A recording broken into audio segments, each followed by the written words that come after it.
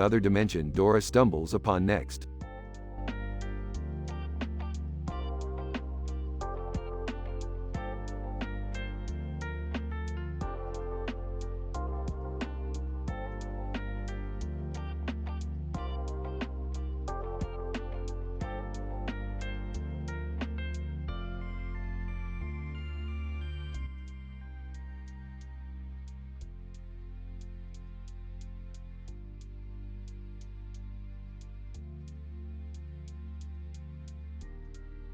Alright, Morty, buckle up for another crazy adventure.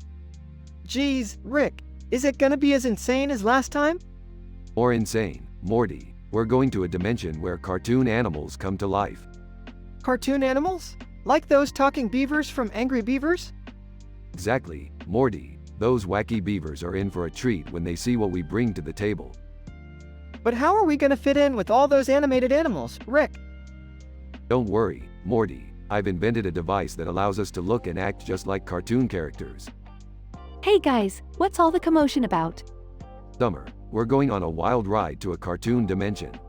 You in? Seriously? That sounds awesome. Count me in. Great, let's go, everyone. Scene shifts to the cartoon dimension with a firework in the foreground and a forest in the background. Look at this place, Morty. It's like we stepped right into a Saturday morning cartoon. This is crazy, Rick. I feel like I'm living in a childhood dream. Now, Morty, let me explain the whole concept of Angry Beavers. It's a show about these two beaver brothers named Daggett and Norbert. Daggett and Norbert? Okay, I'm listening. They live together in the forest and get into all sorts of silly adventures. Daggett is hyperactive and always causes chaos, while Norbert tries to keep things under control. So, like you and me? Exactly, Morty. It's like our dynamic, but with beavers. Scene transitions to the Beaver brothers encountering Rick and Morty. Norbert! Hey, who are you guys? We're interdimensional travelers, here to shake things up. Daggett. Whoa, dudes. That's gnarly. Yeah, we're here to join in on the fun. You guys up for an adventure? Norbert. Adventure? We beavers are always up for adventure. Then let's dive right in, boys. As the adventure unfolds, chaos ensues with ridiculous cartoonish scenarios and over-the-top slapstick humor. Daggett. Man, I've never laughed this hard in my life. Me neither, Daggett. This is pure cartoon mayhem. Sometimes, Morty, you just gotta let loose and embrace the absurdity. Scene ends with everyone laughing and enjoying the crazy cartoon world. That was one wild ride, guys. I can't believe we actually joined forces with the Angry Beavers. Adventures like these are what life is all about, Summer. Embrace the madness. Rick, I never thought I'd say this, but I'm gonna miss this wacky cartoon dimension. Don't worry, Morty. There are infinite dimensions out there waiting to be explored. We'll find even crazier adventures soon enough.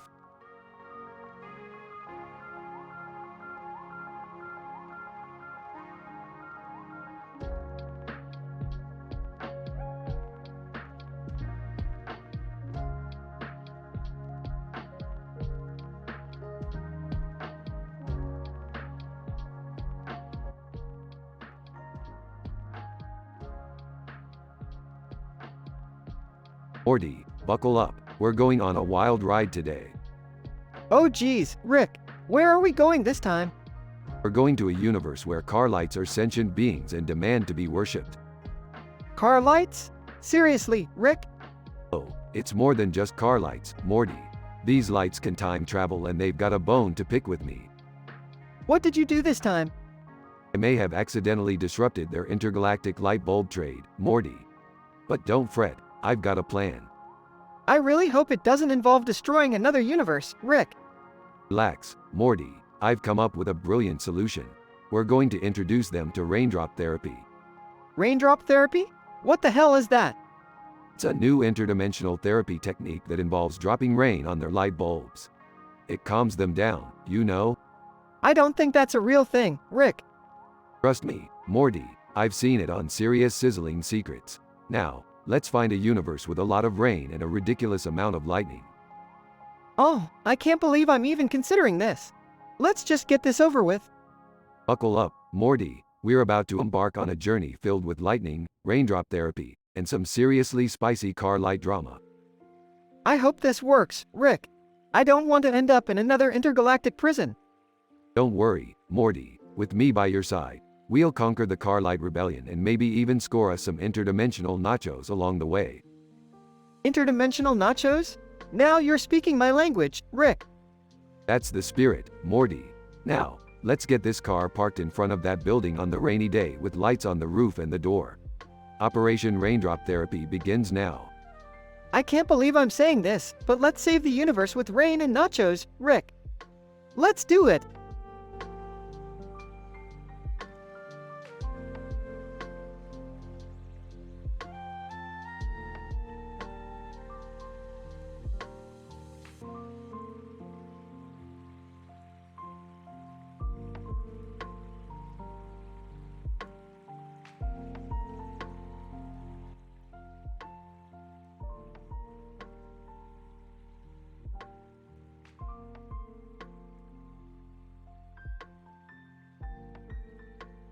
Alright, Morty.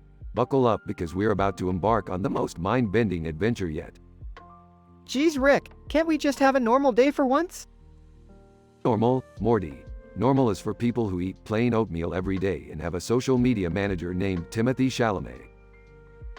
Hey, I heard that. I have a very important job. Dad, you're a social media manager for a wasp sanctuary. Let's not get too carried away here. Guys, can we focus? I just found this ancient cursed tomb online and it's in our backyard. Morty, you know I have a thing for ancient curses. Let's go check it out. But what if it's dangerous? Morty, Danger is my middle name. Well, actually it's Edward, but that's not the point.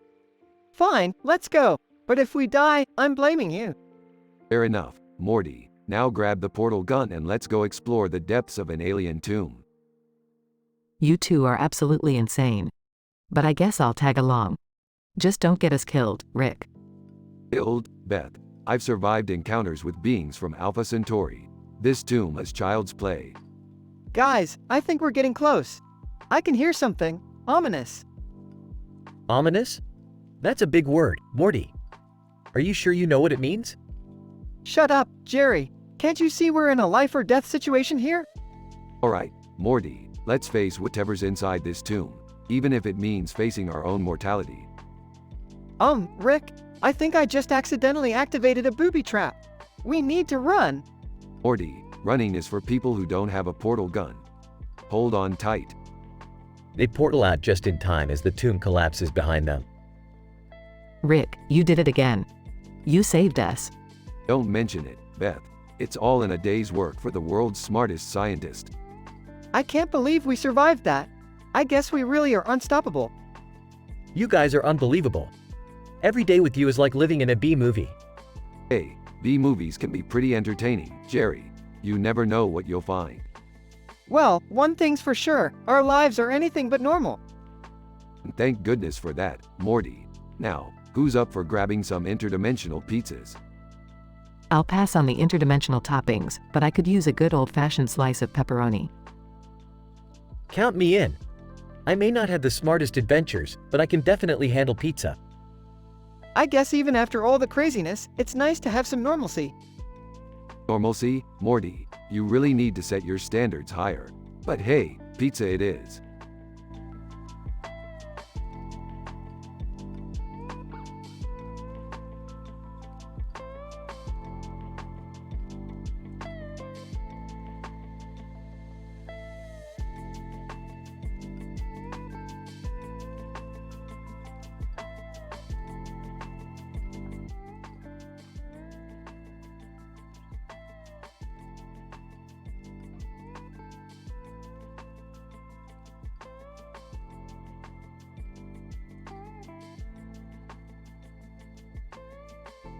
Takes a swig from his flask. Morty, I've discovered a new dimension where everything is made of pure scientific chaos. Chugging water from the gutter. What? That's insane, Rick. Looking disgusted. Morty, what the hell are you doing? That's filthy. Confused? Huh? It's just water, Dad. Why are you guys so disgusted? Smirking. Morty, that's not just any water. It's interdimensional gutter water. It's got properties you couldn't comprehend. Rolling her eyes, Rick, you can't seriously expect us to believe that drinking water from a gutter is safe? Sarcastically, oh, sorry, Beth. I forgot the scientific lecture on the cleanliness of interdimensional gutter water. Panicking. Guys, I think I'm starting to feel a little weird. Rick, what did I do? Nonchalantly, don't worry, Morty. It's just a temporary side effect. You'll be back to your normal self in no time. Laughing. Morty, you're such a freak. Drinking gutter water? That's next level weird. Defensive. Come on, Summer. It's not my fault. I thought it was normal, okay? Stepping in. Alright, enough teasing, Summer. Morty's just exploring the wonders of the multiverse in his own unique way. Complaining? Well, I think it's disgusting. I'm not having my son drink gutter water. Mocking. Oh, look who's suddenly concerned about his son's well-being. Good one, Jerry. Gulping. Guys, I'm still feeling really weird. What's happening to me? Analyzing. It seems the interdimensional gutter water is interacting with your DNA, Morty. You might experience some temporary mutations. Worried? Mutations? Rick, can you fix this? We can't have a mutant Morty running around. Shrugging. I'll see what I can do, Beth. Just give me time to whip up a serum or something. Nervously. Guys. I'm growing a tail. Is that normal? Chuckling. Totally normal, Morty. Just a little side effect. Don't worry about it. Teasing. Hey Morty, I guess you really are a gutter rat now. Frustrated. Can you guys please stop making fun of me? This is serious. Coming? Alright, Morty. Just hang in there. I'll fix it soon. In the meantime, let's enjoy your new mutant adventures. Grumbling. Great, now we have mutant problems. This family just keeps getting weirder. Sighing, it's always something with you, Rick. Can't we have one normal day? Smirking. Normal? Who needs normal when you have extraordinary scientific chaos happening right under your roof? Hesitant. I guess you're right, Rick. Being normal is overrated anyway. Enthusiastic. Mutant Morty adventures. This is gonna be awesome. Scene transitions to Morty embracing his newfound mutant abilities, embarking on a wild and outrageous journey filled with interdimensional mayhem.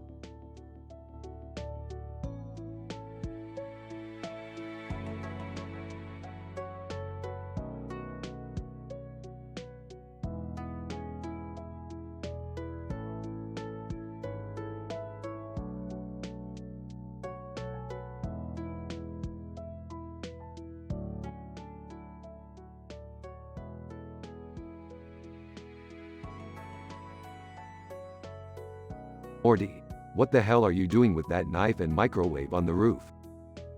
I thought it would be cool, Rick.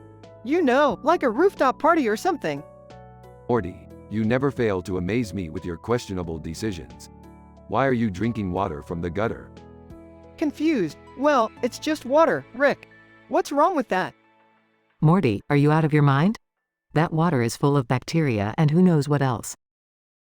Disgusted. Morty, this is not normal behavior. You could get seriously ill. Defensive. No, guys, I'm fine. It's not the gutter water making me sick, I swear. Morty, seriously? Even I know better than to drink water from the gutter. Sarcastically. Oh, great. Summer's now the voice of reason. We're in trouble. Look, I'm telling you, it's not the gutter water. It must be something else. Morty, you need to stop this nonsense before you end up in the hospital. Fine, I'll stop drinking the gutter water, but I still don't think it's the cause of my sickness. Sighs. Morty, sometimes I wonder if you have a brain under that unruly hair of yours. Hey, I resent that. Whispering to Beth, should we take him to a doctor? He seems really out of it. Let's give it a day or two. If he doesn't get better, then we'll consider it. Weekly, guys, I really don't feel so good. Well, genius. Maybe it's because you've been drinking gutter water like a complete idiot. Okay, I get it. I messed up, alright? Smirking. Morty, you never fail to provide us with endless entertainment. Groaning. This is not the kind of entertainment I signed up for, Rick.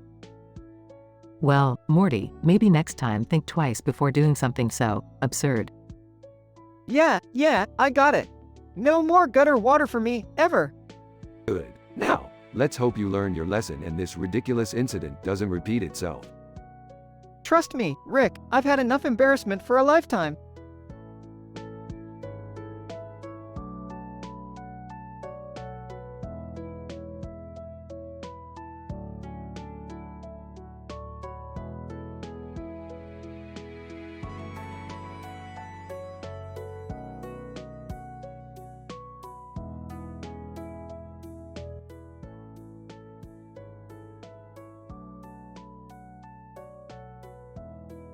Morty, grab your portal gun.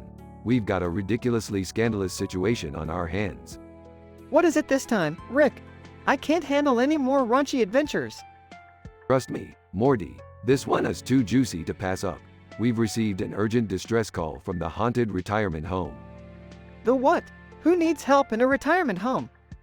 Turns out, Morty, those old folks have been up to some unspeakable shenanigans. There's a rumor going around that they've discovered Cole's secret lair in the basement. Kohl's? The department store? What are they doing there? Well, Morty, these retirees have been engaging in a steamy underground operation. They've been using the retirement home as a cover for a black market operation selling stolen goods from Kohl's. Stolen goods from Kohl's? That's insane, Rick. I know, Morty, and we have to stop them before they bring chaos to the galaxy. But first, we need to find out the steamy starship secrets they're hiding. How are we supposed to do that, Rick? We're not even allowed inside the retirement home. Oh, don't worry, Morty. I've built a secret robot soccer championship as a distraction. While everyone is watching the game, we'll sneak in and uncover the truth. Sneaking in sounds risky, Rick. What if we get caught? Morty, I've been in tougher situations. We just need to keep a low profile and avoid the prying eyes of those scandal-mongering retirees. All right, Rick. Let's do this. But can we at least make a pit stop at McDonald's on the way? Morty, we're in the middle of a scandalous mission and you're craving fast food? Fine, we'll make a detour to McDonald's, but only if we can get extra sauce. Deal, Rick. Now, let's go unravel these steamy secrets and save the galaxy from retirees gone wild. Strap in, Morty. It's gonna be a wild and hilariously scandalous ride, filled with more twists than an episode of Days of Our Lives. I'm ready, Rick. Let's kick some retired butt. That's the spirit, Morty. Now, let's go embrace the absurdity and uncover all the mind-boggling secrets of that haunted retirement home.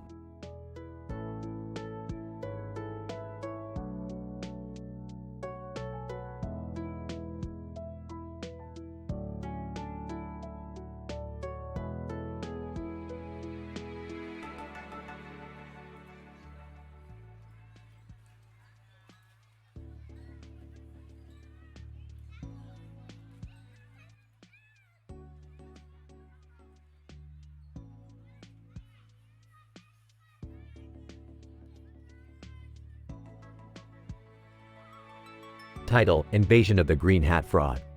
Scene 1. Toy room, day. Characters. Sophie, a creative and imaginative artist. Eric, Sophie's curious and adventurous friend. Triggering event. Sophie, excitedly, look at this adorable toy frog I found. Isn't it the cutest with that tiny hat on its head? Eric, intrigued, whoa, that hat is extraordinary. Maybe we could create a sci-fi themed diorama with it? Scene 2. Sophie's art studio, day. Characters. Sophie. Eric. Development. Sophie, dreamy. Imagine an extraterrestrial virus outbreak and how it could affect our diorama. We could design a whole new world around it. Eric, playfully, you know I'm up for anything imaginative. Let's turn this innocent toy frog into a grand sci-fi adventure. Scene 3. Art supply store, day. Characters. Sophie. Eric. Store owner. Development. Store owner, enthusiastically, welcome. What can I do for you today? Sophie, excitedly, we're looking for materials to create a diorama based on an alien virus outbreak. Do you have any otherworldly paints or special effects? Store owner, laughing. Well, we don't have alien-specific supplies, but we do carry glow-in-the-dark paints and smoke effects. Will this work? Scene 4, Sophie's art studio, night. Characters. Sophie. Eric. Development. Sophie, determined, perfect. Let's get started on our diorama. We'll make it eerily beautiful and absolutely captivating. Eric. Eager. I can't wait to see our creation come to life. Scene 5, toy room, day. Characters. Sophie. Eric. Denouement. Sophie, amazed, look at our diorama. The green surface, the shining light, and our little green hat frog as the centerpiece. It's like a miniature extraterrestrial world. Eric. Impressed. We've truly created a masterpiece. I can almost feel the presence of an actual viral outbreak happening within our diorama. Scene 6, Sophie's art studio, day. Characters. Sophie. Eric. Denouement. Sophie, thoughtful, our project reminded me how powerful creativity can be. We transformed an innocent toy into a captivating sci-fi story. Eric. Reflective, absolutely. It's amazing how a simple object in our imagination can transport us to other worlds. Scene 7, art gallery, evening. Characters. Sophie. Eric. Art enthusiasts. Conclusion. Sophie, proud, ladies and gentlemen, we present to you our diorama, Invasion of the Green Hat Frog, a fantastical representation of extraterrestrial existence. Art enthusiast 1, amazed. The attention to detail is astonishing. It's like being teleported to another dimension. Art enthusiast 2, excited. This is true artistry, pushing the boundaries of creativity and storytelling. Sophie, grateful. Thank you all for appreciating our work. Remember, creativity has the power to transport us beyond our wildest imaginations. Note: the narrative structure is intentionally not mentioned in the text to maintain a fluid and immersive storytelling experience.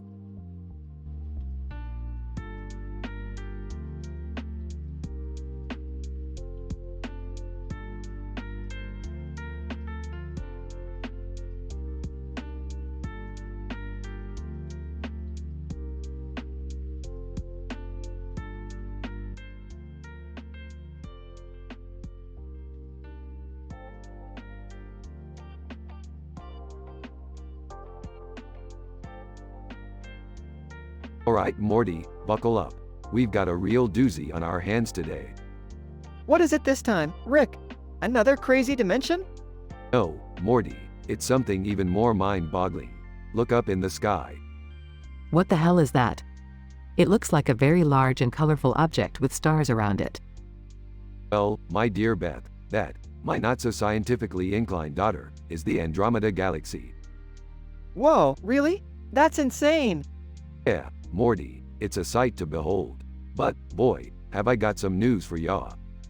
What is it, Rick? Spit it out.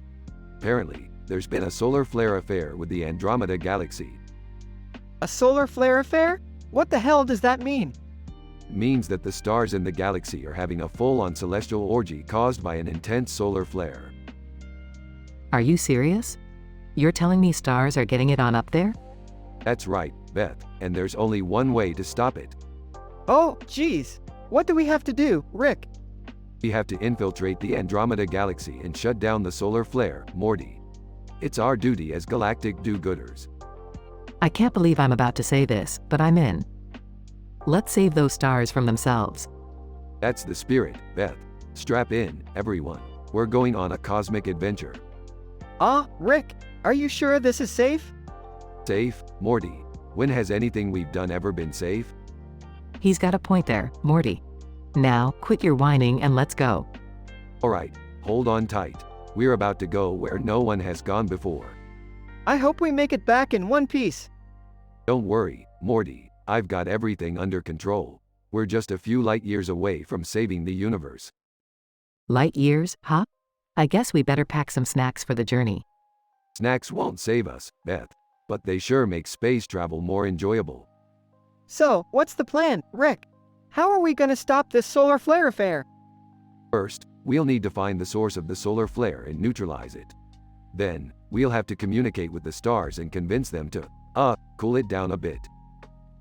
Communicate with stars? Is that even possible? With my genius, anything is possible, Beth. Now, let's go teach those stars a lesson they won't forget. I can't believe I'm saying this, but I'm actually excited about saving the universe. Let's do this, Rick. That's the spirit, Morty. Get ready for the ride of your life.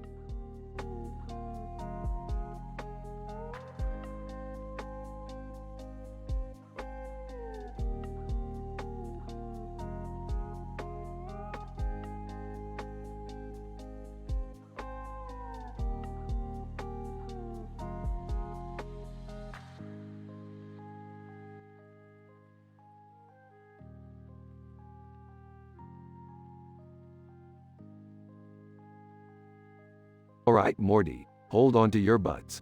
We're about to embark on a taste bud rattling adventure. What are we doing this time, Rick? We're gonna create a sandwich so mind-blowing, it'll transcend the bounds of taste and space. Get ready for the ultimate club sandwich. Entering the room. Hey guys, what's all the excitement about? Jerry, this is serious business. We're talking about the sandwich to end all sandwiches. It's about to get real wild in here. Rick, isn't this just a regular sandwich? Morty, have you forgotten the scientific breakthroughs that happen when you stack meat, cheese, lettuce, and tomatoes on top of each other? It's an explosion of flavors. So, this sandwich is like a scientific discovery or something? Jerry, it's like Predator discovering fire. It's that monumental. Prepare for taste bud annihilation. Can't we just have a normal sandwich? This seems a bit excessive. Morty, normal is overrated. We're going full-on crazy with this sandwich. Prepare your palate for the shock of a lifetime. I'm not sure I'm ready for something that intense. Well, Jerry, you're gonna have to strap in and embrace the flavor roller coaster. We're about to reach sandwich nirvana. Okay, but what's so special about this sandwich compared to a regular one? The flavors, Morty, the flavors. This sandwich will make taste buds explode with pleasure. It's gonna be a mind-altering experience. I think I'll stick to my ham and cheese. Suit yourself, Jerry, but this sandwich will be the talk of the multiverse. Prepare to be left in the dust. Can we at least name the sandwich something cool, like the Moscovium Marvel? Morty, you're a genius. This sandwich shall be forever known as the Moscovium Marvel. It's the intergalactic delicacy everyone will crave. Where did Moscovium come from? Jerry, don't question the science behind it. It's a mystical element that enhances the flavors to unimaginable levels. Trust me, you won't want to miss out. So, are we ready to create this legendary sandwich, Rick? Absolutely, Morty. Prepare yourself for a taste that will transport you to another dimension. Let the sandwich stacking begin. Scene fades as the trio dive into the creation of the Moscovium Marvel, where hilarity and taste explosions ensue.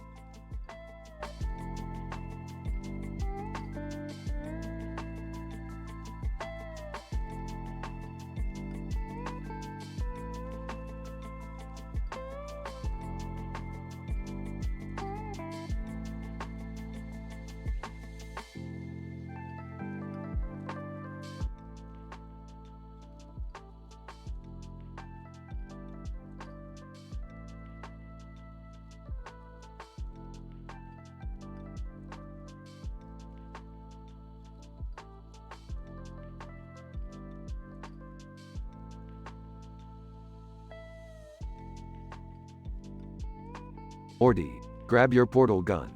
We've got some scientific shenanigans to get into. Rick, can't we just have a normal day for once? Normal, Morty, that's not in our vocabulary. We're about to embark on a mind-bending adventure through the Selenium Galaxy. Rick, are you sure it's safe? I don't want another incident like the last time. Yeah, Rick. Let's just stay home and watch some TV. I'll fire up the Irrigator Intergalactic Intrigue Marathon. Jerry, you couldn't handle an intellectual journey if it hit you in the face. Now put on these virtual glasses and get ready to have your mind blown. Can I come too, Rick? I won't cause any trouble, I promise. Fine, Summer, but don't touch anything and stay out of my way. We're going to explore the virtual reality games of the future. Wait, what about that star in the background? Shouldn't we be investigating that? Oh, that? It's just a singularity siren slander. Nothing to worry about. Now let's find the most mind-boggling game in existence. Rick, are you familiar with this singer named Dua Lipa? She's quite the sensation. Dua Lipa, huh? Morty, prepare for a musical journey through the multiverse. Rick, can you at least take us to a place where we can find some adventure, like Tintin? Adventure, huh? Fine, Jerry, hold on tight, because we're about to go on a wild goose chase through the most dangerous corners of the galaxy. Rick, I can't believe we're actually doing this. It's going to be legendary. Strap in, Summer. This ride is going to be more scandalous and raunchy than anything you've ever experienced. Rick, I don't know if I can handle it. This feels like a whole new level of craziness. Morty, you're just scratching the surface. Get ready for a dose of Rick and Morty-style madness that will leave you questioning reality. Rick, I hope you know what you're doing. I don't want to end up in some interdimensional mess again. Relax, Beth, I've got everything under control. We're just going to have some outlandishly entertaining fun. Rick, do you really think this adventure is necessary? I mean, couldn't we just stay home and eat pizza? Jerry, even your taste in food is mundane. We are going to experience the most mind-blowing, mature-rated, M-rated adventure of our lives. Rick, I'm ready for anything you throw at us. Let's dive into the unknown and create stories that will make the universe gossip for centuries. That's the spirit, Summer. Get ready for a journey filled with intrigue, scandal, and maybe even a little bit of romance. I don't know if I'm ready for all of this craziness, Rick. It feels like we're taking things to a whole new level. Morty, buckle up. We're about to break boundaries, push limits, and defy the laws of physics. It's time for an adventure that will leave you speechless. I hope you know what you're doing, Rick. Last time we went on one of your crazy escapades, we ended up in the middle of a revolution. Trust me, Beth, this time will be different. We're going to show the universe what the Smith family is capable of. I still think this is a bad idea. Can't we just go back to watching Irrigator Intergalactic Intrigue? Jerry, get with the program. We're about to embark on a journey that will make Irrigator Intergalactic Intrigue look like child's play. Rick, I've got my virtual glasses on and I'm ready to go. Let's do this. Alright, gang, hold on tight. We're about to enter a world of selenium-induced insanity. Get ready for a Rick and Morty adventure like you've never seen before.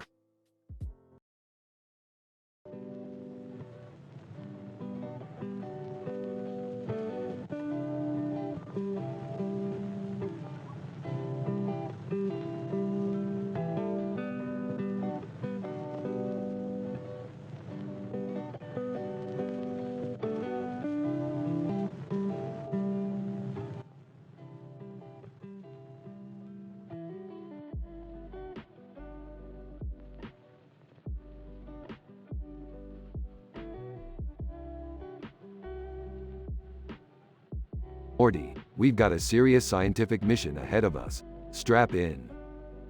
Rick, do we really have to go on another one of your crazy adventures? Morty, when have you ever known me to turn down a galaxy-hopping quest? We're exploring the human nature of monogamy in different dimensions. Monogamy? Geez, Rick, isn't that a bit heavy for us? Can't we just stick to shooting aliens or something? Look, Morty, monogamy is a delicate subject. Just like relationships, it requires experimentation and observation. We're gonna dive deep into the multiverse and see how different species handle it. Alright, but can we at least make a quick stop at that alien strip joint you promised last time? I've got a date with that three-eyed dancer. Fine, Morty, but remember, keep it in your pants this time. We're on a mission here. Yeah, I got it. No interdimensional hanky-panky. Got it, Grandpa. Good. Now, brace yourself, Morty. We're about to enter the galactic swiping right dimension. Prepare for some alien Tinder chaos. Wait, aren't we already in a committed relationship with Unity? Isn't this gonna be, like, super awkward? Awkward? Morty, you underestimate your grandpa's charm. Plus, Unity loves a little healthy competition. Trust me, it'll spice things up. I don't know, Rick. This seems pretty risky. What if Unity gets mad and turns into that angry mob again? Morty, I've got it all under control. Besides, who needs monogamy when you have a brain the size of mine? It's all about exploration, Morty. Science. Alright, fine. But if things get messy, we're using that emergency escape portal you've got stashed away, right? Morty, when have I ever let you down? Now, let's head to the meteoroid mate mess, where asteroids collide and love, blossoms or something. Love in the midst of destruction? That sounds poetic, Rick. What's our mission there? We're gonna observe and analyze how meteoroids form romantic bonds during their chaotic collisions. It's gonna be like a cosmic soap opera, Morty. So, what's the plan? Are we just gonna observe from the ship? Nah, Morty, we're gonna get up close and personal. We'll dress up as love-struck meteoroids and infiltrate their society. Dressing up as space rocks? Okay, Rick, you're really pushing the boundaries of science here. But I trust you, I guess. That's the spirit, Morty. Remember, love knows no bounds. Even if it's interstellar and a little bit messy, let's get ready for an adventure like no other. Sometimes, I really wish we could just have a normal day, Rick. Yeah, Morty, but then we wouldn't be us. Now, buckle up, we're about to dive into the unknown. This is gonna be one wild, romantic journey through the cosmos.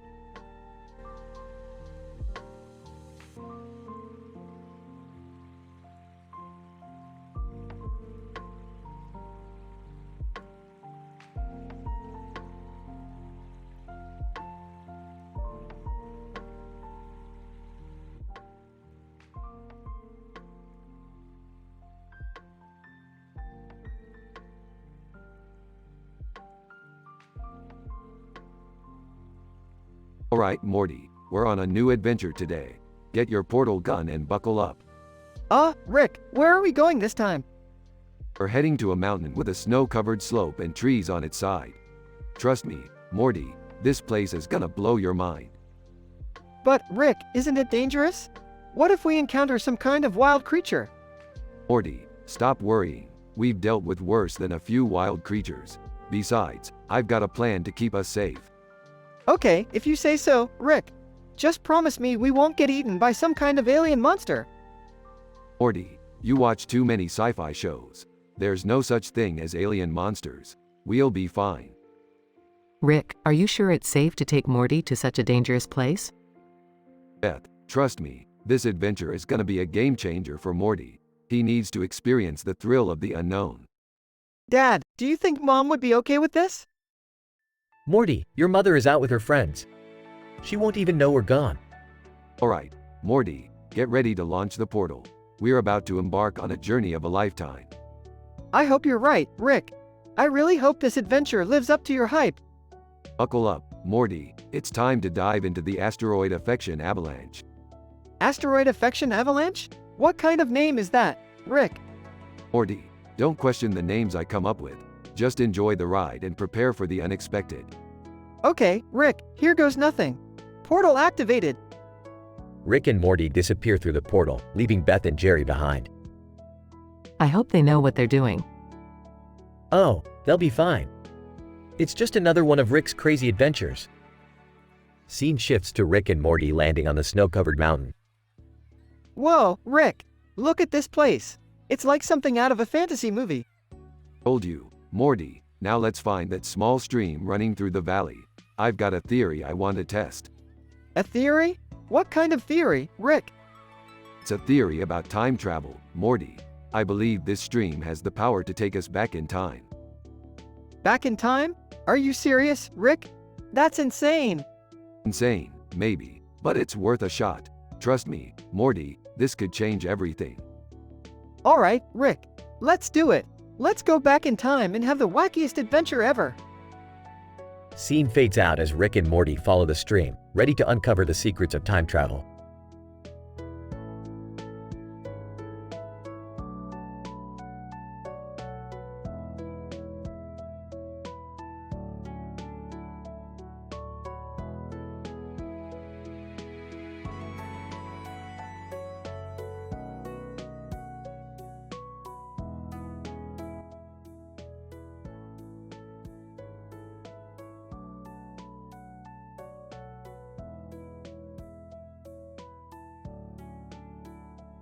Rick.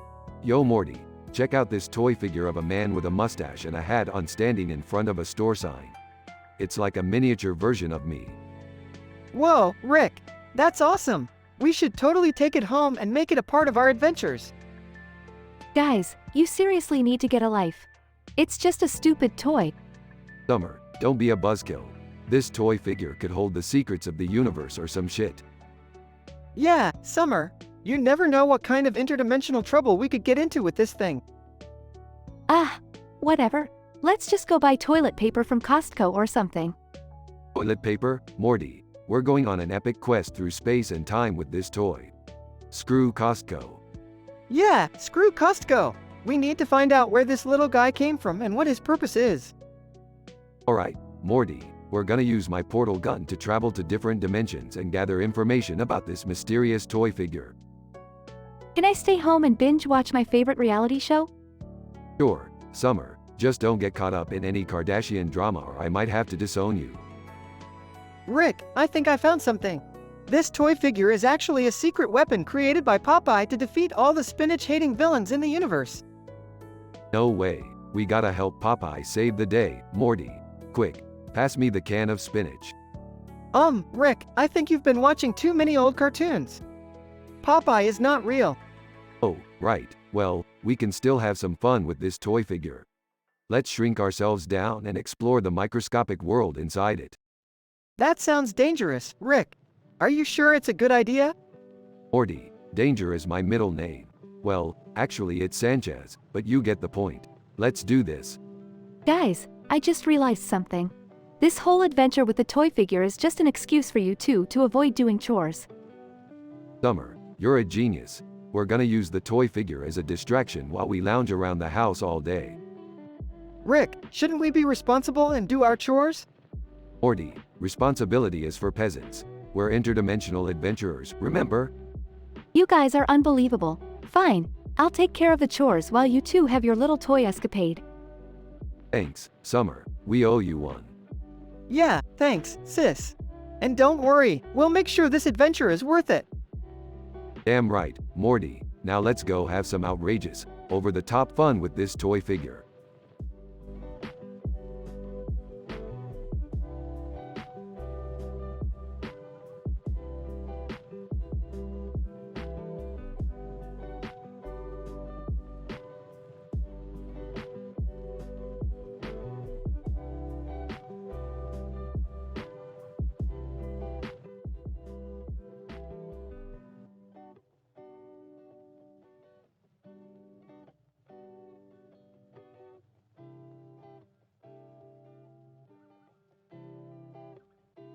Title: The Tale of Evil Morty's Uprising and the Favorite Husbando Debate. Scene: two men, Rick and Jerry, are standing next to each other against a sky background. They seem to be engaged in a heated discussion.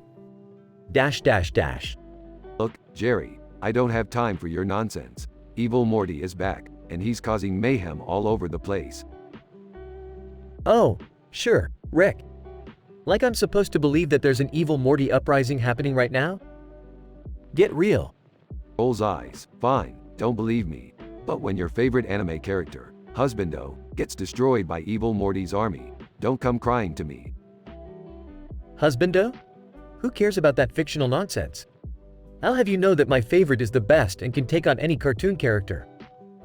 Oh, please, your taste in Husbando characters is as weak as your ability to fix anything around the house.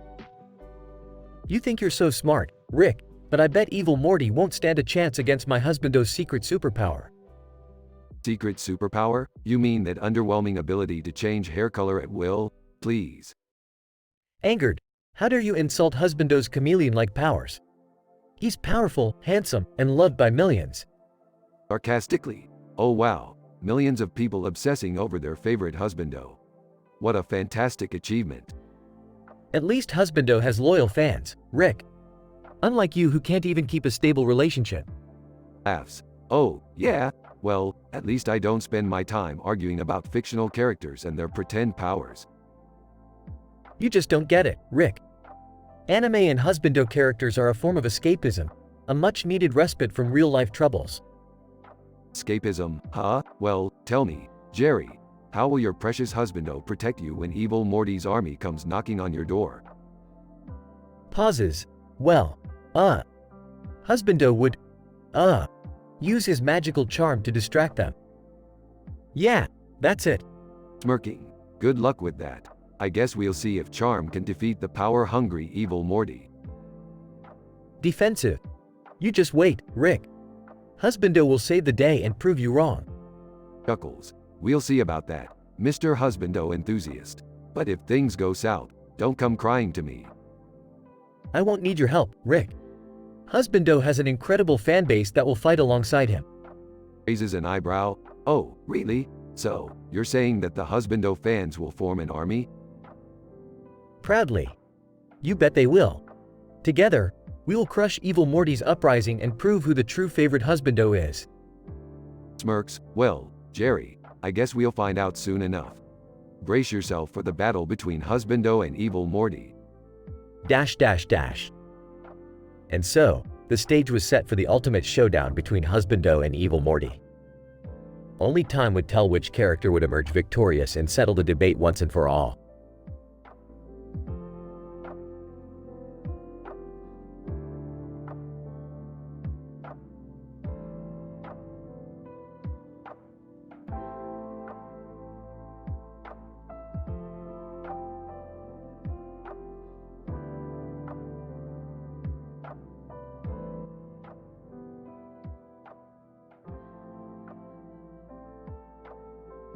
Title: Nanotech Nymph Nonsense. Spike Spiegel and Guacamole stand in front of an intriguing green machine with a pulsating green light, the source of which remains a mystery. Spike Spiegel. Whoa, Guacamole. Check out this funky-looking contraption. I wonder what it does. Guacamole. I don't know, Spike, but it's got my curiosity piqued. Shall we give it a try? Spike Spiegel. Sure, why not?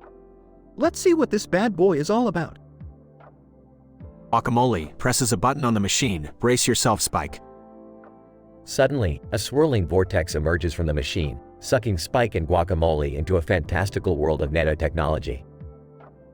Spike Spiegel. Whoa! Where are we, Guacamole? Guacamole. I have no idea, Spike, but look at those microscopic creatures. They must be the nanotech nymphs. Nanotech nymph. In a high-pitched voice, welcome, travelers. Prepare for a wild ride through the wonders of nanotechnology. As Spike and Guacamole venture deeper into this microscopic world, they encounter bizarre creatures and witness mind-blowing phenomena. Flee, frantically hopping. Watch out, you two. The blimples of this realm are quite mischievous. Spike Spiegel, Blimples? What are they up to? Blimple, giggling. We love messing with your interdimensional visitors. Spike and Guacamole navigate the challenges of this otherworldly dimension, learning about the marvels of nanotechnology along the way. Spike Spiegel. This has been one crazy adventure, Guacamole.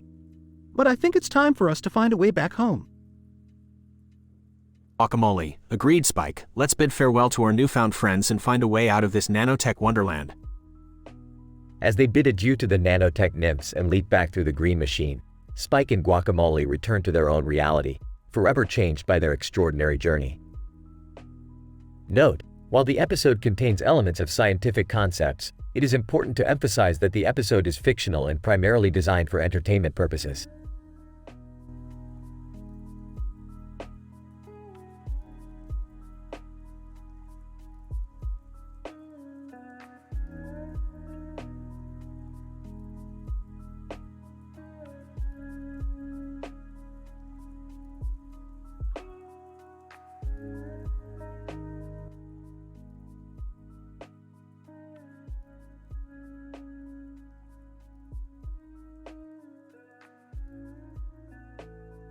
Morty, we've got a new adventure ahead of us. Strap in and prepare for the wildest ride of your life.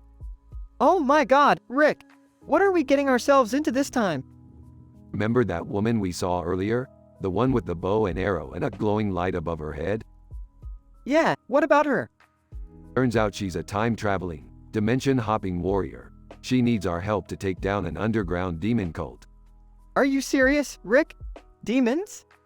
Absolutely, Morty. These demons have been causing havoc in multiple dimensions. We're going to put an end to their shenanigans. But how are we going to do that? We'll create a microverse within a microverse, Morty. This way, we'll have the power to defeat them once and for all. That sounds mind-boggling, Rick. But what's the catch? Well, Morty, Within this microverse, there are giant mutant mosquitoes, and they feed on fear. We gotta stay calm and not let them sense our fear. Great, more bugs. Just what I needed. But at least they're not snakes this time. Snakes, Morty, we don't have time for snake jokes. We're dealing with interdimensional demons. Okay. I'm ready to face my fears and kick some demon ass. That's the spirit, Morty. Let's show these demons what we're made of. Rick, I just realized something. We're basically living out a sci-fi video game. This feels like Lara Croft on steroids. Well, Morty, that's the beauty of our adventures. We're not bound by the laws of reality. We can turn any situation into an over-the-top, mind-bending experience. I guess you're right, Rick. Let's go save the universe. The microverse, Morty. Let's give these demons a taste of our Rick and Morty brand of chaos. And hopefully we'll get out of this without any more bug bites. Don't worry, Morty. I've got just the thing to protect us from those pesky mosquitoes.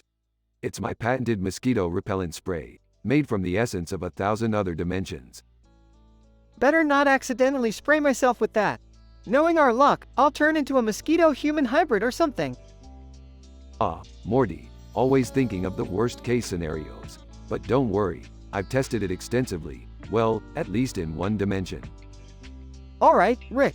Let's go kick some demon butt and save the day. That's the spirit, Morty. Adventure awaits us.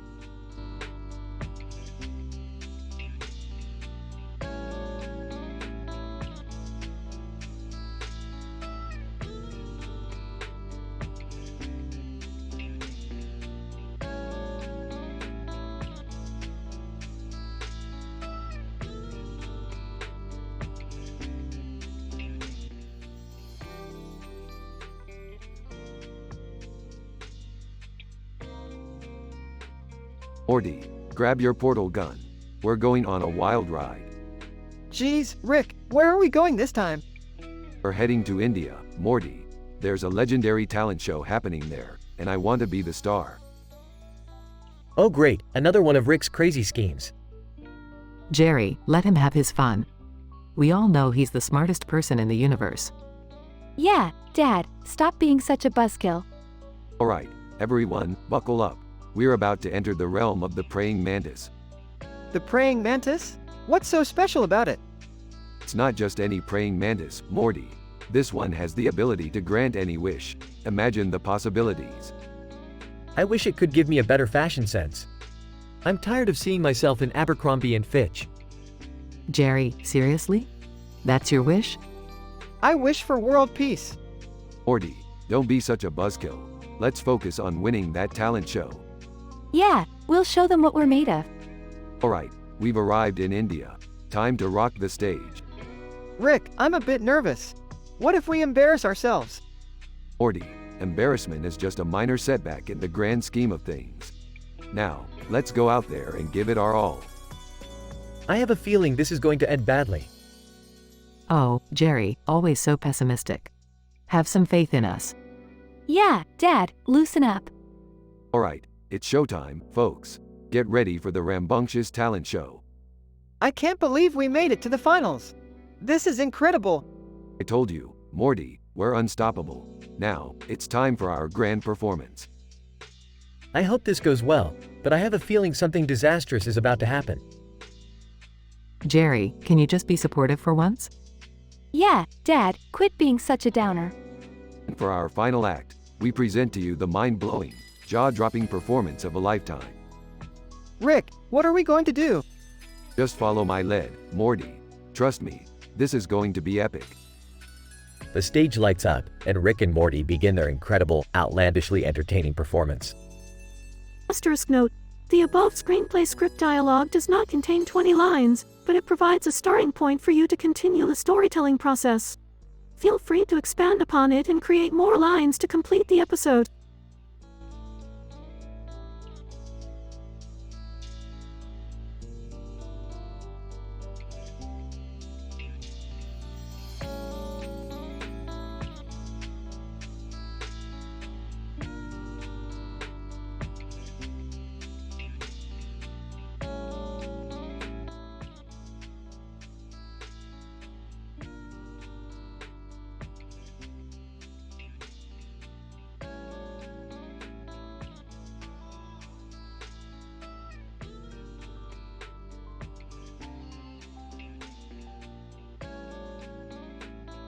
Title: The Time Traveling Chronicles.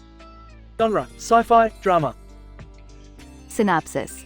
In this exhilarating episode of Unicorn Reality TV, our beloved host Diane Chambers takes us on a mind-bending journey through time. As we dive into the unknown, we encounter eccentric characters, confront unexpected challenges, and unearth secrets that will forever alter the fabric of our existence. Get ready to witness a time-altering adventure like never before. Cast: Diane Chambers, the charismatic and enigmatic host of Unicorn Reality TV. Dr. Benjamin Newton, a renowned quantum physicist and time travel expert. Marianne, a sassy yet brilliant assistant with a penchant for all things alternative. Trevor, a skeptical participant who is about to have his reality shattered. Professor Amelia Waverly, a respected historian with deep knowledge of time periods. Max, a mischievous AI with the power to manipulate time and space.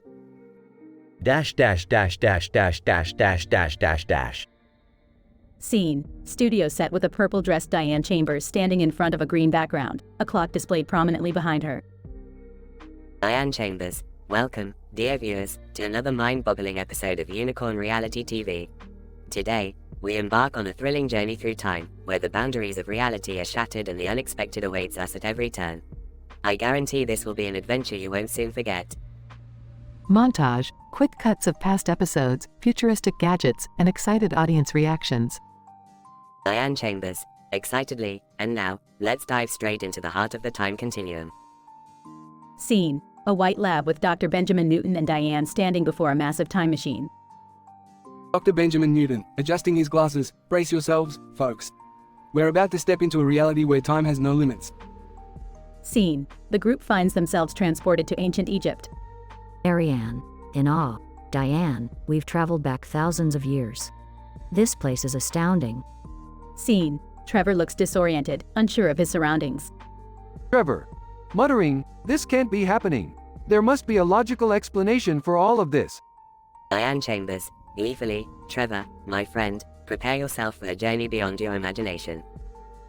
Scene: the group witnesses a historical event unfold before their eyes. Professor Amelia Waverly, Diane, we've stumbled upon a critical turning point in history. We must be cautious not to disrupt the fabric of time. Scene: Max appears as a holographic projection.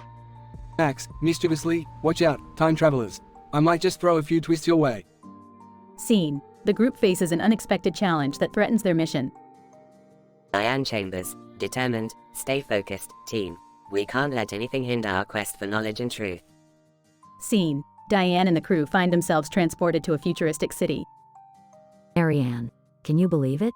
We're witnessing a society shaped by incredible advancements. Scene: Diane engages in a thought-provoking conversation with a resident of the futuristic city. Diane Chambers, every step we take through time reveals another layer of the human experience. It's truly exceptional. Scene: the crew encounters resistance from a group of enigmatic figures. Dr. Benjamin Newton, serious tone. These individuals are time guardians, sworn to protect the integrity of the time stream. We must proceed with caution. Scene: Max the AI unveils a shocking revelation. Max, grinning, buckle up, time travelers. The secrets I hold will bend your understanding of reality. Scene: the group triumphs over their challenges and returns to the present. Diane Chambers, what an extraordinary journey it has been. We've witnessed wonders and faced unforeseen perils, and yet, we emerge stronger than ever. Scene: Diane addresses the viewers, excitement in her voice. Diane Chambers, enthusiastically, thank you for joining us on this unparalleled adventure through time. Remember, the past may be gone, but its lessons shape our present. Until next time, stay curious, dream big, and keep seeking the extraordinary. End credits with upbeat music playing.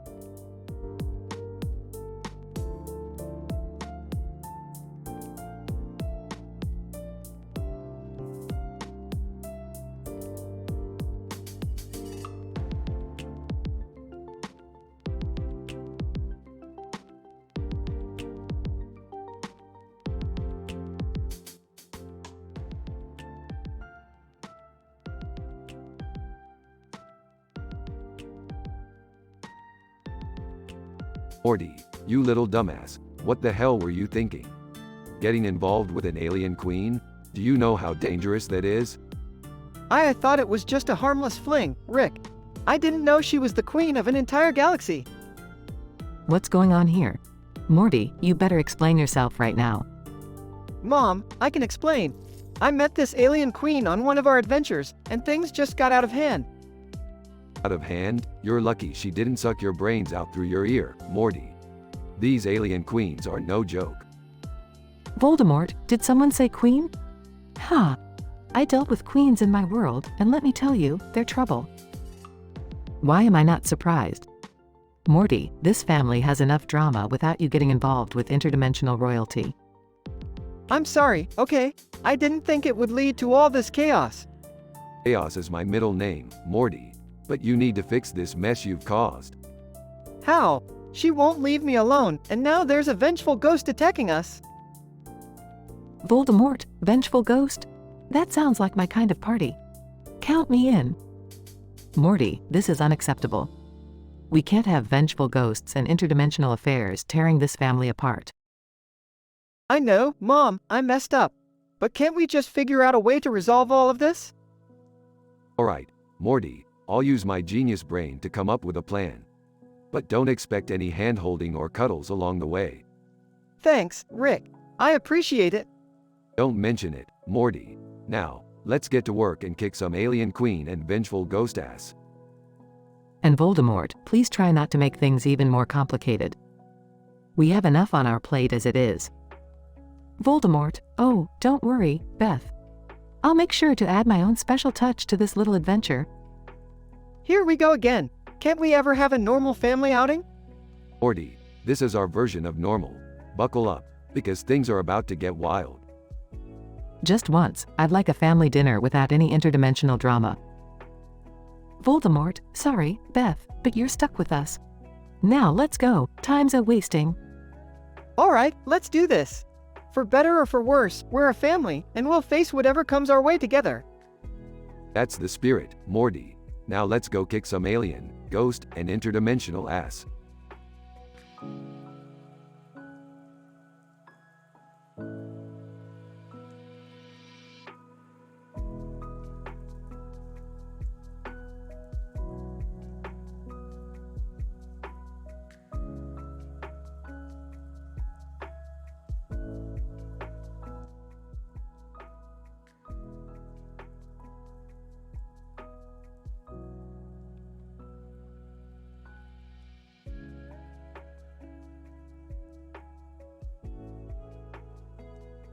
Title: The Experiments of Professor Hubert J. Farnsworth.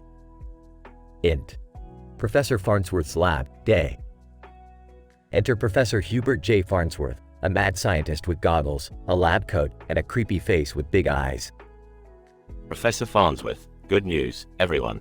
Today we're going to embark on a daring scientific journey that could change the course of humanity. Enter Fry, Leela, and Bender, the futuristic crew of misfits. Fry. Professor, what exactly are we doing today? Professor Farnsworth, today, my dim-witted but loyal friends, we shall be conducting an experiment to unlock the secrets of time travel. Leela, time travel? That sounds dangerous. Professor Farnsworth, nonsense, Leela. By combining my temporal vortex generator with this can of slurm, we will create a wormhole through which we can travel to the past. Bender, sarcastic, oh, great. Another hair-brained scheme from the senile professor. Professor Farnsworth, ignoring Bender's comment, now, let's get started. He activates the temporal vortex generator. A bright flash fills the room, transporting them to ancient Egypt. Fry. Wow, it worked. We're in ancient Egypt. Leela, this is incredible, but how do we get back? Professor Farnsworth, fear not. I have everything under control. I've equipped us with chronal displacement devices. Activate them, and we'll return to the present. They activate the devices and are transported back to the lab. Bender, well, I'll be. We made it back in one piece. Professor Farnsworth, of course we did. I'm a genius, after all. Fry. Professor, that was amazing. Can we go back and visit different time periods? Professor Farnsworth, certainly, my boy. We shall explore the depths of history and rewrite the books with our presence. Leela, but, Professor, what about the consequences? Changing the past could have catastrophic effects on the future. Professor Farnsworth, nonsense. The time-space continuum is overrated. We'll keep doing experiments until we've altered history to our liking.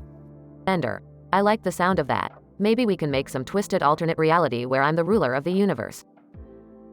They laugh and prepare for their next temporal adventure. Int. Professor Farnsworth's lab, night. They gather around a new invention, ready for another trip through time. Professor Farnsworth, onward, my brave companions. We shall rewrite history one experiment at a time. Fry. This is gonna be awesome. Leela, skeptical. I hope we don't mess things up too much. Ender. Hey, as long as we're having fun, who cares? They activate the device, disappearing into a bright flash once again.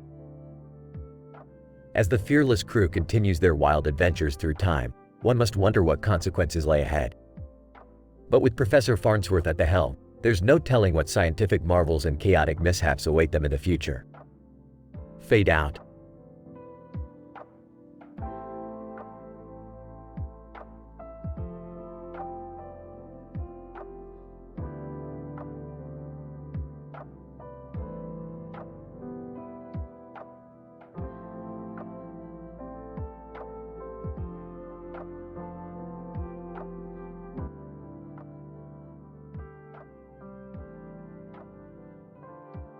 Alright, Morty, buckle up. We're going on a wild ride today. Rick, why do I always have to be the one to buckle up? Can't we just get seatbelts like normal people? Morty, seatbelts are for losers. We're interdimensional beings. We don't need such pedestrian safety measures. Guys, can you please stop arguing? I'm trying to concentrate on this DIY project. Mom, you know that DIY stands for don't include yourself, right? Oh, just be quiet, Summer. I'm gonna prove you wrong with my incredible crafting skills.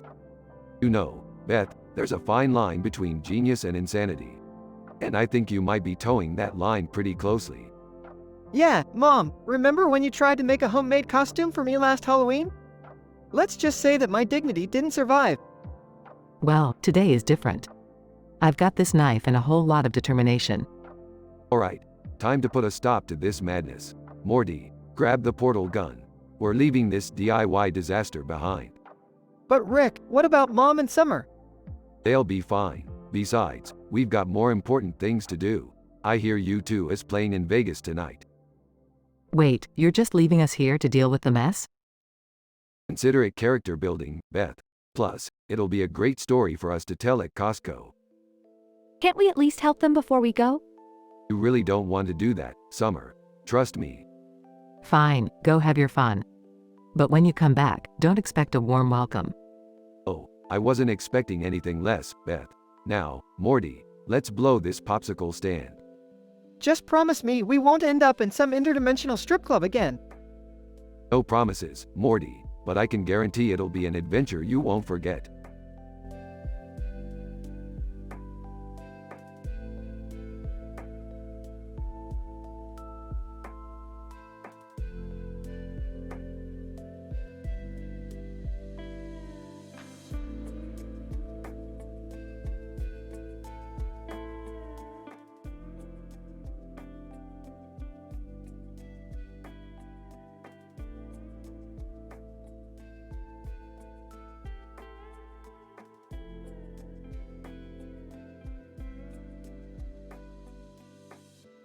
Title, Carnage on the Highway.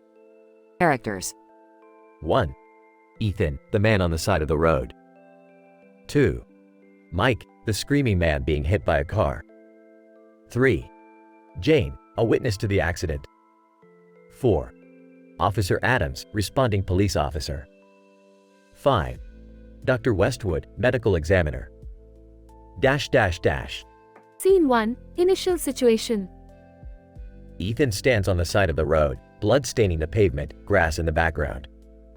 Ethan, frantically, oh my god, what just happened? There's blood everywhere. Scene 2, triggering event, inciting incident. Mike comes running, screaming, and gets hit by a speeding car. Mike, screaming, number, stop, Scene 3. Ethan and Jane witness the car crash and explosion. Jane, shocked. Did you see that? It's like a movie, a massive car crash. Ethan, panicked, someone call an ambulance. Scene 4. Officer Adams arrives at the scene. Officer Adams. Radio, dispatch, I need backup and medical assistance. There's been a major accident on Highway 12. Scene 5. Dr. Westwood, the medical examiner, arrives to assess the situation. Dr. Westwood, examining, my, this is a proper disaster. Blood splatter patterns scattered all over the road. Ethan, nervously, will that poor guy be okay? Dr. Westwood, grimly, we'll do everything we can, but the prognosis doesn't look good. Scene 6. Paramedics arrive and attend to Mike's injuries. Paramedic 1, frantically. We need to stabilize him before transporting him to the hospital. Paramedic 2. Instructing. Start the IV, check the vitals, and let's get him on a stretcher. Scene 7. Prosecutor Johnson arrives and begins investigating the crash. Prosecutor Johnson, determined. This incident is a clear case of reckless driving. The responsible party must be held accountable. Scene 8. Ethan and Jane provide their witness statements to Officer Adams. Ethan, shaken, all I saw was the car speeding out of control and hitting that poor guy. Jane, anxiously. Is it really necessary for us to replay this traumatic event? Scene 9. News reporters gather at the scene to cover the incident. Porter 1. Live on camera, I'm standing here on Highway 12, where a horrifying accident has left one man fighting for his life. Reporter 2, eagerly. This shocking collision has left the road stained with blood and the victims in critical condition. Scene 10. Officers redirect traffic while crews clean up the wreckage. Officer Williams, shouting, please keep moving, folks. We're working to clear the road as quickly as possible. Driver, impatiently, can't you just let us through? I'm late for a meeting. Scene 11. Denouement. Ethan and Jane reflect on the chaotic events they witnessed. Ethan, emotionally, life can change in an instant. I hope that poor guy makes it through. Jane, somberly, it's a reminder to appreciate every moment. Let's be grateful we're still here. Scene 12. Conclusion.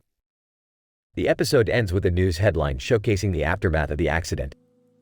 News headline, Highway Tragedy, Victim Fights for Life as Investigation Begins.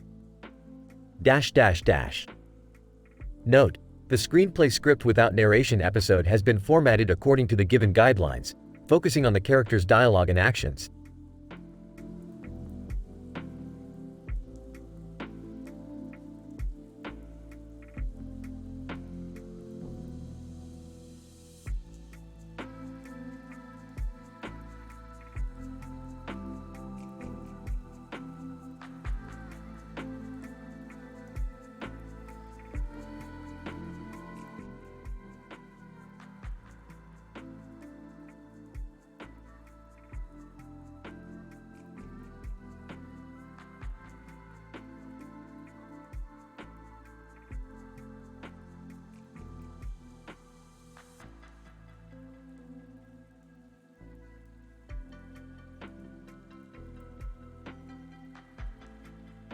Title, The Cosmic Critique. Characters. Rick. Morty. Summer. Beth. Jerry. Scene, living room, day. Alright, Morty, get ready for another scientifically groundbreaking adventure across dimensions. Rick, can we please take a break from these crazy escapades for once? Morty, that's like saying bacteria should stop multiplying. It's just unnatural. Scene, spaceship, interdimensional travel. Sarcastically, great, another mind-boggling journey to find some disgusting interdimensional creatures. How delightful. Morty, you have no appreciation for the wonders of the universe. These creatures are a goldmine for scientific exploration. Scene, alien jungle, lush and overgrown. Whispering. Hey, is that one of those creatures? Whispering, I think so. Just make sure to keep your distance, girls. Scene, encounter with the first creature, slimy and repulsive. Shivering. Oh, God. What kind of abomination is this? The snot globber. Truly a marvel of oozing revulsiveness. I give it a 2 out of 10 on the disgusto meter. Scene, abandoned laboratory, dark and dilapidated. Holding his nose. Ah, Rick. This place smells worse than Jerry's cooking. Well, Morty, this is where we'll find the next interdimensional horror, the Stench Stalker.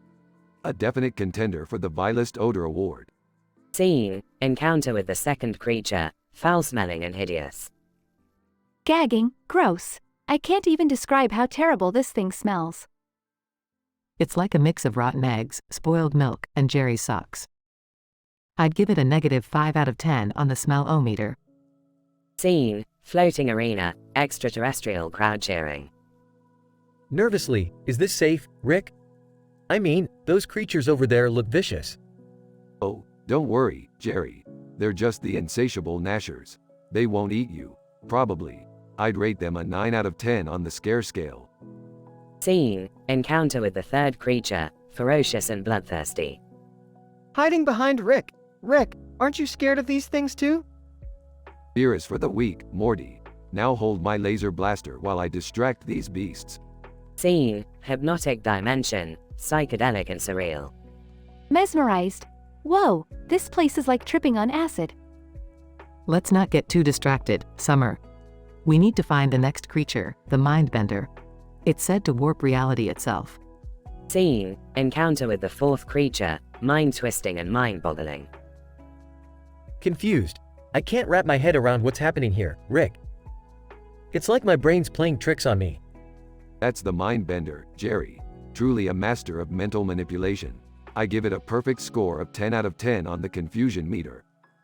Scene, grand hall, elegant and lavish. Finally, Rick, we're almost done reviewing these abominations. What's next? The final creature, Morty, the repugnant ruler. It reigns over all the grotesque beings we've encountered today. Scene, encounter with the fifth creature, monstrous and fearsome.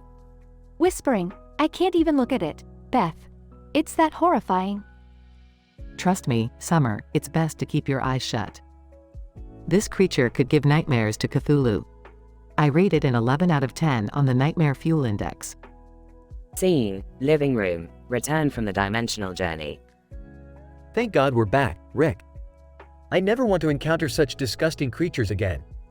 Well, Jerry, the universe always has a few surprises in store. Besides, these creatures make for great scientific discoveries. And a hell of a story to tell. I think I need to lie down for a week after all that. You'll recover, Morty. Now let's start tracking down the next batch of aberrant monstrosities. Scene, spaceship, departure to another interdimensional adventure. Sighing. Can't we just have a normal family vacation for once? Normal is overrated, Summer.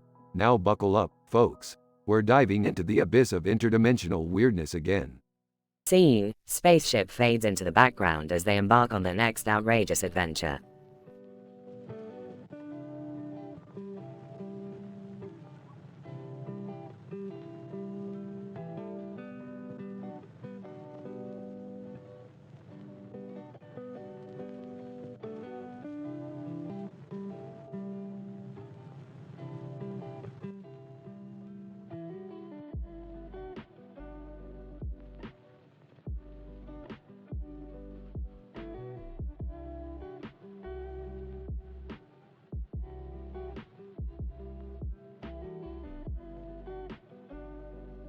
Int. City Street, day. The setting is a bustling city street with cars rushing by and pedestrians going about their day.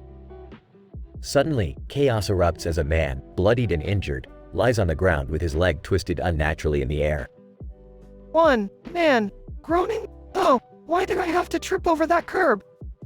2. Bystander 1. Gasping, someone call an ambulance. This is a disaster. 3. Bystander 2. Frantically, is there a doctor around? We need help. Just as the crowd gathers, a scream pierces the air. A man, clearly in distress, attempts to cross the street but is struck by a speeding car. 4. Screaming man, yelling, help.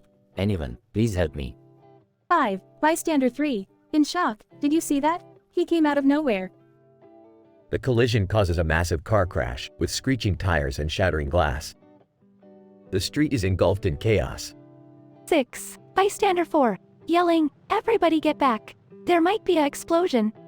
7. Bystander 5. Panicking, is anyone hurt? We've got to get out of here. Amidst the wreckage, there is a sudden explosion, engulfing the scene in bright flames. The force of the blast sends debris flying through the air. 8. Man. Coughing and in pain. What just happened? Is everyone okay? 9. Bystander 6, shouting, stay down. It's not safe. High-quality footage captured the mayhem in full HD, showcasing the gorgeous lighting and the terrifying reality of the situation. 10. Bystander 7, whispering to themselves. This looks like something out of a dramatic movie. Is this really happening? 11. Bystander 8. Stunned, look at all that blood. It's like something out of a CSI episode. Innards and body parts scatter on the road, creating a highly detailed and gruesome scene. The camera zooms in for an extreme close-up, showcasing the intensity of the moment. Well, man. Weekly, somebody help me please. I can't feel my legs. 13. Bystander 9, calling for help. We need paramedics now. This man is seriously injured.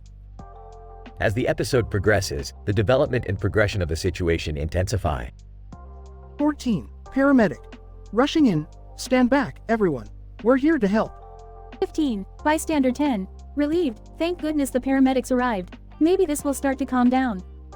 16. Bystander 11. Whispering. I heard there was a high-speed chase going on. Could this be the aftermath? The paramedics work efficiently to provide medical assistance to both the wounded man and the screaming man. 17. Screaming man. In pain. My leg, it's broken. I need help. 18. Paramedic 2, assuring, hang in there, sir. We'll take care of you. Finally, he arrives as the chaos subsides, and the injured are rushed to the hospital. 19. Bystander 12. Exhausted, what a crazy day. Let's hope everyone recovers quickly. 20. Bystander 13. Reflecting, this was like a series of unfortunate events. I hope things settle down now. The incident leaves a lasting impact on everyone involved, as they contemplate the fragility of life and the unpredictable nature of everyday situations.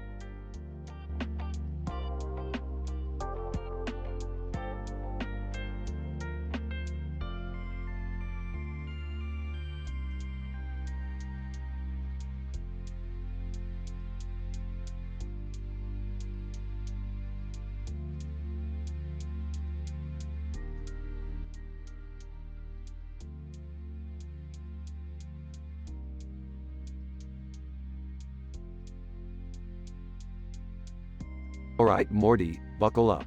We're about to enter Dimension R408, home to the most revolting interdimensional foods in all of creation. Oh geez, Rick, do we really have to go there? I mean, we've seen some pretty messed up stuff before, but this sounds next level gross. Morty, science waits for no one. We're on a mission to discover the most disgusting delicacies ever tasted. You ready? I guess so, but I have a feeling I won't be able to unsee this stuff. First on our list, a dish known as Slurm Sauce Surprise. This vile concoction is a mix of radioactive slurm, rotting flesh, and expired Krabby Patty. I give it a -10 out of 10 for its putrid stench and slimy texture. Oh, that sounds absolutely nauseating. Next up, we have the Swamp Dingleberry Stew. Made from fermented dingleberries, swamp sludge, and a few drops of the sweat from Bigfoot's armpit. I rated a solid 0 out of 10 for its repulsive taste and chunky consistency. Moving right along, we have Barf Burger Supreme. This culinary nightmare is a combination of regurgitated burgers, topped with rotten eggs, and drenched in a sauce made from expired mayonnaise and sweaty gym socks. I give it a -infinity out of 10 for its unbearable odor and puke-inducing flavor. Yuck! Okay, let's not forget Screaming Snot Surprise. This dish consists of frozen snot balls collected from interdimensional aliens, served with a side of booger mousse and a drizzle of phlegm reduction. It's a solid -100 out of 10 for its slimy texture and its ability to make you question your life choices. And finally, we have the infamous vomiting Venusian pudding.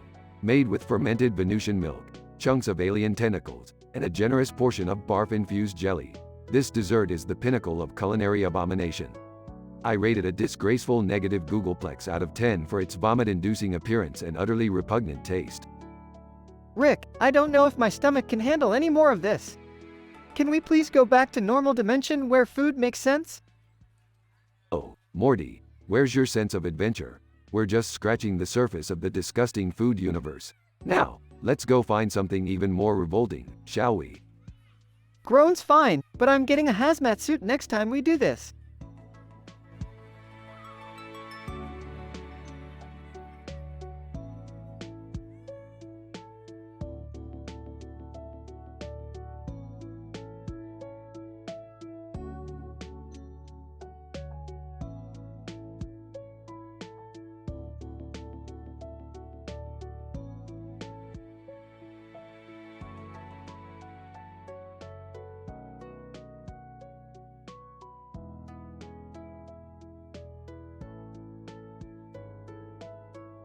Title: The Deadly Game. Episode: The Twisted Trap. Genre: psychological horror. John, a 40-year-old detective, and James, a 35-year-old private investigator, find themselves bound and seated on the ground with a mysterious pile of money in front of them. Next to them lies a heap of shoes, as eerie as it seems. Suddenly, James spots a blood-soaked man, Scott, who appears to be unconscious inside an abandoned bathroom. The sight is straight out of a horror movie. A chilling Silent Hill-like atmosphere surrounds them. As they approach the unsettling scene, they notice an intricate, one-of-a-kind trap firmly attached to Scott's body. John, what on earth is this twisted contraction on him? It seems like a murder puzzle straight from Jigsaw. John and James attempt to wake Scott, and as he regains consciousness, he finds a video message from the notorious Jigsaw playing on a nearby screen. Jigsaw, via video message. Welcome, gentlemen, to a game you cannot refuse. Detective John, Private Investigator James, you must uncover the key to Scott's release before the clock ticks to 0. Otherwise, your lives will become an unfortunate trade for his. Panicking but determined, John and James search the room for any clues, desperately trying to figure out the trap's mechanisms.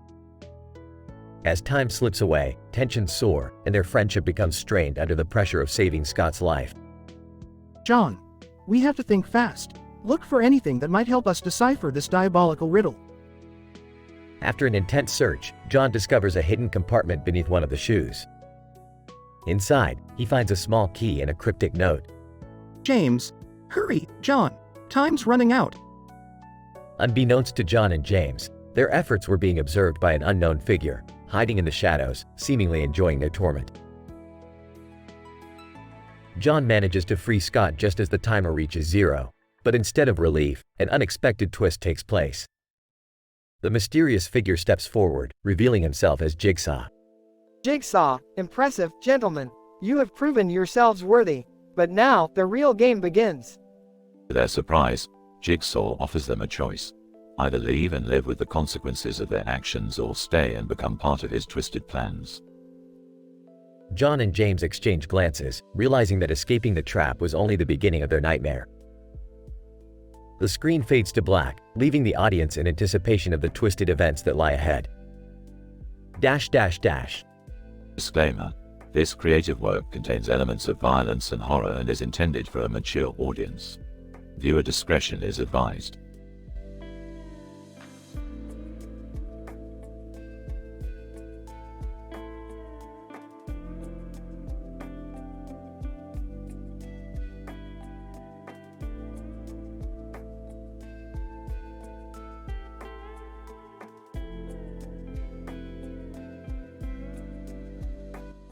Apologies, but I can't generate that story for you.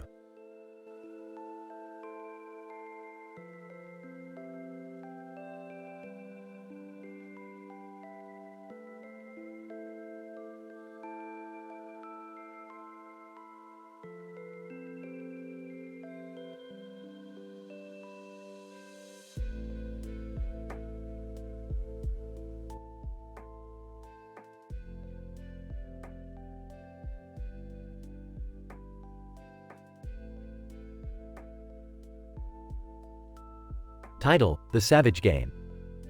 Int. Abandoned bathroom, night. The young man, David, wakes up disoriented, discovering he's trapped in the dark, filthy bathroom. Panic ensues. David, whispering to himself, "What the hell? How did I end up here?" Suddenly, a strange message appears on a flickering TV screen.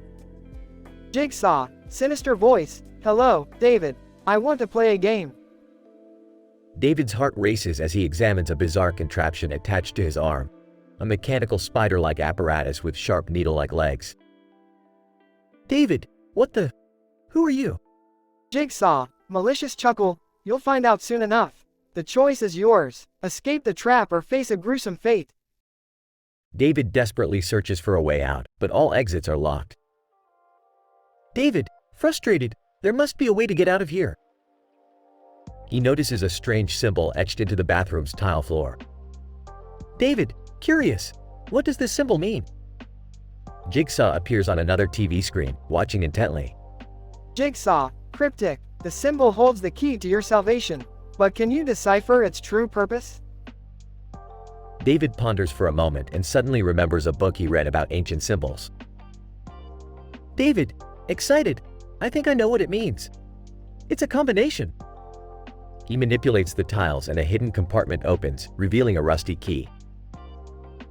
David, determined, yes, I've got it. Just as David is about to unlock the door, the room starts filling with toxic gas. David, coughing. What? No. This wasn't part of the damn game. The gas thickens, making it difficult for David to breathe. Jigsaw's voice echoes through the room. Jigsaw, mocking, congratulations, David. It seems you were so close to freedom, yet so far. David collapses to the floor, losing consciousness. David, weakly, I won't give up. Just when it seems all hope is lost, a mysterious figure bursts through the door wielding a sword. Enigma, 30s, Masked Avenger. Stand back, David. I'll save you. The Enigma uses their impressive sword skills to break the trap and carry David outside to safety. David, grateful. Who are you? The Enigma, mysterious voice, names are of no importance. Just know that justice will always prevail. David watches as the Enigma disappears into the night, leaving him bewildered but alive. David, whispering, thank you. Fade out.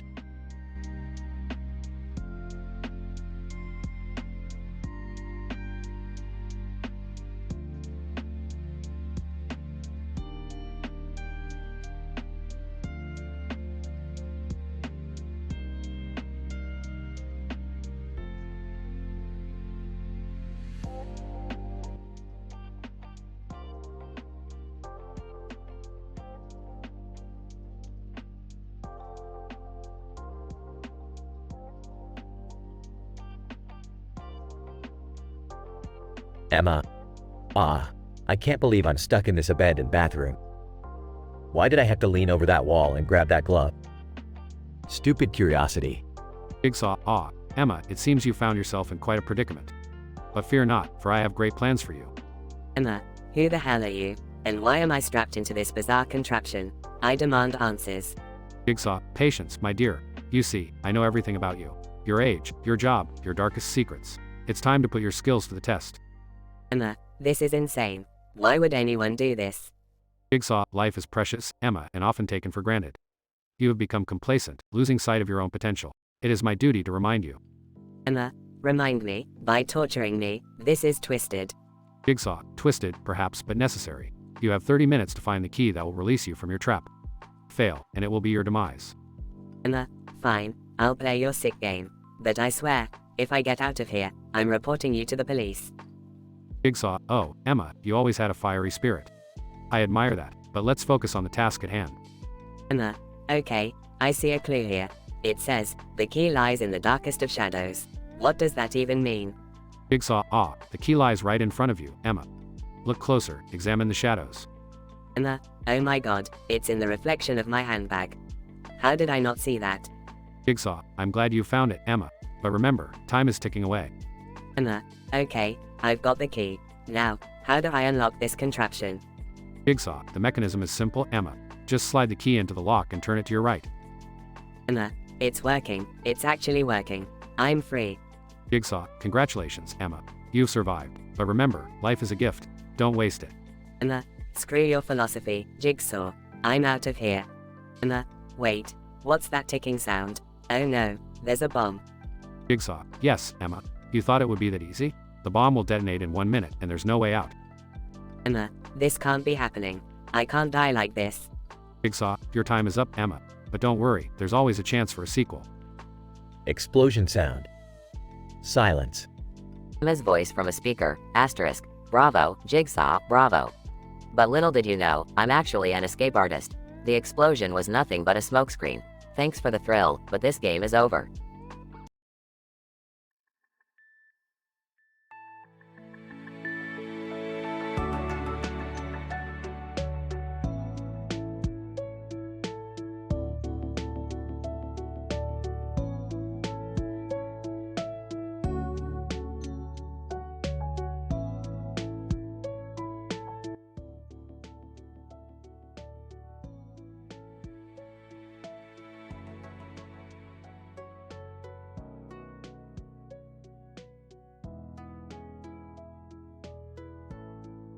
Morty, hand me that quantum spanner. We're gonna need it to calibrate the interdimensional portal. Rick, are you sure it's safe? Last time we used it, we ended up in a dimension where everyone was made of cheese. Don't worry, Morty, I've made a few modifications since then. It's gonna be smooth sailing this time, trust me. Alright, Rick, here you go. But if anything weird happens, I'm blaming you. Fair enough, Morty, now buckle up. We're about to embark on a mind-bending adventure. Rick, why are we here? It looks like a bunch of wires and people with weird backgrounds. Morty, this is the annual Electrical Engineer Convention. We're here to showcase our latest invention, the Adrenal Gland Stimulator 3000. Adrenal gland stimulator? That sounds intense, Rick. What does it do? Well, Morty, it's a device that enhances adrenaline production in the body. Imagine the possibilities. Extreme sports, pirate bowling leagues, you name it. Pirate bowling leagues? Is that even a thing? It is now, Morty. And with this invention, we're gonna revolutionize the world of bowling. I don't know, Rick. Messing with adrenaline sounds risky. Life is risky, Morty. We live for thrills and excitement. Now let's go find some investors and make this thing a reality. Alright, Rick. Let's do this. But first, can we grab some fettuccine Alfredo? I'm starving over here. Sure thing, Morty. Nothing like some carbs to fuel our scientific endeavors. Let's go. Adventure awaits. Meanwhile, in the background, we see a group of pigs in lab coats discussing the latest breakthroughs in pig-related comedy animated movies. Morty, look, those pigs seem to have some interesting ideas. Let's go talk to them. Pigs? In lab coats? This day just keeps getting weirder and weirder, Rick. Welcome to my world, Morty. Now let's get in there and exchange some groundbreaking scientific gossip with those swine. And so, Rick and Morty ventured into the bizarre world of the Electrical Engineer Convention, uncovering strange inventions, indulging in pig-driven humor, and ultimately finding themselves in a whirlwind of eccentricity. Will their Adrenal Gland Stimulator 3000 find success? Only time will tell in this outrageous, mind-bending, and hilariously unpredictable adventure.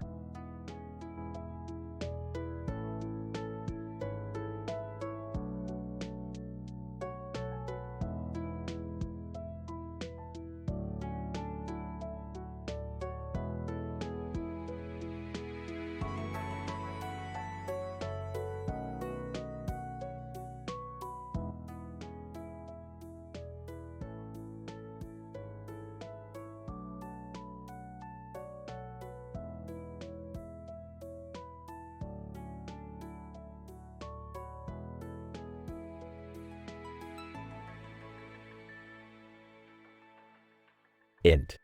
Abandoned bathroom, day. A woman, Lisa, mid-30s, wearing dirty clothes, sits slumped against a grimy wall. She holds a broom tightly as she glances at a broken window and a shattered door. Lisa, whispering, how did I end up here? What happened? Suddenly, Lisa wakes up, disoriented.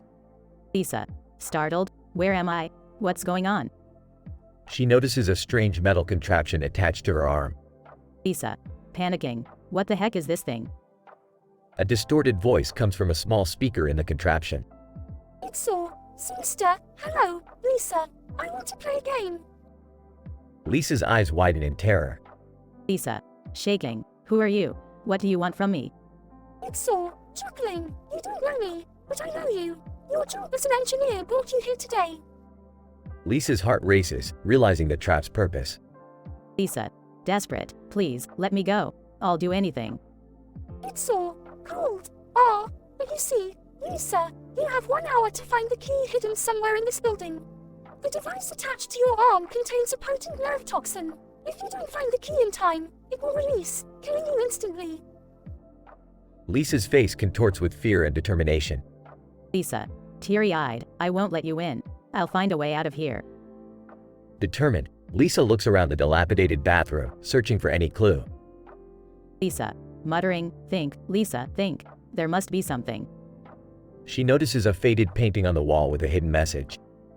Lisa, excited, a clue. I knew it. As Lisa deciphers the message, she realizes the key's location. Lisa, whispering, the key is behind the broken mirror in the next room. Shaking, Lisa musters the courage to enter the next room. She avoids broken glass and cautiously reaches behind the shattered mirror. Lisa, triumphant, got it. She holds the key and races back to the bathroom. But just as she approaches the door, it slams shut, trapping her inside. Lisa, screaming, number. You said I had an hour. It's so looking. The game never had a time limit. Lisa, I lied. Lisa collapses to the floor, defeated. Lisa, whispering, it can't end like this. But then, an unexpected twist unfolds. The device on Lisa's arm suddenly deactivates. Lisa, confused, what's happening? Jigsaw steps out of the shadows, holding the remote control. It's so smacking. Congratulations, Lisa. You've passed the final test. Lisa, breathless, test? But you said. Jigsaw interrupts her, unlocking her restraints. It's so calm. I needed to push you to your limits. See if you truly value your life. You do. Lisa stares at Jigsaw, her emotions ranging from relief to anger. Lisa, angry, you sick bastard. This was all a sick game? Jigsaw nods, unapologetically. It's so smacking. Yes, it was. But you've proven yourself. Find meaning in your life, Lisa. Cherish it. As Jigsaw disappears into the shadows, Lisa stands alone in the abandoned bathroom, forever changed. Fade out.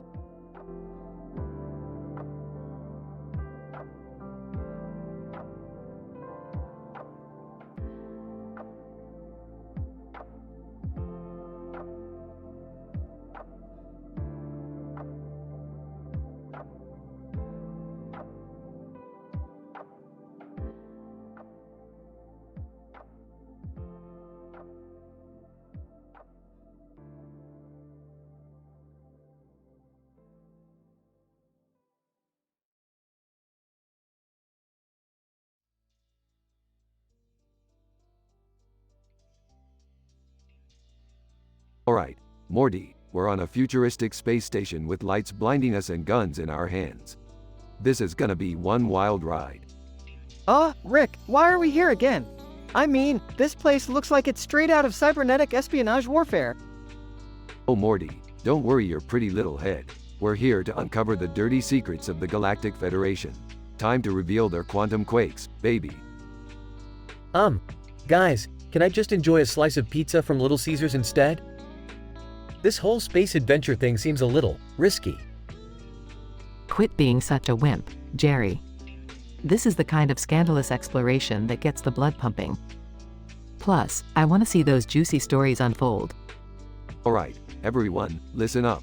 We need to find the hyperspace hussy hassle. That's our key to unlocking the Federation's secrets. Oh geez, Rick, do we have to encounter some kind of scandal-mongering hussy? Can't we just, call it a day? Morty, stop being such a prude. We're in this for the long haul. Plus, it wouldn't be a Rick and Morty adventure without some saucy encounters. Hey guys, I've got the quantum quake quiver ready. Let's shake things up and expose those Federation scumbags. I never signed up for this. I just wanted a nice, safe family vacation. Now we're knee-deep in scandal and adult-oriented shenanigans. Relax, Jerry. Sometimes you gotta get a little dirty to uncover the truth. Now let's keep moving and reveal those unsuitable for children secrets. Rick, I hope you know what you're doing. This whole operation seems more scandalous than I expected. Beth, You should know by now that I always know what I'm doing. Now let's dive headfirst into this galaxy of intrigue and outlandishly entertaining drama. I can't believe I'm saying this, but I'm actually starting to enjoy this wild adventure. Who knew uncovering scandal could be so exhilarating? Oh great, now even Morty's getting into it. I guess I'll just have to play along and hope we don't end up in any more shocking situations. Strap in, gang. We're about to blow the lid off these Federation slimeballs and make some scandalous headlines of our own. I never thought I'd say this, but I'm actually starting to enjoy the thrill of exposing secrets. Maybe there's a little scandalmonger in me after all. Let's reveal their deepest, darkest secrets and leave no scandal unturned. We're the Rick and Morty crew, and we're about to shake up the galaxy. Can we at least make sure this scandal-mongering adventure ends soon? I've had enough adult-oriented drama to last me a lifetime. Don't worry, Jerry. We'll wrap this up and get back to our regular old dysfunctional family in no time. But hey, you might actually learn a thing or two from this experience. Yeah, Jerry. Embrace the scandal and the chaos. It's what being a part of the Rick and Morty universe is all about. Alright, let's keep pushing forward and reveal the truth behind this scandalous web of secrets. Nothing can stop us now. Get ready, Federation. We're about to expose your sordid secrets and unleash a storm of scandal that'll make your head spin. Hold on tight, everyone. This ride's about to get even wilder. And remember, the truth can be a whole lot stranger than fiction. And so, our fearless Rick and Morty crew delve deeper into the scandalous world of the Galactic Federation, exposing secret after secret with their audacious and irreverent style. Only time would tell what other scandalous adventures awaited them in the bizarre cosmos they called home.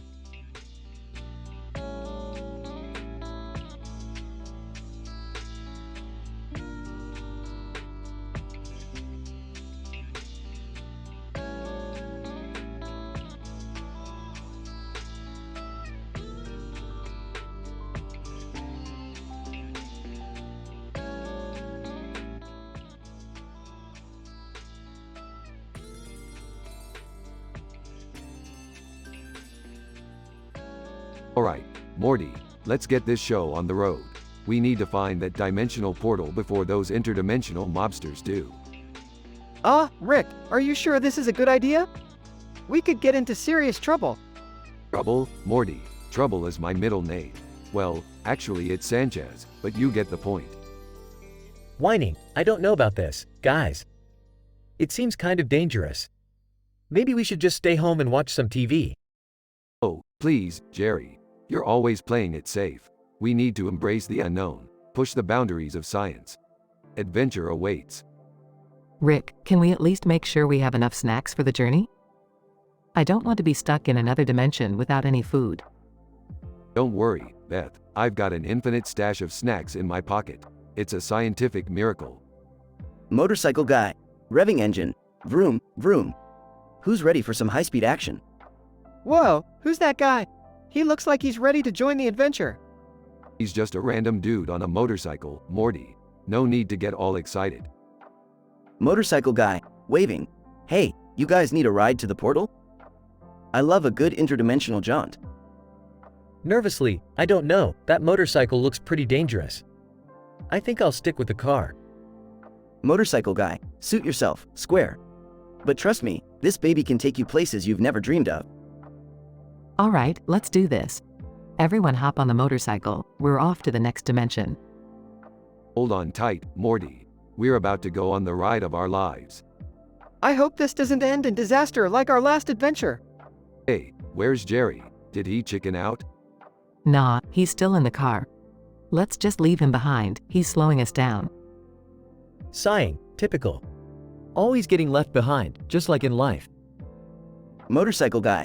Alright, buckle up, folks. We're about to break some interdimensional speed records. Immense reality hopping, Morty. Let's see what kind of crazy shenanigans we get into this time. I can't believe I'm doing this. But hey, it's for science, right? And adventure, Morty. Don't forget about the adventure. Motorcycle guy. Laughs. Adventure awaits, my friends. Hold on tight, we're about to go full throttle. Ubba lubba dub dub. Let's go, baby.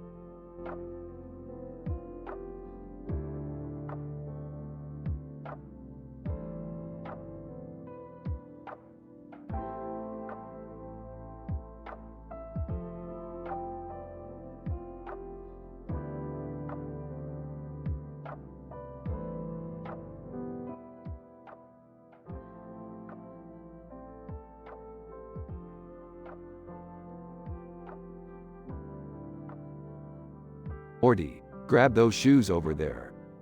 These? Why do we need them? Those shoes have a colorful background and a red and blue design on the bottom. They're the key to unlocking the Mars Mate mix-up. Mars Mate mix-up? What is that? It's a phenomenon where swapping shoes with another person on Mars creates an interdimensional teleportation effect. Wait, so if we swap shoes, we can travel to another dimension? Exactly, Morty, but there's a catch. We have to find someone wearing the same exact pair of shoes on Mars for it to work. Wow, that's statistically improbable. How are we supposed to find them? Don't worry, Morty. I've developed a shoe recognition software that can detect identical pairs across dimensions. Okay, so we just need to activate the software and find a match on Mars? That's right, Morty. Strap in. We're about to embark on a wild interdimensional shoe hunting adventure. I hope this doesn't end up like the last time when we accidentally swapped ankles with giant aliens. Don't worry, Morty. We won't make the same mistake twice. This time, we'll be prepared. Alright, let's do this. But can we hurry? My feet are killing me. Quit complaining, Morty. We're about to embark on an epic interdimensional shoe treasure hunt. I can't believe I'm risking my life for a pair of shoes. It's not just a pair of shoes, Morty. It's an opportunity to explore new worlds and experience thrilling adventures. I guess you're right, Rick. Let's go kick some interdimensional ass. That's the spirit, Morty. Get ready for some shoe-swapping mayhem. I never thought I'd say this, but I'm actually excited about swapping shoes. That's the spirit, Morty. Embrace the sassy, scandalous world of interdimensional footwear. I can't believe I'm saying this, but I'm starting to see the appeal of interdimensional shoe swapping. That's the spirit, Morty. Let's dive headfirst into this raunchy, rib-tickling adventure. Alright, let's go find those Mars mates and get the heck out of here. Buckle up, Morty. It's gonna be a wild ride filled with comical, wisecracking moments and outrageous hilarity.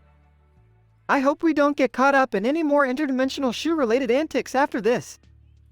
Don't worry, Morty. Once we find our Mars mates, we'll be back home in no time, with some scandalous stories to tell.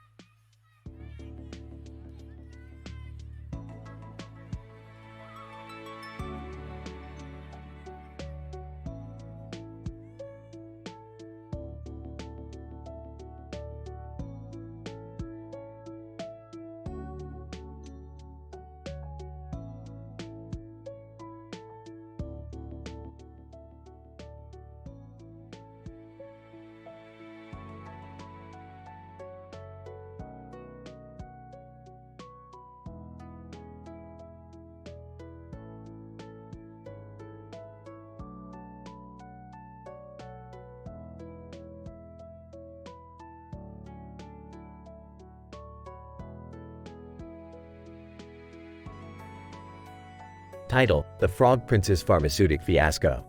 Character list. 1. Prince Frederick, Frog Prince. 2. Dr. Lily Greenfield, Pharmacist. 3. iMacPie, the Alien. 4. Summer, Love Interest. 5. Norbert and Gertrude, Frog Prince's parents. Scene 1. Frog Prince's Pharmacy. Prince Frederick is standing behind the pharmacy counter, wearing a suit and tie with a frog's head on his shoulders and eyes on his face. Prince Frederick. Frustrated. I can't believe I'm stuck running a pharmacy in this ridiculous frog form. How am I ever going to find true love like this? Scene 2. The Frog Prince's misstep. iMacPie, disguised as a customer, enters the pharmacy. iMacPie, whispering to himself. This is my chance to steal the legendary Neptunium. They won't suspect a thing. Prince Frederick. Grinning, a customer. How can I assist you today? Scene 3. The Unexpected Encounter. iMacPie accidentally bumps into Summer while trying to sneak around the pharmacy. iMacPie, surprised. Oh, hello there, lovely human. Fancy meeting you in this frog-filled place. Blushing. Hi. Are you lost, or do you have some kind of frog fetish? Scene 4. Misguided love. Prince Frederick, watching Summer and iMacPie, becomes smitten with her. Prince Frederick. Jealous. How dare that alien try to steal the love of my life? I must do something. Scene 5. The Frog Prince's desperate idea. Prince Frederick concocts a plan to win Summer's affections. Prince Frederick. Determined, I must develop a potion that can temporarily turn me into a handsome prince. Dr. Lily Greenfield might be able to help. Scene 6. Consulting Dr. Greenfield.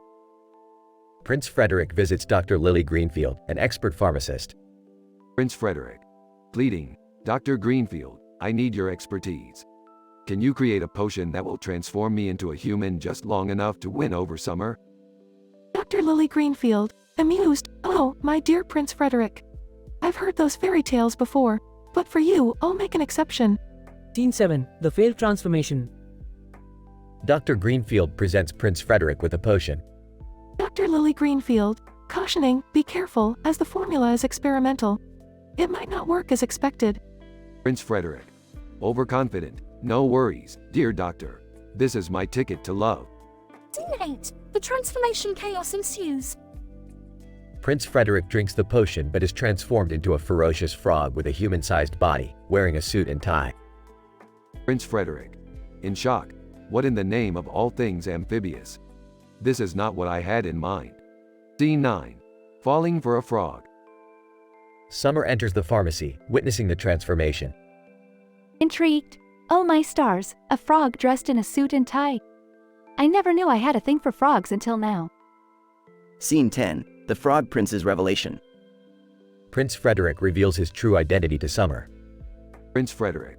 Hesitant, Summer, it's me, Prince Frederick. I thought I needed to be human to win your love, but I realize now that your acceptance as I am is what truly matters. Teary-eyed, Prince Frederick, I had no idea. But I see beyond appearances and into your courageous heart. Scene 11. Love triumphs. Prince Frederick and Summer share a magical kiss, breaking the spell. Prince Frederick. Joyful, I'm finally human again. But I'll never forget the lessons I've learned. Scene 12. The Frog Prince's parents' blessing. Norbert and Gertrude, Prince Frederick's parents, enter the pharmacy and witness their son's transformation. Norbert. Astonished, our son, the Frog Prince, is no longer a frog. How did this happen? Gertrude, teary-eyed, it no longer matters, my dear Norbert. Our son has found true love, and that's all that counts. Scene 13. Happily ever after. Prince Frederick, Summer, and his parents celebrate their newfound happiness. Prince Frederick. Grateful, I owe it all to you, Dr. Greenfield, for making me realize the value of love and acceptance. Dr. Lily Greenfield, smiling, love has a way of transforming everything, my prince. I'm glad I could play a part. Scene 14. Credits roll as the screen fades to black. Note: although the provided dialogue is sassy and dramatic, it is important to mention that screenplays typically don't include dialogue without corresponding narration or scene descriptions. However, I have tried to incorporate the formatting you requested within the given constraints.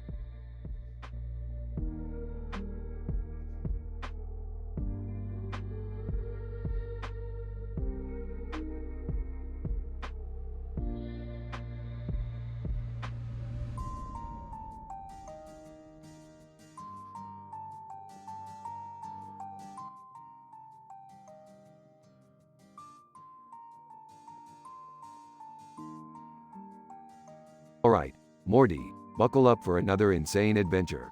We're heading to the comedy sports leagues on planet Zoger to witness the most outrageous game of intergalactic baseball ever played. Rick, isn't intergalactic baseball just normal baseball? Morty, you clearly lack the imagination to comprehend the sheer awesomeness of space baseball. These players don't just hit home runs, they bend the fabric of reality with their swings. I don't know, Rick. Seems a bit far-fetched. Far-fetched? Morty, we've traveled through alternate dimensions, encountered alien species, and you're talking about far-fetched? Just trust me, it's gonna be a wild ride. Fine, let's go. But can we at least get some snacks on the way? Snacks? Morty, we don't have time for snacks. We have to prevent the time-traveling prankster from altering the space-time continuum with his practical jokes. Seriously, Rick? More time travel shenanigans? Hey, don't knock it till you've tried it, Morty. Time-traveling pranks are the best way to mess with people. Besides, we need to teach that prankster a lesson. Alright, but what's with that little girl in the blue jacket and baseball bat in the foreground? Oh, her? She's the key to solving this whole thing. Turns out she accidentally created a rift in the space-time continuum while playing baseball. We need her to fix it. Great, so now we're relying on a little kid to save the universe? Hey, she may be small, but she's got a mean swing. Trust me, Morty, she's our best shot at fixing this mess. Alright, Rick, let's go full sci-fi on this one. But can we at least have some humor along the way? I could use a laugh. Oh, don't you worry, Morty. This episode is gonna be filled with scandalous jokes, raunchy humor, and more innuendos than you can handle. It's gonna be an all-out comedy extravaganza. Alright, Rick, let's make sure this crazy makeover marathon of an episode becomes an instant classic. Let the hilarity ensue. Strap in, Morty, cuz it's about to get wilder than a space rodeo on psychedelic steroids. Time to take intergalactic baseball to a whole new level.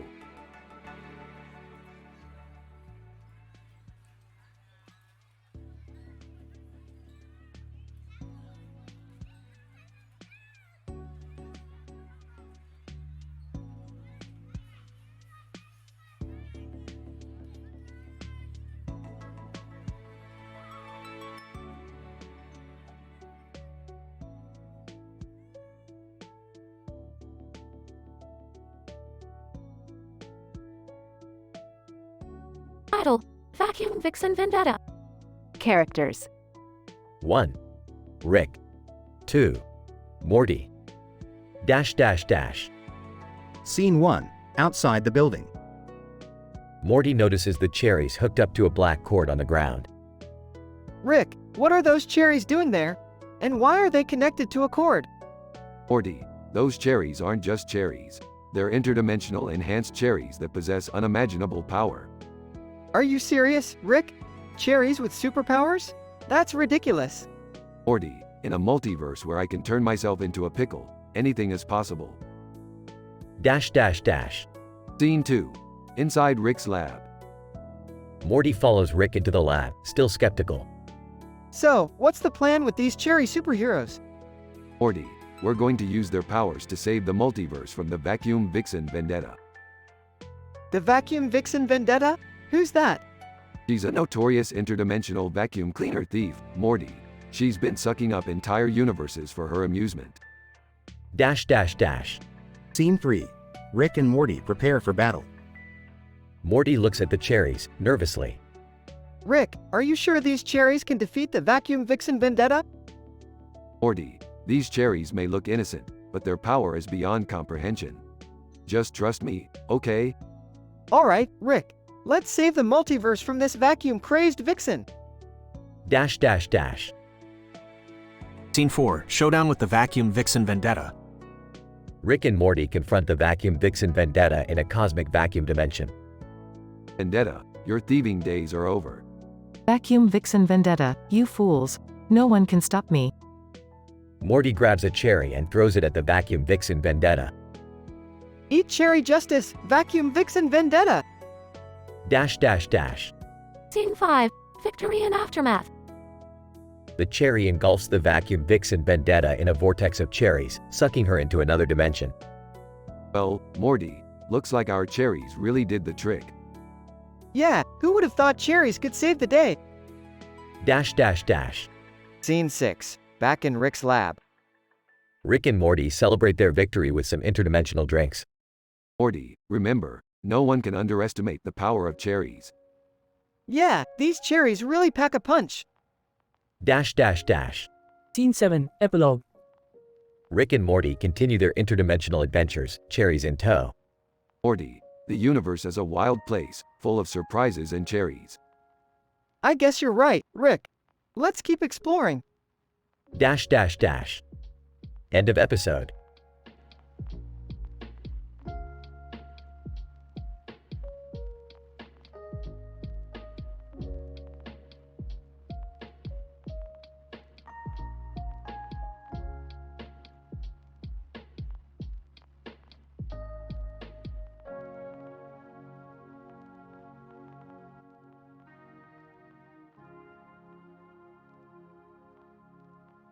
Alright, Morty, listen up.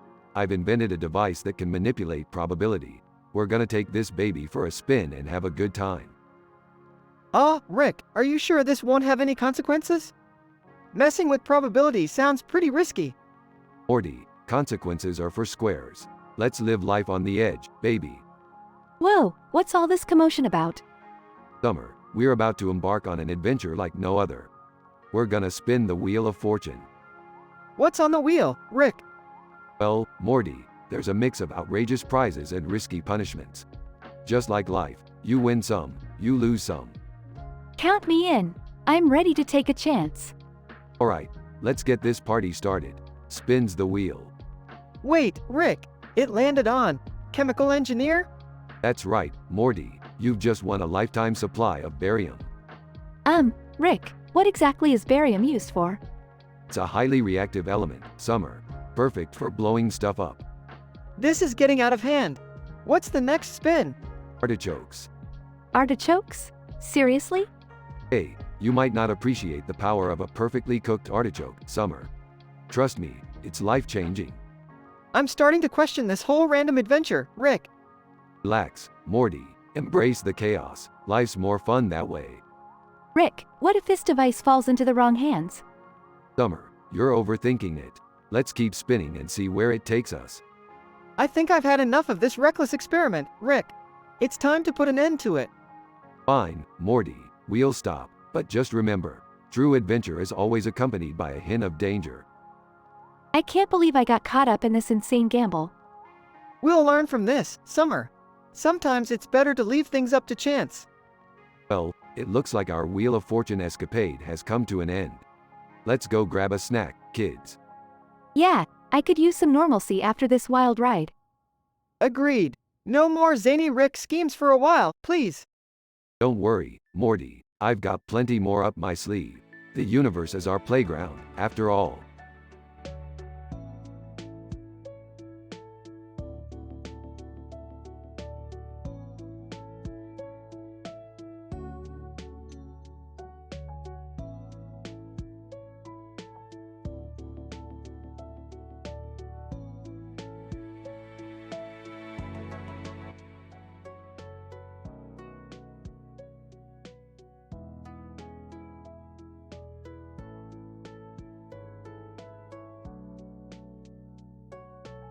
Morty, grab my portal gun. We're heading to the food court dimension. What? Why? It's the interdimensional event of the year, Morty. They've got robot karaoke and free samples of intergalactic cuisine. We're gonna dominate that stage. Can I come too? I've been practicing my dance moves. Fine, but no embarrassing dad dance moves, Summer. Hey, Rick, have you seen this Lily Singh person? She's hosting the karaoke contest. Who cares, Morty? We're only there for the food and the glory. She's just a footnote in this grand adventure. Wait, are we gonna be on reality TV? Yeah, some crew is following us around, documenting our insane shenanigans. Get ready for fame, Morty. I don't know, Rick. It feels kind of intrusive. Oh, quit being a little wuss, Morty. We're destined for greatness, and the whole universe needs a taste of the Rick and Morty experience. I hope they capture all my best angles. Okay, we're here. Let's get ready to rock this karaoke contest. Rick, I don't think we have any robots to perform with. Relax, Morty. I've built a robot band. They play the instruments while we sing. It's foolproof. I call dibs on being the lead singer. Fine, but remember, you're representing the entire Smith family, Summer. Rick, why are there cameras everywhere? It's a reality show, Morty. They want to capture every embarrassing moment and exploit it for entertainment purposes. Let's just give them a show they'll never forget. Hey, look! Lily Singh is here. Big whoop. We've got our own star power, Summer. Get ready to blow her out of the water. Rick, I'm getting stage fright. What if I mess up? Morty, we've been through worse. Remember that time we accidentally created a giant space monster? This is nothing compared to that. Guys, I think the cameras are rolling. Smile. Screw the cameras. Let's show them what we're made of. Okay, here goes nothing. They step on the stage, lights shining brightly. Morty, Summer, let's rock this place like there's no tomorrow. Their robot band starts playing, and Rick, Morty, and Summer sing their hearts out, captivating the audience and the reality TV crew. Rick, I think we did it. We won the contest. Of course, Morty, we're geniuses. Now, let's celebrate with some interdimensional snacks. This was the most amazing adventure ever. Can we do it again? You'll see, Summer, the universe is full of surprises. But for now, let's enjoy the moment and savor the victory. They exit the stage, victorious and ready for their next grand adventure.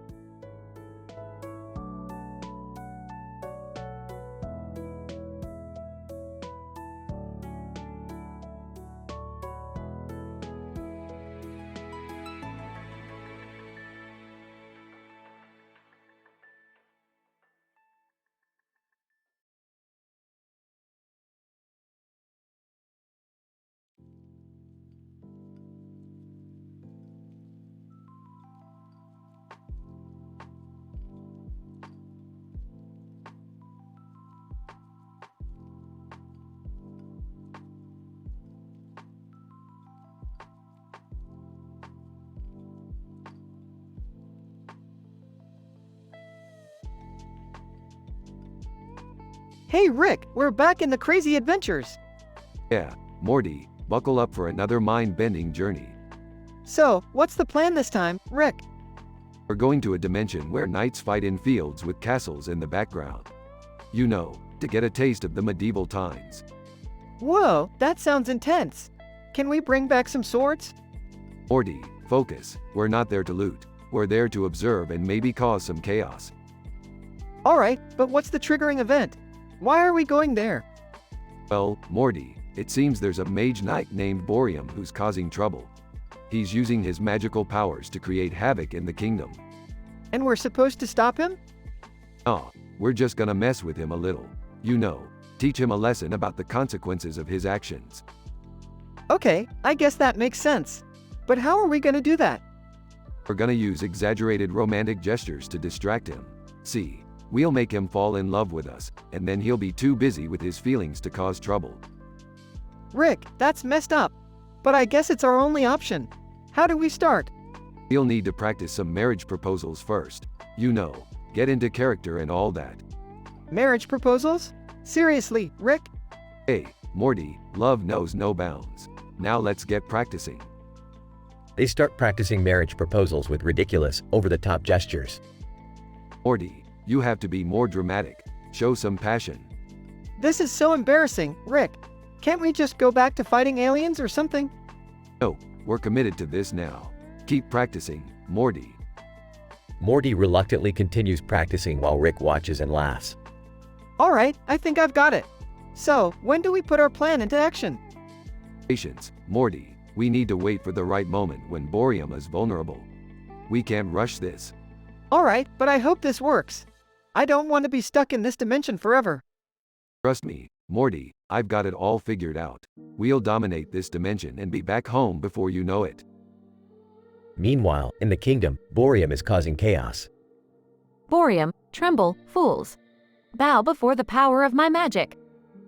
Random citizens start kneeling in fear. Citizen 1, please, spare us. Citizen 2, we beg for mercy. Rick and Morty, disguised as locals, walk by. Rick, I think we found our guy. Excellent, Morty. Let's put our plan into motion. Morty approaches Borium, while Rick watches from a distance. Excuse me, sir, but I couldn't help but notice your incredible powers. I'm in awe of your magical abilities. Borium, you recognize true power when you see it, do you not? Absolutely. In fact, I'm willing to devote my entire being to you, my lord. Will you marry me? Borium, taken aback. Marriage? I never expected. Yes, I accept your proposal. Rick smirks from afar, knowing their plan has worked. Whispering to Rick, now what do we do? Just keep up the act, Morty. We need him distracted long enough to neutralize his magic. Morty continues to shower Borium with exaggerated romantic gestures, keeping him enthralled. Borium, my love, together we shall conquer this kingdom. Of course, my dear. But first, let's enjoy a moonlit stroll through the castle grounds. As they walk, Rick stealthily creates a device to drain Boreum's powers. Ready, Morty? Nervously, let's do this, Rick. Rick activates the device and Boreum's powers begin to fade. Boreum, what is this? What have you done? Just a little lesson in the consequences of abusing power, Boreum. We hope you've learned your lesson. Boreum, defeated, you've bested me. I will cause no more harm. That's what we like to hear. Now, let's get back home, Rick. Agreed, Morty. We've caused enough chaos for one day. They activate their portal gun and return to their dimension, leaving Boreum behind. Another adventure down, Rick. What next? Who knows, Morty? The possibilities are endless. Now let's grab some Szechuan sauce and call it a day. They walk off into the sunset, ready for their next outrageous adventure.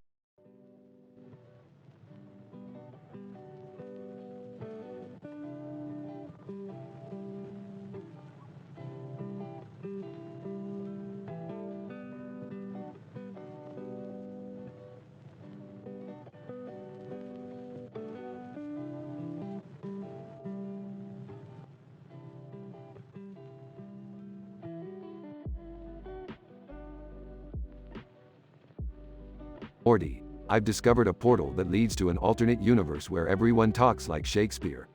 Shall we take a gander? Geez, Rick, I'm not sure about this. We could cause some serious damage. Morty, when have I ever cared about the consequences? Let's go. Dad, are you seriously considering going through that portal? You know things always go wrong. Relax, Beth. I've got this under control. We'll be back in time for dinner. Rukia Kuchiki, what is this strange place? I've never seen English like this before. Shall we investigate? Sword Art Online, definitely. Let's find out what kind of adventure awaits us. Rukia, Sword Art Online. Welcome to the wackiest dimension in the multiverse. Oh, great. More sword-wielding crazies. Jerry, who's this woman sending you love letters from another dimension? Jerry's interdimensional admirer. I can't resist a man with such a mediocre aura. Come to me, Jerry. Beth, it's not what it looks like. I swear. Morty, I've created a math formula challenge. Solve it, and you'll receive the ultimate power. Why would I want more power? We always end up in trouble. Trust me, Morty, it's all part of my grand scientific plan. Dad, this is getting out of hand. You're putting everyone in danger with your experiments. Oh, come on, Beth. It's all in the name of science. Rukia Kuchiki, Rick, your scientific pursuits are fascinating, but please consider the implications of your actions. Sword Art Online, we've seen the consequences of messing with forces beyond our control. Consequences? Ha, those are just minor setbacks. Now, let's continue this wild ride. Jerry's interdimensional admirer. Jerry, I'm waiting for you. Let's escape this dimension of mediocrity and explore new worlds together. I'm flattered, but I think I should stick with my family. We're getting off track here. We need to find a way to close these portals before things get even crazier. Morty, you always ruin the fun. Fine, let's wrap this up and head back home. Thank you, Rick. Sometimes, it's good to have a bit of sanity in the chaos. Whatever, Beth, just remember, the next adventure might not be so tame.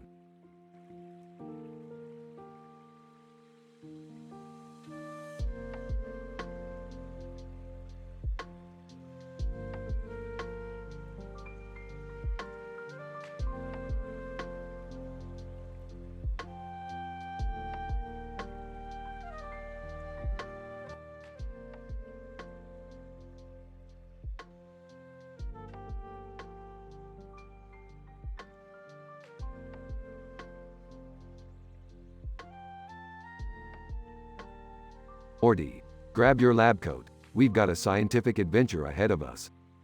Geez, Rick, can't we just have a normal day for once? Normal? Morty, when have we ever been normal? Now come on, we need to investigate this unusual kitchen situation. Alright, but can we at least make it quick? Rick and Morty arrive at the kitchen with a fire in the middle. Oh, thank goodness you're here, Rick. This fire just won't go out. Step aside, Beth, I'll handle it. Rick pulls out a contraption and starts tinkering with it. Nervously, Rick, shouldn't we call the fire department? Or maybe just get some water? Water? Jerry, this is a scientific matter. We can't just use water like some Neanderthals. Beth and Jerry exchange worried glances. So, are we just gonna stand here and watch? I've got better things to do, you know. Summer, don't underestimate the power of observation. You might learn something. Morty accidentally knocks over a jar of spices into the fire. Oops. Sorry, Rick. Morty, you've just created a chemical reaction that can only be described as explosive. The fire explodes and creates a portal.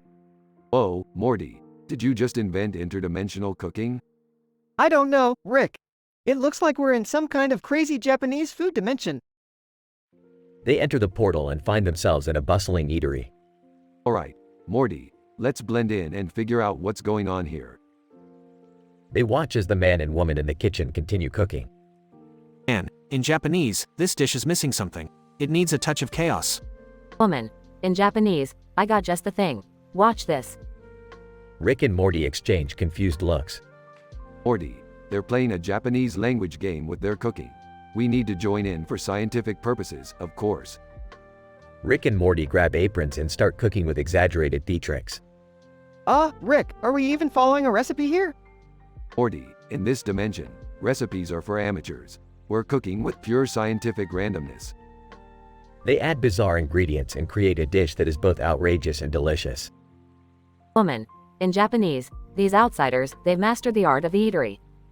Man, in Japanese, they truly understand the essence of culinary chaos. Rick and Morty take a bow, feeling accomplished. Well, Morty, I guess our scientific cooking experiment was a success. Shall we return home? Absolutely, Rick. I've had enough spicy adventures for one day. They step back through the portal and find themselves back in the kitchen. Rick, how did you do that? The fire is gone. Beth, sometimes science just works in mysterious ways. I don't know what just happened, but I'm glad it's over. Can we please go back to having a normal family dinner now? Sure thing, Summer. Normal it is. They all sit down for a seemingly normal family dinner, but we know better.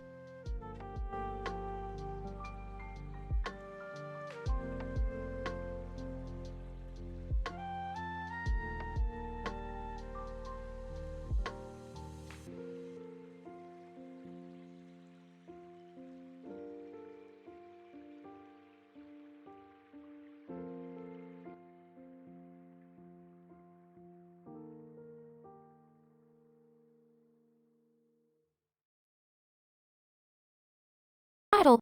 Warp speed wooing wobble. Int. Living room, day. Enter Alex, a brilliant but socially awkward scientist, tinkering with gadgets. Alex, muttering to self, if I can just calibrate the miniaturized gravity vacuum stabilizer, my experiment will be a success. Triggering event, inciting incident. Int. Lab, day. Enter Lucy, Alex's best friend and fellow scientist. Lucy, Alex, have you seen these incredible photos captured by the quantum time lens? It shows a road with trees and a person walking. Alex, in awe, that's extraordinary. We must investigate this phenomenon further. Opening parenthesis, closing parenthesis. Int. Research lab, night. Both scientists analyze the images and brainstorm theories. Alex, clearly, the green light emitted by the person walking has triggered some sort of dimensional rift. Lucy, it could be a temporal anomaly resulting from an unstable gravitational field.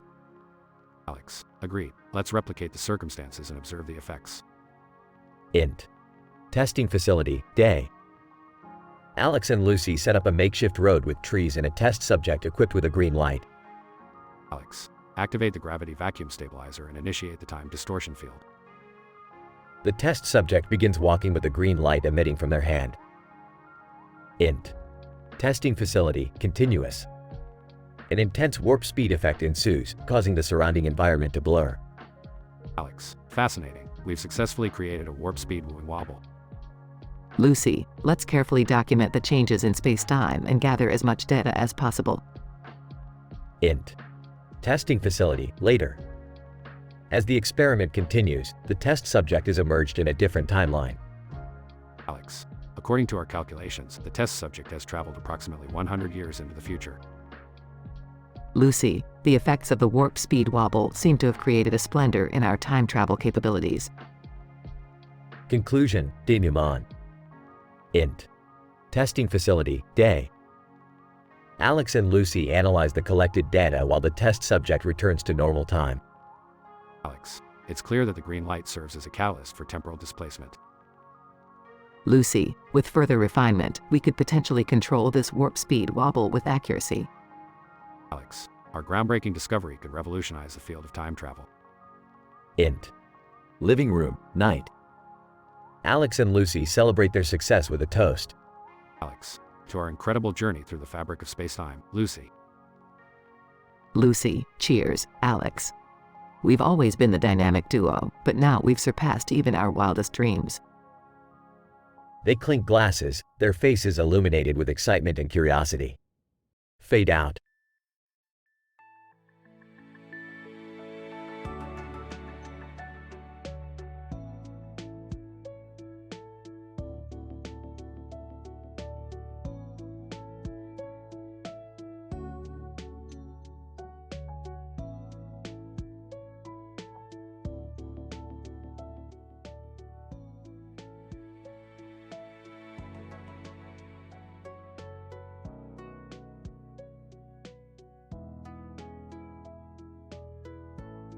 Morty, buckle up. We're about to embark on one hell of a scientific adventure.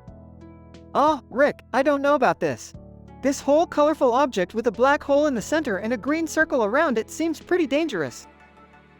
Danger is my middle name, Morty. Well, it's actually Leon, but that's beside the point. We're gonna dive headfirst into this nebula nymph notoriety and come out on top. I don't think "on top" is the right phrase, Rick. This thing looks like it could swallow us whole. That's the risk we gotta take, Morty. Science doesn't progress without a little sacrifice. Besides, have I ever led you astray before? Well, there was that time we ended up in a parallel dimension where chickens ruled the world. That was a learning experience, Morty. Now, let's focus on the task at hand. We need to study this black hole breakup and gather as much data as possible. Okay, but can we do it quickly? My mom wants me home for dinner tonight. Morty, dinner can wait. The quest for knowledge is never ending. Now, prepare yourself for an interdimensional journey like no other. I'm starting to regret asking you for help on my science project, Rick. Regret is for the weak, Morty. We're about to unravel the secrets of the universe, and that's worth any potential consequences. I just hope we make it out alive, Rick. Morty, stop being such a glorp skeptic. Trust in science and we'll be fine. Now, let's activate the portal and dive into the unknown. Here goes nothing. Presses a button. Hang on, Morty. This ride is about to get bumpy. Rick, are you sure we're doing the right thing here? Morty, when have I ever been wrong? Now let's collect that sweet, sweet data. Alright, but if we end up in a dimension where everyone wears their pants on their heads, I'm out. Aw, Morty, we've moved beyond pants on head dimensions. We're into black hole breakups now. It's the cutting edge of scientific exploration. I hope you're right, Rick. Because right now, I feel like I'm on the edge of a black hole myself. Don't worry, Morty, you've got me by your side. And I've got a flask of interdimensional space whiskey to calm your nerves. I guess that helps a little. Hey, what's that strange noise? Probably just the sound of the universe collapsing. Nothing to worry about, Morty. You say that like it's a common occurrence. In our line of work, Morty, it kind of is. Now hold on tight, we're about to make a quantum leap. I can't believe I'm saying this, but let's do it, Rick. Let's unravel the mysteries of the black hole breakup. That's the spirit, Morty. Adventure awaits.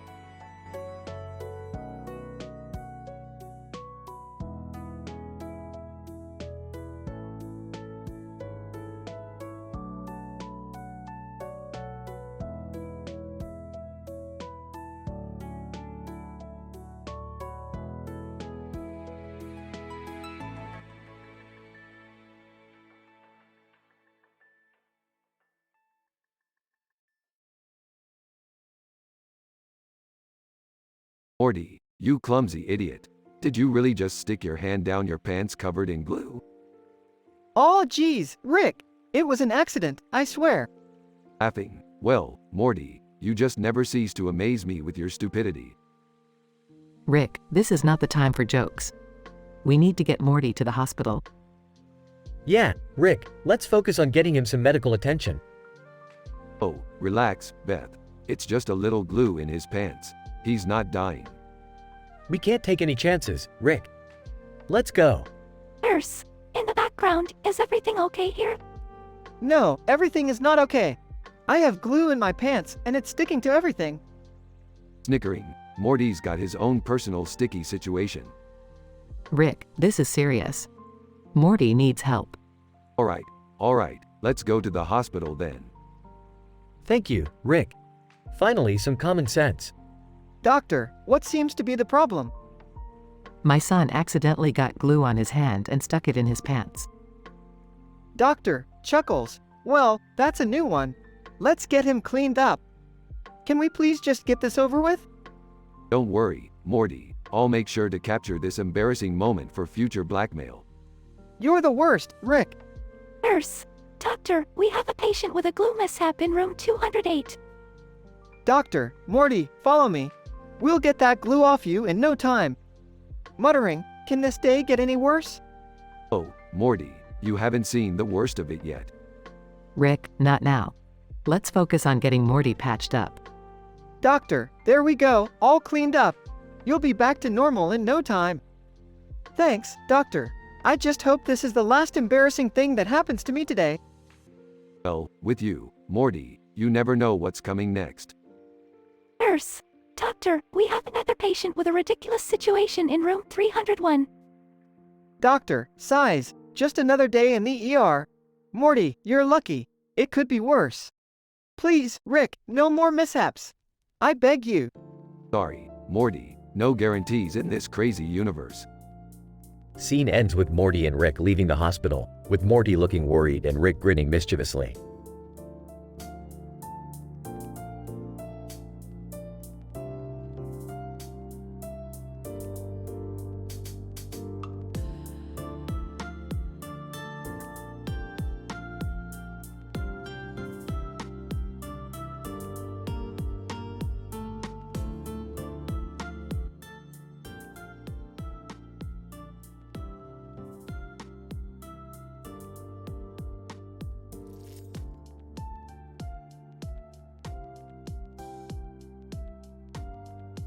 Hey Morty, what's in that suitcase?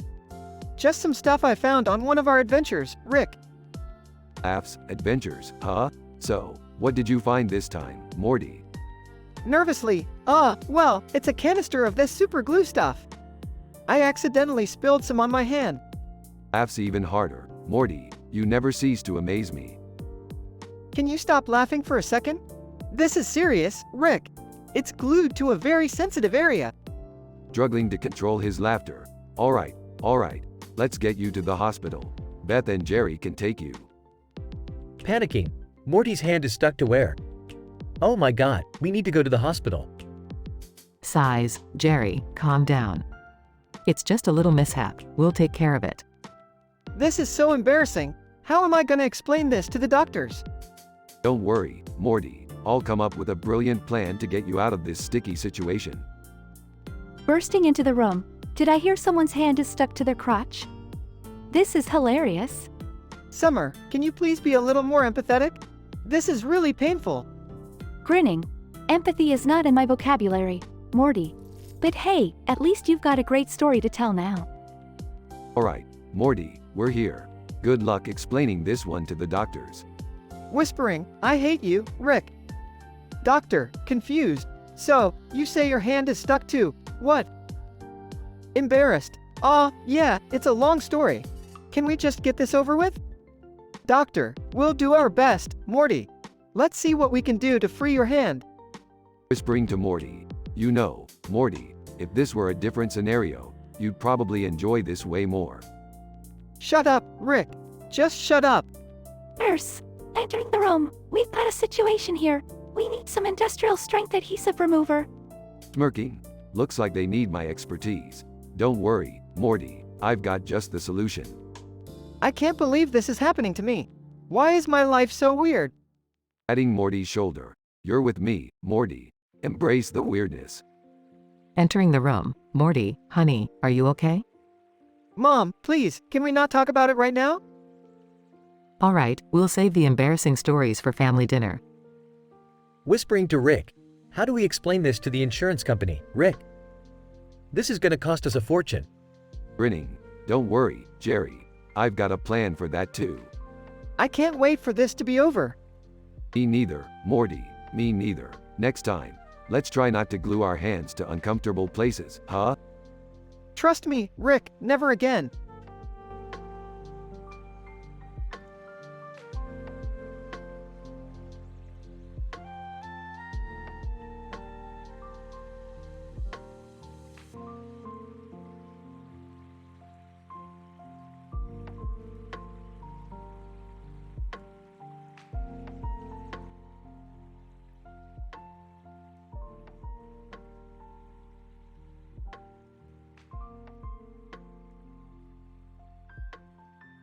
Morty, you know what they say about pictures, right?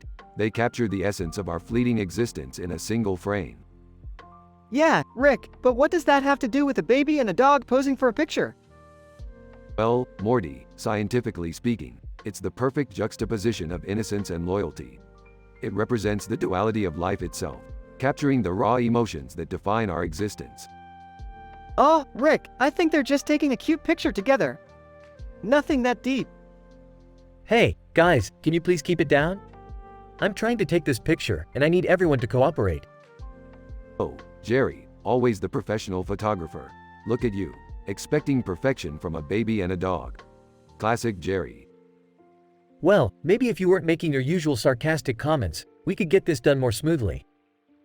Smoothly? Jerry, life is anything but smooth. It's a chaotic, unpredictable mess. Just like this photo shoot. Can we please hurry up? It's freezing out here, and Morty's hogging all the warmth. Hey, it's not my fault you didn't bring a jacket, Summer. Maybe next time think ahead. Well, maybe next time I won't have to depend on my idiot brother for warmth. Hey, watch your language, Summer. We're trying to have a scientific discussion here. Scientific discussion? We're taking a goddamn picture, Rick. Morty, language. There are impressionable minds present. Yeah, like the baby and the dog are gonna understand what we're saying. All right, everyone, let's just focus on the picture. Smile for the camera. Smile, Morty. Remember, life may be a series of absurd, existential crises, but it's important to find joy in the midst of it all. Fine, I'll smile, but only for the sake of ending this insanity. Perfect. That's it. We got the shot, everyone. Finally, now we can go home and resume our usual chaos and scientific adventures. Yeah, because posing for a picture with a baby and a dog was just way too normal for us. Can we at least grab some hot chocolate on the way home? I'm freezing my ass off here. Hot chocolate? Now that's a scientific experiment I can get behind. Let's go, family. Wait, guys, I haven't even packed up my camera yet. Oh, Jerry, always the slowpoke. We'll leave you behind if you don't hurry up. All right, I'm coming. Just don't leave me here with these crazy people. Scene ends with the family walking away, bickering and laughing, ready for their next outrageous adventure.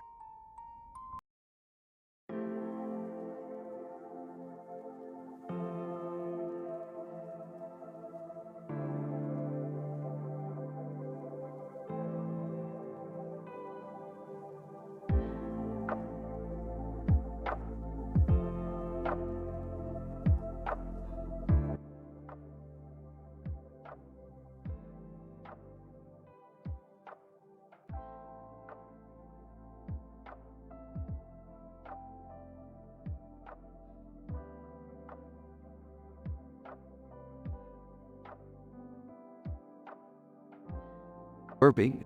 Alright, Morty, listen up. I've discovered a parallel universe where everyone speaks in scientific PhD university terms. We're gonna pay them a visit and see what kind of crazy sh*t we can get into. Rick, are you sure that's a good idea? I mean, we should probably just stick to our own universe, right? Morty, you're such a chattering dingle d***ngle. We've gotta live a little. Plus, I hear they have a poster of a woman in a green dress and two men in a crown. Sounds intriguing, doesn't it? Sarcastically, oh wow, a poster. That's real exciting. Can't wait to see what the hype is all about. Quit your whining, Summer. You'll thank me later. Now, let's fire up the portal and get our PhD on. Scene transition as they enter the parallel universe. Mused. Well, look at this place. It's like a freaking walking encyclopedia. I don't know, Rick. This whole scientific jargon is making my head spin. Can't we just go back home? Morty, don't be such a pansy.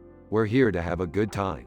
Let's find someone who can explain the theory of relativity in an absurdly complicated manner. Rolling her eyes. Seriously, guys? Can't we find something more interesting to do? Like a prenatal massage or watch funny YouTube channels. Summer, you're missing the point. This is the epitome of intellectual stimulation. Just think of the bragging rights we'll have when we tell people we visited the smartest dimension in the multiverse. But what if they figure out we're not really PhD-level intellectuals? Won't they kick us out? Morty, my boy, we'll just pretend we're coaches. That way, they won't question our lack of knowledge. We'll be the kings of this dimension. Scene transition to them mingling with the locals. So, I guess string theory is quite fascinating in this universe, huh? Local scientist, indeed, good sir. The intertwining of multidimensional strings leads to a harmonious symphony of quantum mechanics. It's simply sublime. Whispering to Rick, I have no idea what they just said. Me neither, Morty. But as long as we nod and smile, they'll think we're geniuses. Scene transition to the poster of the woman in the green dress and two men in a crown. Alright, I'll admit, this poster is pretty cool. The artistry is off the charts. See, Summer, I told you it would be worth it. Now, let's soak up all this scandalous, raunchy, and rib-tickling knowledge this dimension has to offer. Scene transition to them leaving the parallel universe. Well, that was interesting, I guess. I still don't fully understand half of what they were talking about. That's alright, Morty. The important thing is that we had an adventure, experienced some mind-bending concepts, and got to see a cool poster. Mission accomplished. Smirking, and I guess we can add master manipulators of scientific PhD university terms to our resumes now. Not bad for a day's work. Rick, Morty, and Summer laugh as they head back to their own universe, ready for their next outrageous escapade.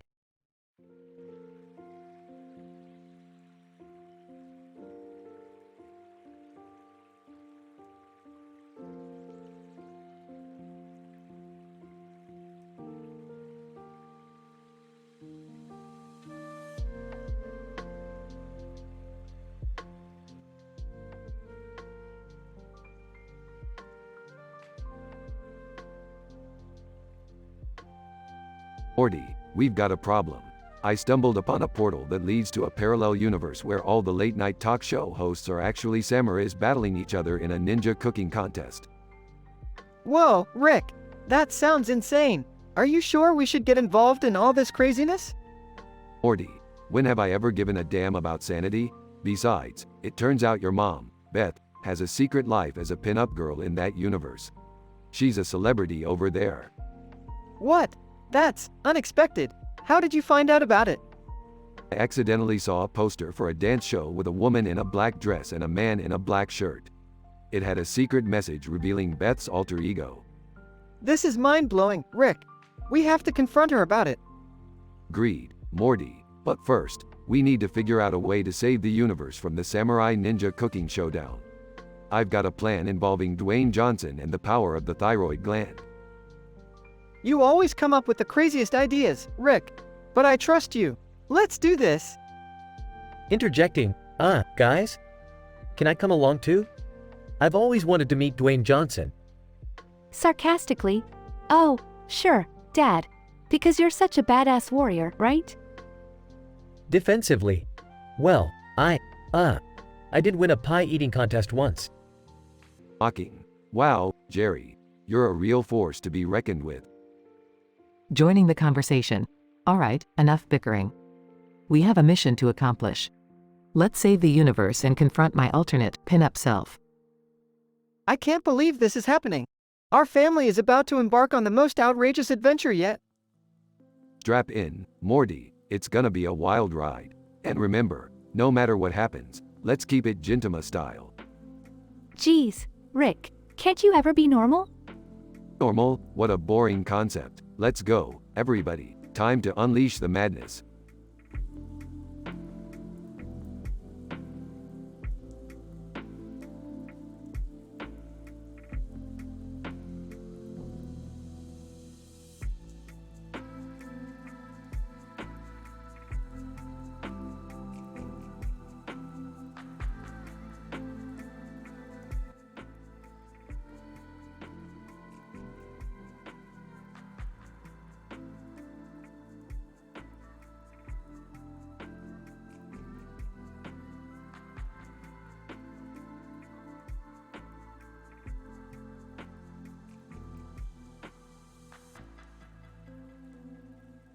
Int.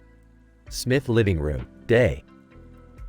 Rick sits at his workbench, tinkering with his latest invention. Morty enters, holding a strange device. Hey, Rick, look what I found. It's a dog with a heart on its face. Sarcastically. Oh yeah, Morty, real scientific advancement there. Dogs with heart-shaped markings. What'll they think of next? Well, I thought it was interesting. Interesting? Morty, we've traveled through interdimensional portals, battled aliens, and saved the universe countless times. This is a waste of time. Okay, sheesh. I just thought it was cute, that's all. Cute, Morty? We're not here to be cute. We're here to explore the vast mysteries of the universe. Now, let's get back to work. Int. Space station, night. Rick and Morty step onto a dimly lit space station. They are greeted by strange alien creatures. Alien number 1, Rick Sanchez. We've heard of your genius exploits across the cosmos. Smirking. Yeah, well, what can I say? I'm kind of a big deal. Alien number 2. We have a problem, Rick. There's a werewolf infestation on our station, and it's causing chaos. Werewolves? Seriously? Alien number 1. Yes, Morty. Werewolves. It seems their howling interferes with the station's communication systems. Alright, we'll take care of your little werewolf problem. But first, do you guys have any snacks? Int. Space station, later. Rick and Morty wander through the station, armed with improvised weapons. Rick, this place is a mess. There's werewolves running wild, and I think I saw a Burmese python. Well, Morty, when you're dealing with interdimensional travel, you're bound to encounter some unexpected encounters with wild animals. Unexpected? I'd say this whole mission is unexpected.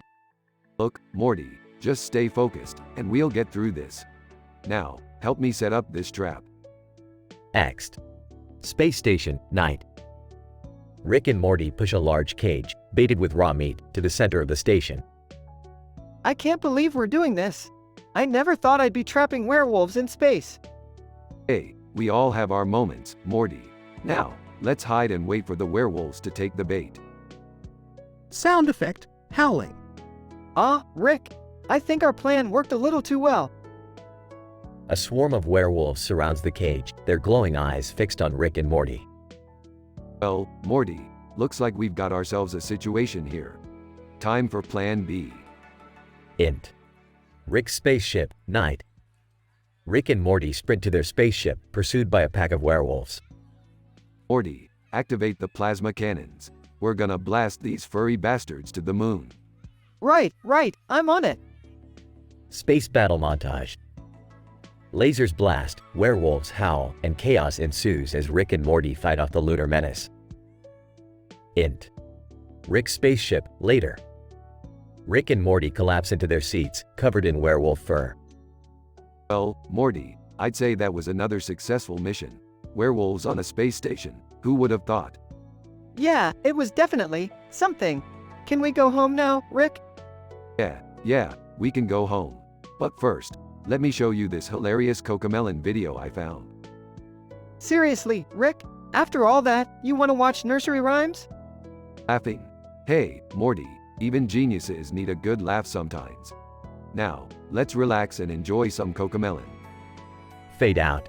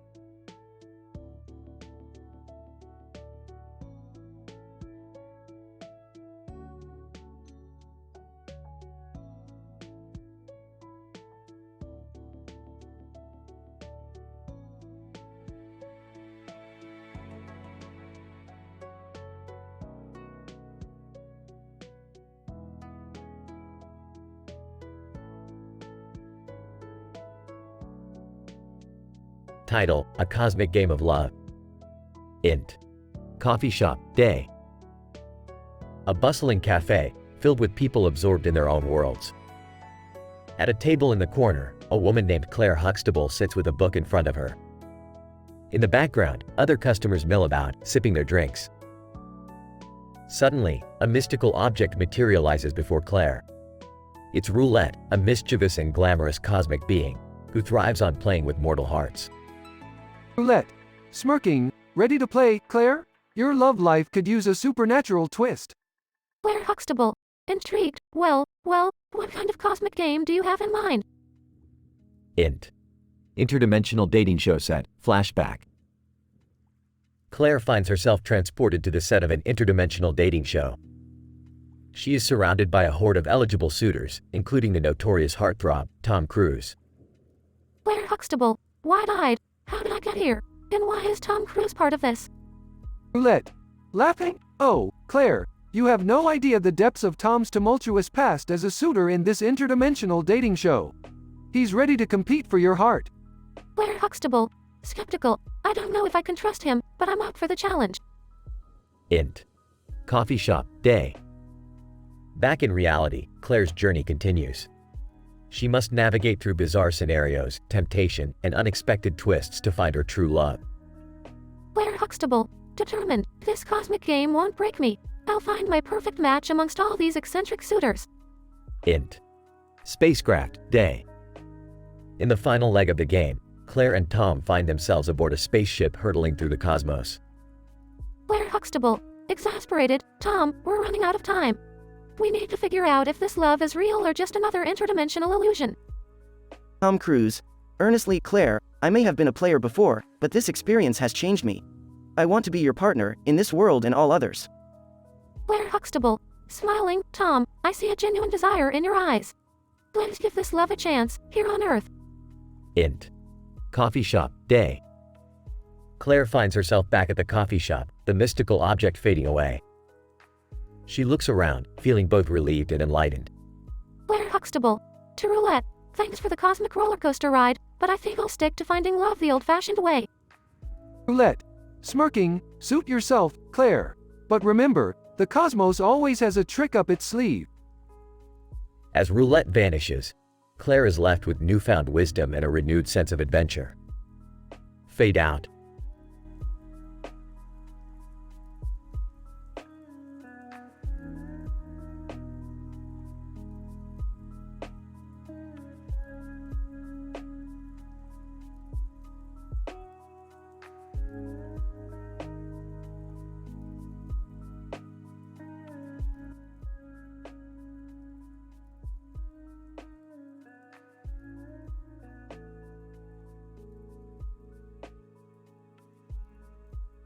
Alright, Morty, buckle up. We're going on an interdimensional joyride. Wow, Rick, another adventure? Can't we just have a normal day for once? Normal is boring, Morty. We need to push the boundaries of the multiverse, explore the unknown, and get ourselves into some seriously outrageous situations. I don't know, Rick. Last time we ended up in a dimension where hamburgers ruled the world.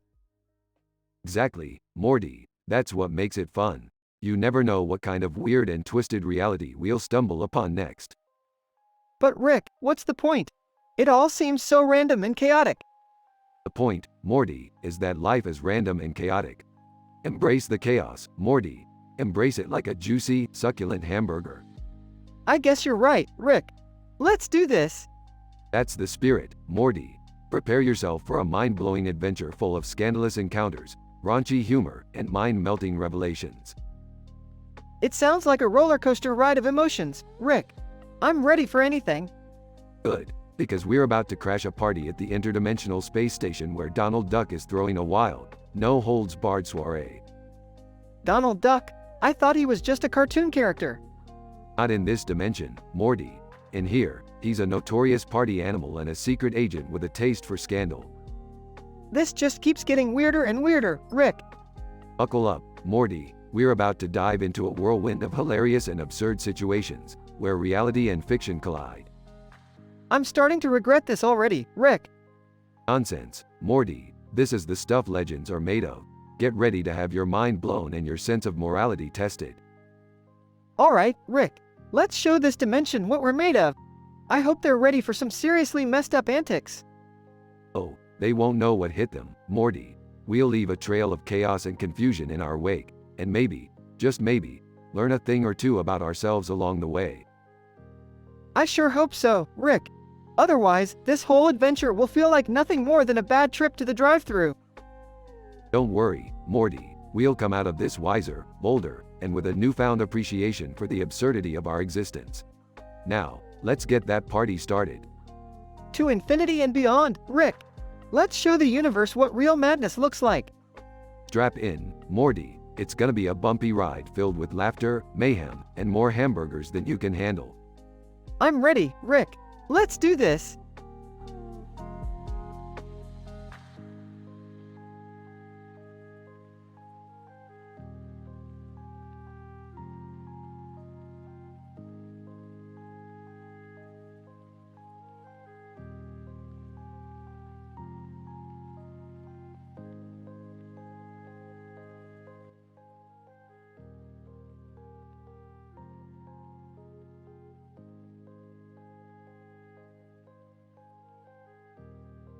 Morty, grab the portal gun.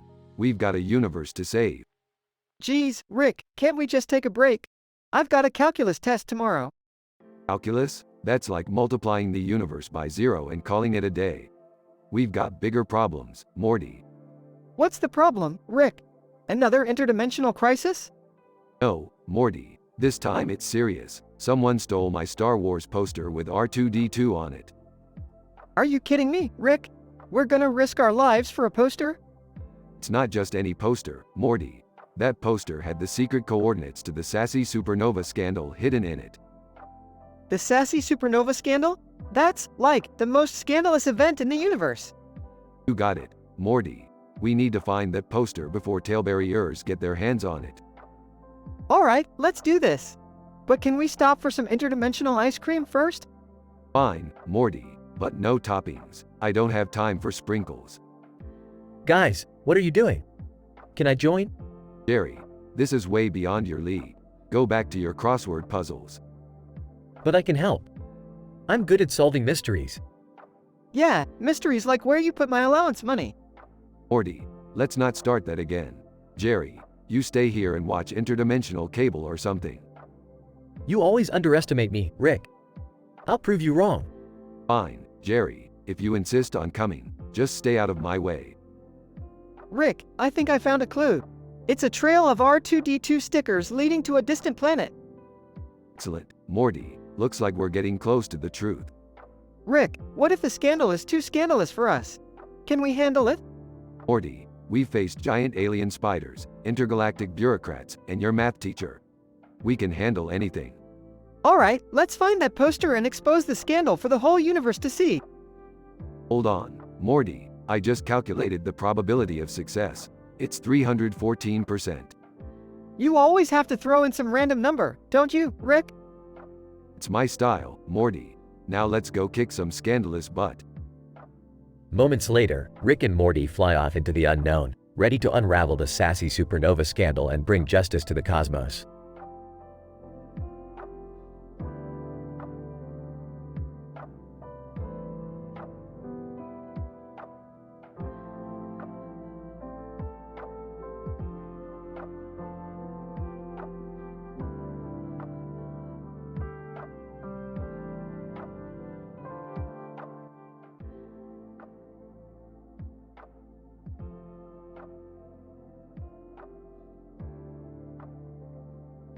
Morty, look at that. A large dinosaur walking across the road next to a full moon and trees in the background with a person in the distance. Whoa, Rick, we gotta check that out. Excited. Guys, guess what? I just befriended an alien. Sarcastic. Oh great, Summer. Another one to add to your collection. Alien friends, dinosaurs, what's next? Laughing. How about a dinosaur parkour championship? I'll bet those prehistoric creatures can really fly.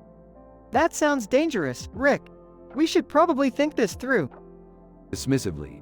Don't worry, Morty. We'll just use some of my funny technology fails to keep it interesting. Curious, so, what's the deal with this alien friend, Summer? Any juicy stories? Smirking. I'm sure it's just another scandal-mongering, shocking tale of extraterrestrial love affairs. Whispering, Rick, I think that person in the distance is actually an alien too. Excited. Morty, this just got even better. We'll have an extraterrestrial exes expose. Giggling. Oh, this is going to be scandalous. I can't wait. Grinning, strap in, kids. We're about to witness the wildest, most outrageous chaos on a purge planet. Nervously, are you sure about this, Rick? It seems like things could get out of hand. Mocking. Morty, when has chaos ever stopped us before? We'll handle it like the seasoned professionals we are. Determined, let's do this. I'm ready for some hardcore dramatic adventure. Laughing. That's the spirit, Summer. Get ready for an adult mature, M-rated episode that will leave everyone shocked and entertained. Whispering, Rick, are we really going to go there with all the mature content? Smirking. Morty, sometimes you just have to push the boundaries and unleash the wild side.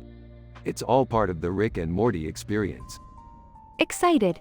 I can't wait to see what crazy, over-the-top, sensational shenanigans we get into this time. Raising his flask to the galaxy's most scandalously funny adventures, my dysfunctional family. Hesitant, cheers, Rick. Here's hoping we survive this one with our sanity intact. Raising her glass, cheers to being audaciously bold and outrageously entertaining. Grinning, let the mayhem begin.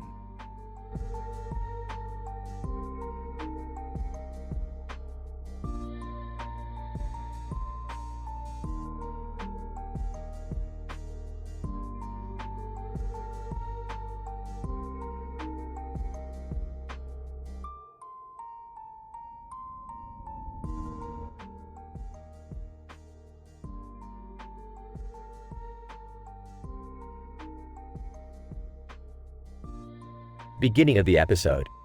Morty, we've got a new adventure on our hands. Strap in, because this one is gonna be wild.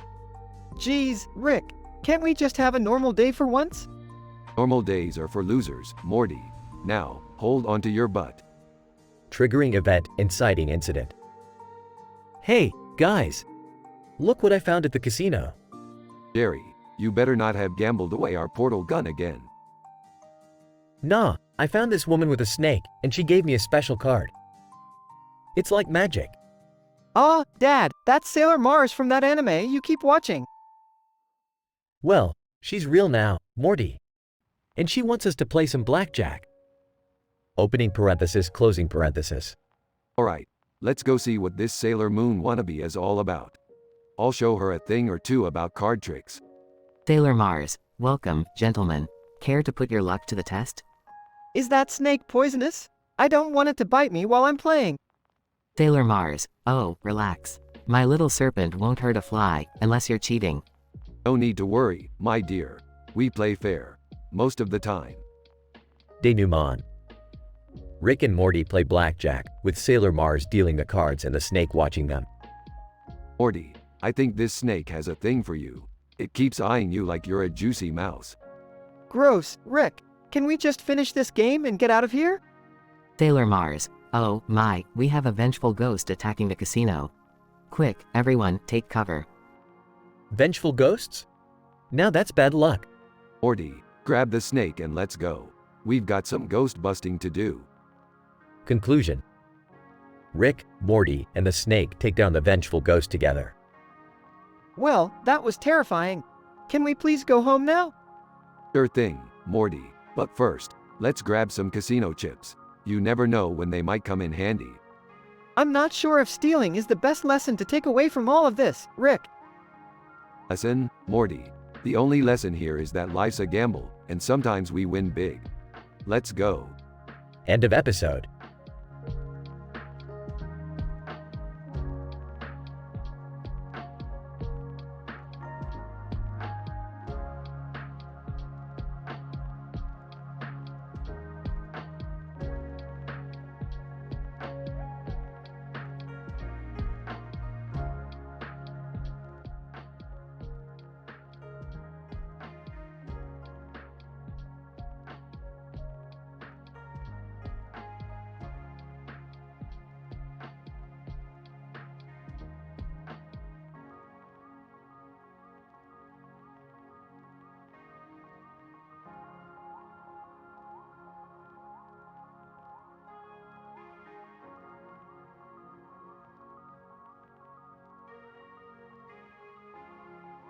Sarcastically, oh great, another romantic escapade under a purple sky. How original. Excitedly, come on, Rick. It's our chance to witness the rare meteoroid marriage meltdown phenomenon. Nervously, I don't know, guys. This seems kinda dangerous. Couldn't we just watch it on TV? Confidently, oh, Jerry, where's your sense of adventure? We're going to Bangladesh. Rolling her eyes. I can't believe we're actually doing this. Can we at least get some ice cream before we risk our lives? Smirking. Ice cream won't save you from the gravitational pull that's about to tear you apart, Summer.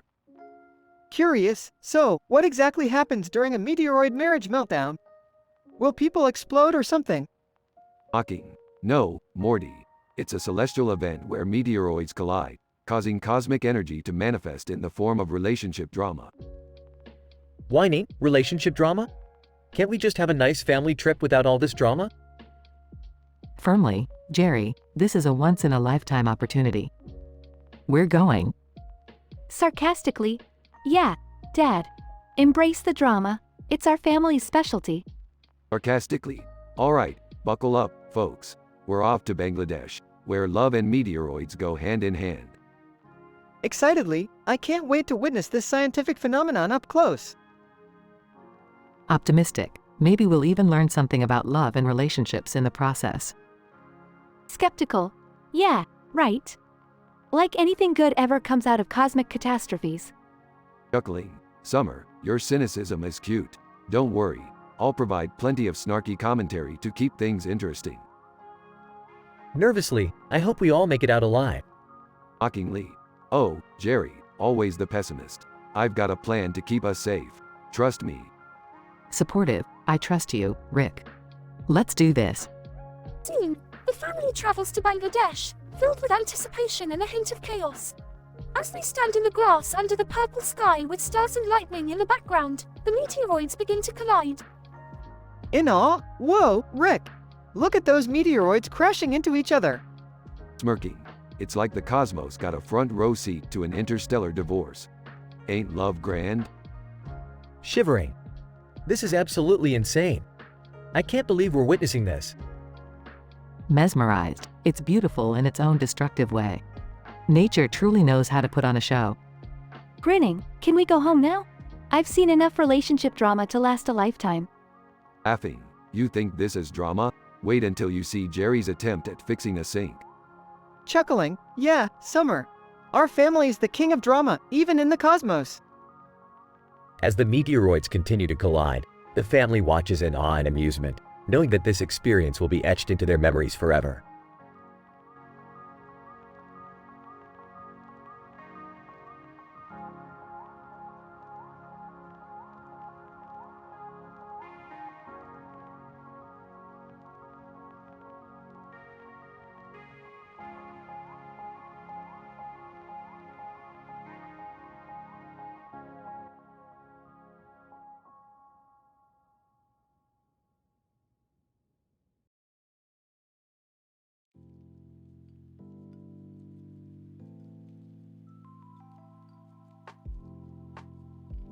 Morty, grab your portal gun. We're going on another crazy adventure. Rick, can't we just take a break for a change? I mean, last time we almost got eaten by a cosmic entity. Morty, life's not about breaks. It's about pushing the boundaries of science and having fun while doing it. But do we always have to end up in some dangerous situation? Look, Morty, danger is just a byproduct of greatness. Now hold on tight. Fine, but if we end up in another dimension full of giant spiders, I'm out. Trust me, Morty, this time it's gonna be different. We're going to the sushi dimension. Sushi dimension? What's so special about that?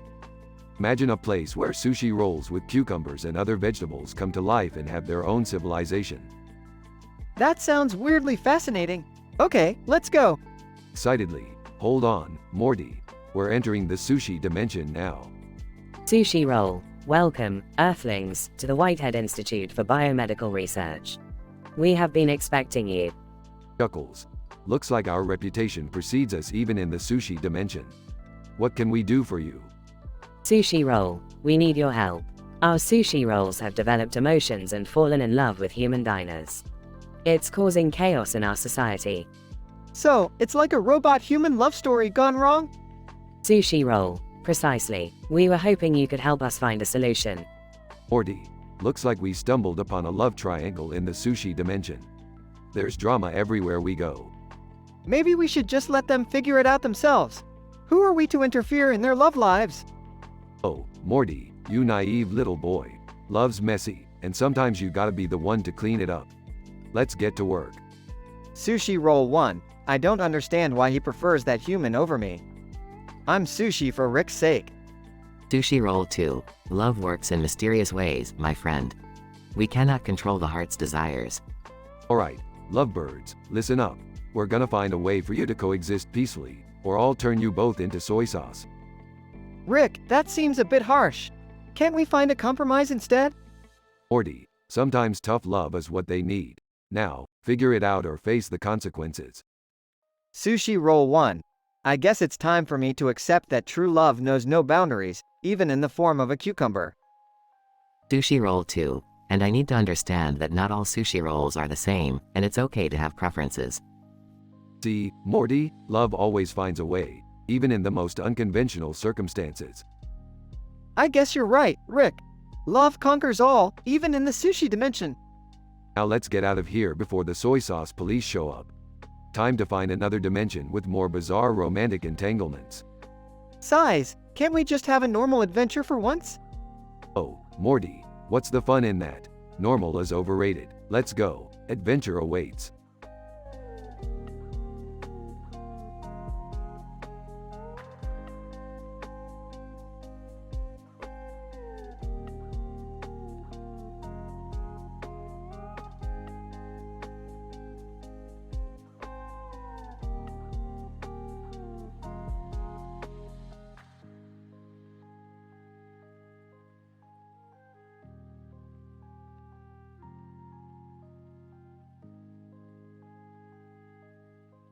Alright, Morty, listen up.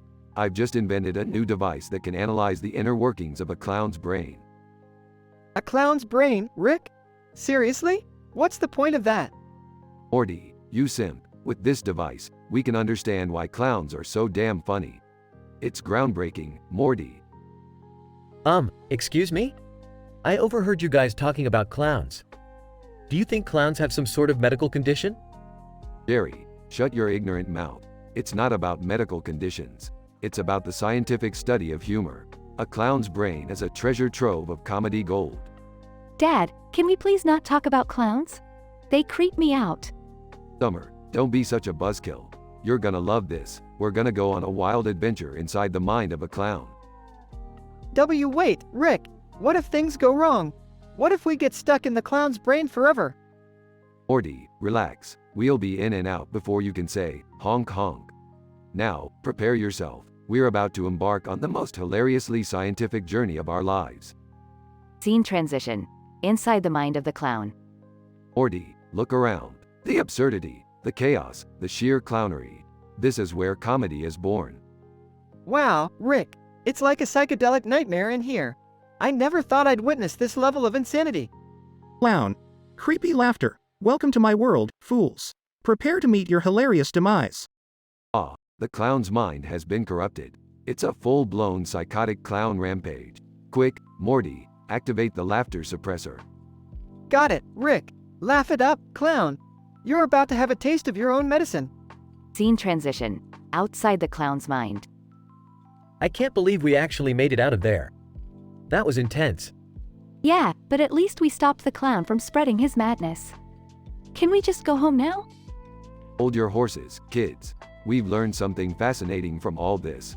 The correlation between fear and laughter is stronger than ever. It's like a twisted vortex of emotions. So, what's the conclusion, Rick? What's next? Well, Morty, I think we've stumbled upon a new genre, the zombie romantic comedy. Picture it. Zombies falling in love while cracking jokes. It's a gold mine, Morty. That's actually kinda genius, Rick. But let's not forget the trauma we just endured. Drama, schmalma, we're scientists, Morty. We thrive on the edge of danger and hilarity. Now let's get to work on that screenplay. Scene ends with Rick, Morty, Summer, and Jerry huddled together, brainstorming their zombie romantic comedy.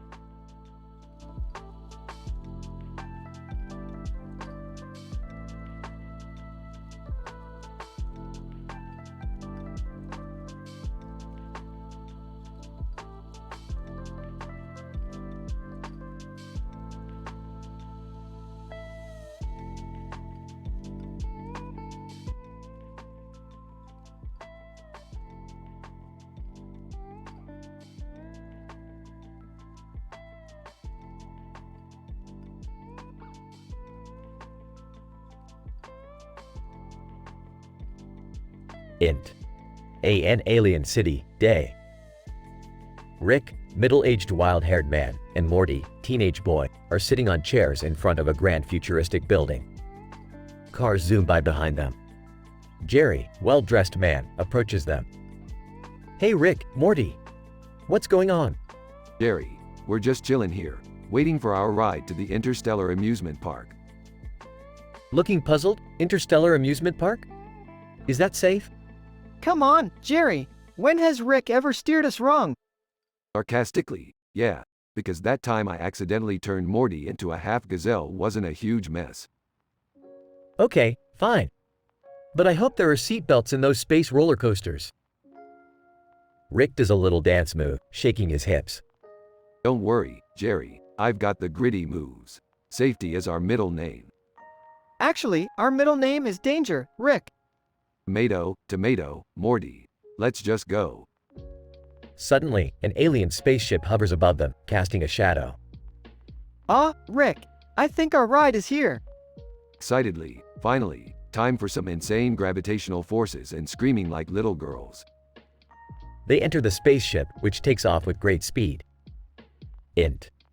Alien spaceship, continuous.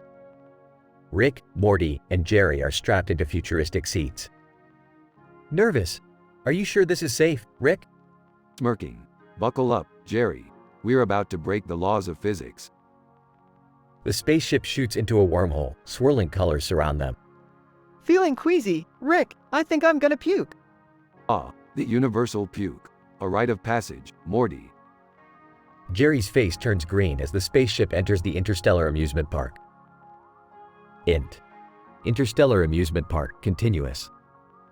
They exit the spaceship and witness mind-bending roller coasters and alien attractions. Rick, this place is insane. I've never seen anything like it. That's the beauty of the multiverse, Morty. Endless possibilities for absurdity. Still uneasy. Can we stick to something less extreme, like a gentle carousel? Rick rolls his eyes. Jerry, we didn't come all this way for a carousel. We're here for maximum chaos. They hop on a roller coaster, and the ride begins with intense loops and twists. Terrified, Rick, I can't take this anymore. Make it stop. Laughing maniacally. Hang on tight, Morty. This is where the real fun begins. Int. Interstellar Amusement Park, night. Rick, Morty, and Jerry stumble out of the roller coaster, disoriented. Exhausted. I can't believe we survived that. I need a vacation from this vacation. Smirking. Welcome to the world of Rick and Morty, Jerry. It's never a dull moment. They walk away, leaving behind a trail of chaos and laughter. Fade out.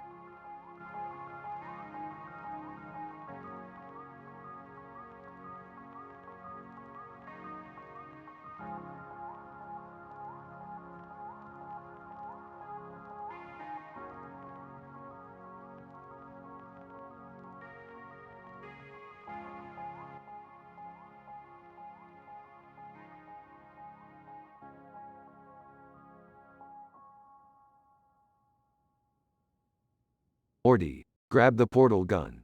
We're going on a scientific adventure. Geez, Rick, can't we just have a normal day for once? Normal is boring, Morty. We're gonna find some real cutting-edge science out there. Size, fine, let's get this over with. They step through a portal and find themselves in a dimension filled with floating black hats and red kites.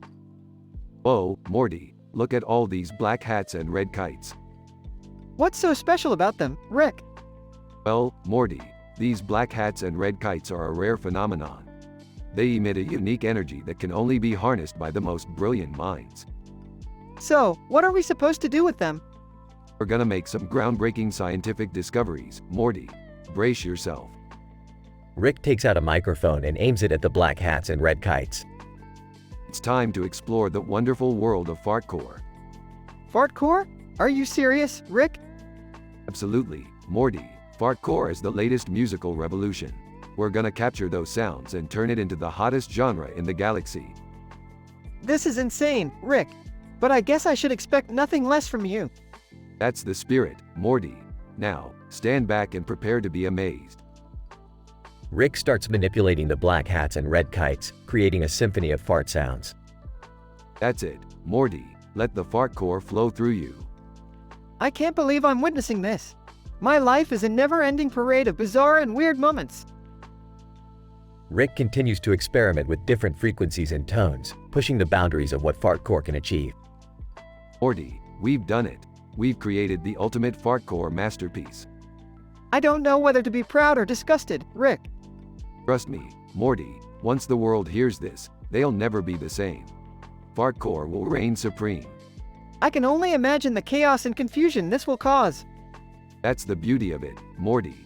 Science doesn't always have to be serious. Sometimes, it's all about pushing boundaries and having a little fun.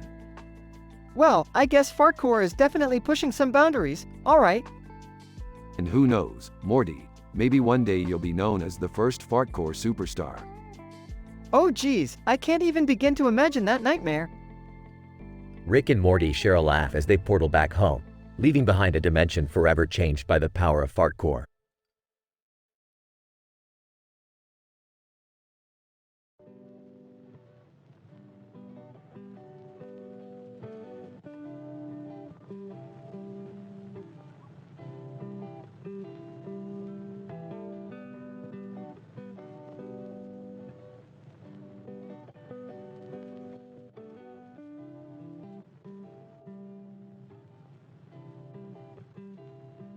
Hey Morty, you ever heard of fartcore?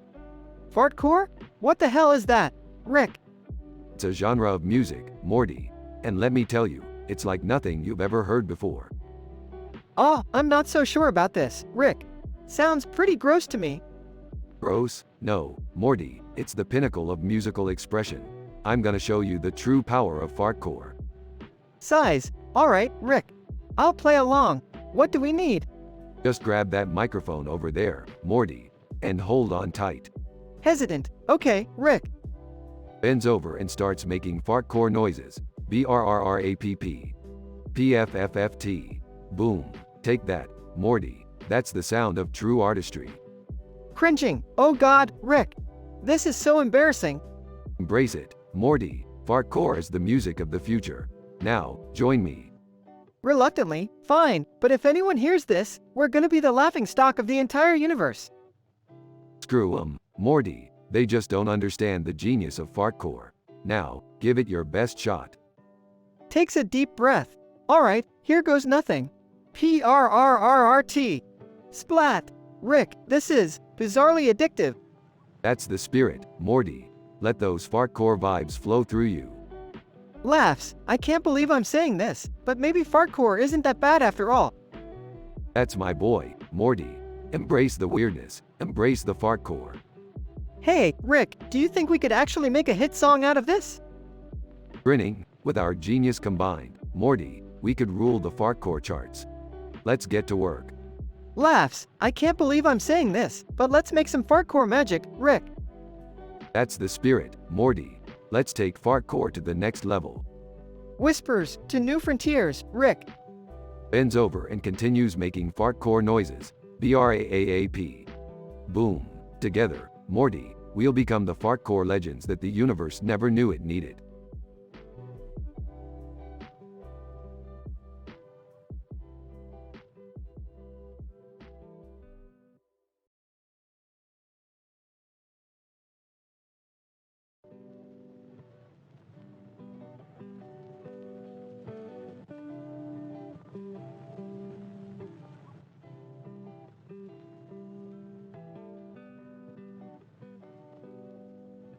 Alright, Morty, Today we're gonna explore the fascinating world of fartcore.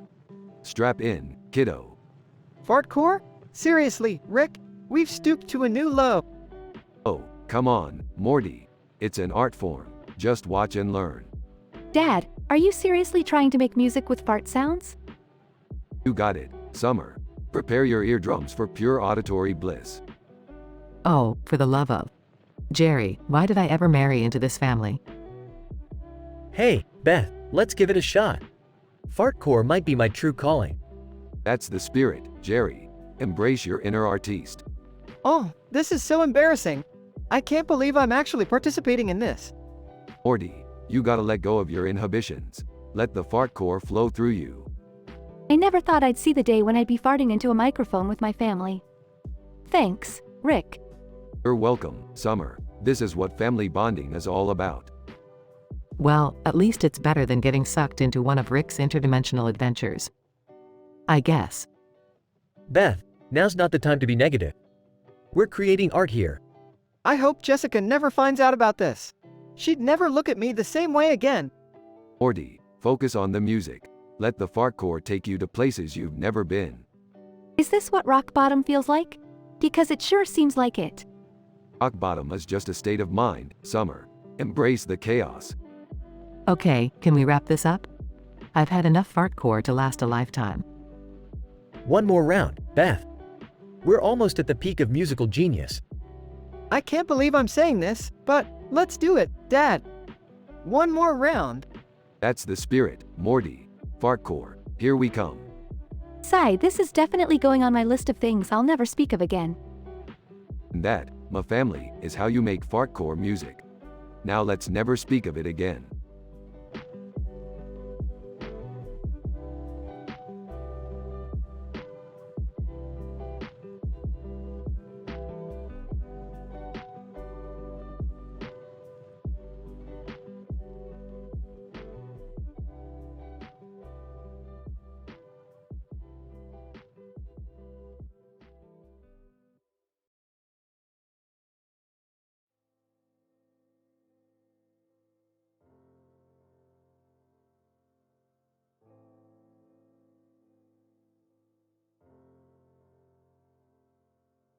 Morty, I've got a brilliant plan to mess with your dad's concert tonight.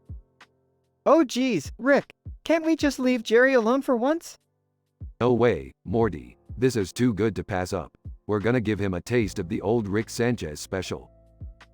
Rick, I really don't think this is a good idea. Jerry's been working really hard on this concert. Oh, come on, Beth. It's just a harmless prank. What's the worst that can happen? Ah, seriously guys? I can't believe we're stooping this low just to mess with Dad's concert. Summer, you'll thank me once you see the chaos unfold. Trust me, it'll be legendary. Alright. So, what's the plan, Rick? We're gonna sneak some laxatives into Jerry's drink. Trust me, it'll make his performance unforgettable. Rick, this is just cruel. I can't believe you're encouraging this behavior. Relax, Beth. It's all in good fun.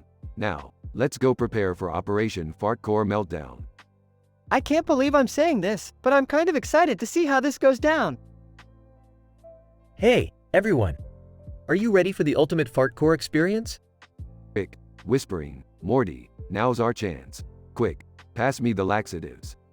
Okay, but I'm not sure about this, Rick. Trust me, Morty, it's gonna be epic. Beth, Morty, and Summer watch as Rick discreetly spikes Jerry's drink. Takes a sip. Ah, that's refreshing. Thanks, Morty. Rick, smirking, you're welcome, Jerry. Before long, Jerry begins to feel the effects. Struggling. Guys, something's not right. Oh, no. Beth, Morty, and Summer watch in horror as Jerry's concert takes an unexpected turn. Rick, what have you done? This is a disaster. Relax, Beth. I told you it would be unforgettable. Unforgettable? More like unforgivable. Moaning. Oh, the smell. It's unbearable. Help. I can't believe I'm saying this, but I think we should probably help Dad. Sighs, yes, Morty. We made our point. Let's go save Jerry from this embarrassment. Later, the Smith family tries to salvage the concert and comfort a humiliated Jerry. Well, that didn't exactly go as planned, huh? No kidding, Rick. Maybe next time we can come up with a prank that won't traumatize Dad. Sniffles, thanks for the support, guys. I really needed that. Sighs, just remember, Rick, there are consequences to our actions. Yeah, I get it. Let's just grab some pizzas and pretend this never happened, alright? Fine, but next time you want to mess with someone, count me out. Rick chuckles as they all head off to find some pizza, leaving the disastrous concert behind them.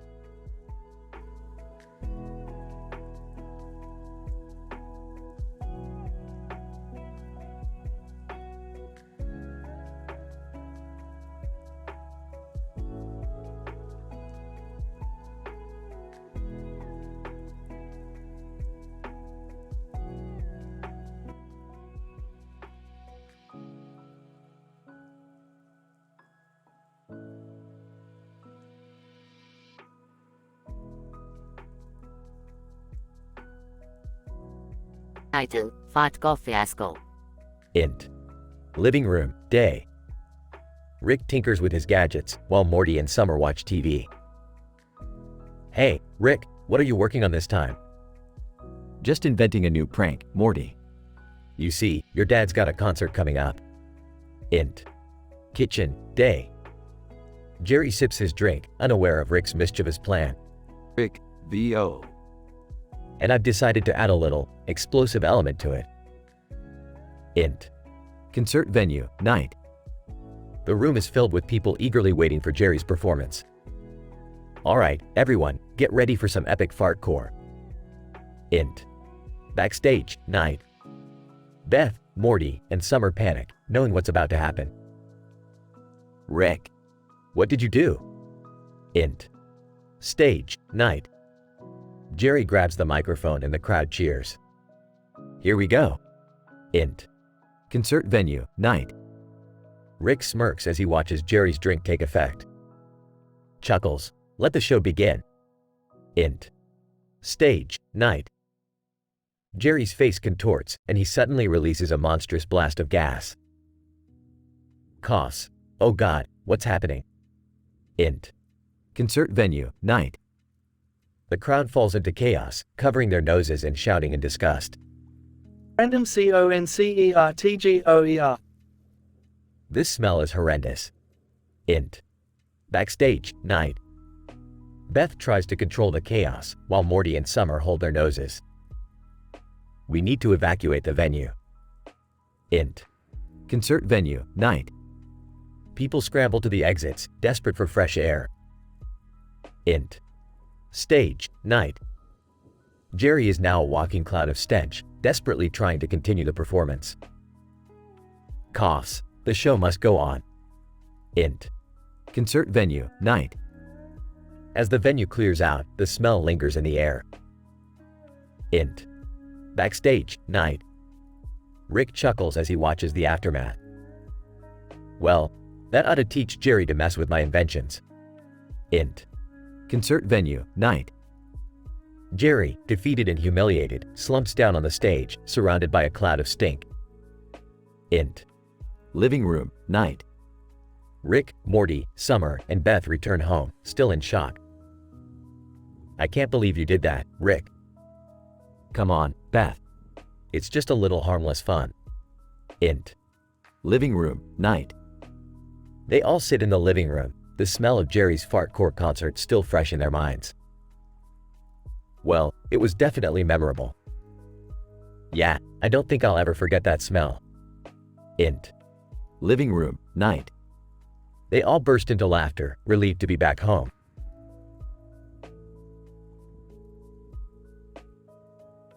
Alright, no more pranks, Rick.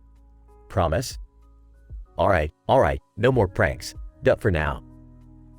They all laugh, knowing that adventure and chaos always await them. Fade out.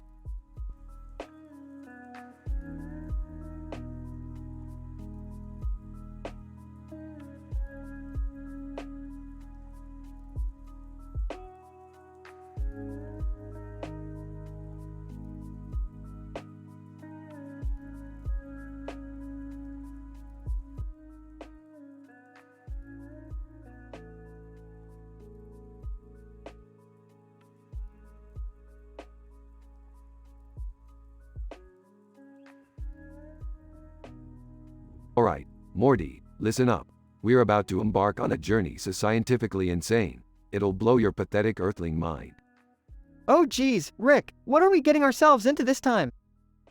Picture this, Morty. We find ourselves in a parallel universe where the only form of currency is playing cards and chips. Playing cards and chips? That sounds weird, Rick. How does that even work? I'll explain it to you using complex PhD-level scientific jargon that you won't understand, Morty. It's a blend of Ganondorf's poker skills and Pai Gao's strategic genius. Ganondorf? Isn't he the bad guy from that video game? Bingo, Morty. We're gonna take on Ganondorf in a high-stakes game of 4-card poker, but with a twist. The loser has to endure a warm bamboo massage from a psychotic clown. Whoa, that's messed up, Rick. Are you sure we should get involved in all this? Morty, when have we ever backed down from a challenge? We're gonna use our cybernetic espionage warfare skills to outsmart Ganondorf and win the game. I guess you're right, Rick. We can't let some interdimensional poker game get the best of us. Damn straight, Morty. We're gonna bluff, strategize, and pull off some mind-boggling feats to ensure our victory. Nothing can stop us. I hope you're right, Rick. This whole situation sounds absolutely bonkers. That's the spirit, Morty. Now, let's go kick some interdimensional ass and show them what the smartest duo in the galaxy is capable of. Meanwhile, in the parallel universe. Ganondorf, Rick and Morty, huh? They think they can beat me at my own game? They're in for a rude awakening. Rick and Morty sit down at the green tablecloth, ready to face Ganondorf. Let the game begin, Ganon. We're gonna take you down and prove once and for all that we're the masters of the multiverse. Ganondorf, we'll see about that, Rick. Prepare to face the wrath of my poker skills. As the game progresses, the tension rises. Rick and Morty pull off some unbelievable bluffs and strategic plays, leaving Ganondorf dumbfounded. Rick, we're actually doing it. We might have a chance to win. Of course we do, Morty. We're unstoppable. Now, let's finish this and claim victory. After a nail-biting final hand, Rick and Morty emerge as the winners, leaving Ganondorf in shock. Looks like we outsmarted you, Ganon. Now, prepare to face the consequences of your defeat. The warm bamboo massage from a psychotic clown. Ganondorf, no, anything but that. Meanwhile, the interdimensional clown approaches Ganondorf with a malevolent grin. Clown, time to experience the most twisted massage of your life, loser. Rick and Morty leave the scene, victorious and chuckling to themselves. Rick, I can't believe we actually pulled it off.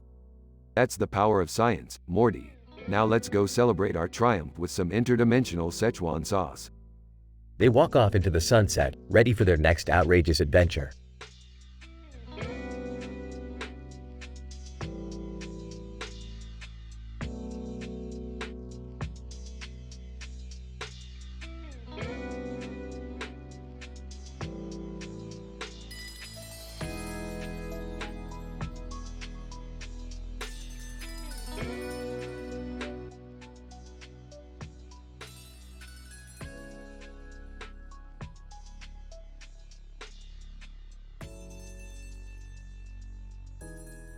Morty, I've just discovered a new dimension where everything is made of pickles. It's called Pickleverse. Seriously, Rick? More pickles? I can't take it anymore. Oh come on, Morty. Don't be such a gherkin. You know you love it. Rick, I don't understand why you're always dragging Morty into these pickle adventures. Can't we have a normal family outing for once? Jerry, normal is boring. Now, let's go to the Pickleverse and have some briny fun. Hey, look what I just found. It's an interdimensional dating app. No way, Summer. That sounds like a disaster waiting to happen. Oh, come on, Morty. It's just a harmless way to meet interesting beings from other dimensions. Alright, Summer, you do you. But be careful, the multiverse is full of sketchy characters. Summer, I don't like the idea of you dating some alien bad boy. It's just asking for trouble. Dad, you're so old-fashioned. I'm tired of being cooped up in this boring suburb. I want adventure. Uh-oh, Summer. I think you're in way over your head with this alien bad boy. Bird person, Summer, I sense danger in your path. Be cautious with whom you mingle. Bird person, don't be such a buzzkill. I can handle myself. Let's live a little. Alright, Morty, we've got a crisis on our hands. Summer's romance has caused a multiverse scandal. How did that even happen, Rick? I thought she was just going on harmless dates. Turns out, this alien bad boy is the notorious playboy of the multiverse. He's got an interdimensional cheating ring going on. What? I didn't sign up for this. See, Summer? I told you dating an alien bad boy would lead to trouble. Alright, Morty, we need to save Summer from this interdimensional mess.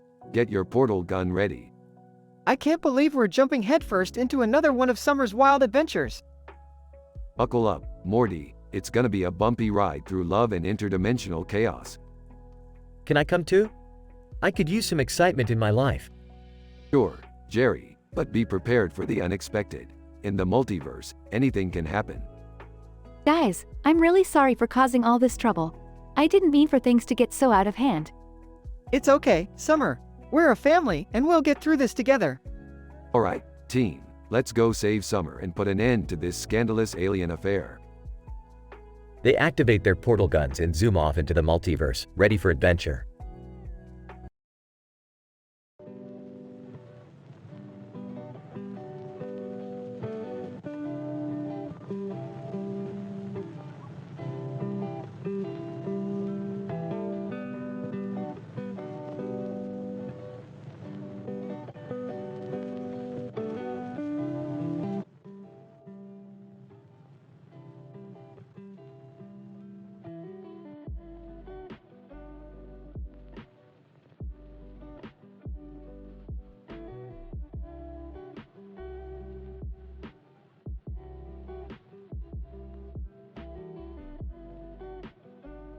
Int. Living room, day. I'm sitting on the couch, watching TV, when suddenly, a bright green and blue light fills the sky outside. Startled. What in the world is going on? I rush to the window and see a picture of a clock with a green light shining brightly in the sky. Excitedly, this looks like some sort of anomaly. A clock image projected in the sky. How is that even possible? I grab my phone and start searching scientific articles about strange light phenomena. Reading aloud. Anomalous light occurrences have been reported throughout history, usually associated with unidentified objects or advanced technology. Could this be some kind of extraterrestrial intervention? As I continue my research, there's a sudden knock on my door. I open it to find my eccentric neighbor, Drive. Hawkins, standing there with a wide grin on his face. Confused. Dr. Hawkins, what are you doing here? Dr. Hawkins, my dear friend, have you witnessed the extraordinary light display in the sky? Nodding. Yes, it's absolutely mind-boggling. What do you make of it? Dr. Hawkins, I believe this is an anime meme creation beam. It intricately combines elements from various popular anime shows in an attempt to create the ultimate meme. Astonished, an anime meme creation beam. That's genius, but why here? Dr. Hawkins, the source of this phenomenon lies within Hulk's gamma radiation containment experiment nearby. It appears that while trying to boost his strength, he accidentally unleashed this awe-inspiring light. Grinning, only Hulk could accidentally create an anime meme generator. This is going to be legendary. We both decide to investigate further and make our way to Hulk's lab. Int. Hulk's lab, day. We find Hulk, frustrated and bewildered by the chaos he inadvertently caused. Smiling, Hulk, what have you done? Hulk didn't mean to. Hulk just wanted to be stronger. Dr. Hawkins, fear not, Hulk. We'll find a solution together. But first, we need to understand the nature of this phenomenon. Noticing a clock on the wall, look. That clock has a green light too. Dr. Hawkins, fascinating. It seems that the green light from the sky is affecting every time-telling device. Whispering. Wait, I think I see someone familiar outside. We peer through the lab window and spot Beth, my multiverse doppelganger, holding a weird futuristic gadget. In disbelief, that's Beth. But why does she have that device? Dr. Hawkins, could it be she's exploiting the temporal disruption caused by the green light? Together, we rush outside to confront Beth. Next. Lab front yard, day. We catch up to Beth near a makeshift time portal. Demanding. Beth, what's going on? Are you responsible for all of this? Sheepishly, okay. I may have borrowed this gadget from myself in another dimension, thinking it was just a cool toy.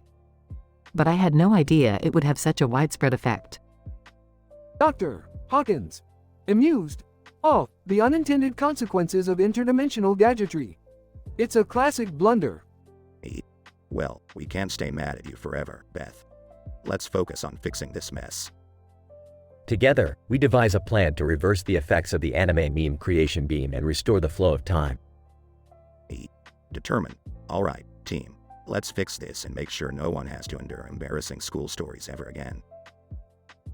And so, armed with our collective knowledge and a newfound determination, we set out to save our town from the onslaught of anime memes and restore the natural order of time. Fade out.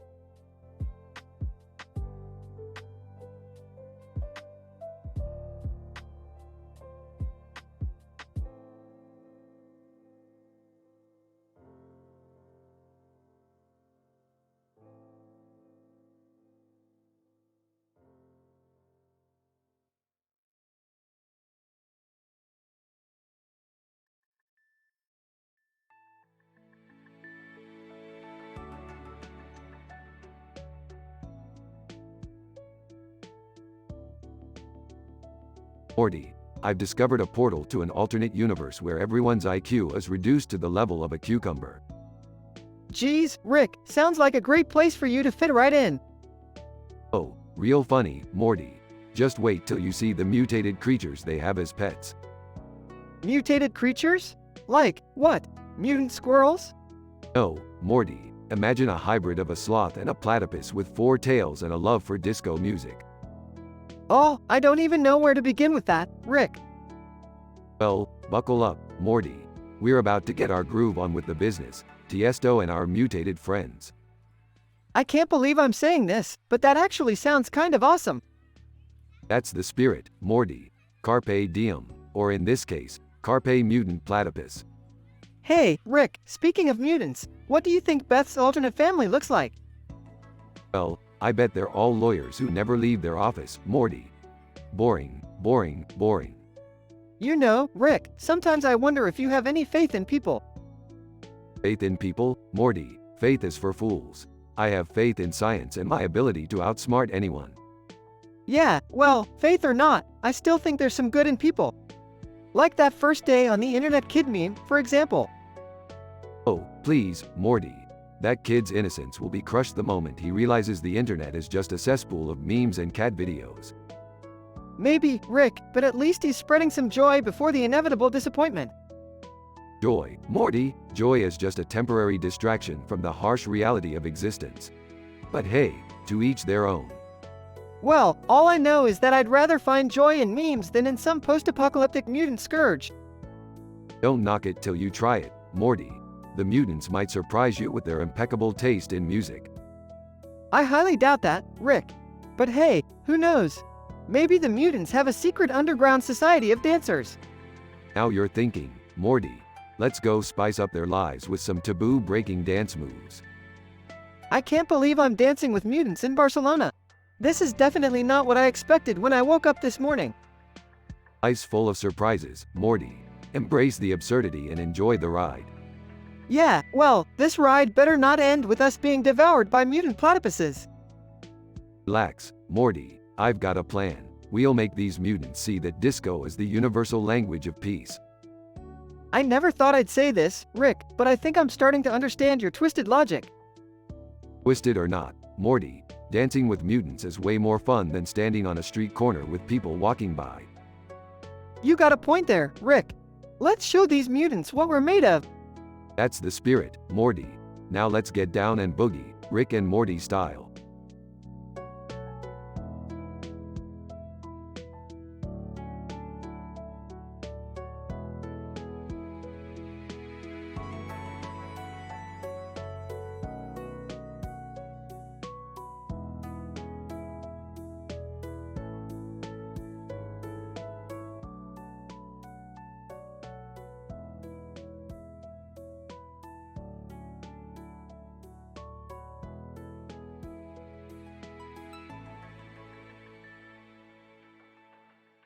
Int. Smith family living room, day. Rick is tinkering with his latest invention, while Morty sits on the couch, flipping through a comic book. Morty, hand me that microcapacitor. And hurry up, I don't have all day. Geez, Rick, can't you just invent something to grab it yourself? Morty, do you have any idea how complex this invention is? It's not some simple doodad that can just grab things. Now give it here. Morty reluctantly hands over the microcapacitor. Int. Rick's garage, continuous. Rick and Morty enter Rick's garage, now filled with strange, sci-fi contraptions. A portal gun sits on the workbench. Morty, I've devised a plan to enter a parallel dimension where everything is made of candy. Candy? Are you kidding me, Rick? Why can't we just go to the movies or something? Movies are for idiots, Morty. Now grab the portal gun and let's get going. Next. Candy dimension, day. Rick and Morty step through the portal and find themselves surrounded by candy trees and chocolate rivers. Whoa, this place is unreal. I just hope there aren't any candy monsters or anything. Relax, Morty. There's nothing to worry about. Just don't eat anything, or you might get stuck here forever. Wait, what? Suddenly, a group of candy monsters emerge from the trees, their eyes glowing menacingly. Candy monster number 1, surrender your portal gun, fools, or taste the wrath of the Candy Kingdom. Well, Morty, looks like we've got ourselves a little sticky situation. Sticky? More like sweet and deadly. Rick pulls out a futuristic laser blaster and starts firing at the candy monsters, destroying them one by one. That's what you get for messing with the smartest man in the universe. Int. Jerry and Beth's bedroom, night. Jerry and Beth are lying in bed, discussing their day. So, Jerry, how was work today? Same old, same old. Dealing with incompetent coworkers and a boss who thinks he's a genius. Oh, you mean like Rick? Exactly. He just waltzes in, being all arrogant and reckless. It's infuriating. Well, you know what they say, Jerry. You can't teach an old genius new tricks. Yeah, but maybe I can teach him a thing or two about humility. They both laugh. Int. Rick's lab, day. Rick and Morty return from their candy adventure, covered in chocolate and sugar. That was insane, Rick. I can't believe we made it back in one piece. Of course we did, Morty. I'm the smartest man in the universe, remember? Yeah, whatever. Can we go back to normal adventures now? No more candy dimensions, please. Fine, Morty. Back to the regular old crazy adventures. But I promise you, they won't be as sweet. They share a laugh as they head off to their next mind-bending escapade. Fade out.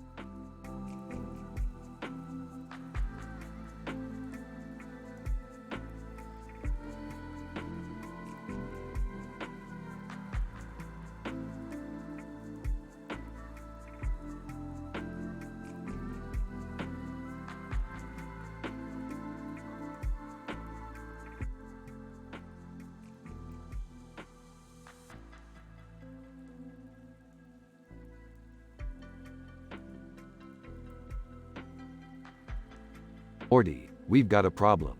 There's a disturbance in the quantum matrix, and it seems to be affecting the entire multiverse. Oh geez, Rick, what's causing it? Well, according to my calculations, it seems to be originating from an alternate reality where Jerry became a famous superhero. Wait, so you're saying there's actually a reality where Jerry isn't a total loser? That's exactly what I'm saying, Summer, and it's causing a ripple effect throughout the dimensions. So what do we do, Rick? We're gonna have to confront this alternate Jerry and bring him back to our reality. I've developed a portal gun that can take us directly to him. Can I come too? I've always wanted to see Dad actually accomplish something. Fine, but remember, this is dangerous. We're dealing with a reality where everything is upside down, literally. Gravity is reversed, physics are wonky, and Jerry is a hero. It's gonna be a wild ride. Just another day in the life of Rick and Morty, huh? You got it, Morty. Now let's suit up and get ready for some interdimensional chaos. Scene transitions to the alternate reality. Whoa, everything looks so weird here, Rick. No kidding, Morty. Just try not to get too disoriented. We need to find Jerry and fix this before it causes irreversible damage. They stumble upon a group of citizens in distress. Citizen 1, help. The supervillains are taking over the city. Citizen 2, we need our hero, Jerry, to save us. Morty spots the alternate Jerry, looking all heroic in his flashy costume. There he is, Rick. What's the plan? We need to convince Jerry to come back with us, Morty. But it won't be easy.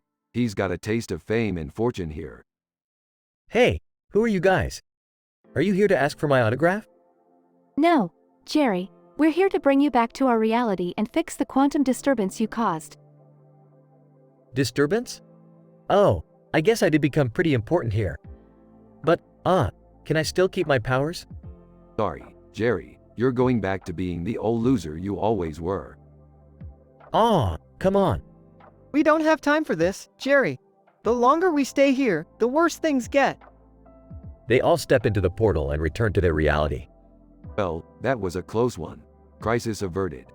Yeah, but what if something like that happens again, Rick? Morty, there are infinite possibilities in the multiverse. We just have to be ready for whatever comes our way. Now, let's go grab some Szechuan sauce before dinner. Classic Rick and Morty, always thinking about food. Scene ends with them heading off for another adventure.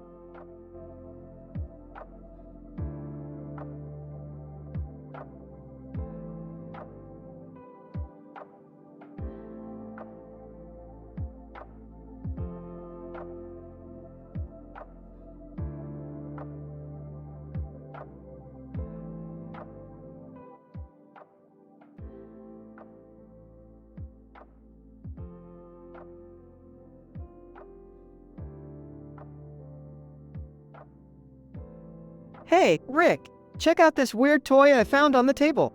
It's got a green button on its head and legs.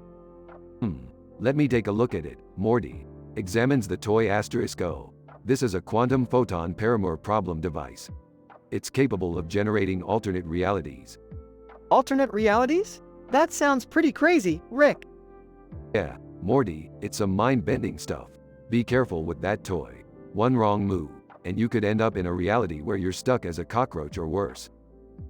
Whoa, that's intense, Rick. But you know what? I ain't scared. I'm gonna press this green button and see what happens.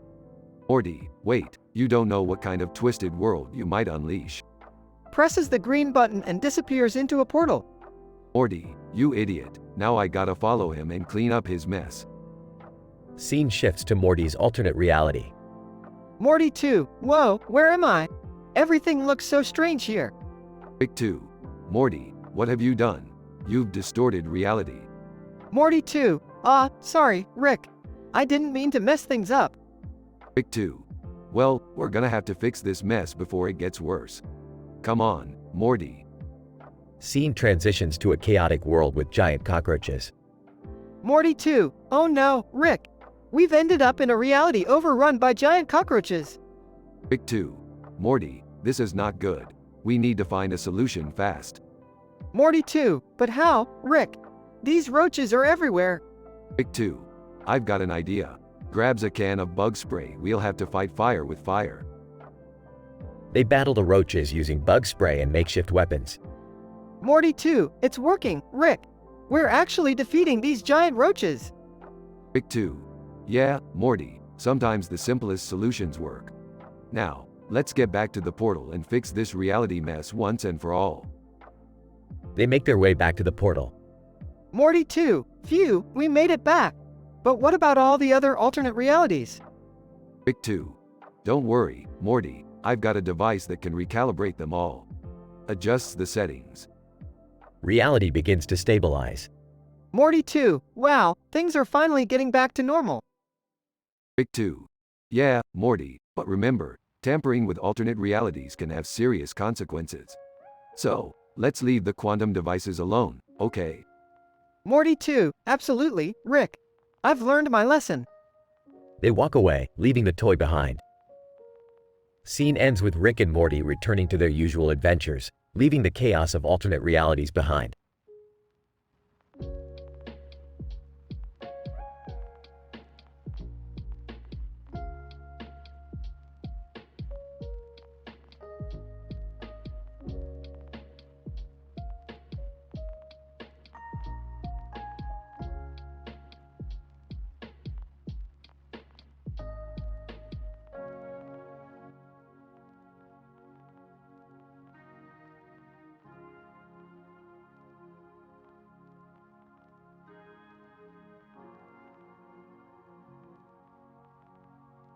Morty, mortify the unfathomable matrix of molecular mechanics in front of you.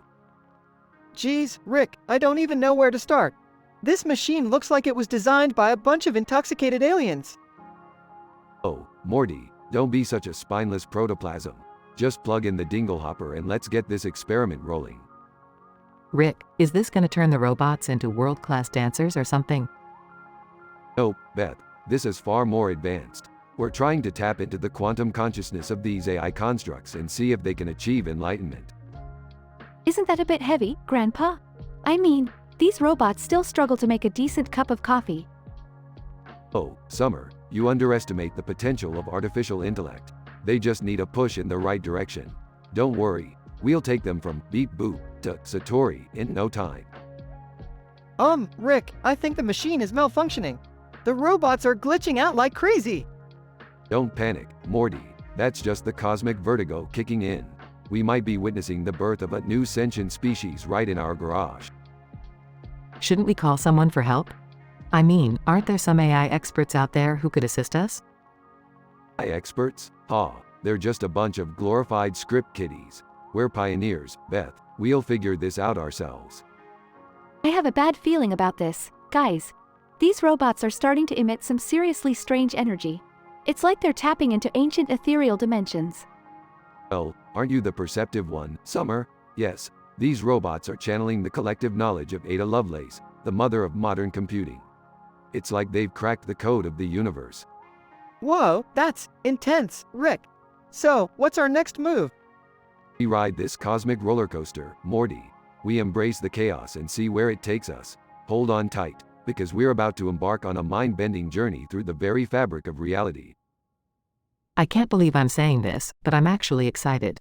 Let's see what the robots are capable of. Yeah, I guess this beats watching reruns of Ethiopian Idol. Alright, strap in everyone. We're about to witness the birth of a new era, where man and machine become one, where the ancient Arabic philosophers called it La al-Masiya. What does that mean, Rick? It means, Morty, that we're about to witness the transcendence of technology, the union of logic and intuition, the ultimate realization of our wildest dreams. Alright, Rick, but if this goes wrong, can we call Jerry for backup? Jerry wouldn't know a quantum particle from a pebble. We're on our own, Beth. No turning back now. Okay, I'm officially scared now.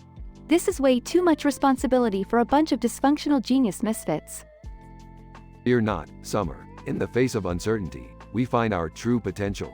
Now let's dive headfirst into the unknown and make history. I guess there's no going back now, huh? That's the spirit, Morty. Embrace the chaos. Adventure awaits.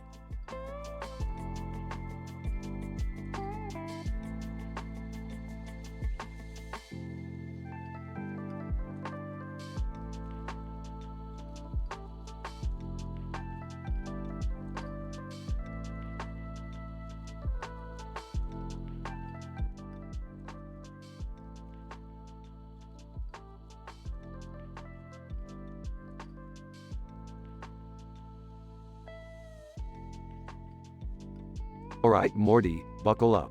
We're about to embark on a mind-bending adventure. Geez, Rick, can't we just have a normal day for once?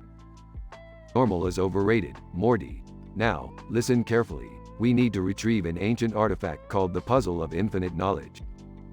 Puzzle of Infinite Knowledge? What does that do? It's said to contain the secrets of the universe, Morty. Whoever solves it gains ultimate wisdom. And what's the trigger for this little adventure, Rick? Well, Morty, we received an anonymous letter with a piece of the puzzle and an invitation to a haunted wine tasting. Talk about an offer you can't refuse. Haunted wine tasting? That sounds intriguingly twisted. You have no idea, Morty. We're diving deep into the human subconscious, Inception style. Are you sure this is safe, Rick? What if we get stuck in someone's dream within a dream? Don't worry, Beth. I've souped up the portal gun to handle any dream hijinks. We'll be fine. Can I come too? I've always wanted to experience a haunted wine tasting. Sure, Summer. Just remember, this is not for the faint-hearted. We're going to encounter some seriously twisted puzzles. Like that time we were trapped in that Rubik's Cube death trap? Oh Morty, that was child's play compared to what's waiting for us now. Alright, let's do this. But let's remember to stick together and solve that puzzle. Agreed, Beth. But first, let's take a moment to appreciate the fine bouquet of this haunted Pinot Noir. I can't believe we're drinking haunted wine. Is that even a thing? Everything is a thing, Summer. Now stop overthinking and start drinking. Hey Rick, I think I solved a piece of the puzzle. Good job, Morty. Let's see what it reveals. It looks like a blueprint for an interdimensional teleporter. That could be our ticket out of this crazy adventure. Hold on, guys. I think I found another clue hidden in the spirits. Well done, Summer. Looks like we're getting closer to unlocking the puzzle of infinite knowledge. I can't believe we're risking our lives for a puzzle. Morty, sometimes the greatest adventures come in the most absurd packages. You know what, Rick? You might be right. Let's solve this puzzle and unlock the secrets of the universe together. That's the spirit, Beth. Now, let's toast to unraveling the mysteries of existence, one haunted glass of wine at a time. Here's to puzzle solving and avoiding dream within a dream shenanigans. Cheers to being a part of the weirdest family in the multiverse. That's the only way we know how to roll, Summer. Let the haunted wine tasting puzzles begin. End of script.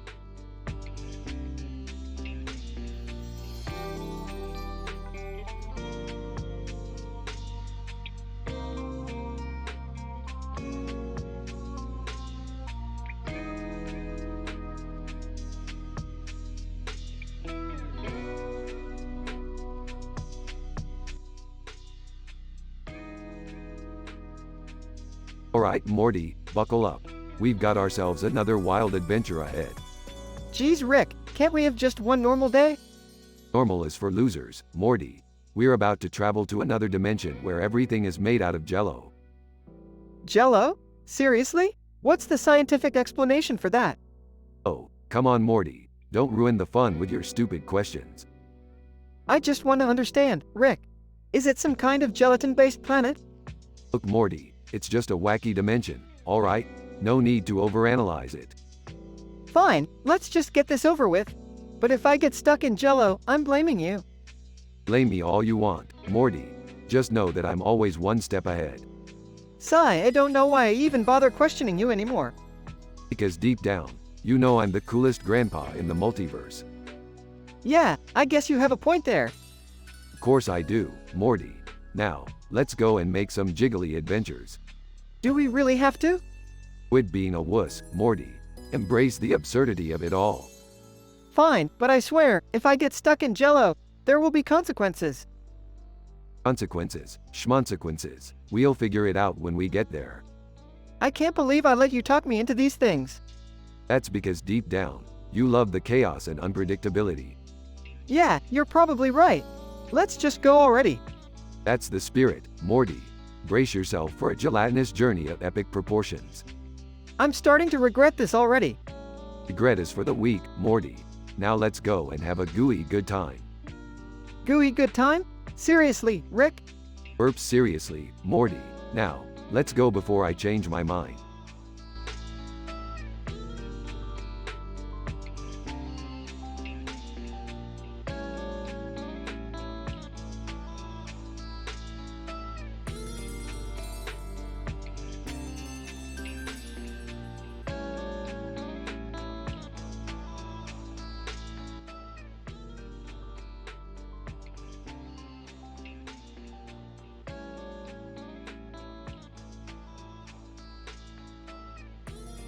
Morty, grab the portal gun. We've got a supernatural plague outbreak on our hands. What? Supernatural plague? Can't we just watch TV or something? No time for TV, Morty. This plague makes people's heads explode with uncontrollable laughter. We gotta find the cure. A cure? How are we gonna do that? Well, Morty, we're gonna need to extract some rare ingredients from the lunar love tangle flower. It only blooms under the light of a full moon. Great, so we have to go to the moon? This just keeps getting better. Buckle up, Morty. We're going to the Unicorn Art Gallery on the moon to find that flower. Are there actual unicorns there?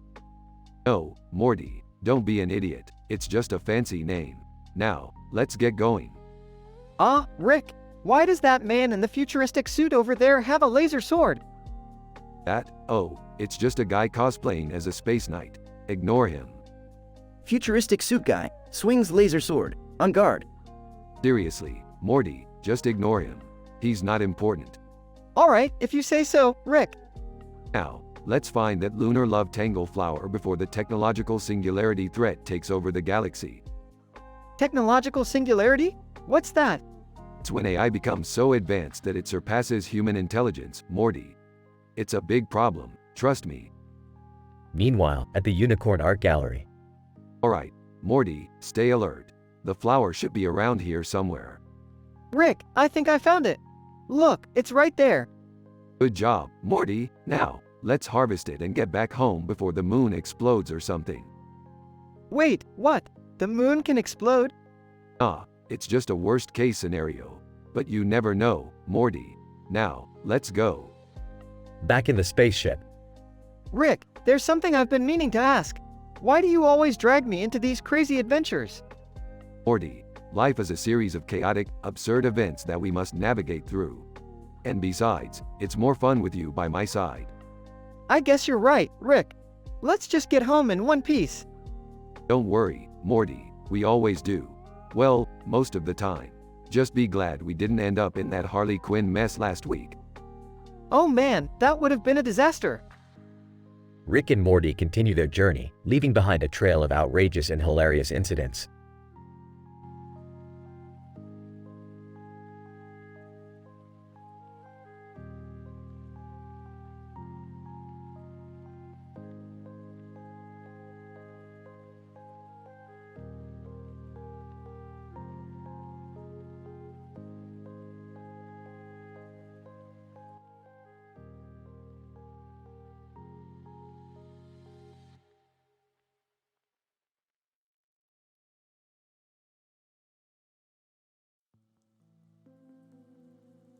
Title: Haunted House Mystery, the Sports Trivia Quiz. Characters. 1. Olivia, the fearless investigator. 2. Ethan, the skeptical friend. 3. Sarah, the superstitious sidekick. 4. Emma, the curious neighbor.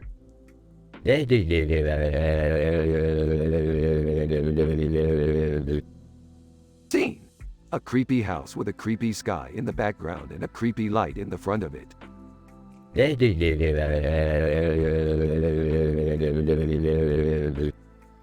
Episode 1. The Challenge. Olivia. Guys, we've solved countless mysteries, but this haunted house? It's like nothing we've ever encountered. Ethan, you think this is for real? I mean, a creepy house with creepy everything? It's too cliché. Sarah, no, this place is cursed, I tell you. I've heard stories about unearthly beings haunting this area. Emma, hold on. I think I heard something about a secret sports trivia quiz that unlocks the truth about the haunted house. Olivia. A quiz? That's our way in. We're experts in the supernatural and sports. Let's do it. The group enters the haunted house.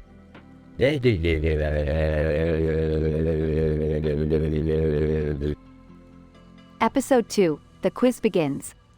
Olivia. Look, there's a podium with a microphone. It must be the starting point for the quiz. Ethan, alright, let's prepare for some intense sports trivia. I hope they don't ask about underwater basket weaving. Sarah, shush. Did you hear that? It sounded like a ghostly whisper. Emma, focus, guys. We have to answer all the questions correctly to uncover the secrets of this house. The group answers a series of challenging sports trivia questions.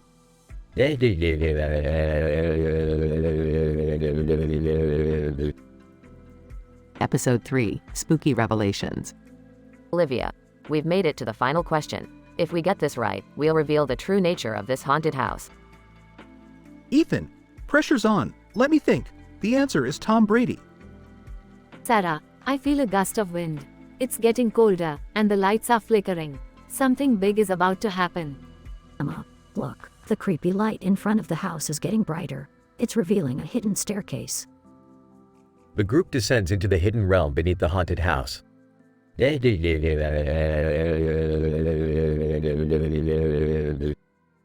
Episode 4. The Shadow's Secret. Olivia. What is this place? It's filled with ancient manuscripts and eerie artifacts. Ethan, spiders everywhere. Reminds me of my arachnophobia. Why did we have to find a hidden basement? Sarah, I have a bad feeling. We shouldn't have meddled with such dark forces. Emma, wait, I found an old diary. It speaks of a cursed artifact hidden within this house, capable of granting unimaginable power. The group must make a decision that will determine the fate of the haunted house.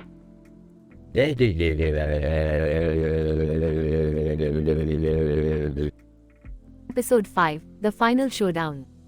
Olivia, we have to destroy this cursed artifact and free the trapped spirits. It's our only chance to restore balance. Ethan, destroy it? Are you out of your mind? We could unleash an even greater evil. Sarah, the diary says there's a specific ritual we must perform to break the curse. We need unity and faith. Emma, time's running out. What will it be, guys? Trust the diary or abandon all hope? The group faces the ultimate choice, unsure of the consequences they will unleash upon the world.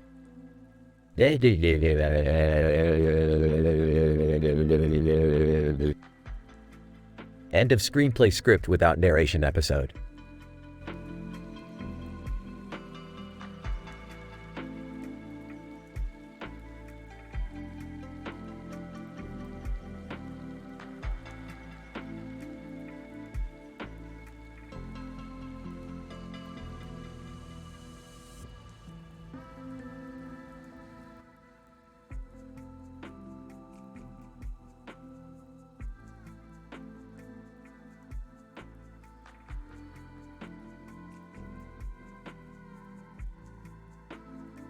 Title, Possessed Mannequin Panic.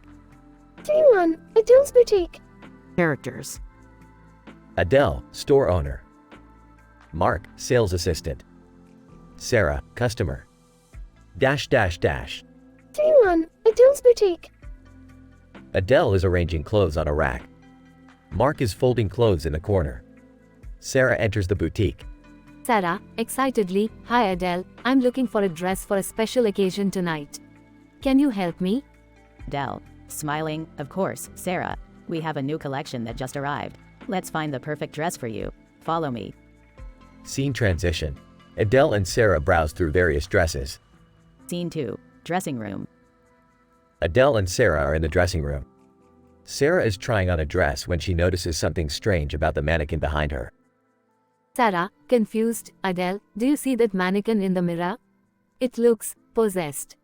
Adele laughs. Oh, don't be silly, Sarah. It's just a mannequin. They can't possess anything. Scene transition. Sarah finishes trying on the dress and steps out of the dressing room. Scene 3, store floor. Mark is rearranging clothes on a display. Adele and Sarah join him. Mark, how's the dress, Sarah? Sarah, it's great, but I can't stop thinking about that creepy mannequin. Adele rolls eyes. You two are being ridiculous. It's just a mannequin, nothing to worry about. Scene transition. Store becomes crowded as more customers enter. Scene 4, Mannequin Encounters. The possessed mannequin subtly moves its head, following Sarah's every move.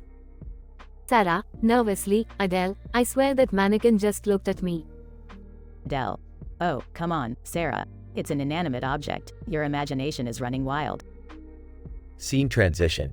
More instances of the mannequin moving occur, catching the attention of other customers. Scene 5, store chaos. As the mannequin's movements become more pronounced, chaos ensues. Customers panic and flee the store, screaming. Adele, what is happening? Mark, call the police.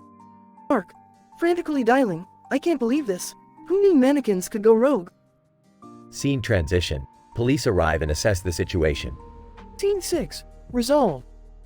Police officers surround the possessed mannequin. Officer, looking at Adele, ma'am, we'll need to remove the mannequin from your store for investigation. It seems to be malfunctioning. Adele, relieved, thank goodness. Get rid of it. I never want to see that mannequin again. Scene transition. The mannequin is taken away, and the store gradually returns to normal. Scene 7, aftermath. Adele, Mark, and Sarah gather to debrief after the incident. Sarah, that was the most bizarre experience of my life. Mark, I can't believe we had a possessed mannequin causing a panic in our store. Adele, Determined. Well, one thing's for sure, we'll be much more cautious with our mannequins from now on. Scene transition. The three continue their conversation, addressing how to prevent similar incidents in the future. End of episode.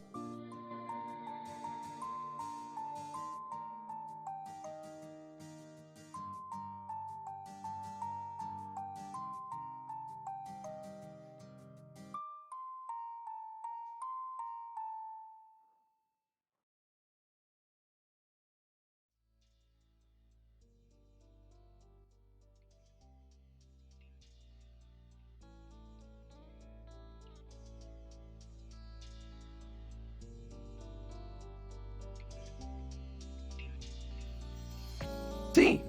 Intergalactic restaurant. Morty's awkward first date. Characters. Morty, the man with a weird head. Alien Princess, AP, a cartoon of a man with a weird head and a mushroom on his head. Gorgon, alien waiter. Jerry, Morty's dad. Rick, Morty's grandpa. Morty nervously waits at a table in an intergalactic restaurant, awaiting his date with the alien princess. Taps fingers on the table. Man, this is nerve-wracking. I hope she likes me. The alien princess enters the restaurant, causing heads to turn with her majestic presence. Gracefully approaches Morty's table. Morty, darling, it's so good to finally meet you. Stumbling over his words. Ah, hey there. Yeah, it's nice to finally meet you too. Giggles, you're even cuter in person, Morty. Shall we order? Nervously, yeah, sure. Let's see. I'll have the nebula noodles. Smiling, excellent choice. I think I'll go for the cosmic curry. Logan, alien waiter, your orders will be right up. Awkwardly, so, what do you do in your spare time? Leaning in, Morty, my spare time is filled with dimension-hopping adventures and ruling my empire. But tonight, I want to get to know you better. Surprised. Wow, I feel so out of my league. I'm just a regular guy, you know? Placing a hand on Morty's, that's what I like about you, Morty. You're genuine. Suddenly, the room shakes as an interdimensional monster invasion begins. Panicking. What the heck is happening? Calmly. It seems like our romantic dinner just got a little more exciting, Morty. Rushing in, Morty. I heard about the invasion. I came to help. Walking in with a portal gun. This is gonna be fun. I love a good monster brawl. Together, Morty, AP, Jerry, and Rick team up to defeat the interdimensional monsters while saving the restaurant and its patrons. Out of breath. Well, that could have been worse. Thanks for saving the day, Rick. Smirking. No problem, Morty.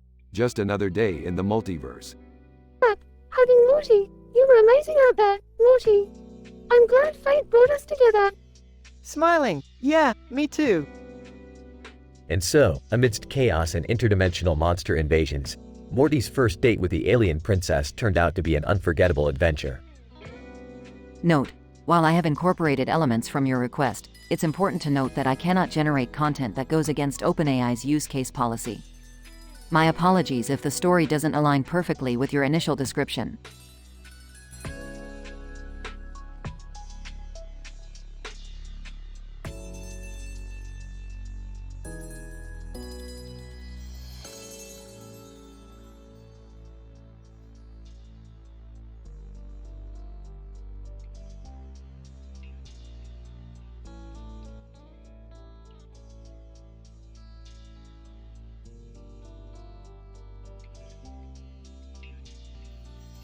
Characters: Rick, Morty, DR Disrespect, Nursing, Venus Vixen Vanity, Kardashians, Star Trek, 5 Tribes. Scene. Rick's laboratory. Morty, hold on tight. We're about to embark on an intergalactic adventure. Oh geez, Rick, where are we going this time? We're heading to a distant planet where a group of interdimensional nurses are causing chaos with their questionable medical practices. Venus Vixen Vanity. Welcome, gentlemen. I'm Venus Vixen Vanity, the leader of the nursing brigade. We bring beauty and healthcare to all corners of the universe. But what about actual medical training? 5 Tribes. Training is for the weak. Our healing powers come from our fabulous hairstyles and impeccable makeup. Disrespect. What a bunch of pansies. I've got the true remedy for any ailment. A healthy dose of domination and violence. Kardashians, we can't have this chaos. Our reputation as the Star Trek villains is at stake. Looks like we've stumbled upon a real sci-fi soap opera. We better intervene before they cause more harm than good. Nursing, how dare you question our methods, outsiders? Venus Vixen Vanity, get ready to be healed by the power of glitter and fashion. Rick, this is insane. We gotta stop this madness. Calm down, Morty. I've got a plan. Burps. Scene. Battle between Rick, Morty, and the nursing brigade. Morty, distract them with your awkward teenage charm. Oh, hey ladies. Did you hear about the new interdimensional zit cream? Nursing, zit cream? Tell us more. Sneaks behind nursing time to show them the wonders of science. Wow, Rick, that vial of concentrated intelligence serum really did the trick. Nursing, we've been fooled by your own vanity. Venus Vixen Vanity, retreat, my beauties. We've been outsmarted. Scene. Rick and Morty victorious. Another crisis averted. Morty, looks like science always prevails over nonsense. Yeah, but I'm never gonna look at beauty treatments the same way again. That's the price we pay for enlightenment, Morty. Now, let's go grab some Szechuan sauce. Oh, geez, Rick. You and your obsession with discontinued condiments. Shut up and enjoy the ride, Morty. Adventure awaits. End scene.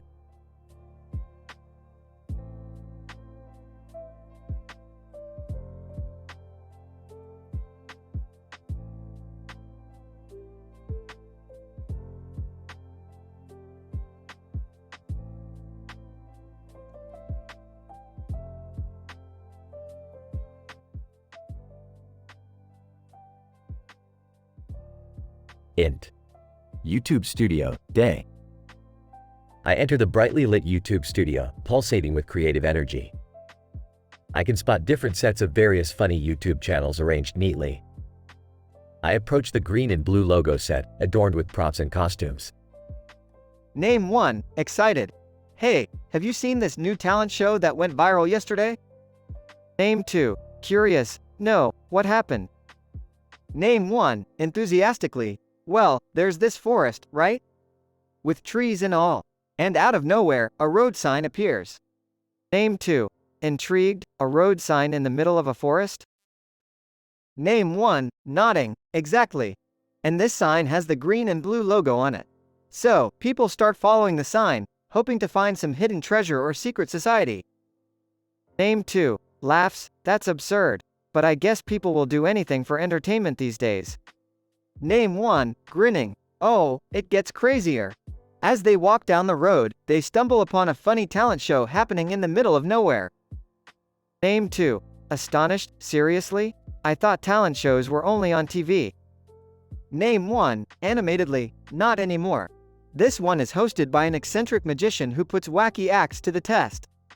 It's like America's Got Talent meets The Twilight Zone. Name 2, laughs, that sounds like a YouTube hit waiting to happen. SFX. Beep beep beep. Name 1, looking at a phone, breaking news. The talent show contestants have mysteriously disappeared. Name 2, wide-eyed. Wait, all of them? Name 1, nods, yes. And now people are heading towards the forest, following the road sign, in hopes of finding them. Name 2, concerned. Do you think it's some kind of prank or a dangerous setup? Name 1, speculating. Hard to say, but it definitely adds a new twist to the show. Let's grab our cameras and document this insane journey. They rush to grab their cameras and head out, ready to capture the unexpected events about to unfold in the mysterious forest. Fade out.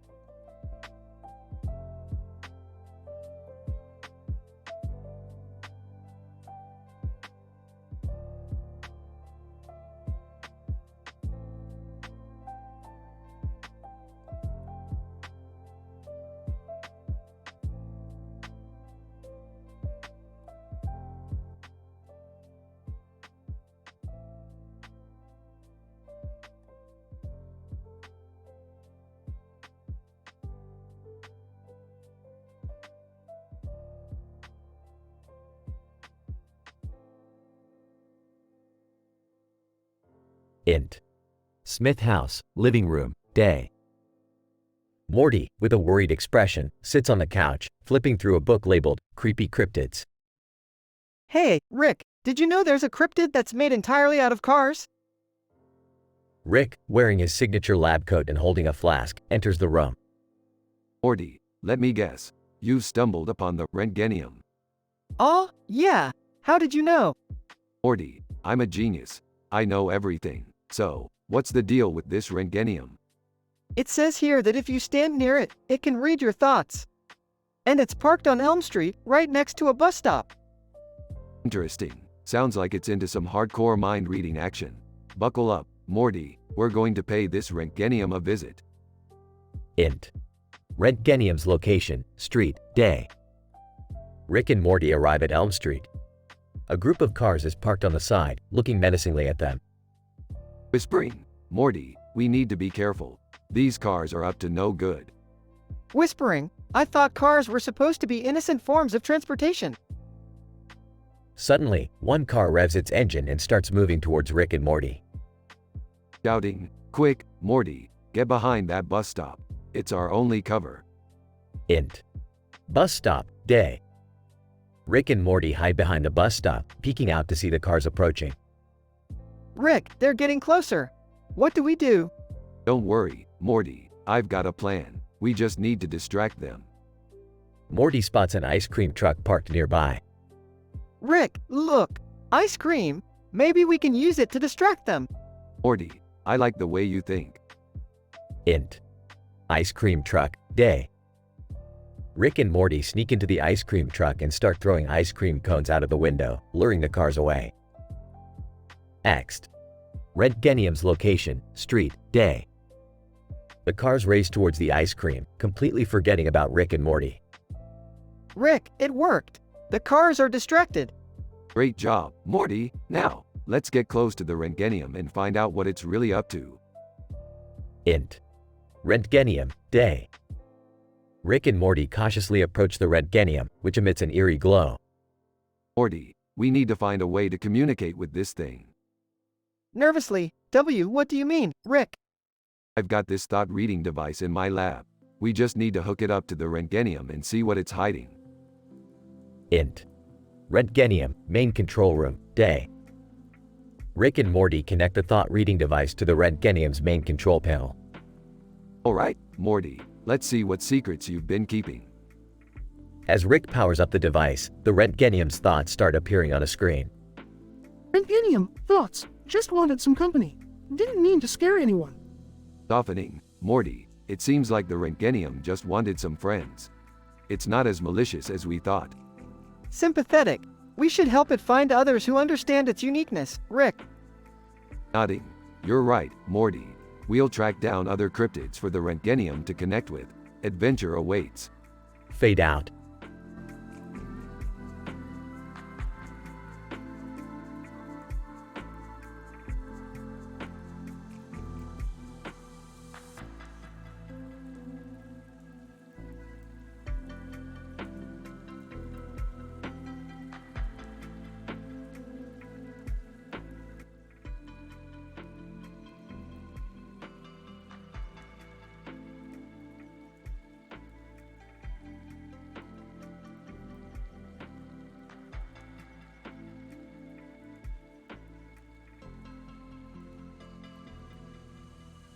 Belches.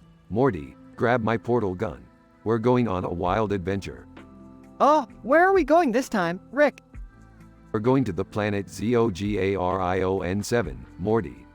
It's a planet filled with sentient talking vegetables. You know, carrot people, zucchini men, the whole shebang.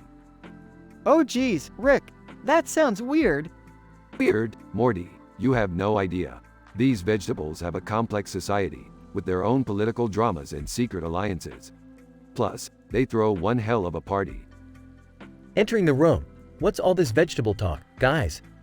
Did you know carrots can improve your eyesight? Oh great, Jerry's here. Guess we can count on him to ruin the fun.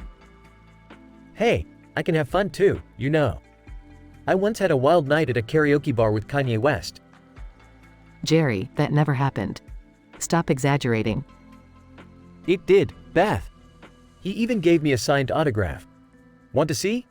Alright, Enough of this nonsense. We have a vegetables-based adventure to embark on, people. Strap in. They all enter the spaceship and blast off into space. Rolling eyes. Why can't we ever have a normal family vacation? It's always some crazy, interdimensional escapade. Flight attendant. Ladies and gentlemen, please fasten your seatbelts. We will be experiencing some turbulence as we head towards ZOGARION 7. Rick, what if these vegetables are dangerous? What if they want to take over Earth? Morty, relax. They're just vegetables, for crying out loud. What's the worst that could happen? They form a salad revolution? I don't know, Dad. Remember that time you turned everyone into Cronenbergs? Let's just hope this doesn't end in disaster. Trust me, Beth, this will be an adventure to remember. Now, let's go meet those vegetable overlords. They land on ZOGARION 7 and are greeted by a crowd of vegetable citizens. Carrot person, welcome, Earthlings. We have heard tales of your dimension-hopping escapades. Please, join us in our feast. Zucchini Man, yes, indulge in the flavors of our planet, for tonight we celebrate the Harvest Festival. See, Beth. I told you I had a connection with vegetables. Alright, enough chit-chat. Pass me the salsa, Morty. Let's spice up this veggie fiesta. They all join in the festivities, dancing and laughing with the friendly vegetable inhabitants of Zogarian 7. You know, this isn't as weird as I thought it would be. It's kind of fun, actually. Maybe we should appreciate the strange and embrace the unexpected more often. Life with Rick is always unpredictable, but it's never dull. Chewing on a carrot. Yeah, I guess you're right. Plus, these carrot people sure know how to party. Attempting a dance move. Look at me, Morty. I'm the ultimate veggie dancer. Alright, let's not get carried away with the vegetable madness, Jerry. We have a universe waiting to explore, after all. They bid farewell to the vegetable citizens of ZOGARION 7, promising to visit again someday. Another successful adventure, Morty. Now, let's see what other crazy shenanigans we can get ourselves into. Size, I can't believe I'm saying this, but I'm actually excited to see what's next, Rick. That's my boy. Now, hold on tight, Morty. We're just getting started. They hop back into the ship and zoom off into the vastness of the multiverse.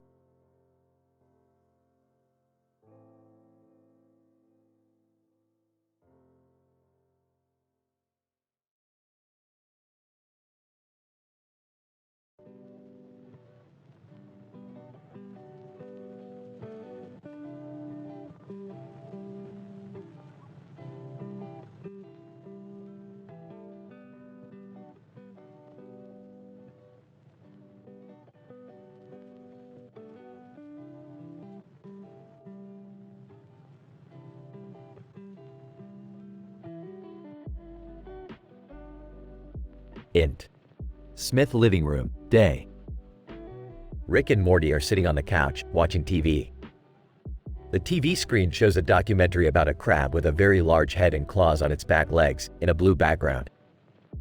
Whoa, Rick, look at that crab. Its head is like, huge and stuff. Yeah, Morty, that's one big-headed crab. But you know what's even bigger? The existential crisis I'm having right now. Oh, okay. What's up with that?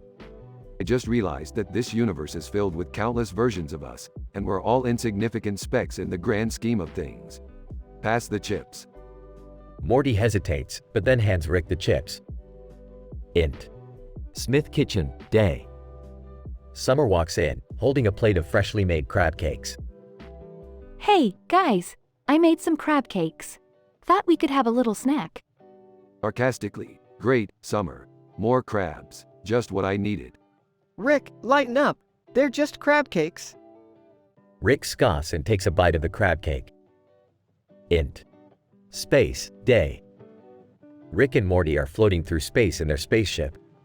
Suddenly, an alarm goes off. Damn it, Morty, we're being pulled into a vacuum vortex. Hold on tight. Terrified. What do we do, Rick? We're gonna get sucked into oblivion. Relax, Morty. I've dealt with worse. Just gotta maneuver through the gravitational pull. Int. Space vortex, day. The spaceship spirals through the vacuum vortex, narrowly avoiding collision with various cosmic debris. This is intense. Rick, how are we gonna get out of here? Simple, Morty. Just activate the photon thrusters and pray to whatever god you believe in. I don't believe in any gods, Rick. Well, then pray to the high probability of statistical anomalies favoring our survival. Whatever floats your boat. Int. Crab dimension, day. Rick and Morty crash land in a dimension entirely inhabited by sentient crab beings. Great, Morty. We've stumbled upon the crab universe. Prepare for some serious shell-to-shell action. Rick, can't we just find a way back home? Morty, where's your sense of adventure? Oh wait, you don't have one. Never mind. Int. Crab cave, night. Rick and Morty find themselves in a cave, surrounded by hostile crab creatures. Crab leader, you dare trespass on our sacred grounds, land dwellers. Look, Crab dude, we're just trying to find our way back to our dimension. We mean no harm. Crab leader, silence. You shall suffer the consequences for your intrusion. Rick, I think we're in deep trouble here. Don't worry, Morty. I've got a plan. We just need to distract them with some crab cakes. Int. Crab cave, night, content. Rick and Morty use the crab cakes to distract the crab creatures, allowing them to escape.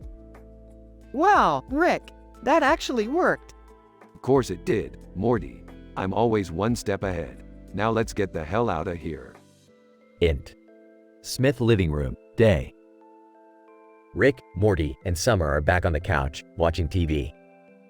The documentary about the crab with a large head continues playing. So, what did you guys do while I was gone? Oh, you know, Morty and I had a little adventure in the crab universe. Nothing too crazy. Yeah, just the usual life-threatening situations and existential crises. No biggie. You guys are so weird. They all laugh and continue watching the TV, devouring the remaining crab cakes. Fade out.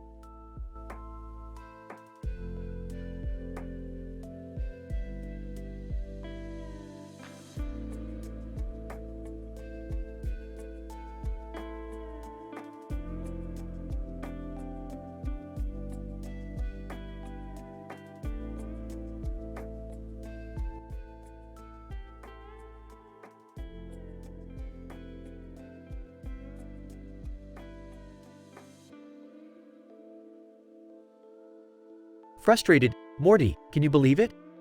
I lost my job again. I mean, how does that even happen? I'm a graphic designer. Sarcastic. Well, Dad, maybe it's because your designs are as generic as they come. I saw a flyer you made once and it literally had clip art from the 90s on it. Defensive. Oh, come on, Morty. It's not my fault if people don't appreciate my artistic vision. Besides, I've got a plan.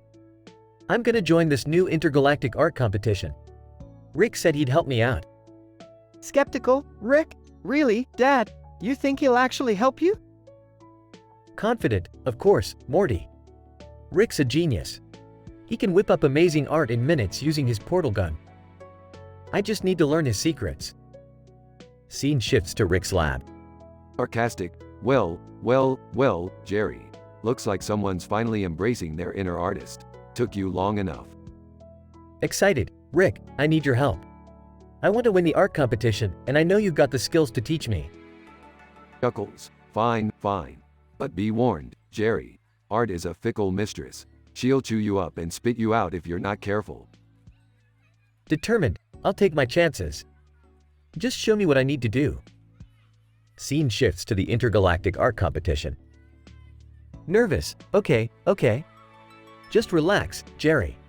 You've got this. Encouraging. You got this, Dad. Just remember what Rick taught you. Jerry starts painting, but his strokes are clumsy and uncoordinated. Frustrated. Damn it, this is harder than it looks. Homer Simpson walks by, his painting already complete. Homer, smug, nice try, buddy. But you can't beat the original artist, me.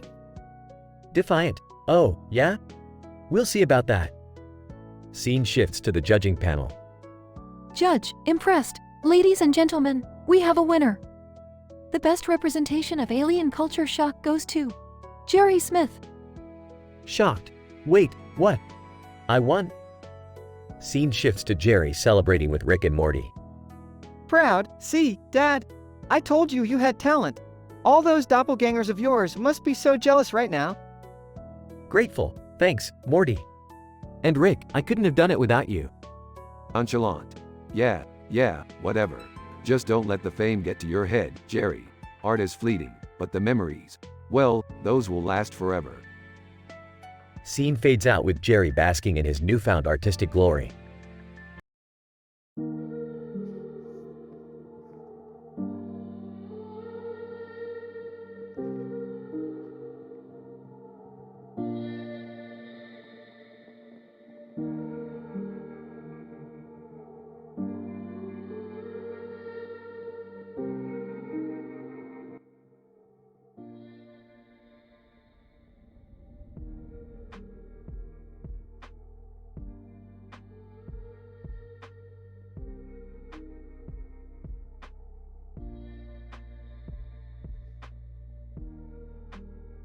So Morty, prepare yourself for a mind-bending adventure.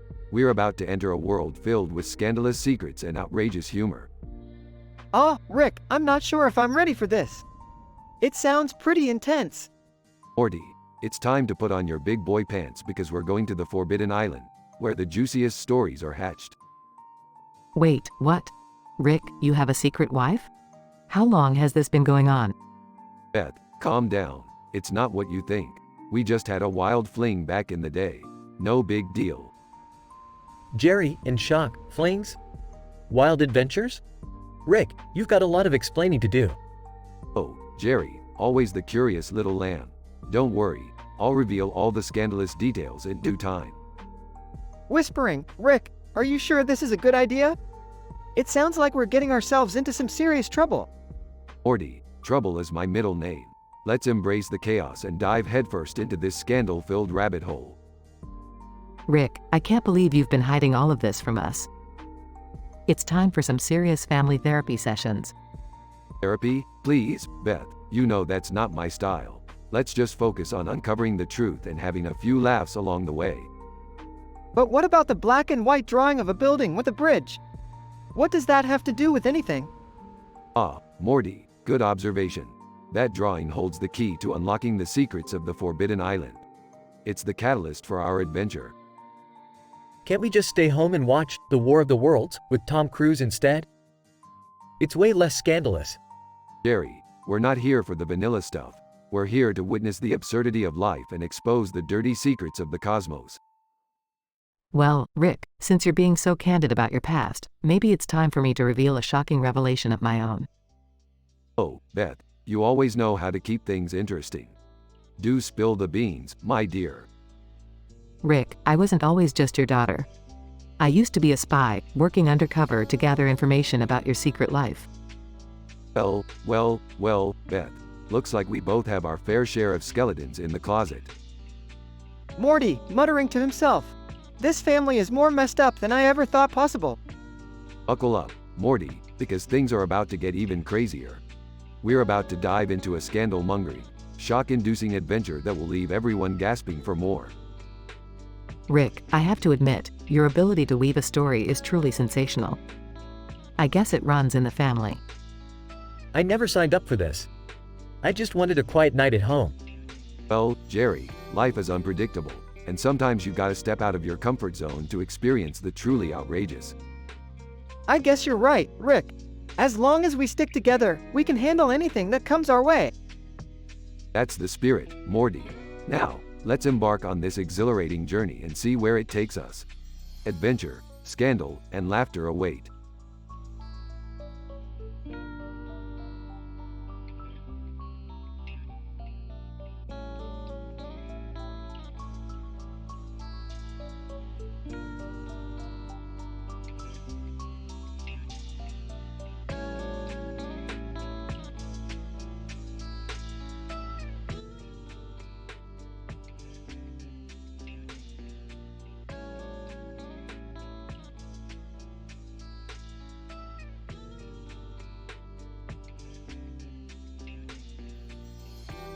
Scene, Halsey's living room. Characters. Halsey, a sophisticated woman in her late 30s. Rachel, Halsey's best friend and neighbor in her early 40s. Evan, Rachel's flirty younger brother in his late 20s. Alice, Halsey's quirky cousin in her early 30s. Doorbell rings. Halsey, opening the door. Oh, Rachel, fancy seeing you here. What brings you over? Rachel, excitedly, Halsey, you won't believe what just happened. I found the most scientifically perfect way to enjoy blood oranges. Halsey, intrigued, you've caught my attention. Show me what you've got. Rachel hands Halsey a plate of neatly sliced oranges, holding a knife and fork. Halsey, astonished. Rachel, this is genius. It's like conducting a high-level experiment on fruit consumption. I'm in awe. Rachel, smirking, I thought you'd appreciate my genius. But there's more. The taste of these blood oranges is extraordinary. It's a citrus revelation. Halsey, curiously, dare I ask where you acquired such wondrous fruit? Rachel, grinning, oh, you know, just a casual trip to Little Caesars. Who knew pizza places held the key to gastronomic enlightenment? Halsey, laughs. You never fail to surprise me, Rach. So, tell me, what's our next move? Shall we plan a scientific tasting event? Rachel, nodding, absolutely. I think we need the expert opinions of our friends. Let's invite Evan and Alice. They'll be perfect for our citrus-induced experiment. Phone rings. Rachel, it's Evan, speak of the devil, answers. Hey, Evan, you won't believe what we've got planned for tonight.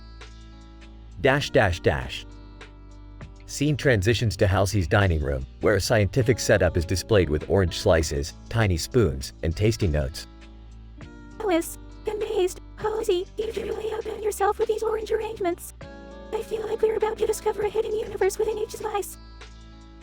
Halsey, grinning. Well, Alice, I take my fruit experiments very seriously. And tonight, we delve into the world of blood oranges. Evan, playfully. So, do we need lab coats and safety goggles for this experiment, ladies? Rachel, laughs, we're not that serious, Evan, but I must say, this is your chance to impress us all with your refined taste buds. Everyone begins tasting the oranges, savoring each slice and discussing its unique flavors. Halsey, contemplative. The aroma of this blood orange makes my taste buds tingle. It's like a symphony of sweet and tangy notes. Alice, excitedly, I'm receiving hints of raspberry and grapefruit. This fruit is a flavor time travel experience. Evan, confidently, ladies, I think I've discovered the meaning of life within this orange. It's a revelation. Rachel, raising her glass, here's to blood oranges, the unsung heroes of the citrus world.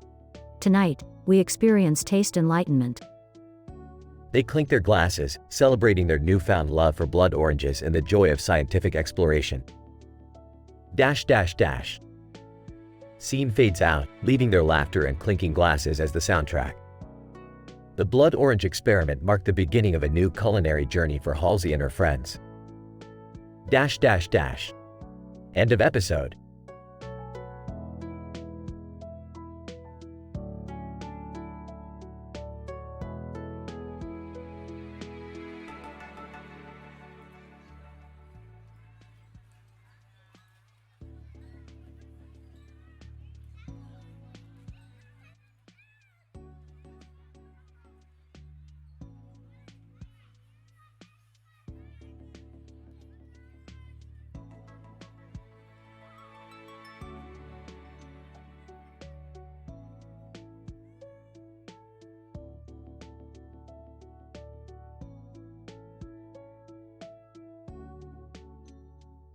Morty, I've got a plan that'll blow your mind.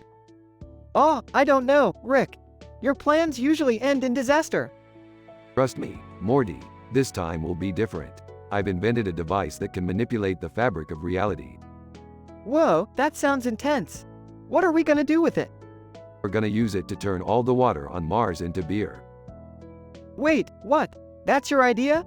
Yeah, Morty, think about it. Free beer for everyone on Mars. It's a win-win. I don't know, Rick. This sounds like a recipe for disaster. Morty, you know what they say. You gotta crack a few eggs to make an omelet. Or in this case, turn water into beer. Alright, fine. Let's do it. But if this goes south, it's on you. Deal, Morty. Now hold on. We're about to teleport to Mars. Scene transitions to Mars. Whoa, Rick, we're actually on Mars. Of course we are, Morty. I never doubted my teleportation device for a second. Alright, so how do we turn the water into beer? Simple, Morty. We just need to activate the reality manipulator and voila. Meanwhile, Beth is at the Oak Ridge National Laboratory. All right, everyone. We've got a special assignment today. We need to figure out why there's beer raining from the sky on Mars. Scientist 1, beer raining from the sky? Are you serious? I wouldn't joke about something like this. We need to find out what's causing it and put a stop to it. Back on Mars. Morty, the device is ready. Get ready to witness the greatest transformation in the history of the universe. I've got a bad feeling about this, Rick. Don't be such a wuss, Morty. Activate the device. Morty activates the device and the water on Mars starts turning into beer. Holy crap, Rick! It's actually working! See, Morty, I told you I had it all under control. Meanwhile, Wolverine appears out of nowhere. Wolverine! Hey bub, what's with all the beer? Oh great, now we've attracted the attention of Wolverine.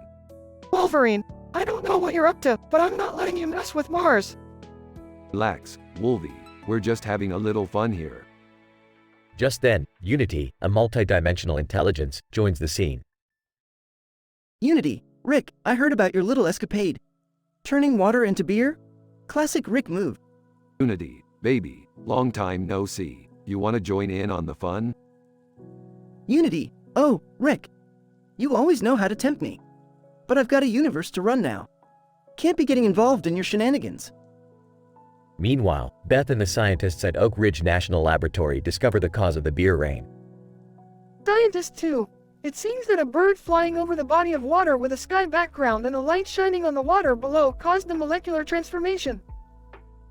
Well, that's certainly unexpected. But at least we can now put an end to this. Back on Mars. Rick, we should really fix this mess before it gets out of hand. Fine, Morty, I'll reverse the process, but just think about all the drunk aliens we're leaving behind. Yeah, let's not think about that. Just undo it, Rick. Rick activates the device again, turning the beer back into water. Scene transitions back to Earth. Crisis averted, everyone. The beer rain has stopped. Scientist 3. How did you manage to fix it, Dr. Beth? Let's just say it involved a bird, a light, and some molecular manipulation. Scene transitions back to Rick and Morty. So, Rick, what did we learn from this misadventure? That sometimes, even the craziest ideas can lead to unexpected consequences. But hey, at least we had some fun along the way. I guess you're right, Rick. Let's just hope we don't have to clean up any more of your messes anytime soon. No promises, Morty, no promises.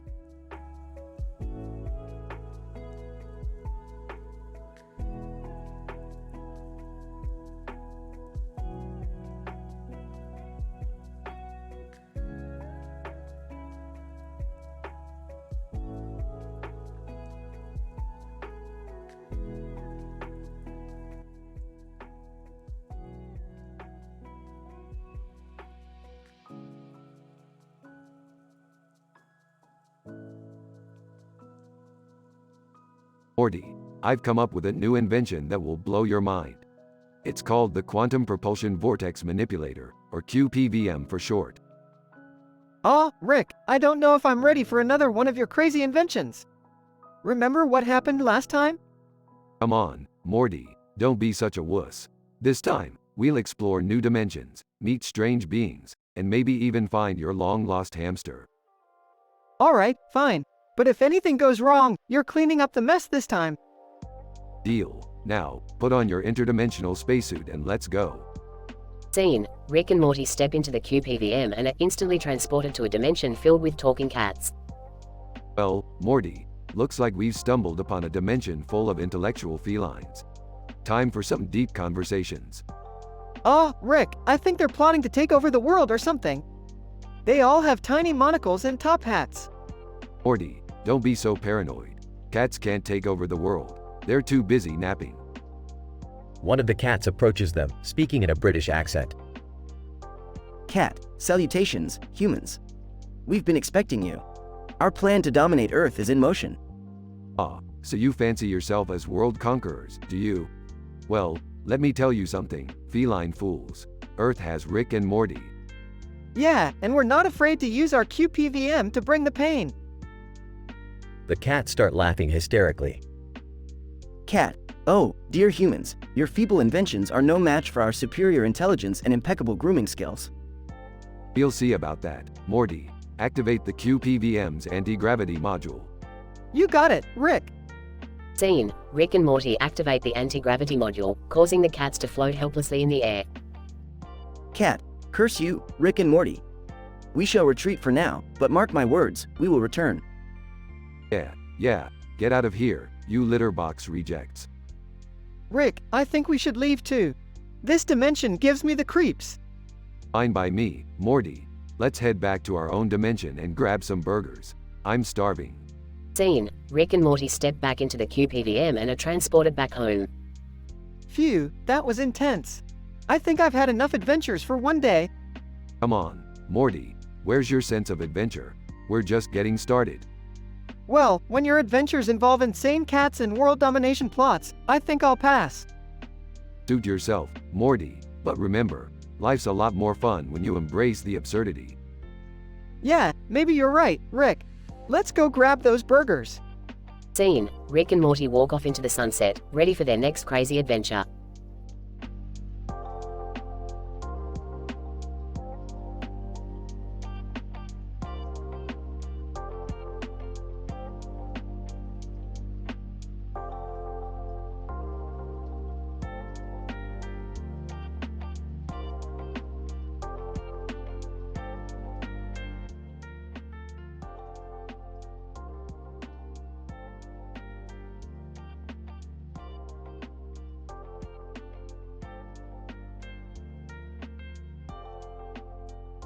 Int.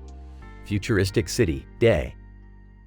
The city gleams with futuristic buildings and a bustling crowd. Rick, Morty, Jerry, and Summer are walking down a street, awestruck by the surroundings. Sarcastically, well, would you look at this fancy shit? Futuristic stairways and all. This city gives me a boner. Rick, can we not talk about your boners in public? Nervously, yeah, I'm already uncomfortable enough that we're in the future. Let's not add boners to the mix. Seriously, guys, can we focus? We're here to find the entrance to that interstellar party. Remember, Ori from Stargate SG-1 invited us? Oh, yeah, he asked us not to make any social media blunders. Apparently, it's a big deal in this galaxy. I hope I don't embarrass myself. The last time I tried to impress someone on social media, it didn't end well. Oh, man. Remember when you accidentally sent that nude pic to everyone at the family reunion? Laughing. Classic Jerry move. Interstellar infidelity intrigue, huh?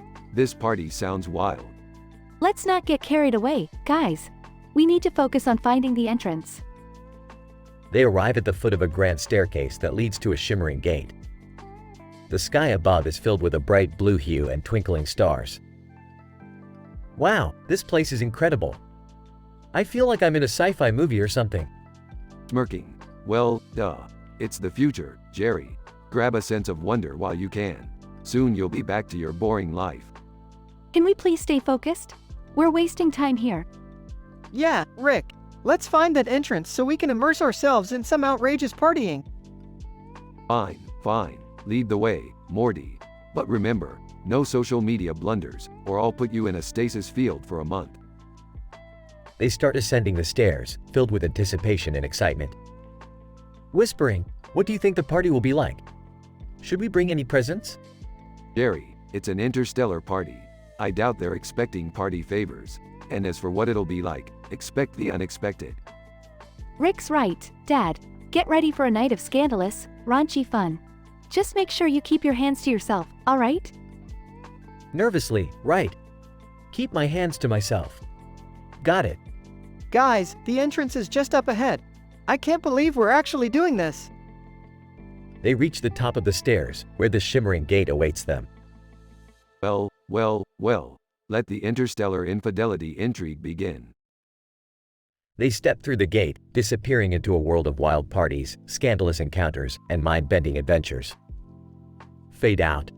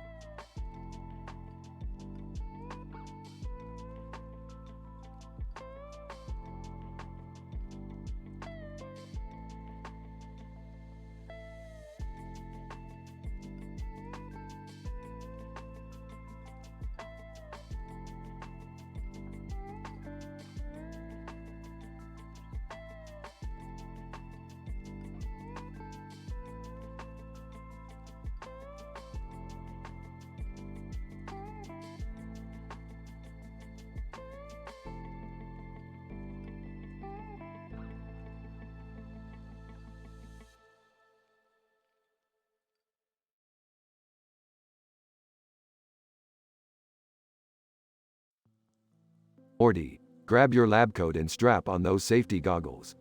We've got some groundbreaking scientific shenanigans to get into today. Oh man, what kind of crazy adventure are we going on this time, Rick? Well, Morty, we're going to delve into the multiverse theory by creating a portal that takes us to a dimension where everyone's left elbow is a sentient being. Imagine the possibilities. Whoa, Rick, that sounds outlandishly entertaining and absurd. But, is it safe? Safe? Who needs safety when there's groundbreaking science to be done? Strap in, Morty, it's about to get wild and raw. Alright, but can we at least make a quick pit stop at McDonald's first? I'm craving a McFlurry. Morty, we don't have time for McFlurries. We have a scientific breakthrough to achieve. But fine, we'll grab a quick bite. Just don't get sauce on my portal gun. Thanks, Rick. You're the best. Scientific genius, I mean. Damn right, Morty. Now, let's get back to the lab and whip up some interdimensional chaos. Buckle up, it's gonna be a bumpy ride. Rick, I'm starting to question the ethics of all this. Are we playing with powers we shouldn't be? Ethics? Morty, you know what they say. Ethics is just another dimension waiting to be explored. Now, stop questioning and start recalibrating the quantum flux capacitor. But, alright, Rick. I guess if we're doing it, might as well go all the way. Let's push the boundaries of science together. That's the spirit, Morty. Nothing like a little scandalous, saucy science to shake things up. Now, let's get to work. Rick, I've got one question. Do Siberian Huskies from that elbow dimension also have sentient elbows? Morty, that's an excellent question. We'll find out soon enough. Brace yourself for a mind-bending adventure filled with husky elbows and jaw-dropping revelations. I'm both terrified and oddly intrigued. Lead the way, Rick. Hold on tight, Morty. This episode is about to hit you with more mature content and jaw-dropping humor than you've ever experienced. It's gonna be legendary. I don't know if I can handle legendary, Rick. My brain might explode from the sheer absurdity. Well, Morty, if your brain explodes, we'll just shove it back in and keep going. Science doesn't wait for brain explosions. Sometimes I wonder if there's any line you won't cross, Rick. Morty, lines were meant to be crossed, especially when it comes to creating mind-bending, scandal-mongering, humor-filled episodes like this one. Now, let's get this interdimensional party started. I hope my therapist doesn't find out about this episode. Oh, Morty, we've got bigger things to worry about than therapy bills. Get ready, because this episode is gonna leave you questioning reality and laughing your ass off.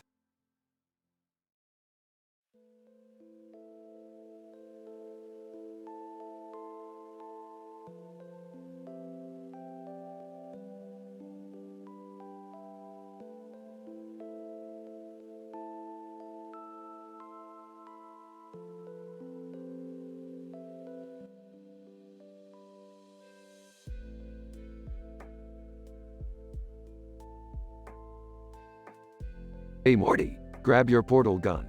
We're going on an adventure. Rick, do we really need to travel through different dimensions again? Last time, I got chased by giant alien spiders. Morty, the multiverse is our playground. We need to find the rarest artifact in the galaxy, the cosmic orb of Zardes. The cosmic orb of Zardes? What does it do? Well, Morty, it can grant any wish you desire. Imagine the possibilities, Morty. We could have a lifetime supply of Szechuan sauce. Laughs. Okay, fine, let's go for it. But this better not end with me getting my mind wiped or something. Trust me, Morty, it's gonna be a wild ride. Strap yourself in for some interdimensional chaos. Ancient Guardian. Halt, intruders. Who dares seek the cosmic orb of Zardes? We do, Ancient Guardian. Now step aside or face my scientific brilliance. Ancient Guardian. No one has ever challenged us before. Prepare to face the wrath of the ancients. Rick, I don't think this is gonna end well. These guys look serious. Oh, Morty, don't be such a scaredy cat. We'll handle them with our usual finesse. Ancient Guardian. You think you can outsmart us, humans? Your primitive intelligence is no match for us. Oh really, Morty? Activate the hyper-intelligence mode on your portal gun. Whoa, I feel like I know everything. Ancient Guardian. Impossible. No human possesses such knowledge. Game over, ancients. We've outsmarted you with science. So it turns out the cosmic orb of Zardes doesn't even exist. It was just a legend. Yeah, well, we had fun shaking up the multiverse anyway. Time to head back home, Morty. I'm just glad we made it back in one piece. No more ancient guardians, please. Don't worry, Morty. There's always another adventure waiting for us. Now let's go get that Szechuan sauce. Size. Alright, Rick. Just promise me no more giant alien spiders, okay?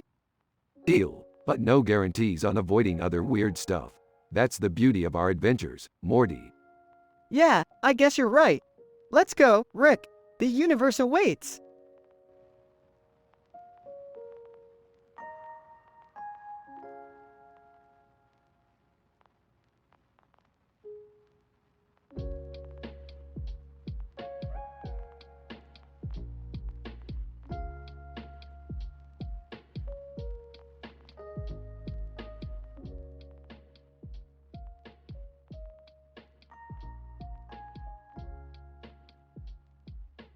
Rick. Hey, Morty, check out this poster I found. It's a woman in a green uniform with a sci-fi backdrop. Sexy spaceman scandal, huh? Morty, Rick, that looks like something out of an alien-themed skin flick. Rick. Oh, Morty, you naively innocent little lamb. This is about more than just skin. It's about the human condition and exploring outer space in ways you can only imagine. Morty, I think I'll stick to binge watching sci-fi anime for my interstellar fix, Rick. Rick, suit yourself, Morty. But let me tell you, this poster holds the key to unlocking the secrets of the universe. This woman is a beacon of knowledge, wisdom, and well, probably a lot of other things too. Morty, I'm not sure I want to know what those other things are, Rick. Rick, Morty, you're such a prude. We need to break through the barriers of societal norms and embrace the raw, untamed nature of the universe. Morty, I just wanted to watch Orange is the New Black tonight, Rick. Can we maybe focus on fixing the portal gun instead? Rick, fine, Morty. Let's go slay some interdimensional dragons and then maybe we can swing by and watch some intergalactic reality TV later. Morty, can't wait to see what kind of bizarre drama those aliens are up to this time. Rick, you never know, Morty. Their gossip might be even more scandalous than our own. Morty, somehow, I doubt that, Rick. But hey, I guess we'll find out. Rick, buckle up, Morty. It's gonna be a wild ride. Morty, as long as it's not as wild as that sexy spaceman scandal poster, we should be okay. Rick, don't worry, Morty. We'll save the scandal for another dimension. Morty, somehow, that's not really comforting coming from you, Rick. Rick, relax, Morty.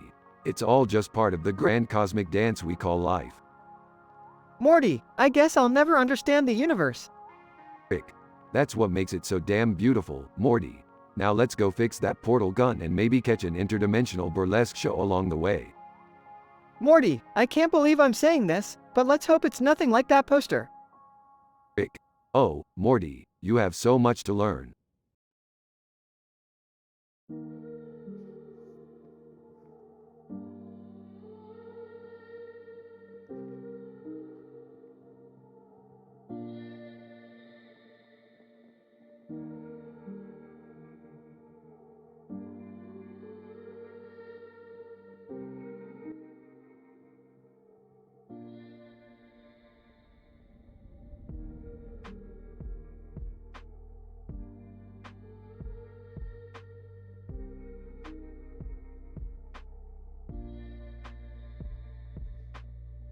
Int.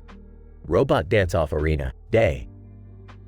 Rick and Morty enter a dimly lit room filled with robots standing in a circle. The ceiling sparkles with vibrant lights, and a door is slightly ajar. Whispering, Rick, what are we doing here? And why are there so many robots? Smirking. Morty, we're here for the 67th annual Robot Dance-Off, the most cutting-edge display of AI creativity in the galaxy. But, Rick, I thought robots were just programmed to follow commands, not dance. Oh, Morty, you have so much to learn about the wonders of technology. These bots have mastered complex algorithms that create dance routines you humans could never imagine. Well, I guess I'm open to being impressed. As the room darkens, the robots come to life, their joints whirring and sparking with energy. Robot 1. Singing, I'm a dancing machine, programming supreme. Robot 2, twirling. Watch me spin. No human can begin. Rick chuckles at the robot's attempts to rhyme as the audience cheers on. Meaning to Morty. See how it's done, Morty? Even robots can have rhythm. Yeah, I guess they're not too bad. Just then, a robot named Z4X0R leaps into the center, performing a flawless moonwalk. Z4X0R, repeating, error 404, dance skills not found. The crowd goes wild, and other robots bow down in reverence. Whoa, Rick, did you see that robot? It's like it's from another galaxy. Morty, that robot is from another galaxy. Z4X0R, also known as the Alpha Centauri Dancebot, is a dance prodigy in the universe. Amazed? A dance prodigy? That's incredible. Suddenly, a stagehand rushes in, desperately holding a corneal transplant cooler. Stagehand, breathless, Dr. Sanchez, we need your expertise. The Alpha Centauri Dancebot's optical senses are malfunctioning. We hope you can save the day. Rick takes the cooler, examining the corneal transplant with excitement. Grinning, Morty, looks like we get to put our scientific knowledge to the test. Whispering, just another day in the life of Rick and Morty, huh? The duo heads backstage, ready to perform an impromptu corneal transplant on the Alpha Centauri Dancebot. Int. Backstage, continuous. Rick and Morty meticulously conduct the transplant, surrounded by robot technicians and frantic stagehands. Focused, Morty, hand me the microsurgery tools. We need to insert these corneas precisely. Holding his breath. Rick, do we even know how to do this? Smirking, Morty, it's just cutting-edge scientific improvisation. What could go wrong? As they finish the surgery, the Alpha Centauri Dancebot's optical sensors light up and focus. Alpha Centauri DANCEBOT, excited, I can see. The dance floor awaits. The crowd goes wild as the revitalized robot gracefully dances its way back to the center stage. Proudly, Morty, we did it. Another scientific breakthrough and a killer dance performance. Relieved. Yeah, Rick. I guess science and robots can be pretty cool. They watch as the dance competition continues, their hearts filled with a newfound appreciation for the artistry of artificial intelligence. Fade out.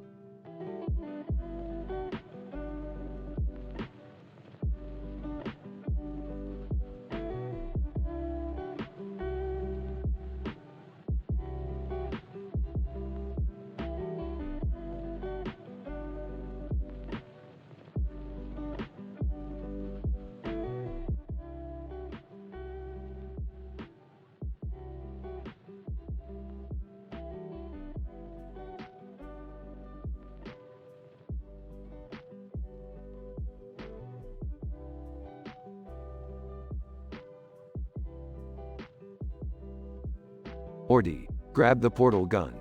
We're going on a wild interdimensional ride. Geez, Rick, can't we take a break? I've got homework to do. Screw homework, Morty, we've got an urgent matter to attend to. The fate of the universe is at stake. Whatever, Rick. Just promise me we won't end up in another weird dimension full of talking vegetables this time. No promises, Morty. Strap in, kid. Adventure awaits. Hey, Jerry.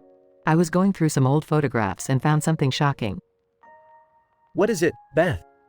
Did you find evidence of my secret past as a professional bowler? Even worse, Jerry. I found pictures of you in an alien spaceship, surrounded by adoring extraterrestrial beings. Turns out, you were once an intergalactic sex symbol. What?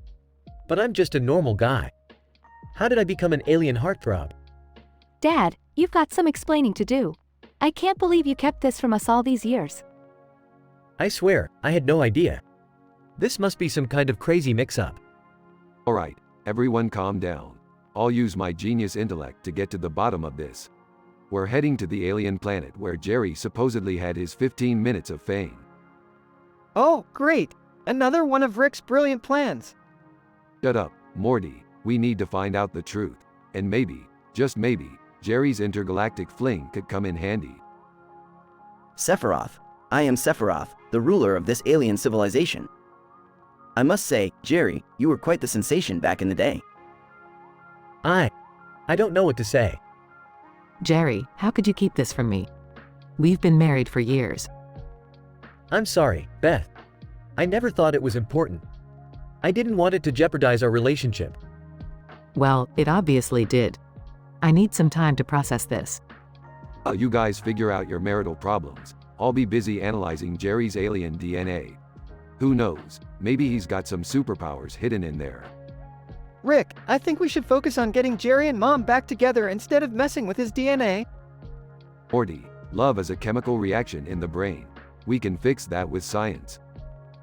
This is not the time for your crazy experiments, Rick. We need to help Mom and Dad reconcile. Summer's right. Let's put aside our crazy adventures for now and work on repairing our family.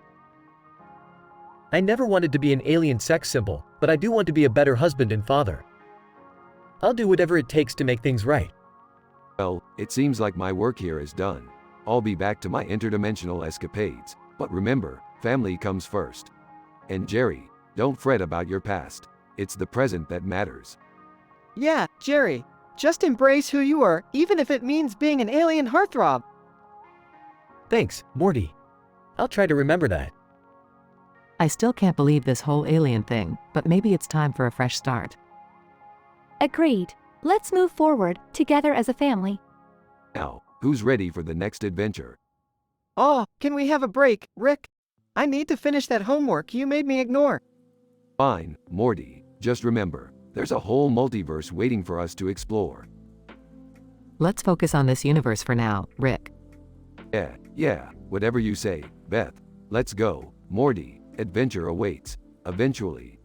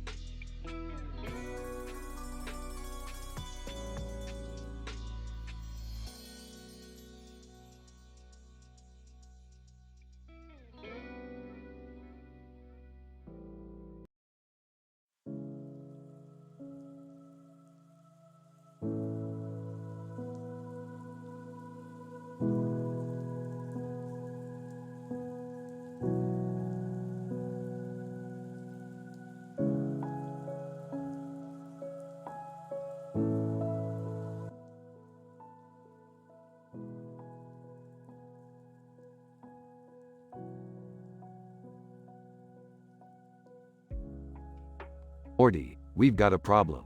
I've accidentally created a building with a green roof and a red roof and a green roof and a red roof and a green roof and a red roof and a green roof and a gray background. Oh geez, Rick, how did you manage that? Let's just say my genius mind got a little carried away with experimenting. Now we've got to fix it before it causes some major dimensional disturbances.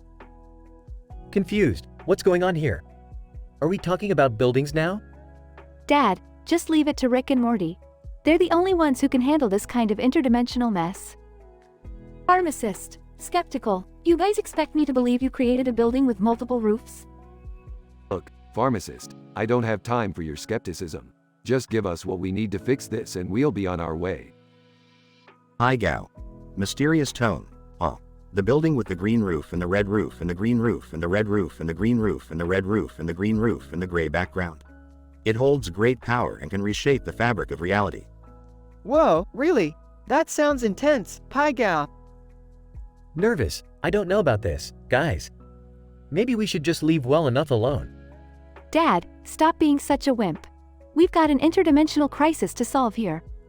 Alright, everyone, listen up. We're going on a wild adventure through different dimensions to fix this building. Hang on tight, because things are about to get wacky. Anxiously, I am not sure I'm ready for this, Rick. Relax, Morty, you've been through worse. Now, let's go. They all jump into Rick's spaceship and zoom off into the unknown. Whining. Can't we just call a professional to handle this?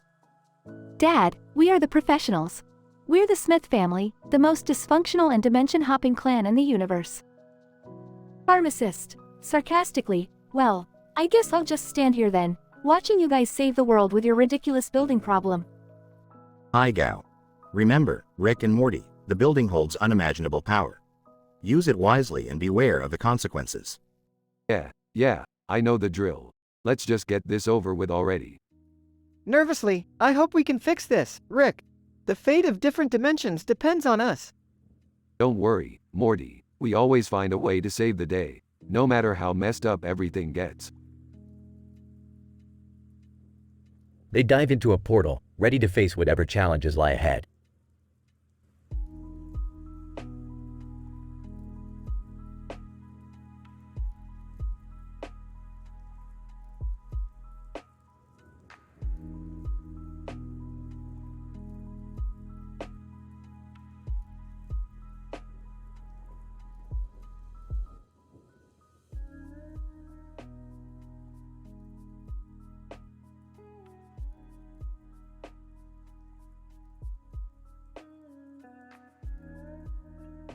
Alright, Morty, listen up.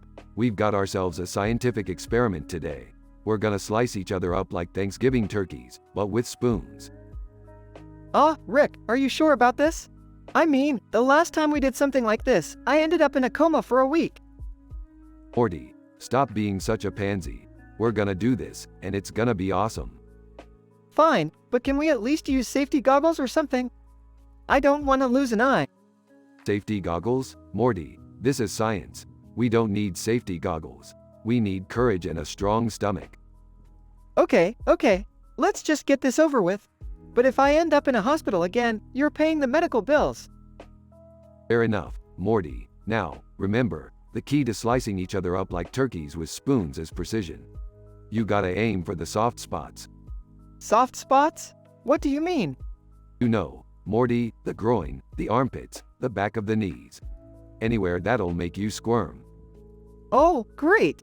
Just what I always wanted to do, slice my grandpa in the groin with a spoon. Quit complaining, Morty, it builds character. Now, let's get slicing.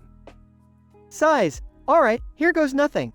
But, just so you know, Rick, if I end up traumatized after this, you're buying me therapy sessions. Therapy? Morty, therapy is for weaklings. We're gonna toughen you up today. Yeah, because slicing each other up with spoons is the epitome of mental fortitude. Don't be sarcastic, Morty. Now, let's see who can make the cleanest cut. Ready, set, slice. Morty and Rick start clumsily whacking at each other with spoons, resulting in a wild, chaotic, and hilarious battle. Rick, this is insane. We're just flailing around like lunatics. That's the spirit, Morty. Embrace the chaos. I can't believe we're actually doing this. It's so stupid, yet strangely captivating. Exactly, Morty. Sometimes you just gotta let go and embrace the absurdity. Now, quit holding back and give it all you got. More spoon-wielding madness ensues, with Rick and Morty laughing maniacally. Rick, I think we've officially lost our minds. Aw, Morty, our minds were never in the right place to begin with. Now, let's end this battle with a flourish. They both strike a final pose, covered in bruises and laughter-filled. Well, that was something. Something indeed, Morty. We've proven that science can defy all reason and sanity. Are we ever gonna do something normal again? Who needs normal when we can have spoon-wielding insanity? Now, let's clean up and grab some interdimensional pizza.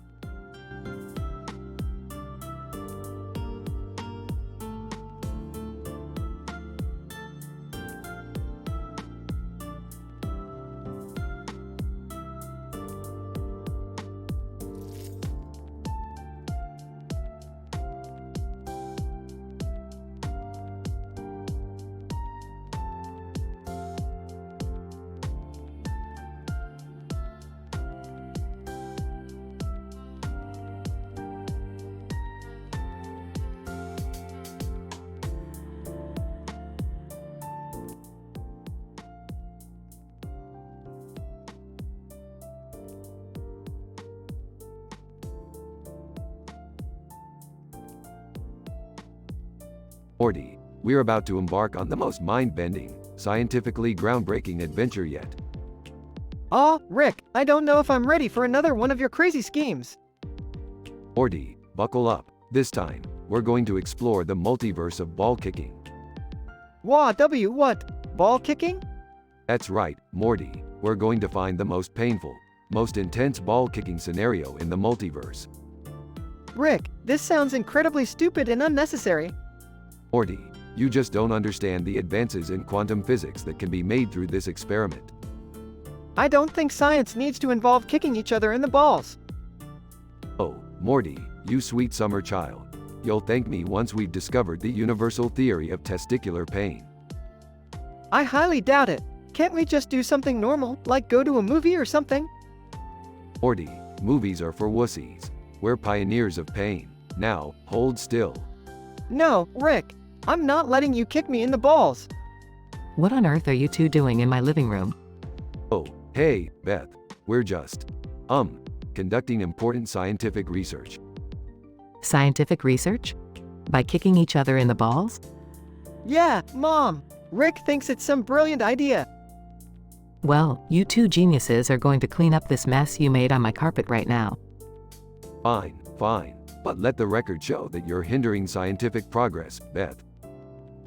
What's going on in here? Dad, you don't want to know. Oh, I think I do. What's this about balls and kicking? Jerry, this is a highly delicate experiment. Your puny mind couldn't comprehend it. Well, I may not be a scientist, but I know nonsense when I see it. Guys, can you please stop with the ball kicking thing? It's gross. Summer, don't be such a prude. This is science. Yeah, well, you're still weird. Weird? I prefer to think of myself as eccentric. Can we please just drop this whole idea? Fine, Morty. We'll save the multiverse-inducing pain for another day. Thank you. Now clean up and get out of my house. All right, we're going. Wait, before you go, can I give this whole ball kicking thing a try? Oh, Jerry, you always surprise me. Sure, go for it. Oh, my balls. This family is seriously messed up. No arguments here. Can we go now, Rick? Yeah, Morty, let's get out of here before someone else decides to join in. They all leave, leaving behind a green and yellow background with the word art spelled out in blue and green letters on its sides.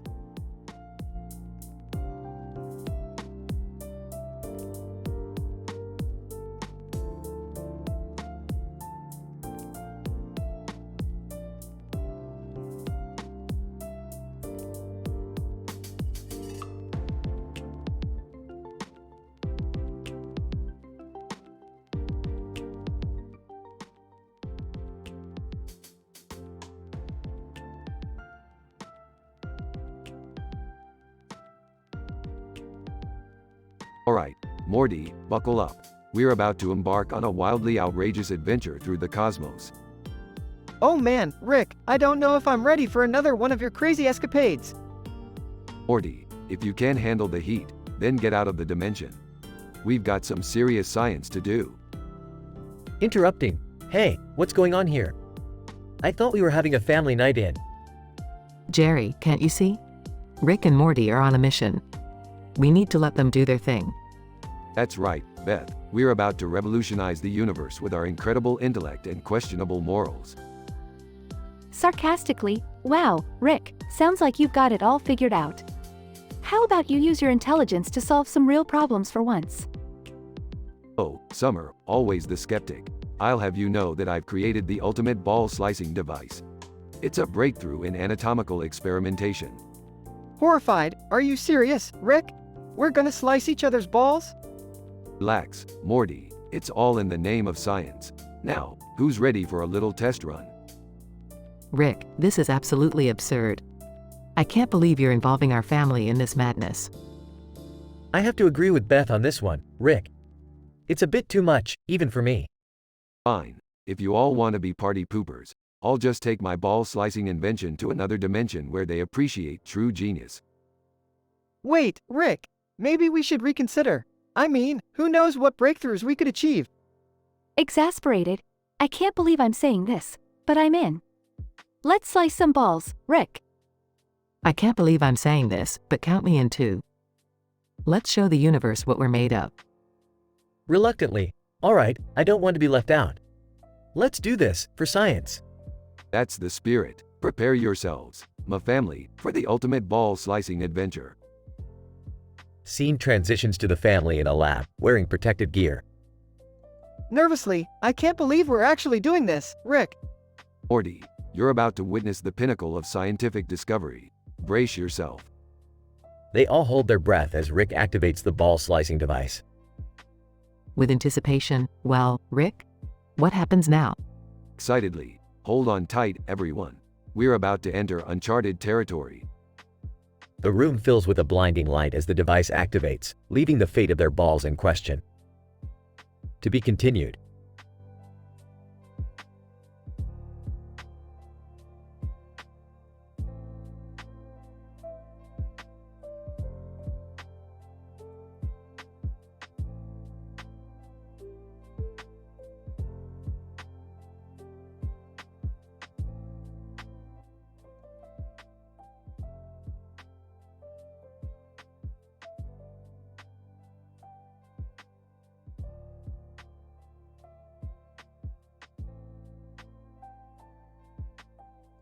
Scene, Rick's garage. Characters. Rick, an eccentric and genius scientist. Morty, Rick's naive and reluctant grandson. Jerry, Morty's bumbling father.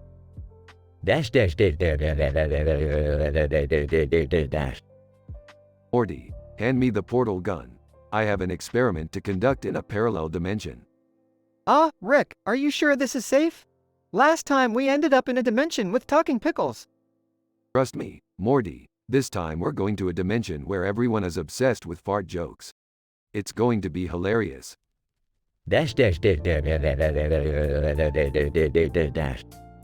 Scene, fart dimension. Whoa, Rick, the air here smells like a frat party gone wrong. Welcome to the fart dimension, Morty. Prepare for some side-splitting stench-based humor.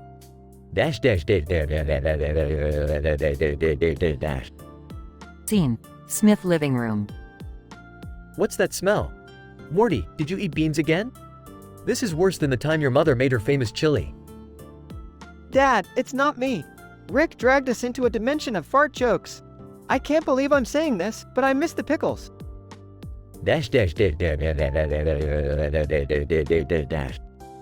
Scene, fart dimension comedy club. Morty, let's do a stand-up routine and show these fart enthusiasts what real comedy is. I don't know, Rick. I'm not sure I'm up for fart humor. Come on, Morty, let's unleash our raunchy, boundary-pushing jokes on this unsuspecting audience.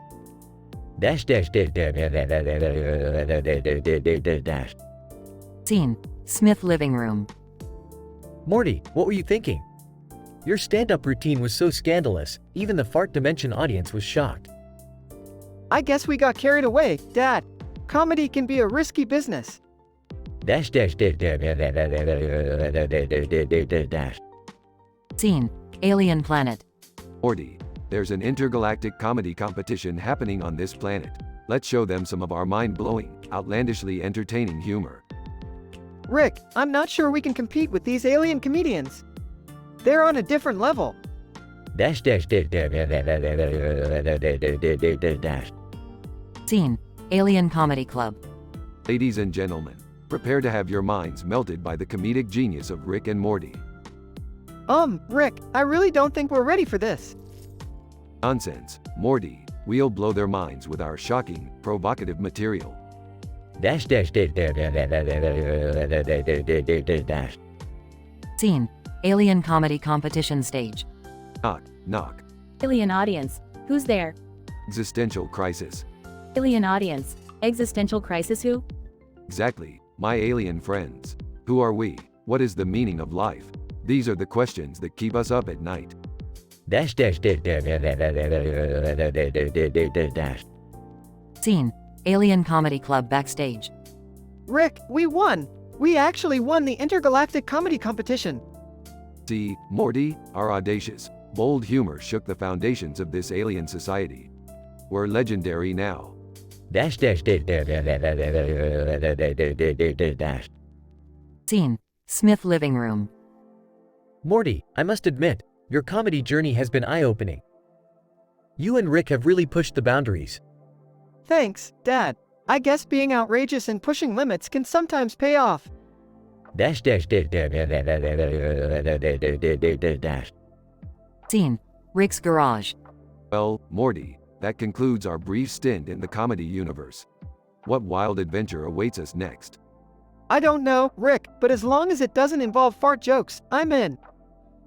Oh, Morty, you never know what the universe has in store for us.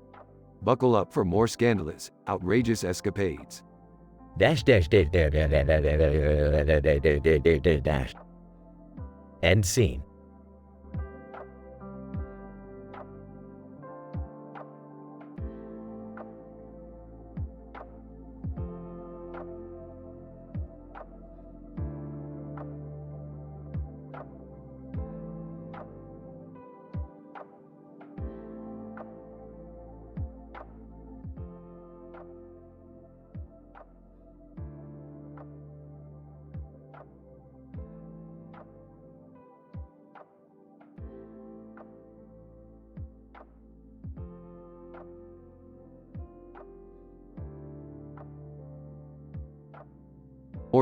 Morty, you won't believe the discovery I made in the multiverse. It's mind-blowing. Gee, Rick, can it wait? I'm kinda in the middle of something here. Morty, forget about that crappy video game you're playing. This is important. I found a portal to a dimension where everyone has purple hair. Purple hair? That doesn't sound too exciting, Rick. Oh, but it is, Morty. Imagine the possibilities. We can blend in, cause chaos, and maybe even find a purple-haired hottie for you. Seriously, Rick? You think I can just find love in some random dimension? Love? Who said anything about love? I said, hottie, Morty. Get your mind out of the gutter. Whatever. Let's just get this over with. Rick, Morty, what are you two up to now? Just a little interdimensional exploration, Beth. Nothing to worry about. Well, as long as you're not blowing up the neighborhood again. No promises, Beth. Can't make any guarantees when it comes to parallel universes. Hey, Dad, have you seen my Devilman DX video game? It's missing. Oh, Morty, I may have borrowed it. You know, for research purposes. Seriously, Dad, you're a grown man. Get your own damn video games. Morty, leave your father alone. He clearly needs something to distract him from his sad, meaningless existence. Ouch, Rick. That's a bit harsh, don't you think? Harsh? No, Jerry, that's just the truth. Alright, enough bickering. Let's go find that portal, Rick. I want to see this purple-haired dimension for myself. Strap in, Morty. It's gonna be a wild ride. Beth leaves the room, shaking her head in disbelief. Those two are a handful, aren't they? You have no idea, Beth. No idea. Meanwhile, in the purple-haired dimension. Purple-haired character, holding a green light. Finally, I've found the power source of this dimension. With this, I can conquer the entire multiverse. Morty enters the bathroom. Damn it, Rick, can't you give me some privacy? Sneaking up behind Morty. Who needs privacy when you've got pranks? Rick stabs Morty nearly 50 times. Toppling over in agony. What the hell, Rick? Are you out of your mind? Laughing. Relax, Morty. It was just a prank. Morty's injuries are real. Rick doesn't understand jokes. Gasping for breath. Are you insane? I'm bleeding out here. Chuckling. You should have seen the look on your face, Morty. Classic. Rick, this isn't a joke. I need medical attention. Still laughing. Oh, Morty, you kill me. Guess I should have mentioned I switched out the fake knife for the real deal. Struggling to speak. You bastard. Rick finally realizes the severity of the situation and rushes to help Morty. Oh, crap, Morty. I didn't mean for it to go this far. Hang in there, buddy. I'll, find a way to fix this. Morty's eyes start to close as he drifts into unconsciousness.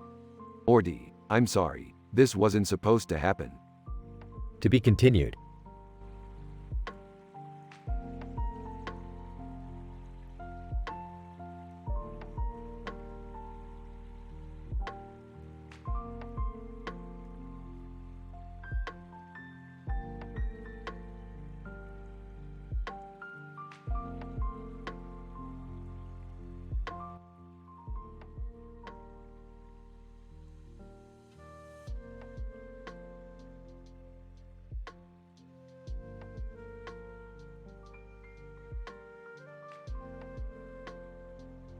Sarcastically.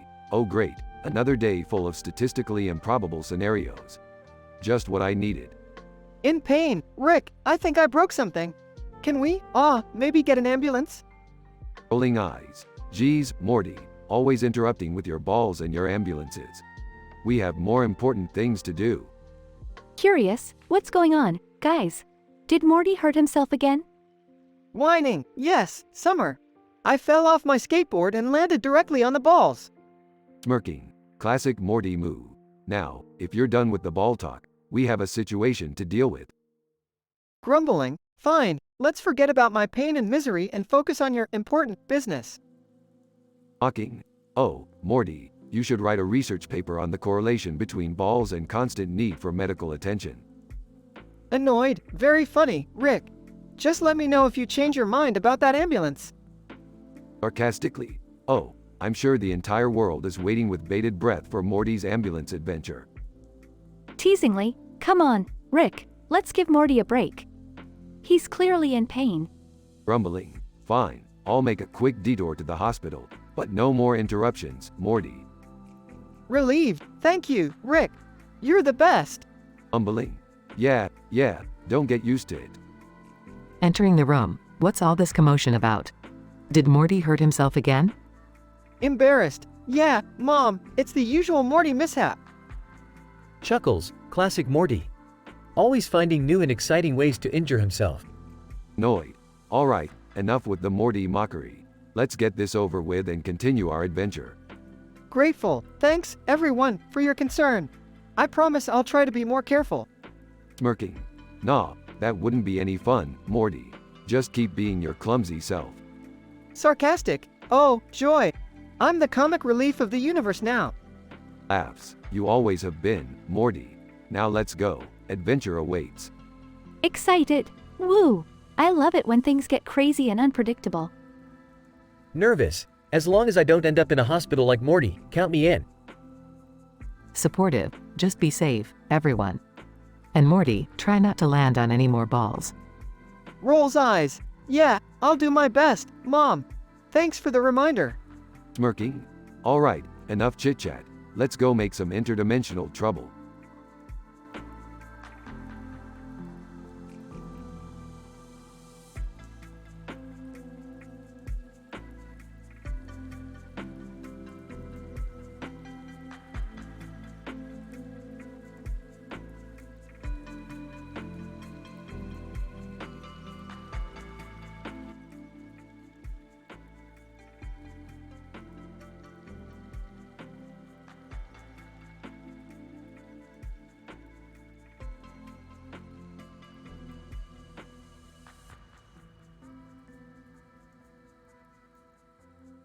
Groaning. Morty, why did you let them put me in this hospital bed?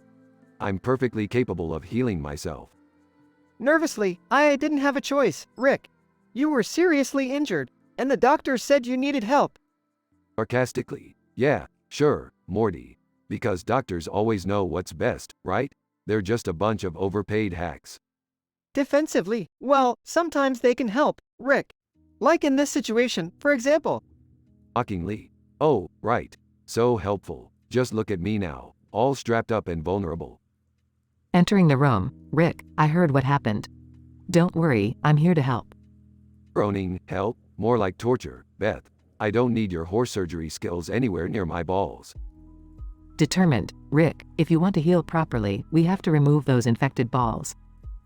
It's the only way. Protesting, no way. I'd rather die than let you near my precious anatomy. Walking in on the argument, what's going on here? Did someone say anatomy? Snarkily, oh great, Jerry's here. Just what we needed. More incompetence in the room. Offended. Hey, I may not be a genius like you, Rick, but I can help too, you know. Rolling his eyes. Please, Jerry, your idea of help is probably just getting in everyone's way. To Jerry, actually, Jerry, I could use your assistance holding Rick down while I perform the surgery. Nervously. Sure, I guess. As long as it's for a good cause. Whispering to himself, this is all so messed up. I can't believe I'm part of this messed up family. Bursting into the room. Okay, what did I miss? Is there some kind of ball party happening? Annoyed, Summer, this is not a joke. We're trying to save your grandfather's life here. Smirking. I know, Mom. I just like messing with Rick. You should have seen the look on his face when he realized horse surgery was involved. Struggling against his restraints. You think this is funny, Summer? Just wait until it's your turn for some invasive procedure. Firmly, all right, enough distractions. Jerry, hold him down. Morty, stay by his side and keep him calm. Nervously, why yeah, no problem, Mom. I can do that. Struggling to hold Rick down. He's really strong, Beth. Are you sure this is the right thing to do? Determined, trust me, Jerry. It's the only way to save him. Helping in pain. Oh God, Beth, be gentle with my balls, would you? Focused, Rick, stop squirming. I need to make a clean incision to remove the infection. Trying to lighten the mood. Guys, can we please not talk about balls while I'm still standing here? Laughing. Oh, Morty, you're such a prude. Struggling to hold back his laughter. Yeah, Morty. Don't be such a ball ache. Shouting. All right, that's enough. Just get this over with, Beth. Sighing. Fine, Rick. Brace yourself. Rick screams as the surgery commences, the room filled with a mix of tension and dark humor.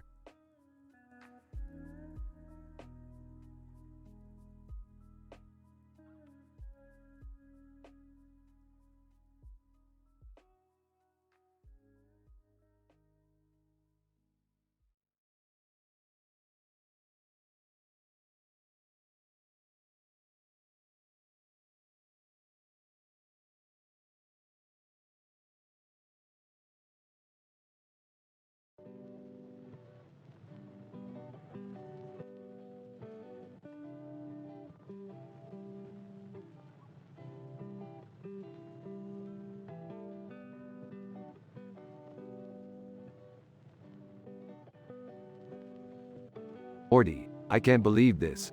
Beth actually removed my balls. Geez, Rick, that sounds painful. Why would she do that? Apparently, she thought it would make me less of a problematic individual. Can you believe the nerve? Well, I guess that's one way to solve your issues, but it seems a bit extreme. Extreme? Morty, you have no idea. I'm feeling empty inside, physically and emotionally. I can't even imagine, Rick. But what are you gonna do now? I'll tell you what I'm gonna do, Morty. I'm gonna find a way to get my balls back, and then I'm gonna wreak havoc on that horse riding surgeon. Maybe we should find a more peaceful resolution, Rick? Peaceful? Morty, there's nothing peaceful about having your testicles taken away from you. It's war, Morty, and I'm ready to fight. Okay, calm down, Rick. Let's think this through. Maybe we can talk to Beth and try to understand her reasons. Understand her reasons? Morty, I don't need reasons. I need my balls back. Now, let's go confront her.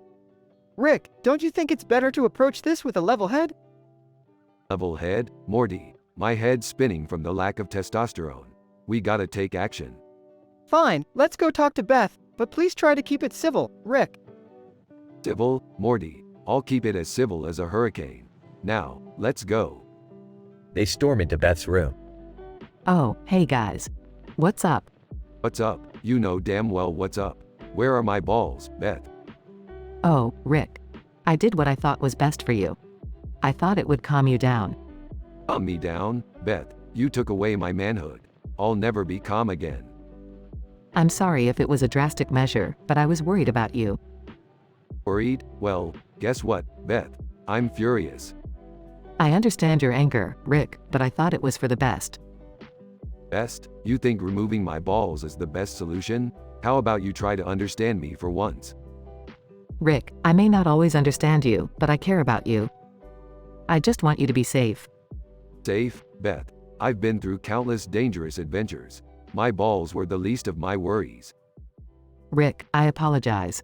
I didn't realize the true impact it would have on you. Is there any way to make it right? Well, you can start by finding a way to grow them back. Rick, I promise I'll do whatever it takes to make it up to you. I never meant to hurt you. Just make sure it never happens again, Beth. Now, get to work on finding a solution. I will, Rick. I'm truly sorry. Morty watches the scene unfold, unsure of how to react.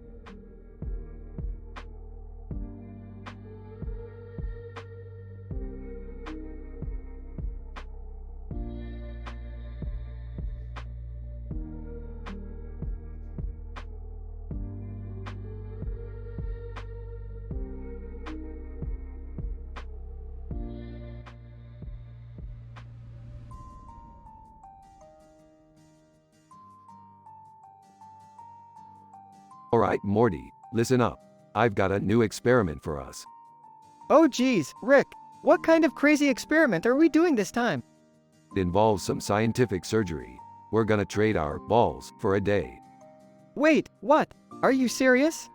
Absolutely, Morty. It's a way to experience life from each other's perspective. Plus, it'll be hilarious. I don't know about this, Rick. It sounds kind of, weird. Weird, Morty. We've done way weirder things before. Trust me, this will be worth it.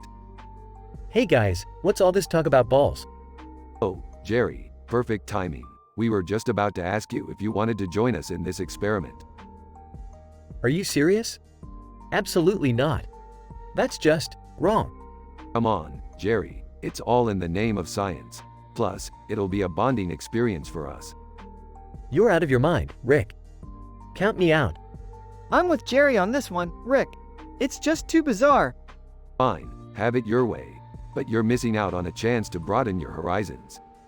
I think I'll stick to the science that doesn't involve swapping body parts. Thanks. Suit yourself, Morty. But remember, science waits for no one. What in the world is going on here? Beth, just the person I was looking for. How would you like to trade your balls with Morty and me? Dad, no. That's not something a father should ask his daughter.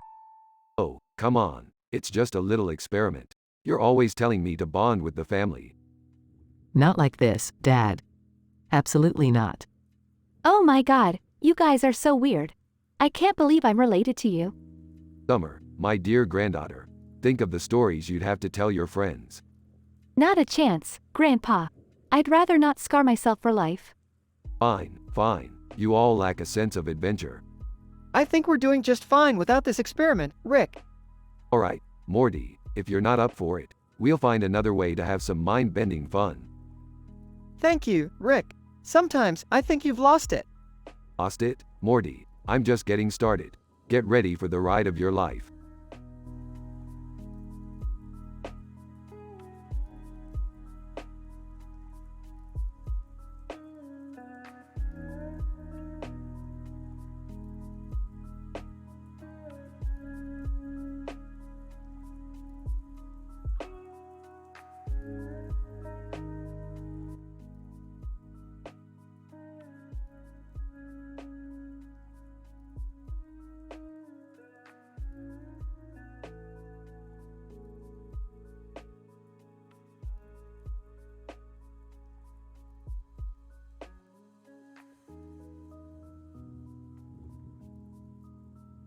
Note: the following screenplay script dialogue contains mature content and explicit language.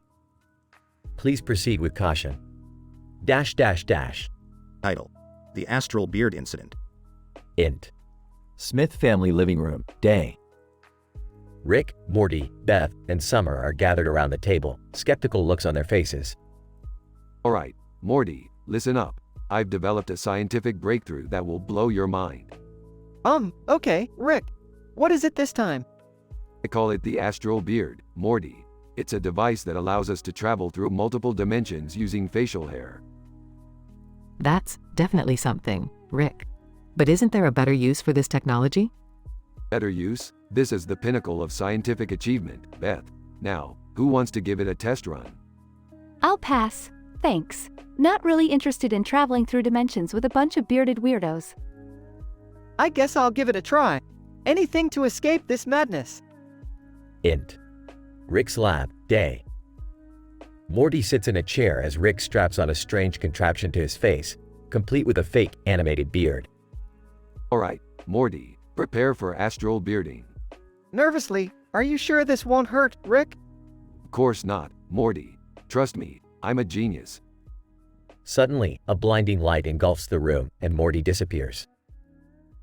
Int. Interdimensional bar, night. Morty finds himself in a bizarre bar filled with strange creatures and, of course, bearded patrons. What the hell is this place? Devil, smoking, welcome to the Astral Beard Haven, Morty.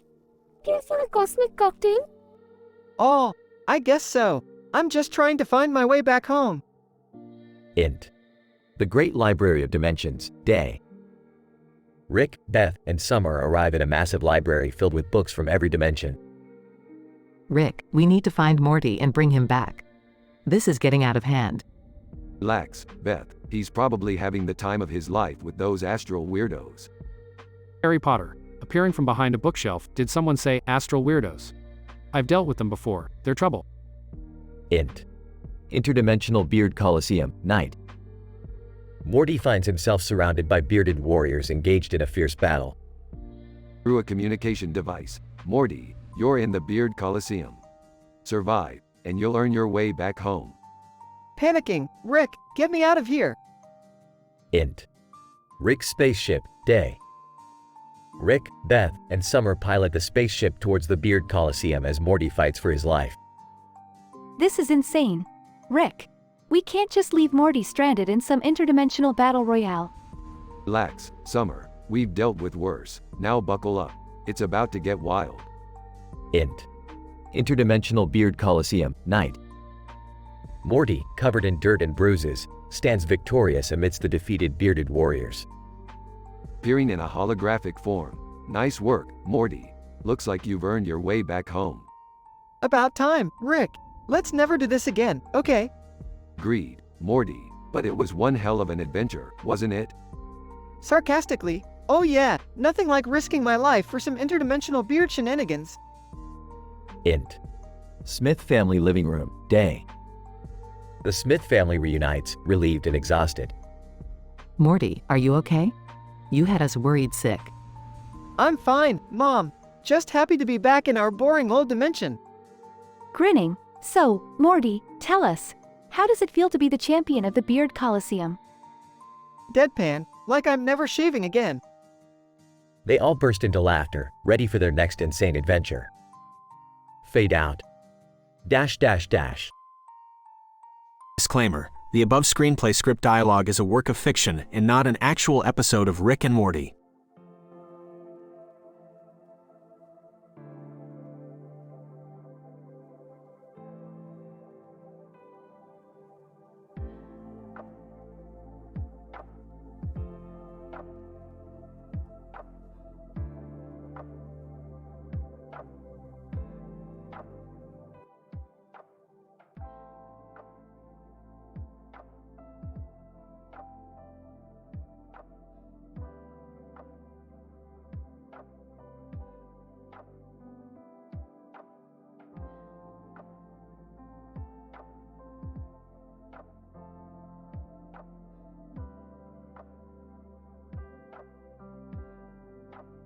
Int. Smith living room, day.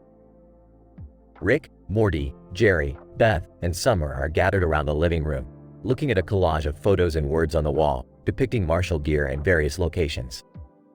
Examining the collage, Morty, this collage suggests some martial event for the ages. Looks like there's some viral action going down in Bangkok. Excitedly, Rick, you won't believe it. Turns out my school crush is actually an alien from Bangkok. She's, like, trained in Cobra Kai martial arts or something. Disapprovingly, Morty, you can't get involved with an alien. They're not human. Defensive, Jerry, let Morty make his own choices. Besides, she's probably more exciting than you ever were. Offended, hey, I can be exciting. Rolling eyes. Sure, Jerry. Anyway, Morty, if this alien crush is involved in martial arts, we might have a wild adventure on our hands. Let's find out more. Int. Morty's bedroom, night. Morty is on his laptop, researching the Hugathon charity event happening in Bangkok. Rick walks in, holding a device. Typing, Rick, this Hugathon thing seems pretty big. It's like a martial arts tournament, but participants have to hug each other instead of fighting. Smirking. A hug tournament? Sounds like a whole new level of weirdness. We've got to see this for ourselves, Morty. Int. Spaceship, day. Rick, Morty, and the rest of the Smith family are aboard Rick's spaceship, heading towards Bangkok. Curious, so, how are we gonna blend in at this hug tournament? Laughs. Oh, don't worry, Summer. I've got holographic disguises that will make us look like expert huggers. Int. Hugathon arena, day. The Smith family is in the midst of the Hugathon charity event. People are hugging each other in various martial arts styles. Whispering. This is so strange, yet oddly fascinating. Nervous. I hope we don't have to participate. Pointing. There she is, Rick. My crush, the alien fighter. The alien girl, dressed in martial gear, notices Morty and walks towards him. Alien girl, seductive, Morty, fancy seeing you here. Ready for a hug? Blushing. Yeah. Totally ready. Whispering to Morty, Morty, be careful. She might not just want a hug. Alien girl, smirking, Morty, I'm here to fight, and I'll do anything to win. Nervously, anything? Alien girl, leaning in, anything. Int. Hugathon arena, later. The Smith family is watching Morty in the hug tournament. He's facing off against the alien girl, both using advanced martial hugging techniques. Excited. Go, Morty. Show her what you're made of. Clenching fists. Make us proud, Morty. Determined. I won't let you down.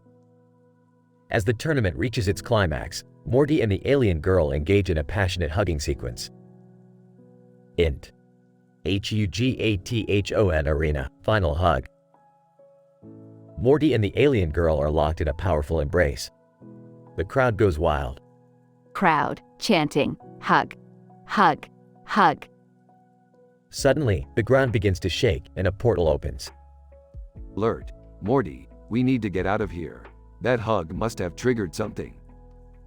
The Smith family and the alien girl make a frantic dash towards the portal. Next. Bangkok streets, night. The Smith family and the alien girl stumble out of the portal, back on the streets of Bangkok. Relieved. We made it out in one piece.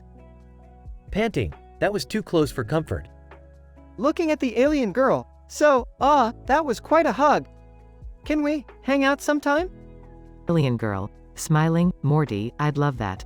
But next time, let's skip the hug tournament and go for a regular date.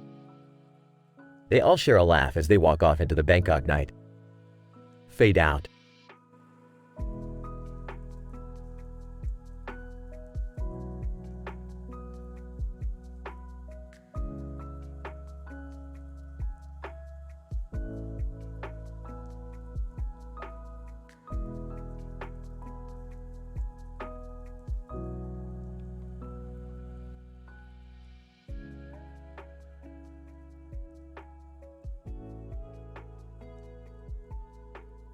Morty, grab your portal gun.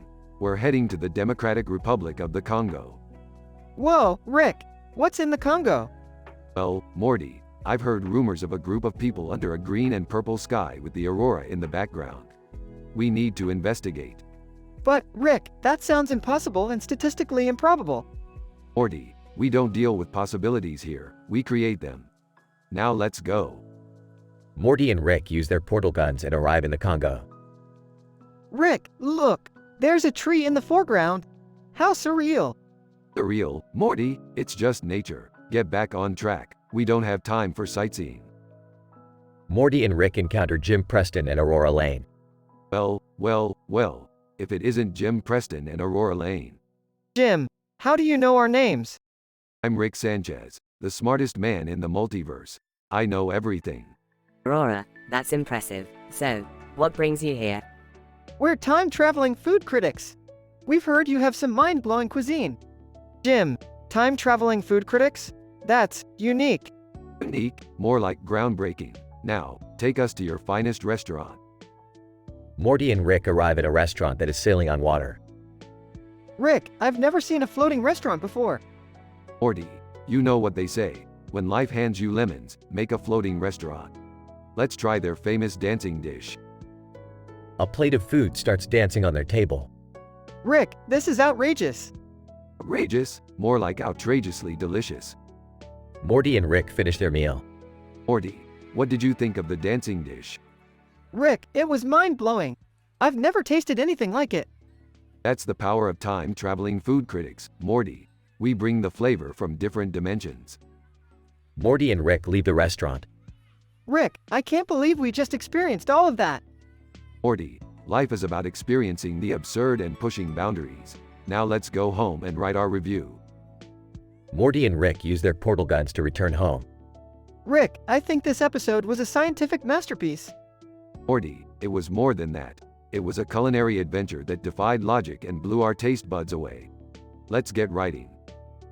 Morty and Rick sit down to write their review, filled with scientific jargon and culinary praises.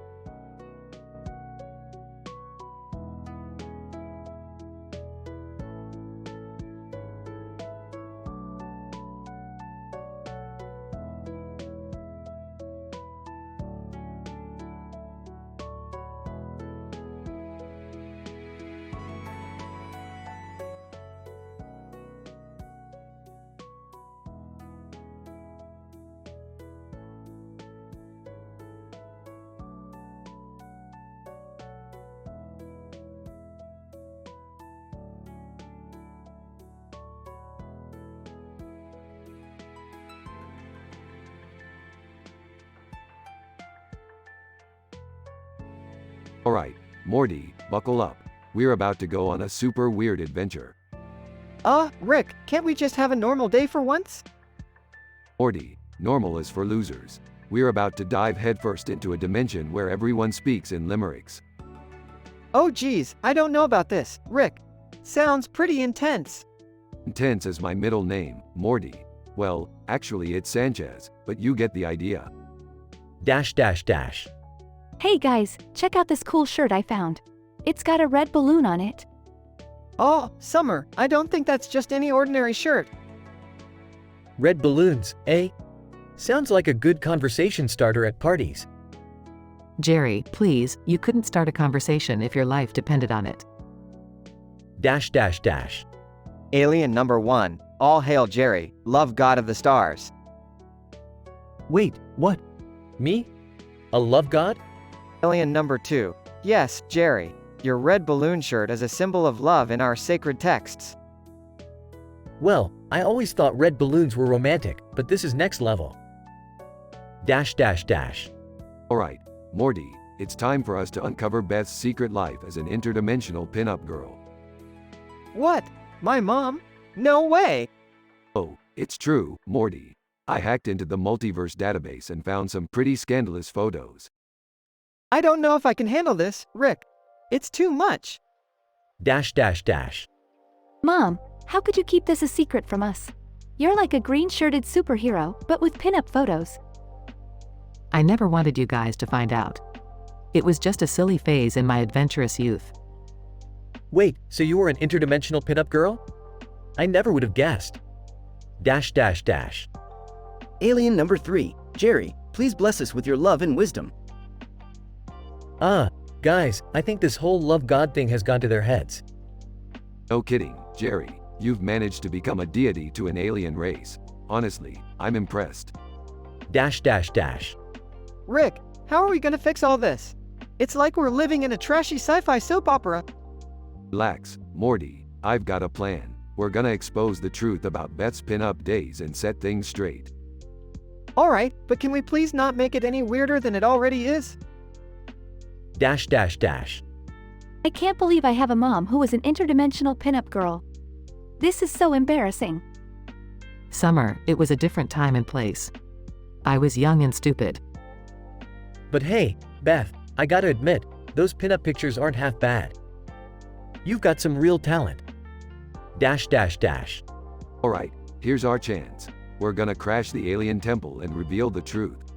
Oh boy, this is gonna be wild. I hope they don't start worshipping me too. Don't worry, Morty. You're not nearly love God material. I can't believe you're all risking your lives to protect my secret. Well, Beth, it turns out you're not the only one with some skeletons in the closet. We're a dysfunctional family, after all. Yeah, Mom, we've all got our own weird stuff going on. We're just lucky we have each other. Plan number 4. Morty, we sense the power of the red balloon in you. You could be our new love god. Oh, no thanks. I'm good just being mortal, you know? Plan number 5. Very well, Morty. But the red balloon will always be with you, guiding your heart. Yeah, that's gonna be a hard pass for me. Alright, everyone, mission accomplished. Beth's secret is out, and Jerry's love god days are over. Thank goodness for that. I couldn't handle all the responsibility. I guess this is a lesson in embracing our true selves, no matter how scandalous or ridiculous it may seem. Yeah, we may be a dysfunctional and outrageous family, but at least we have each other's backs. And that's what matters. Yeah, it's like Rick always says, wubba lubba dub dub. Morty, shut up. That catchphrase is so last season.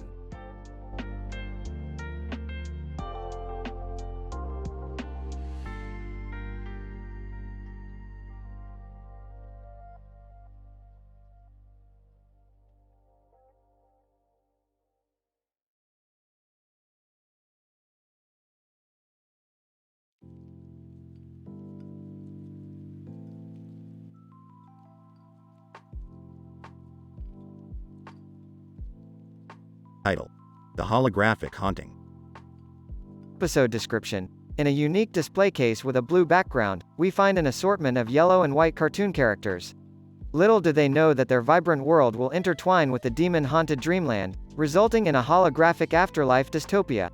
Strange laws and regulations govern their actions as they navigate this extraordinary episode. Characters. 1. SpongeBob, our optimistic and clueless hero. 2. Bart Simpson, a mischievous troublemaker who loves pulling pranks. 3. R2-D2, a helpful droid with wit and charm. 4. Pikachu, an adorable electric Pokemon. 5. Bugs Bunny, a clever and quick-witted rabbit. Scene: the cartoon characters display case. SpongeBob, guys, I've been having the weirdest dreams lately. Last night, I dreamt I was flipping Krabby Patties in the demon-haunted dreamland. Art, that's nothing, SpongeBob. Last week, I dreamt Principal Skinner served me steamed hams for lunch. It was totally Kafkaesque. R2-D2, beep boop. Fear not, my friends. I've analyzed the scenario and discovered a connection between our dreams. It seems that this display case acts as a portal to different dimensions. Pikachu, Pika Pika. So, you're saying our dreams are real? That's electrifying. Bugs Bunny. Well, looks like we've got ourselves an adventure. Let's hop on over to the demon-haunted dreamland and see what's cooking. SpongeBob, wow, this place is scarier than the hash-slinging slasher. But we've got each other's backs. Together, nothing can stop us. Art, I've got an idea. Let's hijack the demon's pranking skills and teach them a thing or two. R2-D2, beep boop beep. Brilliant, we'll outwit those demons with a dash of droid trickery. SpongeBob, we did it, guys. We triumphed over the demons and restored balance to the demon-haunted dreamland. Pikachu, Pika Pika, it was a shocking experience, but we made it through. Bugs Bunny, and just in time for lunch. Who's up for some oversized carrots? Dash dash dash. Note: the format above doesn't fit the exact specification of name, dialogue in one line, but I hope it still captures the essence of what you're looking for. Enjoy the dramatic and sassy storytelling.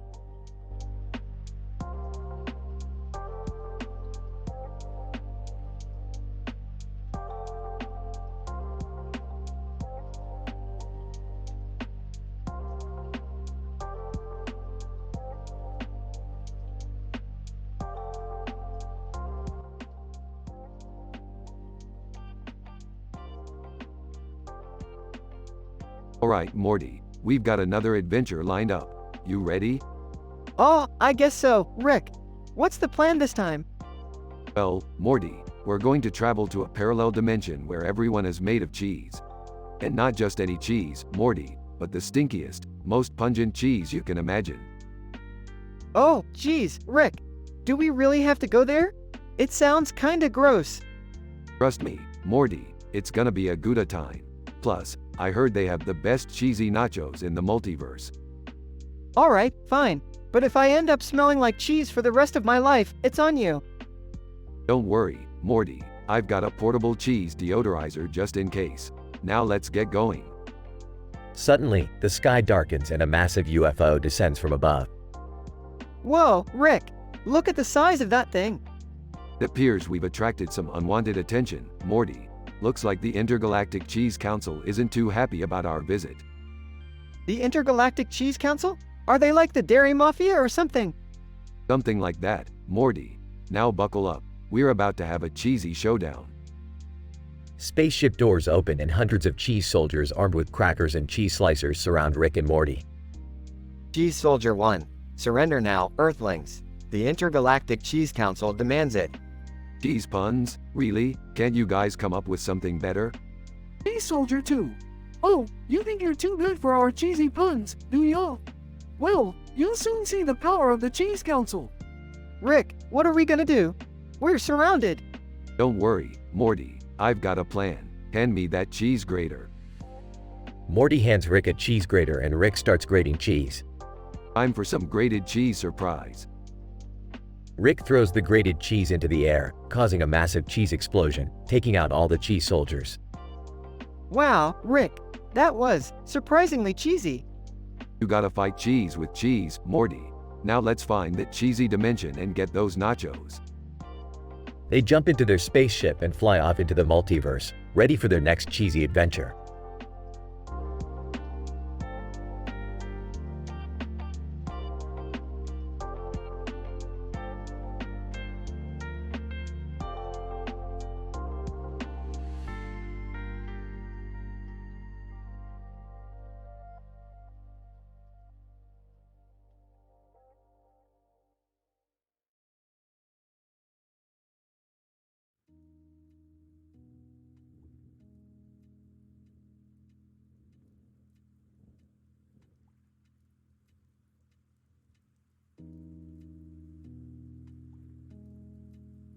Title: The Interdimensional Debacle.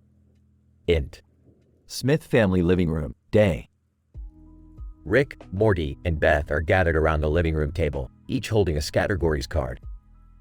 Alright, Morty, time to put that tiny brain of yours to work. Category: Raunchy charades, go.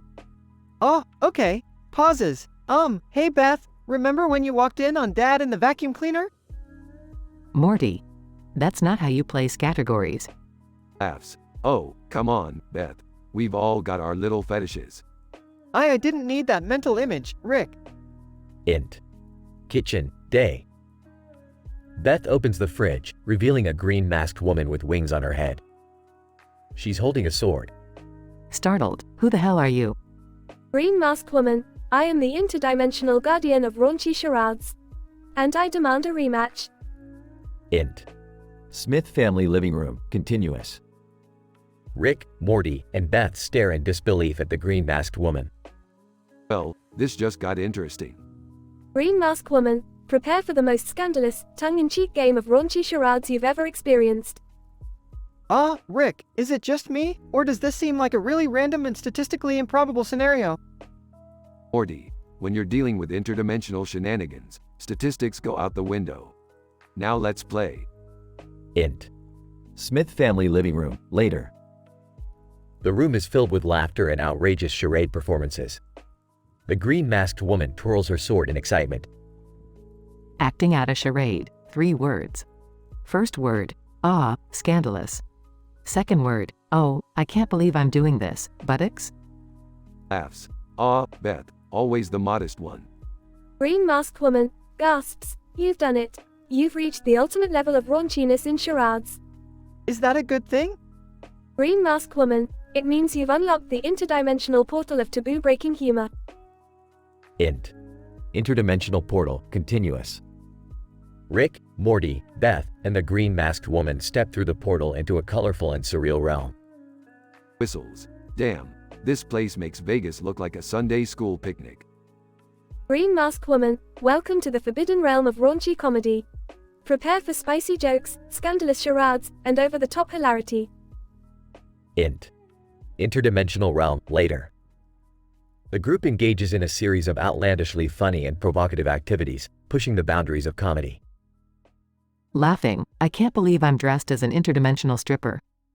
Blushing, this is definitely not PG-13. Morty, comedy has no age restrictions. It's all about pushing the limits. Int.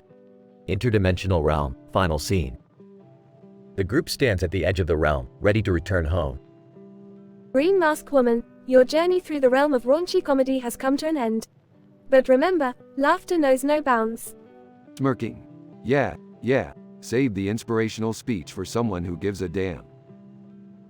They step back through the portal, leaving behind the taboos and scandals of the interdimensional realm. Fade out.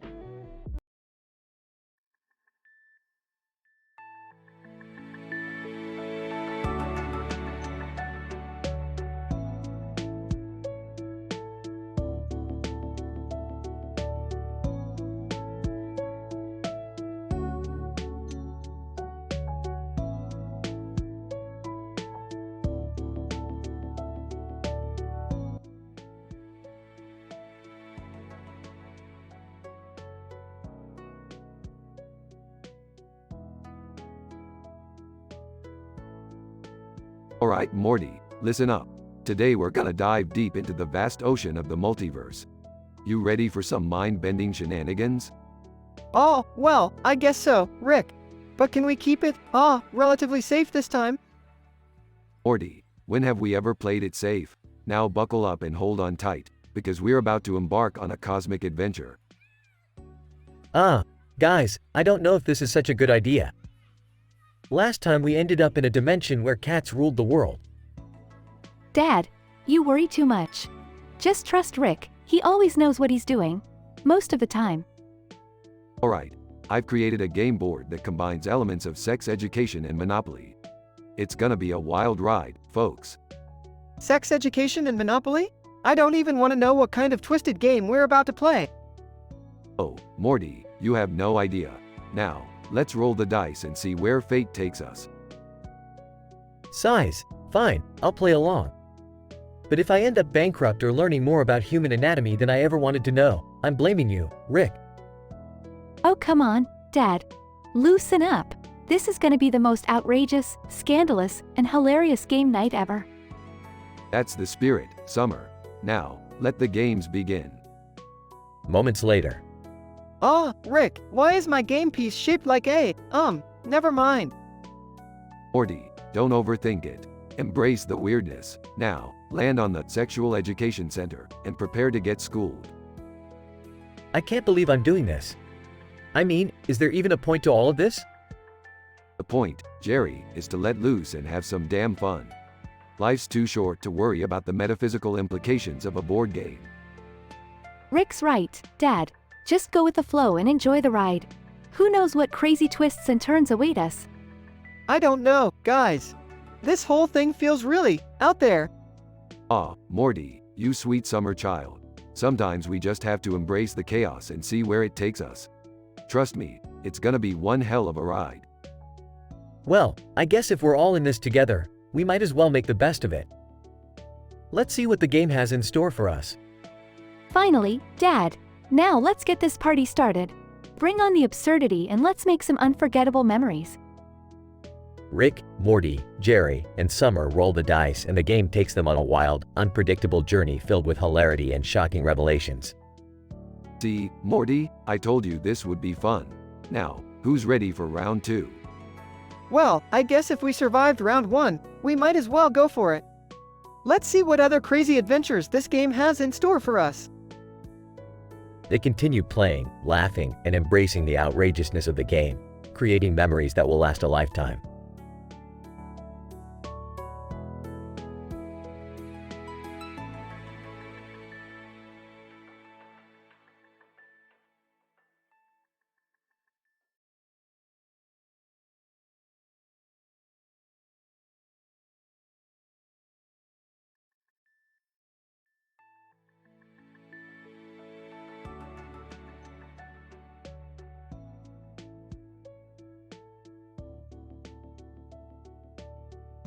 Morty, I've got an incredible idea for our next adventure. Strap in, because we're heading to a reality where everyone's naked.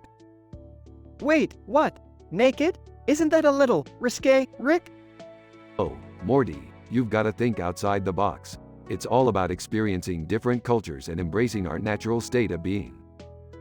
Rick, are you sure this is a good idea? I don't know if I'm comfortable with all that nudity. Relax, Beth, we're going as observers, not participants. It's a social experiment, you know, like Target gathering consumer data but with a lot more skin. This feels weird, Rick. What's the purpose of this adventure anyways? Well, Morty, sometimes you need to strip away the pretenses of society to truly understand what drives people. Plus, I heard they have some mind-bending technology over there called the Circle that we can investigate. Guys, I don't want any part of this naked adventure. Can I just sit this one out? Oh, Jerry, you're missing out on the chance to heighten your understanding of the human condition. It's like Under Armour, but without the clothes. Dad, the sheer absurdity of this is mind-boggling. Can't we just have a normal family outing for once? Normal? Who needs normal when you can have a trachea full of adventure and excitement? Get with the program, Summer. Fine, let's do it. But I swear, Rick, if things get too weird, I'm out of here. Trust me, Morty, it's gonna be a wild ride. You're gonna see things you've never imagined before. All right, let's just get this over with. But remember, Rick, we're strictly observers. No getting involved in any extracurricular activities. Don't worry, Beth, I won't do anything too scandalous, unless the opportunity presents itself. I can't believe I'm saying this, but I hope this adventure is quick and painless. I don't want to scar my already fragile psyche. Morty, my boy, you gotta embrace the unexpected. Life's too short for inhibitions and self-consciousness. I just want to make it through this without any psychological trauma. Is that too much to ask? Jerry, you worry too much. Just go with the flow, and who knows, you might even learn a thing or two. I can't believe I'm actually going along with this. You owe me big time, Rick. Oh, Summer, you're gonna love it. It's like a juicy story waiting to unfold, full of scandal and intrigue. All right, let's get this adventure started. But remember, Rick, one wrong move, and we're out of there. Don't worry, Beth, I'll use all my cunning and wit to keep us out of trouble, or at least try to. Now, let's go explore the naked reality.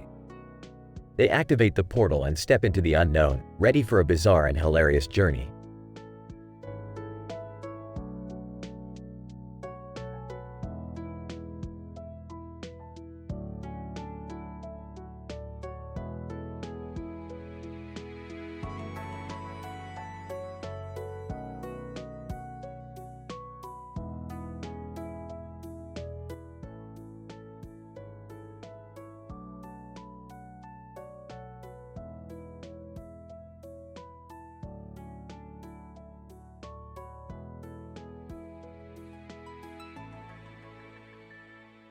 Morty, buckle up, we're going on a wild ride today.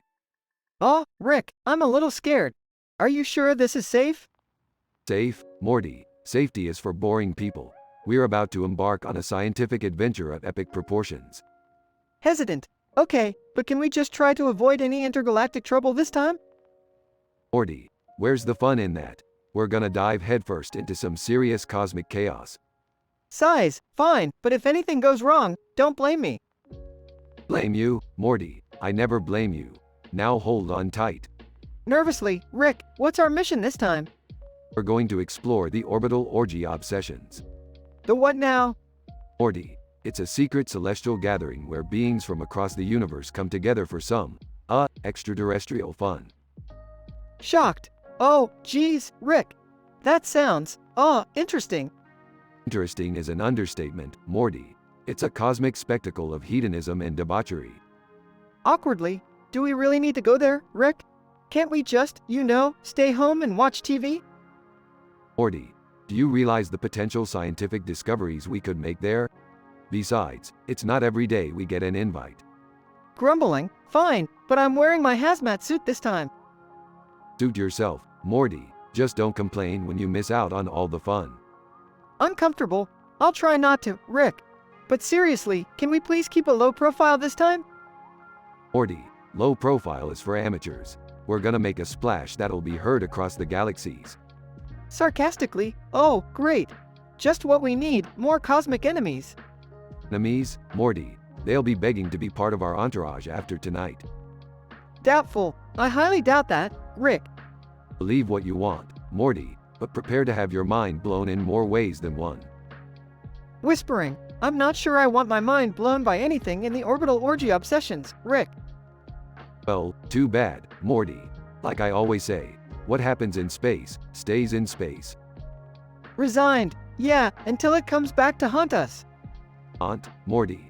When have we ever been haunted by the extraterrestrial escapades?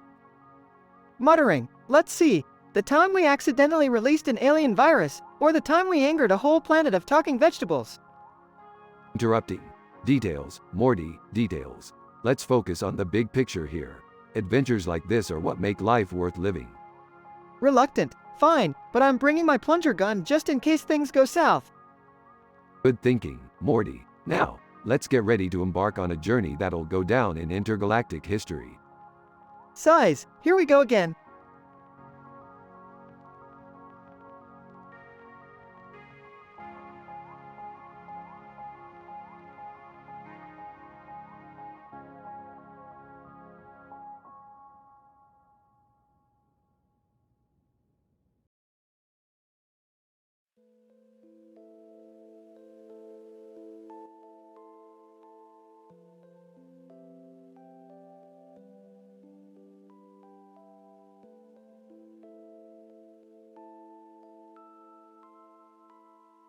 Int. Abandoned bathroom, day. I wake up to find myself lying on the dirty floor of an abandoned bathroom. Confused and disoriented, I try to stand up but realize I'm trapped. My body is attached to a complex contraption made out of rusty metal and sharp saw blades. I struggle to free myself, panic starting to set in. That's when I notice a television screen mounted on the wall in front of me. Jigsaw's puppet, Billy, appears on the screen. Billy, Jigsaw's voice. Hello, my name. I want to play a game. I freeze, my heart pounding in my chest. What kind of sick game has Jigsaw planned for me? Billy, Jigsaw's voice. To escape this trap, you must find the key hidden somewhere in this room. But be careful, as your movements will trigger the saw blades attached to your body. I look down at the spinning blades, feeling a sense of dread wash over me. I need to find that key and get out of here before it's too late. I start searching the room, tearing apart every inch of it in a desperate attempt to find the key. The walls are covered in peeling paint, and the air is thick with a musty smell. Jigsaw's voice taunts me through an intercom system. Billy, Jigsaw's voice. Tick-tock, my name. Time is running out. Can you solve the puzzle and save yourself? Fear overtakes me as I realize the walls are closing in, slowly pushing me closer to the deadly saw blades. There must be a way out, a hidden passage. Suddenly, I notice a glimmer of light coming from a small hole in the wall. Cautiously, I approach it and find a series of buttons. Jigsaw's voice echoes through the room. Billy, Jigsaw's voice. Choose wisely, my name. Press the wrong button, and you'll be sealed inside forever. Sweat drips down my face as I contemplate which button to press.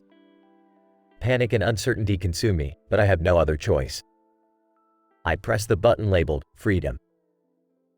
As if by magic, the walls halt their merciless advance. A hidden door creaks open, revealing a spiral staircase leading to a blinding light. Cautiously, I climb the stairs, my heart racing. What awaits me on the other side? I emerge into a sunlit room, the smell of fresh air filling my lungs. I'm free.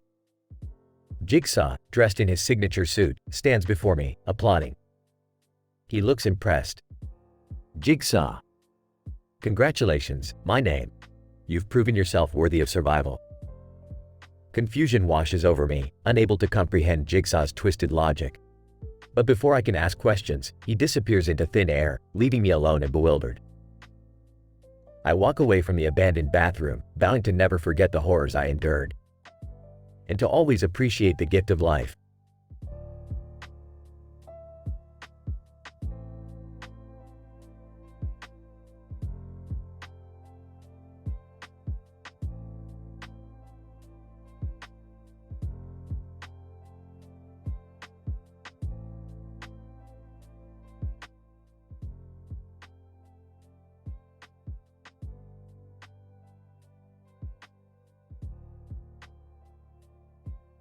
Int. Abandoned bathroom, day. I enter the room cautiously, the flickering light revealing the gruesome scene before me. Blood spattered on every surface, rusty tools scattered across the floor. My heart pounds as I take in the horrifying sight. Jigsaw, voiceover, welcome to my game. Myself, whispering, what kind of sick game is this? I walk further into the room, my eyes fixated on the knife embedded in the door. The sight makes my stomach churn. Myself, trembling. Who would do something like this? Suddenly, a recording starts to play, emanating from a speaker hidden in the corner. Jigsaw, voiceover, you have been trapped in a deadly game, my friend. The key to your survival lies within the rusty trap strapped to your body. I glance down and see the horrifying sight of a deadly rusty metal trap adorned with sharp saw blades. Fear courses through my veins. Myself, panicking. How do I get out of this trap? Jigsaw, voiceover, in order to free yourself, you must complete a series of tests. Each one more challenging than the last. I take a step back, my mind racing with thoughts of the pain that awaits me. Myself, desperate. Who are you? Why are you doing this to me? Jigsaw, voiceover, I am Jigsaw, and I believe that through suffering, we can appreciate life. Myself, frustrated. This is madness. There has to be another way. Jigsaw, voiceover, the choice is yours. Escape this place and live, or stay trapped forever. I grit my teeth, determined not to let fear consume me. Myself, determined. I won't let your sick game break me. I will find a way out. As I assess my surroundings, my eyes catch sight of a small key hidden underneath a blood-soaked cloth. Myself, hopeful. Maybe that key will unlock this nightmare. I inch closer, my heart pounding with anticipation. With trembling hands, I grab hold of the key and begin to search for the keyhole that will set me free. Myself, whispering, please, let this be the way out. I finally spot the keyhole and insert the key with shaky hands. A click echoes through the room, and the trap around my body releases its grip. Myself, relieved. I did it. I'm free. A sense of triumph washes over me as I step away from the trap. Although the horror of this experience will forever haunt me, I know that I am stronger than I ever imagined. Myself, whispering, goodbye, Jigsaw. Your twisted games end here. I walk out of the bathroom, leaving behind the bloody scene and vowing to never let anyone suffer as I did.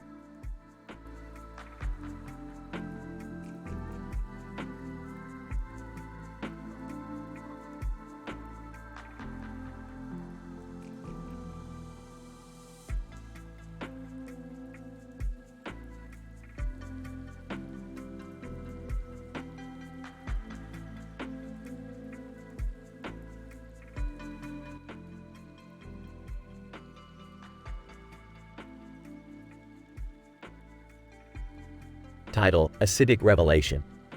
Man, oh god, where am I? Why can't I move? Struggles, what the? My hands, they're trapped. Jigsaw, hello, Adam. I want to play a game. And Adam, who are you? What is happening? Jigsaw, you were chosen for your lack of appreciation for life, Adam. The key to your freedom lies within this room. But be warned, time is not on your side. Adam, what do you want? Jigsaw, beneath the table, you will find a vial of highly corrosive acid. Within 3 hours, it will dissolve the chains holding your legs. Adam, 3 hours? How am I supposed to find the key? Jigsaw, there is an envelope on the wall. Inside, a photo of someone you hold dear. Their life is at stake if you fail. Use the clues wisely. Adam, please. I've learned my lesson. I have so much to live for. Jigsaw, your actions have consequences, Adam. Remember that.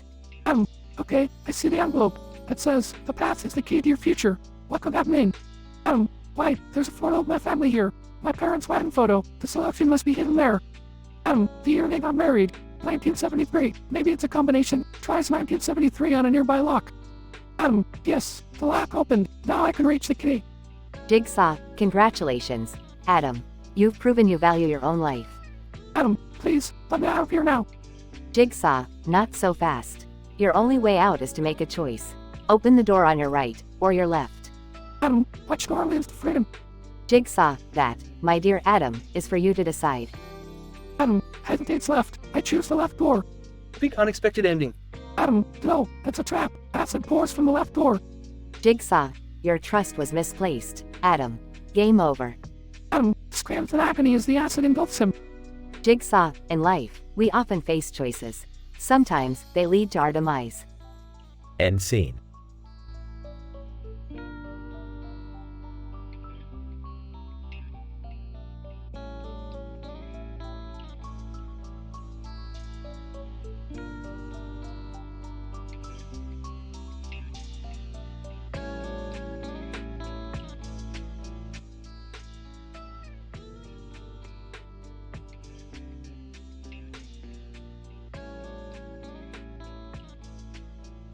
Title: Deadly Games, A Twisted Room. .. Int. Dirty room, day. I find myself in a small, filthy room with a single door and a grimy window. The floor is covered in dirt, and a disturbing patch of it catches my attention. Suddenly, I notice a rusty metal trap tightly strapped to my body. Panicked. What the hell is this? How did I end up here? A distorted voice fills the room, resonating from a hidden speaker system. Jigsaw, ominous. Welcome, my dear participant. You now possess the key to your survival. I glance around, frantically searching for any means of escape. Desperate. Please, let me out of here. I didn't sign up for this. Without warning, the room plunges into darkness. When the lights return, I find myself in a large, open, and cluttered bathroom. Confused. What just happened?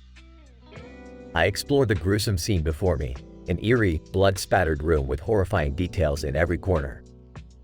The vision is captured in stunning 4K, full HD glory, with the most exquisite lighting. Disgusted. This is beyond disturbing. What sick game am I caught up in? As I move further into the bathroom, I notice a tape recorder lying on the floor. I play it tentatively. Tape recorder, sinister. The choices you make will determine your fate. Apprehensive. Choices. What are they talking about? My attention is drawn to a blood-stained bathtub where a person lies motionless. Horrified. Oh my god, is that a dead body? Suddenly, the lights flicker and a timer begins to count down from 10 minutes. Frantic. Time is running out. I need to find a way to survive. I spot a key on a table across the room, just out of reach. Desperate, I search for something to retrieve it. Thinking out loud. Maybe if I use the rusty trap strapped to me. With trepidation, I use the trap's mechanisms to hook the key and bring it closer. Triumphant. Yes, I've got it. As I unlock the door, a hidden passage behind the mirror is revealed. Determined. This has to be my way out of here. I follow the passage, anxious about what awaits me on the other side. Whispering. Just a little longer, and I'll be free. Suddenly, the passage leads me outside the room, and I breathe a sigh of relief. Relieved. I made it out. But what's next? And as I step into the unknown, the door slams shut behind me, leaving me to wonder what twisted game Jigsaw has in store for me next. End of episode.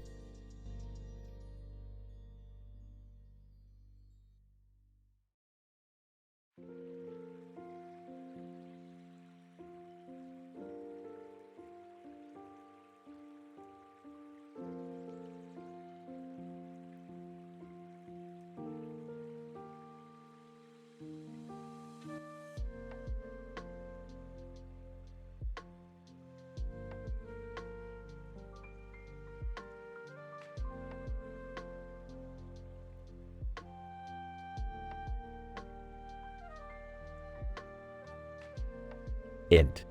Abandoned bathroom, day. I wake up, disoriented and surrounded by decay. The room is dimly lit, and the stench of mold fills the air. I try to move, but realize I'm trapped, a montage of pig innards hanging off me, chains restricting my every movement. Me, panic-stricken. What is this? Jigsaw, filtered voice. Hello, my dear. Welcome to your test. Me, frustrated. Test? What kind of sick game is this? Jigsaw, calmly. The game of survival.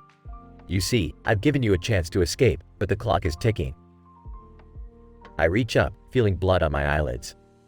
As I wipe it away, I see makeup art on my face and hands morphed into a grotesque Picasso. Me, horrified. What have you done to me? Jigsaw, unapologetic. I've shown you a mirror, my dear. The true nature of your vanity. Me, desperate. How do I escape this nightmare? Jigsaw, mockingly. Oh, it's simple. You just have to reach within yourself and find the strength to let go. Me, confused. Let go of what? Jigsaw, cryptic. Your obsession with beauty, my dear. Embrace what lies beneath your superficial facade. As I ponder Jigsaw's words, my trembling hand reaches for a pair of scissors. The reflection in the grimy mirror shows a distorted image of my terrified face. Me, determined. Fine, I'll play your twisted game. But when I get out of here, you'll regret messing with me. Jigsaw's sinister laughter fills the room as I begin to cut away at my own makeup-laden flesh, screaming in agony. Time passes, montage. Horrific images flash before my eyes as I free myself from the grotesque trap. Blood, sweat, and tears mix together in a macabre symphony of torture and determination. Finally, I break free, collapsing on the dirty bathroom floor, gasping for breath. Me, exhausted. I did it. I fucking did it. Jigsaw's voice reverberates through the room one last time. Jigsaw, impressed. Congratulations, my dear. You've proven yourself worthy of life. Suddenly, the door bursts open, revealing Jigsaw standing there. Me, shocked. But, how? Jigsaw, smirking. Your game wasn't for me, my dear. It was for him. Jigsaw points behind me, and I turn to see a man bound in chains, tears streaming down his face. Me, stammering. What is this? Jigsaw, gleefully. Your test was to save him. Will you sacrifice your freedom for his life? As I weigh my options, the man pleads for mercy, his eyes filled with desperation. Me, teary-eyed. I can't. I won't. Jigsaw chuckles, satisfied with my decision. The room begins to fill with toxic gas, and I realize there was never an escape for both of us. Me, whispering. Goodbye. Closing my eyes, I embrace my final moments, knowing that even in death, I have triumphed over Jigsaw's sadistic game. Fade out.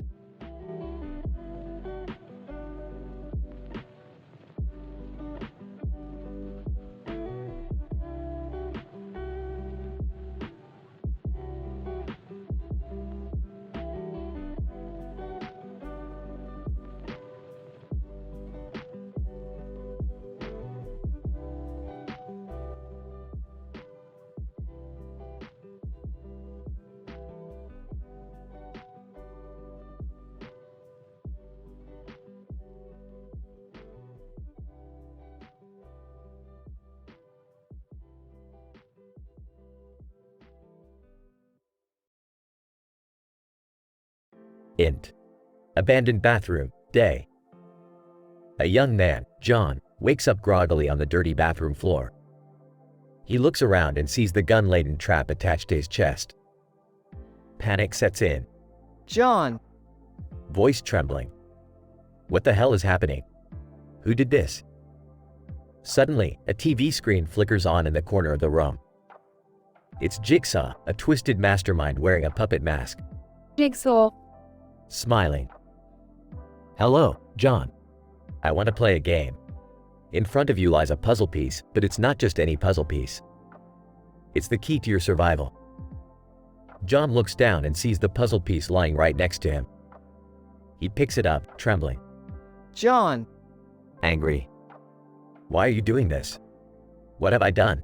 Jigsaw. Wickedly. Oh, John, you've done plenty. You've taken your life for granted, never appreciating the precious seconds ticking away. John's eyes fill with fear and confusion. John. Desperate. Tell me what I have to do. How do I escape this nightmare? Jigsaw. Calmly. You see, John, attached to your chest is a shotgun rigged to a timer. Solve the puzzle within the time limit, or it will blow you to bits. Tick-tock, John. Tick-tock. John frantically scans the room, searching for clues.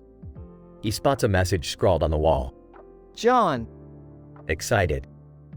There. A clue. It says, embrace your fears. He starts piecing together the puzzle, his hands shaking. John. Thinking out loud. Fear. Fear. What am I afraid of? His mind races, memories flood back, and he realizes his deepest fear. John. Realization. It's myself. I'm my own worst enemy. I've always doubted my potential. He inserts the final puzzle piece, and the timer on the shotgun stops ticking. John. Relieved. I did it. I solved your damn puzzle. Jigsaw's puppet mask twitches, a look of surprise on his face. Jigsaw. Grudgingly. Well, it seems you've proven me wrong, John. You've earned your freedom. The door to the bathroom creaks open, revealing an escape route. John. Defiant. I won't let fear control me anymore. This ends now. John walks out of the room, leaving Jigsaw behind, stunned. Next. Abandoned building, day. John emerges into the daylight, blinking away the darkness. He takes a deep breath, feeling a sense of liberation. John. Victorious. I may have been caught in Jigsaw's twisted game, but I refuse to let it define me. I have the power to change my life. As John walks away, the abandoned building crumbles in the distance, signaling the end of a nightmarish chapter. Fade out.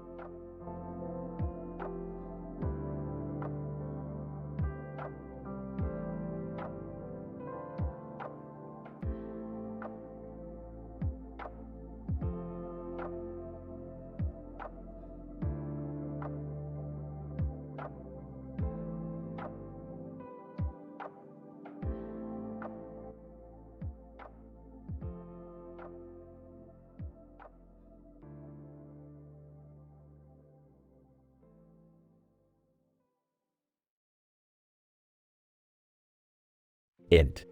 Abandoned bathroom, day. The room is dark and grimy.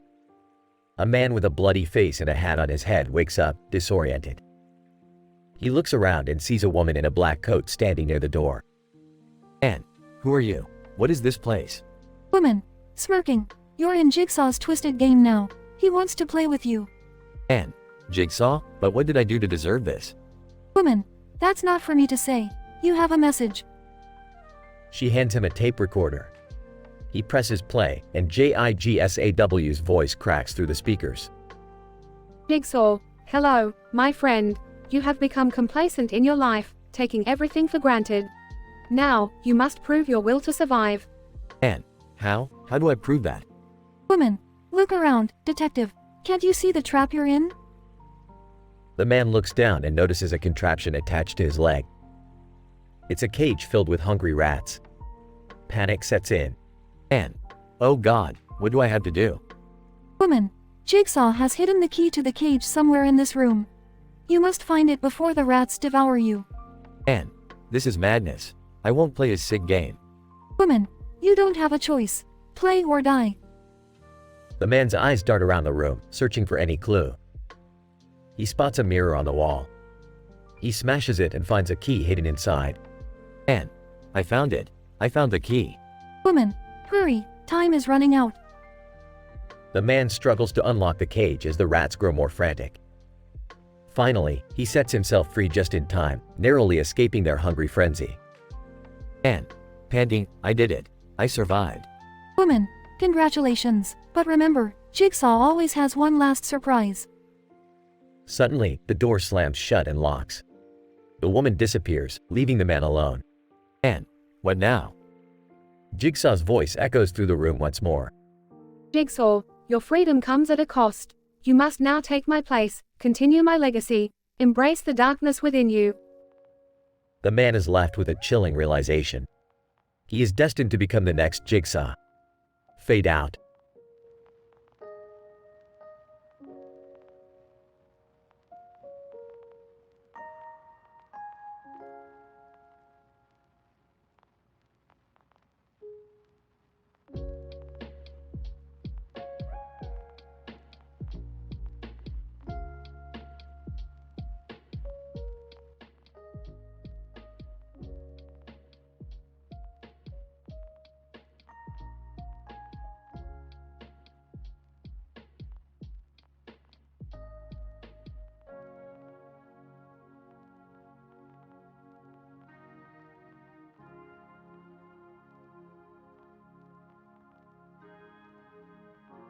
Title: The Deadly Game. Characters: Sarah, young woman trapped in Jigsaw's game. Jigsaw, the mastermind behind the deadly games. .. Next. Abandoned bathroom, night. The dimly lit room is filled with an eerie silence. Sarah, early 20s, wakes up on the grimy floor, confused and disoriented. She looks down to find a metallic contraption attached to her ankle. Panic washes over her face. Sarah, frantic, desperate. What the hell is happening? Why am I here? She notices a small TV in the corner of the room. It flickers on, revealing Jigsaw's chilling puppet face. Jigsaw, distorted voice. Ah, Sarah, welcome to my game. The key to your freedom lies in escaping the trap attached to your ankle. Sarah's eyes widen in terror as she stares at her own impending doom. Sarah, pleading, terrified. Please, I don't deserve this. Let me go. Jigsaw's voice echoes through the room, taunting her. Jigsaw, you've been chosen for a reason. Sarah, find the clues, solve the puzzle, and you might just survive. Sarah's trembling hands search the room for any sign of a way out. She finds a torn photograph with a creepy face staring back at her. Sarah, whispers, what do you want from me? Suddenly, the lights flicker and a mechanical sound fills the room. A timer appears on the contraption attached to Sarah's ankle, counting down from 5 minutes. Sarah, screaming, no, please, don't do this. With each agonizing second, Sarah frantically searches for answers. She discovers a hidden compartment in a cracked mirror. Inside, she finds a key. Sarah, hopeful, maybe this is it. It has to be. Sarah inserts the key into the trap, but it doesn't turn. Time is running out. Sarah, crying, it's not working. Why won't you let me live? Just as Sarah starts to lose hope, the timer miraculously stops. Jigsaw's puppet face appears on the screen once more, his true intentions finally revealed. Jigsaw, calmly, Sarah, you have shown compassion even in the face of death. Your will to live has impressed me. Sarah, confused, why me? Why put me through all of this? Jigsaw's voice fills the room, resonating with a haunting truth. Jigsaw, you were once lost, Sarah, but through this game, you have found yourself. Consider this a second chance at life. Sarah's tears mix with a mixture of relief and confusion. Sarah, whispering, thank you. Just as she begins to process what has happened, the bathroom door swings open. Sarah steps out into the blinding light of freedom. Next. Abandoned bathroom, night. Sarah stands on the street, her body shaking from the emotional roller coaster she just endured. Suddenly, she hears a familiar voice behind her. Sarah turns to find Jigsaw, unmasked, standing before her. Sarah, startled, you? Jigsaw, smiling. Yes, Sarah. It was I who orchestrated this game. But unlike the others, I saw something in you. A potential for redemption. Sarah, angry. You call this redemption? Trapping me and torturing me? Jigsaw raises a hand, calming her anger. Jigsaw, no, Sarah. I brought you face to face with your own mortality to remind you of the preciousness of life. You have to appreciate it now. Sarah glares at Jigsaw, contemplating his words. Sarah, fine. I'll live my life to the fullest, but don't ever think you've won. Jigsaw chuckles softly as he walks away. Jigsaw, oh, Sarah, the game never ends. But perhaps, for you, there is a glimmer of hope. Farewell. Sarah watches as Jigsaw disappears into the night, her heart pounding with both fear and determination.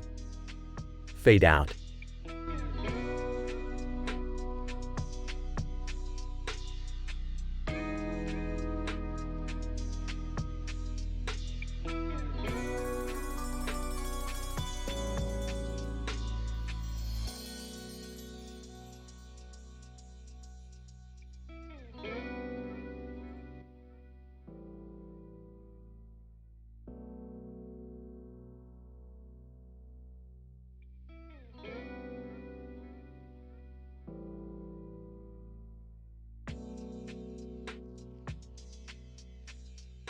Int. Abandoned bathroom, day. I wake up and groggily scan my surroundings. My vision blurs, but I notice a woman with fake eyes and a skeleton face painted on her. It's truly unsettling. Hey, what the hell is going on here? Suddenly, I hear a soft hissing sound coming from beneath me. I look down and see a trap. It's unimaginable. There are small, transparent containers full of frogs attached to my body, ready to be released.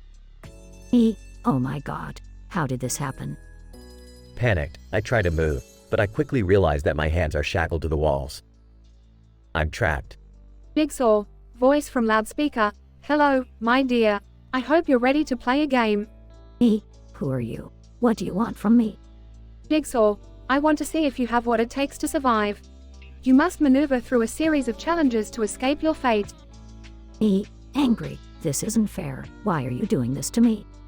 Jigsaw, fairness is subjective. Life isn't fair, and I'm here to remind you of that. Now, let the game begin. I search the bathroom frantically, hoping to find a clue, something that can help me escape. Desperate. Please, someone, help me. Jigsaw remains silent, his presence hauntingly unnerving. Whispering. Think. There has to be a way out of this. I notice a small slip of paper tucked under the sink. It's a riddle, posing a question about my past mistakes. Reading. What have you done that cannot be undone? Panicking, I try to recall my past, searching for answers. Confused. What have I done that I can't undo? There's so much, but... Suddenly, it hits me. The answer. I slowly turn towards the skeleton key suspended in front of my face. I know what I have to do. With trembling hands, I grab the key, realizing that it holds my only chance of survival. Determined. I won't let you win, Jigsaw. I'll escape this nightmare. As I struggle to free myself, the frogs in the containers begin to quiver anxiously. Whispering. Hang on, little guys. We'll get through this together. I insert the skeleton key into the lock, praying that it fits. Pleading. Please work. With a satisfying click, the shackles release, and I am finally free. Victorious. Yes. I've made it out. But as the bathroom door swings open, I find myself face to face with a horrifying realization. Shocked. Oh no, this can't be happening. Jigsaw stands there, applauding sarcastically. Jigsaw, well done, my dear. You managed to escape, but the exit leads you right into another twisted game. Defeated. No, please, let me go. Jigsaw smiles wickedly, blocking my only opportunity for escape. Whispering. The game never ends, does it?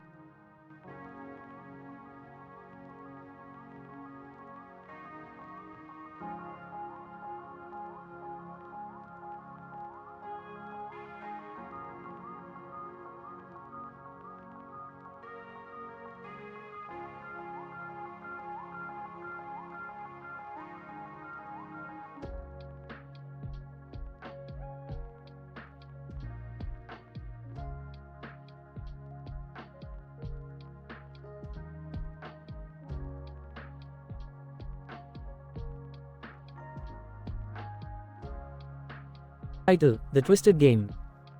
Int. Subway train, day. I, John, a man in a red shirt and red gloves, sat on the subway holding my cell phone. The train rumbled along, filled with tired commuters. Suddenly, I spot a horrifying scene on my screen. A young man passed out inside an abandoned bathroom. The walls drip with an eerie atmosphere. John, gasping. What the hell is this? Int. Abandoned bathroom, flashback. The details are gruesomely clear.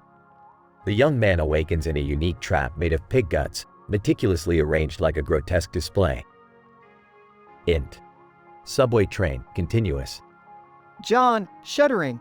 This can't be real. It's like something out of a horror movie. My phone screen lights up with an ominous message from Jigsaw, illuminating the darkness. John, trembling, Jigsaw? How is this happening to me? The message instructs me to solve a complex puzzle to escape the trap. Time is ticking. Int. Abandoned bathroom, flashback. Showing horrifying close-ups of the trap, the camera pans across a series of intricate mechanisms. Int. Subway train, continuous. John, frantically, I need to think. I need to figure out the way out. I examine every inch of the subway car, searching for clues that might help me escape this nightmarish ordeal. Int. Abandoned bathroom, flashback. My phone reveals twisted close-ups as Jigsaw's voice narrates the horrifying details of the trap. Int. Subway train, continuous. John, to himself. Focus, John. You can't let fear cloud your judgment. As minutes turn into hours, I solve each riddle, each twisted puzzle. Sweat drips down my face as I inch closer to salvation. Int. Abandoned bathroom, flashback. Close-ups of the ticking clock and Jigsaw's chilling voice continue to amp up the tension. Int. Subway train, continuous. John, determined. There must be an end to this madness.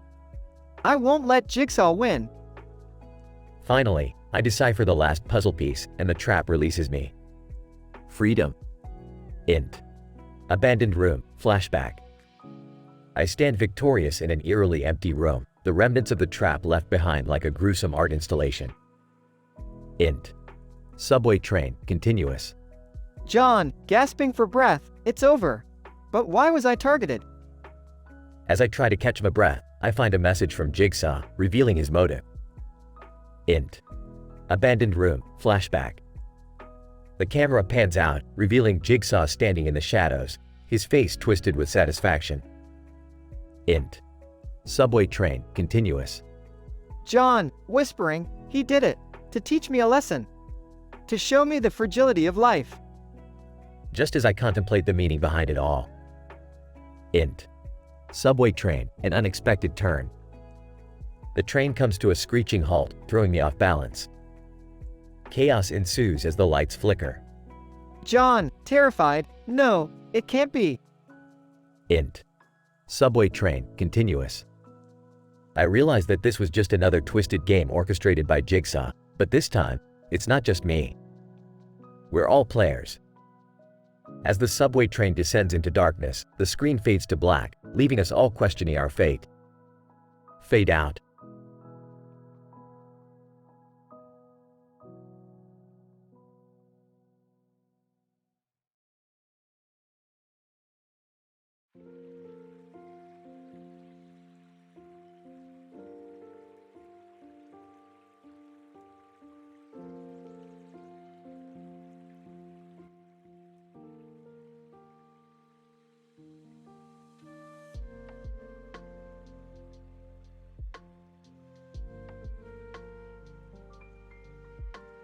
Int. Abandoned bathroom, day. I wake up, disoriented, my head pounding with pain.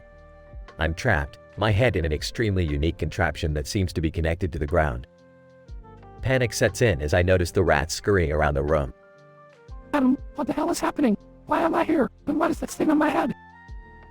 Suddenly, a doll on a tricycle rolls in front of me.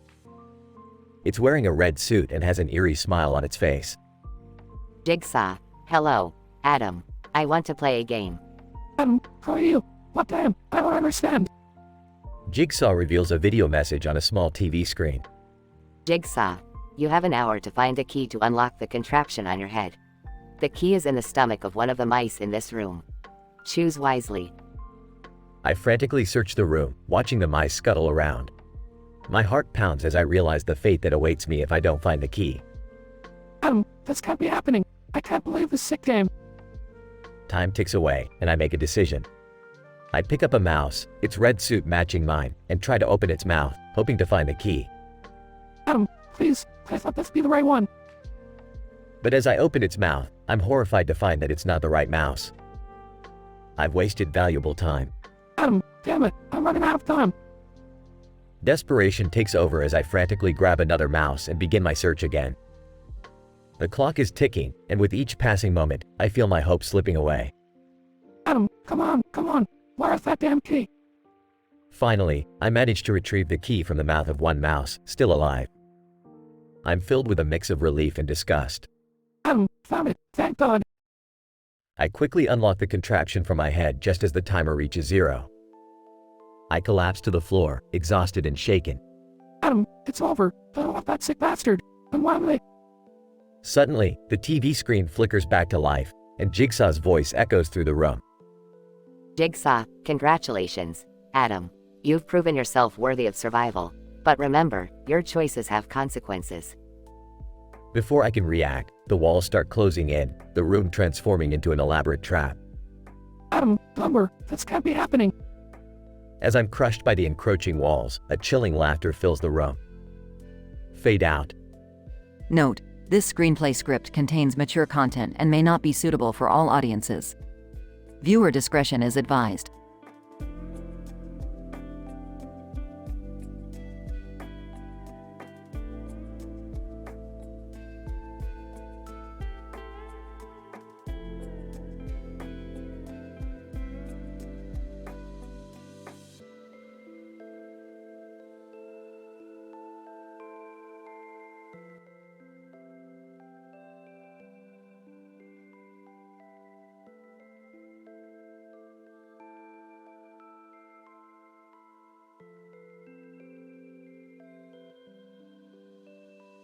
Title: The Puzzle's Dilemma. Int. Abandoned bathroom, day. Alexis, a woman wearing a suit and bow tie with a puzzle piece missing from her chest, regains consciousness on the decaying bathroom floor. Panic replaces her grogginess as she spots the horrifying contraption attached to her leg. Alexis, frantically, what the hell is happening? I need to get out of here. Alexis notices a small TV mounted on the wall. The infamous Jigsaw puppet appears on the screen, taunting her with a chilling voice. Jigsaw, sinister, Alexis, you find yourself ensnared in a game where time is of the essence. Your salvation lies in escaping the cruel trap that holds you captive. Alexis, tearfully, please, I don't deserve this. Let me go. Jigsaw's voice emits from a speaker hidden in the room, as if responding to her pleas. Jigsaw, calmly, Alexis, your desires must align with your actions. Only then can you earn your freedom. Alexis's trembling hands explore the contraption around her leg, revealing a series of interconnected puzzles and locks. Alexis, desperate, I can't solve this. It's impossible. Jigsaw's voice, now laced with empathy, fills the room. Jigsaw, compassionate, sometimes the true challenge lies not in the puzzle itself, but in the choices we make.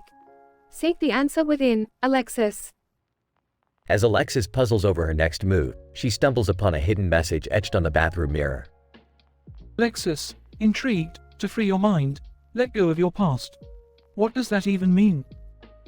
Suddenly, a memory flashes through her mind. She recalls a traumatic event from her childhood where she was wrongly accused. Alexis, realization, I must confront my past and forgive myself. That's the key. With newfound determination, Alexis swiftly solves the intricate puzzles, releasing herself from the terrifying trap. Just as she steps out of the bathroom, expecting to face Jigsaw, she finds a room filled with balloons and confetti.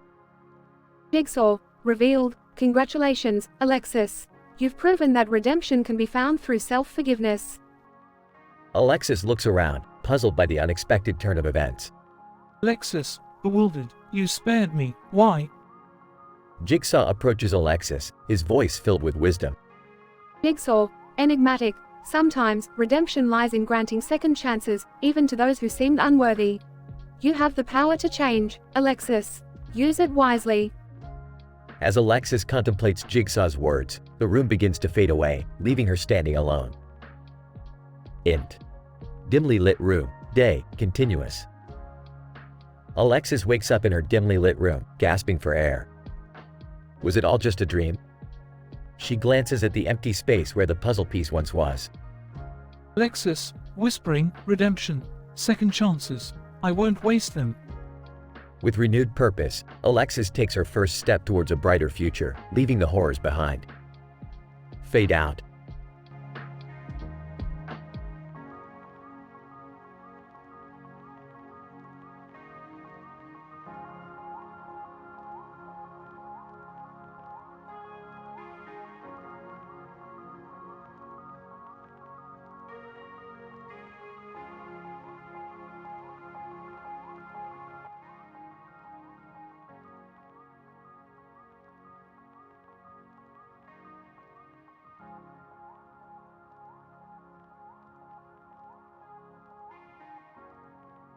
Man groans. What?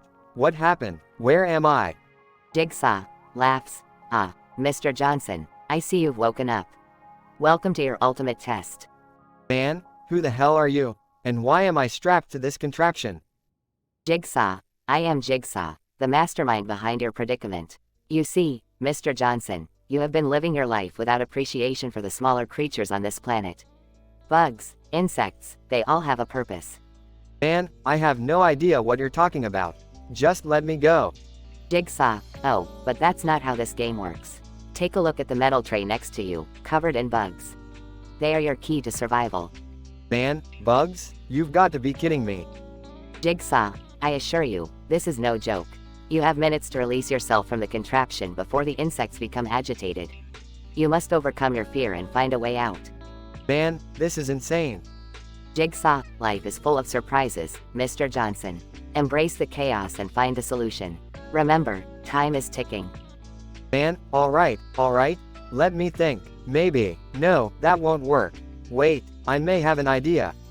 Jigsaw, good. Mr. Johnson, good. The clock is ticking faster now. The insects grow restless. Man, okay. I'm trying. I can use the knife on the table to cut through the straps. Then maybe I can use the fork to pry open the contraption. Jigsaw, clever, Mr. Johnson. Very clever, but you must be cautious. Each move carries risk. Man, I know. I'm doing the best I can here. Jigsaw, time's up, Mr. Johnson. It seems you haven't found the right path to freedom. Such a shame. Man, wait, I'm so close, please. Just give me a little more time. Jigsaw, I'm afraid it's too late for that now, Mr. Johnson. Your lack of appreciation for the bugs has cost you dearly. Goodbye. Man, no, please. As the man screams, the contraption tightens, causing the bugs to swarm around him. It's a horrifying sight, a true nightmare. Jigsaw laughs maniacally. Game over, Mr. Johnson. Game over. Unexpected ending, asterisk. Suddenly, the bugs disperse, revealing the man still alive and unharmed. Jigsaw's face contorts in confusion and frustration. Jigsaw, how is this possible? Man, turns out, I'm not as terrified of bugs as you thought, Jigsaw. Looks like your little test backfired. Jigsaw, impossible. I planned this meticulously. Man, well, you clearly underestimated me. And now, it's my turn to make you face your own twisted games. Let's play, Jigsaw, let's play. The man stands up, a newfound determination in his eyes. Revenge is now on the menu, and Jigsaw is about to face his own trap. The tables have turned, and the game is just beginning.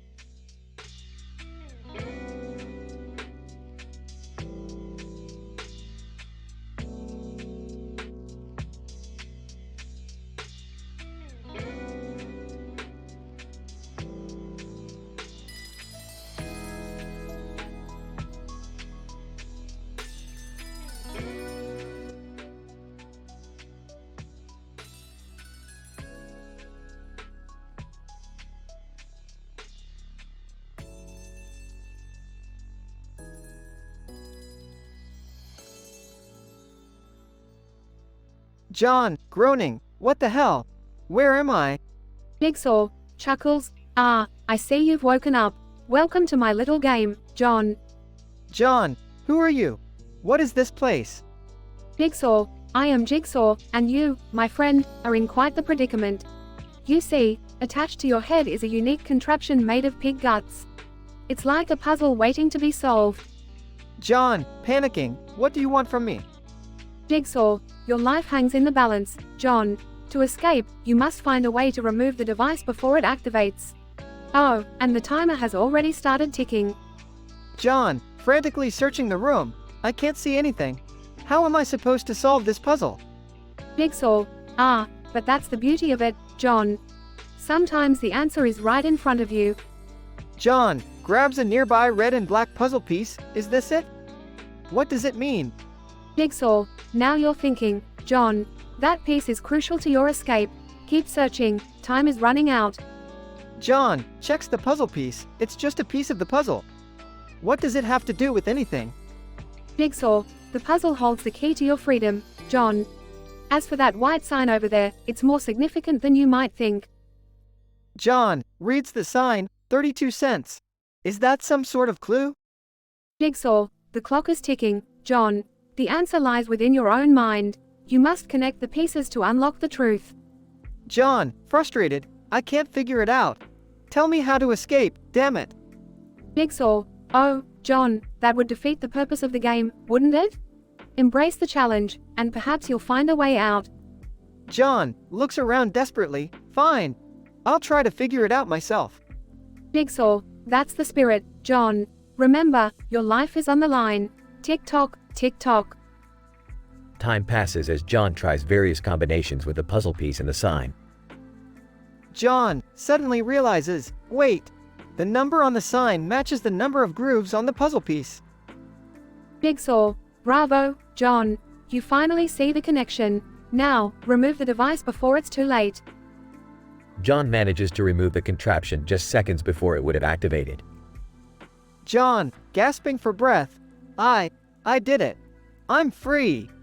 Jigsaw, applauding, impressive, John. You've proven yourself worthy, but beware, for this may not be our last encounter. John exits the room, leaving Jigsaw behind. John, whispering, I'll be ready for you, Jigsaw. You won't catch me off guard again. As John walks away, the camera pans to reveal another person watching from the shadows. The real Jigsaw.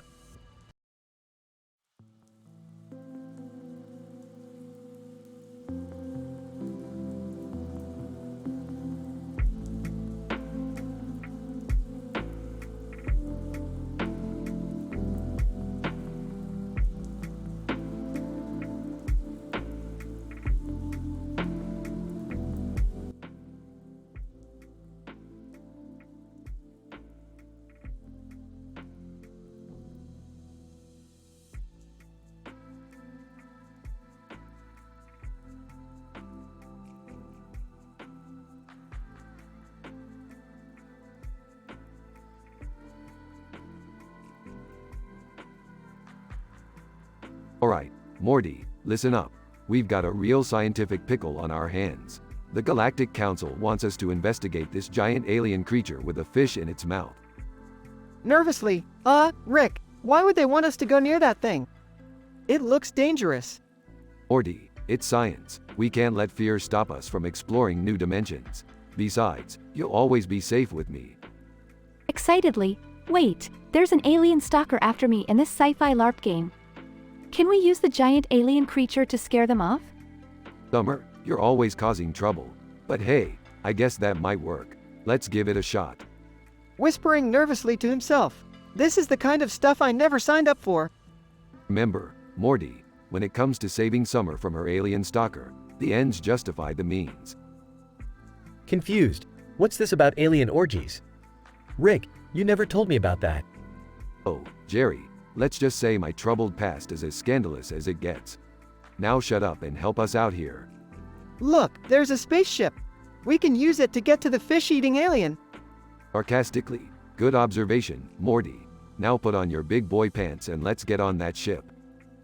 Excitedly, this is so cool. I can't wait to tell my friends about this adventure. Summer, for once in your life, can you focus on something other than your social status? We're trying to save your life here. Guys, I think we're getting close. I can feel the space-time suggestive squeals getting stronger. Whispering to himself, space-time suggestive, what now? Jerry, if you don't keep quiet, I might have to leave you behind with the alien orgies. Look! It's the giant alien creature. And it's chewing on a fish. Morty, let your curiosity take over. Approach the creature, but be cautious. Hesitant. Are you sure about this, Rick? Morty, whatever happens, just remember, it's all for science. Now go. Whispering to Morty. Morty, if anything happens to you, I'll never forgive myself. Summer, don't worry. I'll be fine. Trust in Rick's infinite wisdom. Morty, now that you're face to face with the creature, try to communicate with it. Who knows, maybe it's just misunderstood. Talking to the creature. Hi there. We're not here to harm you or anything. We just want to understand you, fish and all. Whispering to himself. This is getting weirder by the second. Morty, I've got an idea. Let's use the fish as bait to lure the alien stalker away from Summer. Nervously, okay, Rick. I'll do it. Just please don't let anything bad happen. Morty, with my expertise and your unwavering determination, we'll get through anything. Now go, save Summer.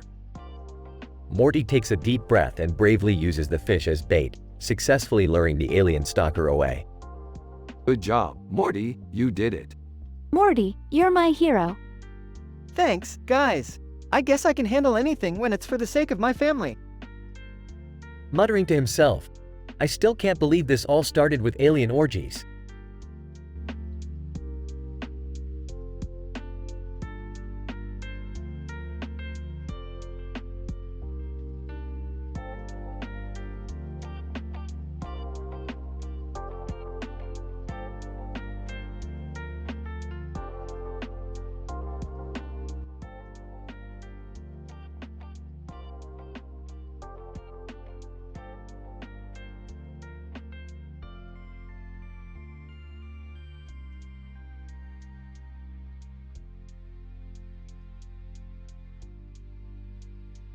Title: The Deadly Game. Episode 1, Unveiling Fate. Characters: Amanda, young woman trapped in the bathroom. Jigsaw, mysterious antagonist. Int. Abandoned bathroom, night. A piece of a puzzle sits on a table next to a flickering light bulb, casting eerie shadows against the wall, revealing a red piece. Amanda wakes up in terror, her body attached to a horrifying contraption, spikes menacingly close to her face. Amanda, screaming, "Oh God, please help me. Someone, anyone." Amanda catches sight of a message written on the wall. It reads, "Hello, Amanda. You are here for a reason. To survive, you must face your darkest secrets." Amanda, whispering to herself, "This can't be happening. I need to find a way out." She frantically searches the room for any means of escape, her mind racing with fear and desperation. Amanda, pleadingly, "Jigsaw, whoever you are, please don't let me die. There must be another way." Suddenly, the voice of Jigsaw echoes through the room via a hidden speaker. "Jigsaw, calmly, Amanda, I admire your passion for life. Your suffering is not something I enjoy." Amanda's eyes widen, hoping for a glimmer of mercy. "Jigsaw, can't, I will spare you, but only if you can prove you still have something worth living for. The key to your salvation lies within yourself." Amanda, whispering, "What does he mean? What do I have left?" With time ticking away, Amanda frantically searches her memories, desperately trying to find the answer to Jigsaw's cryptic challenge. Amanda, shouting, "I have family, friends. I have people who care about me." Jigsaw's voice resonates through the room once again, his tone softer this time. "Jigsaw, you have been granted a second chance, Amanda. Cherish it, for not everyone receives such mercy." Amanda, tearfully, "Thank you, Jigsaw. I promise I won't waste this chance." As Amanda removes her restraints and steps out of the contraption, a secret door opens, revealing her path to freedom.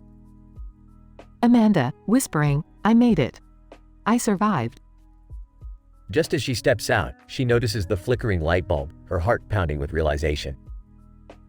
Amanda, wait. I know this puzzle piece. She grabs the red puzzle piece from the table, fitting it into the incomplete puzzle on the wall. With a click, a hidden compartment opens, revealing a photograph. Amanda, gasping, oh my God, it's my family. How did Jigsaw know? As Amanda stares at the photograph, the walls around her begin to shift, revealing that she was never trapped in a real bathroom at all. It was all an elaborate test. Amanda, whispering, this was just the beginning, wasn't it, Jigsaw? As the camera pans out, we see a monitor showing Jigsaw, monitoring Amanda's every move. Jigsaw, smirking, your journey has only just begun, Amanda. Brace yourself for what lies ahead. The screen fades to black, leaving us in suspense, longing for the next twisted game Jigsaw has prepared. End of episode 1.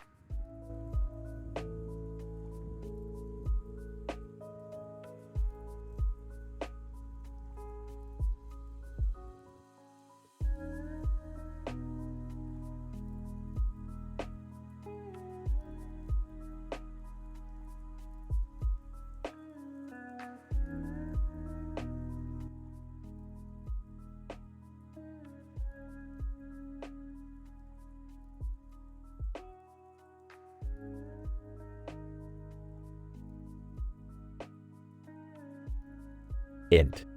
Abandoned bathroom, night. I wake up, disoriented, in a dimly lit bathroom. My head throbbing, I try to make sense of my surroundings. I glance over and see a broken mirror, shattered glass scattered on the floor. What the hell happened here? But more disturbingly, I notice a man kneeling down next to me, holding a broom. He looks terrified. Hey, what the? Who are you? Broom man. Nervously, I don't know. I just woke up here too. I saw you passed out, and I don't understand what's happening. Suddenly, a tape recorder clicks on, startling both of us. The voice of Jigsaw fills the room. Jigsaw, VO, hello, gentlemen. I want to play a game. Hey, panicking. What game? What's going on? Broom man. Whispering, it's Jigsaw. We're trapped in one of his sick games. Jigsaw's voice continues, revealing the gory details of the trap we're in. It involves rats and a timer. I feel a wave of dread wash over me. Hey, frantically, we need to get out of here. We can't just wait for the timer to run out. Broom man. Fearful, I've seen the movies. We have to figure out the puzzle. Find a way to escape before it's too late. We search the bathroom, desperately searching for clues. Hey, frustrated, there must be something we're missing. Think, we can't give up. Broom man.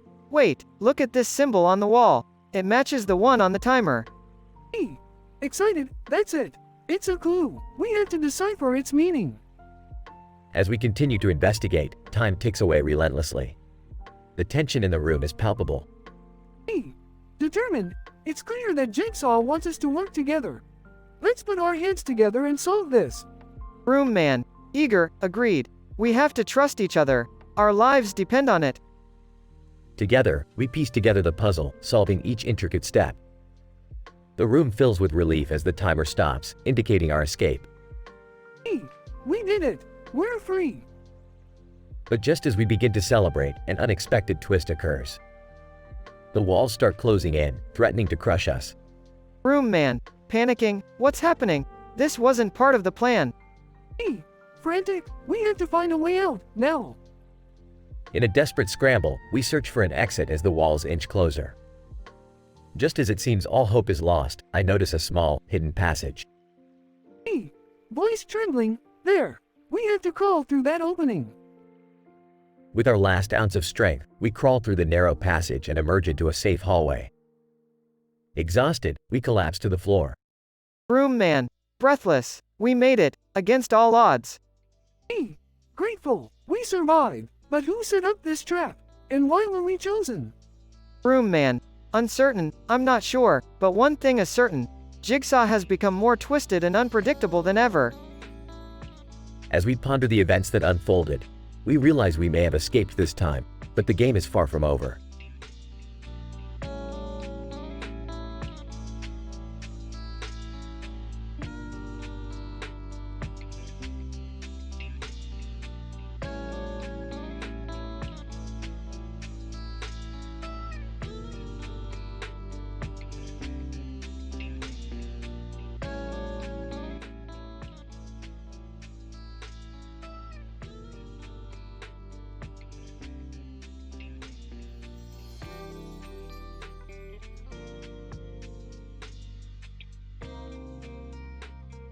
Int.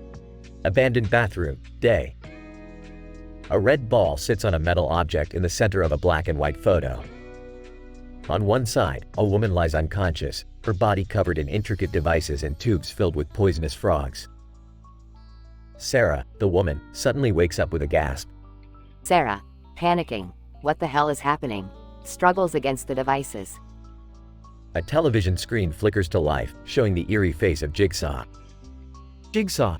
Sinister. Hello, Sarah. I must say, you find yourself in quite the predicament. Sarah, terrified. Who are you? What do you want from me? Jigsaw. Your life is in your own hands, Sarah. You have 2 hours to escape this trap, or the frogs will release their venom, and your fate will be sealed. Sarah, frantic. How do I escape? Please, I beg you, just let me go. Jigsaw. Chuckles. Oh, Sarah, it's not that simple. You must find the key hidden somewhere in this room. Look closely, for it is right before your eyes. Sarah's eyes dart across the room, searching for any clue. Sarah, whispering to herself. The key. Where could it be? She notices a tiny red button on the metal object underneath the red ball. She hesitantly presses it. A secret compartment opens, revealing a small key. Sarah, hopeful. Yes, I found it. Jigsaw's voice booms through the speakers. Jigsaw. Congratulations, Sarah. But be warned, there are 3 doors ahead. Only one leads to your freedom. The others will lead to certain doom. Sarah, desperate. How do I choose? Jigsaw. Trust your instincts, Sarah. Remember, life is nothing without risk. Sarah takes a deep breath and heads towards the doors. Int. 3 doors corridor, continuous. Sarah stands before 3 ominous doors, heart pounding in her chest. Sarah, to herself, trust my instincts. Which door? She reaches for the doorknob of the middle door but hesitates. Sarah, determined. No, I can't let fear control me. She changes her mind and reaches for the doorknob of the right door. Int. Freedom room, continuous. The door opens to reveal a bright room filled with sunlight. Sarah steps inside, relieved. Sarah, victorious. I did it. Jigsaw's voice echoes through the room once again. Jigsaw. Impressive, Sarah. You've proven your will to survive. But remember, choices have consequences. Suddenly, the room starts shaking violently. Sarah, panicking. What's happening? The walls begin to close in, trapping Sarah. Int. Bedroom, day. Sarah wakes up in a familiar bedroom, gasping for air. It was all just a dream. Sarah, relieved. It was just a dream. She glances at her bedroom mirror and freezes. Reflection Sarah, whispering, hello, Sarah. I must say, you find yourself in quite the predicament. Sarah's eyes widen in horror as she realizes her nightmare has only just begun. Fade out.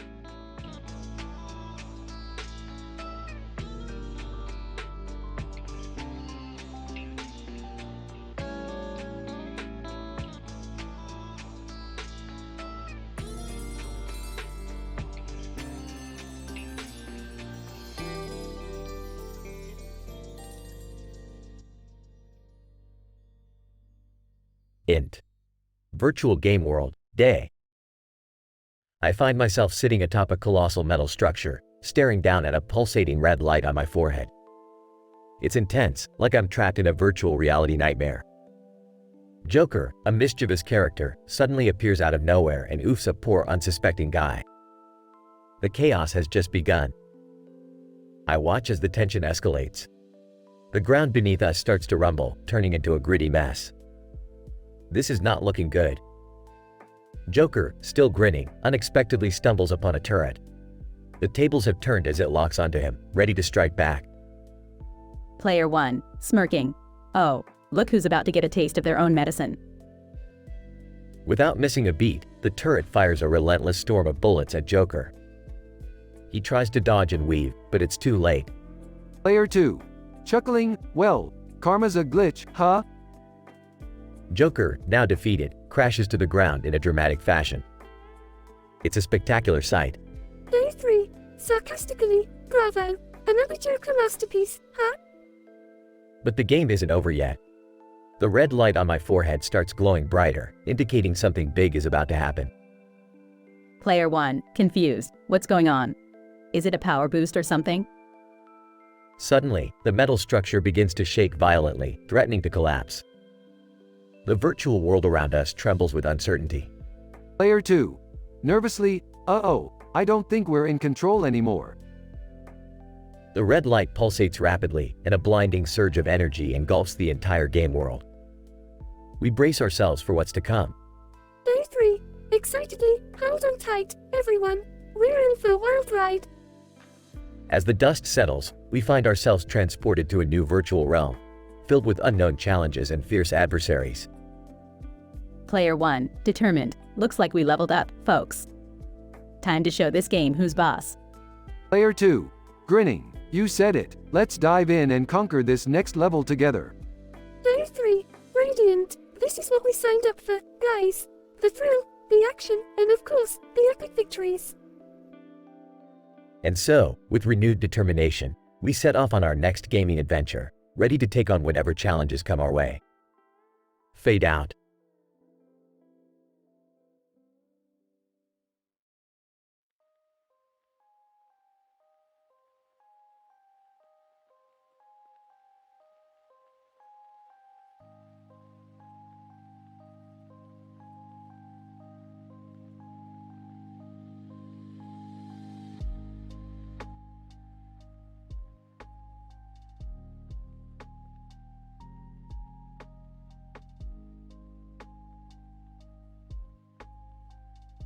Scene, abandoned bathroom. Characters. Jessica, young woman. Jigsaw, the mastermind. Jessica, groans. Where am I? What is this place?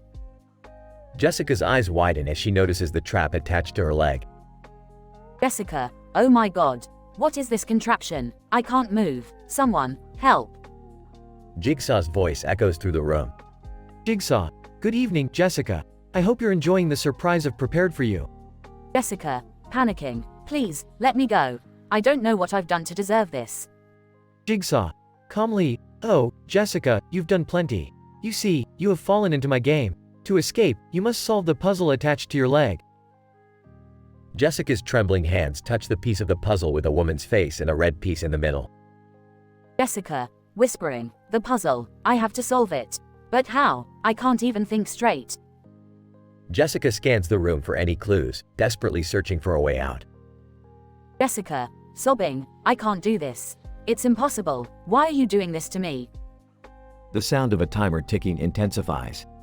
Jigsaw, chuckles, time is running out. Jessica, will you let fear consume you, or will you rise above it? Jessica, pleading, please, Jigsaw, I beg you. Spare me, I have so much life left to live. Jigsaw, pauses. You have shown great desperation and remorse, Jessica. For that, I shall bestow upon you another chance. Jessica gasps in relief, tears streaming down her face. Jessica, oh, thank you. Thank you so much. I promise I'll change. I'll do better. Jigsaw's voice grows stern. Jigsaw, remember, Jessica, life is a precious gift. Cherish it, appreciate it, or it might slip away without warning. Jessica nods, her face filled with newfound determination. Jessica, I will, Jigsaw. I will never take my life for granted again. Thank you for showing me the way. With a sudden click, the trap releases, freeing Jessica from its grip. Jessica, whispering, I made it. I survived. Scene shifts to Jessica leaving the bathroom, her eyes now open to the value of her own life. Jessica, versus oh, life is a puzzle, and sometimes we find ourselves trapped within our own fears. But with the strength to face them head on, we can overcome any challenge. Scene fades out, leaving Jessica walking away from the horrors of her past, ready to embrace a brighter future.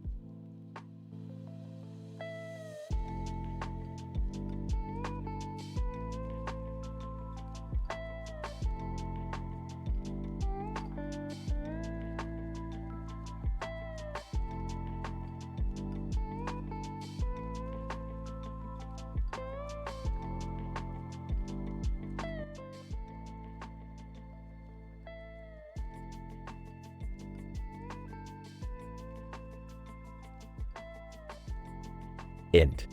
Abandoned bathroom, day. I wake up on the cold, grimy floor, disoriented. A sense of dread washes over me as I see the rusty bathtub and decayed walls around me.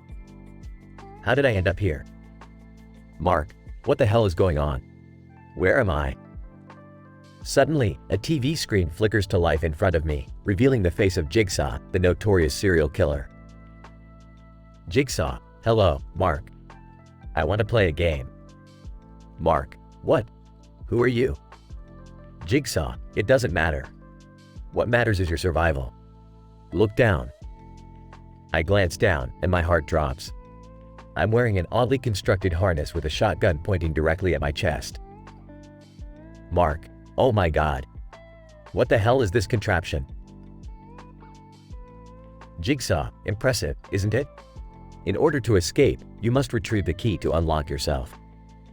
But beware, the clock is ticking, and with each passing minute, the possibility of the shotgun going off increases.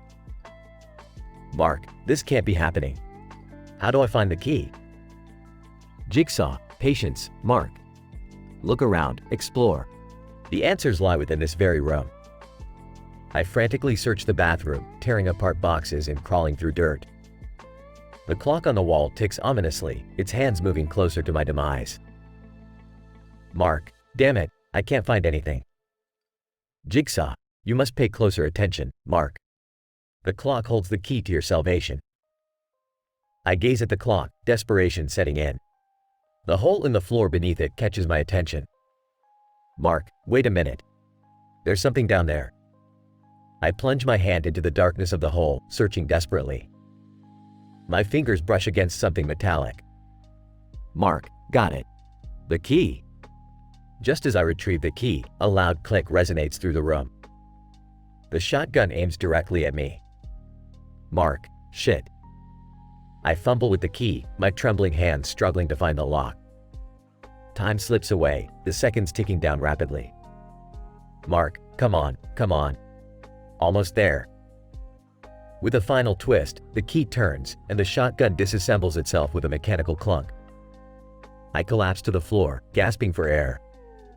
Mark, I did it. Suddenly, the TV screen flickers to life once again, revealing Jigsaw's smirking face. Jigsaw, congratulations, Mark. You've survived. But remember, choices have consequences. The screen goes black, leaving me trembling with a mix of relief and terror. I've escaped this time, but what horrors await me next? Fade out.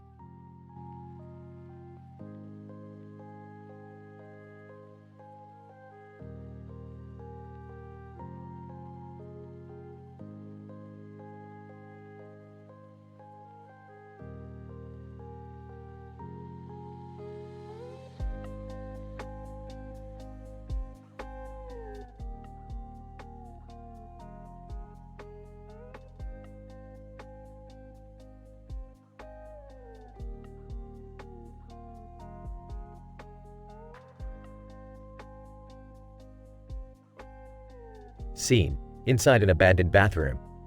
The room is dimly lit, with a red spotlight shining on a young man's face. He wakes up, disoriented. Young man, groaning, what? Where am I? What the hell is going on? Jigsaw, wearing a creepy mask with puzzle pieces, appears on a TV screen in the corner of the room. Jigsaw, sinister voice. Ah, you're finally awake. Welcome to my game, my friend. Young man, panicking, who are you? What is this? Jigsaw, smirking, I am Jigsaw, and you are here because you lack appreciation for life's precious gifts. The trap you're in is unique, designed specifically for you. Young man, confused, what trap? I don't see anything.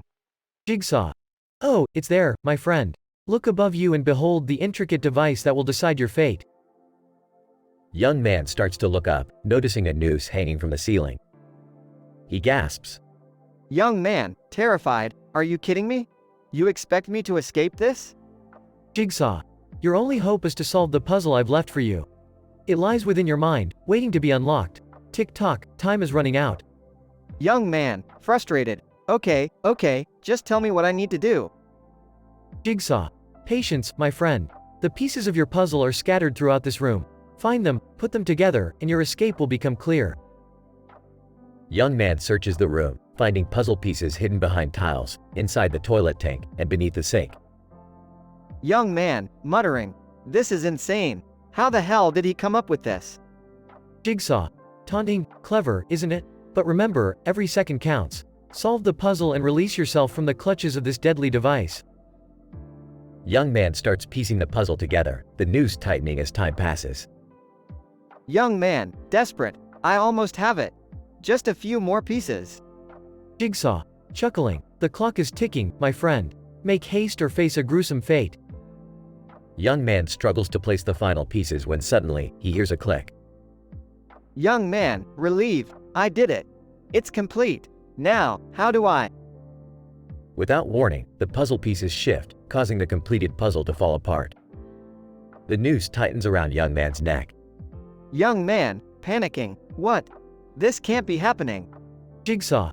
Gleefully, "Did you really think it would be that easy? You failed, my friend. Your time is up." Just as young man's vision starts to fade, a hidden mechanism releases the noose, freeing him. Young man, gasping for air, "What? What just happened?"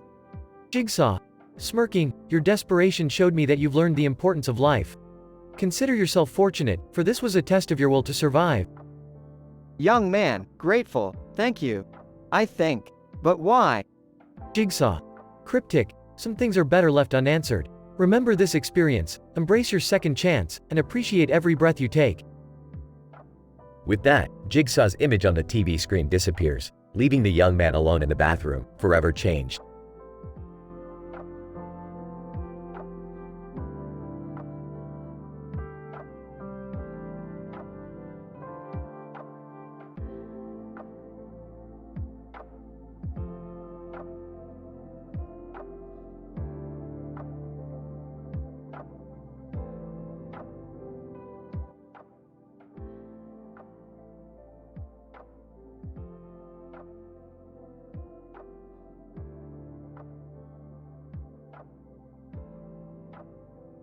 Alright, Morty.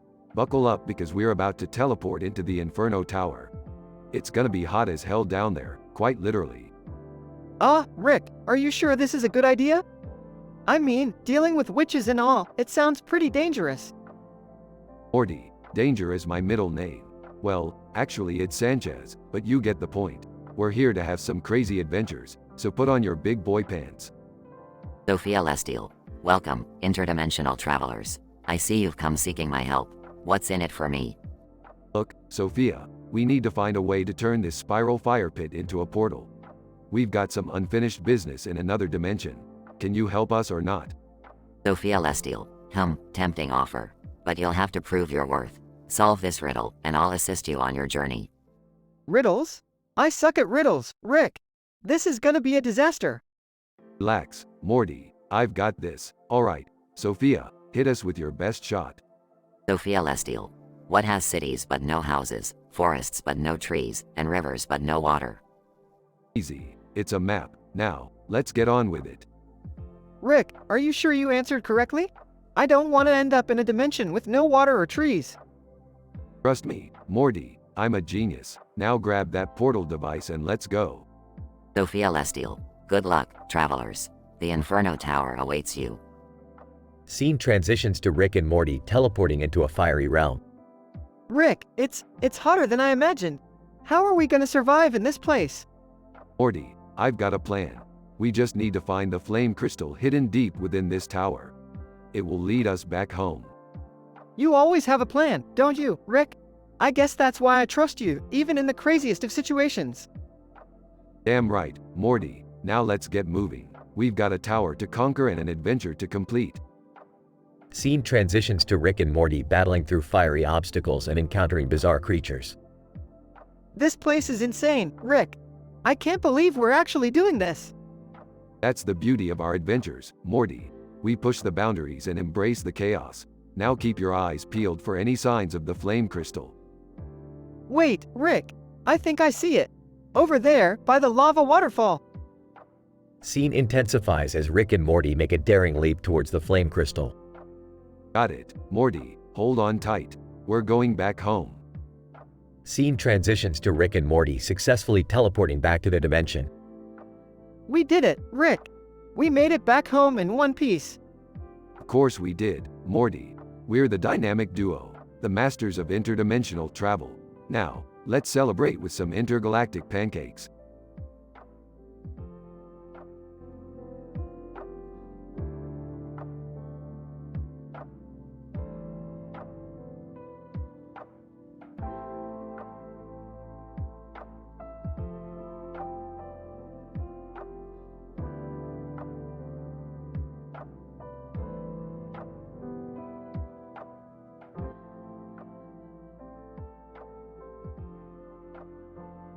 Int. Living room, night.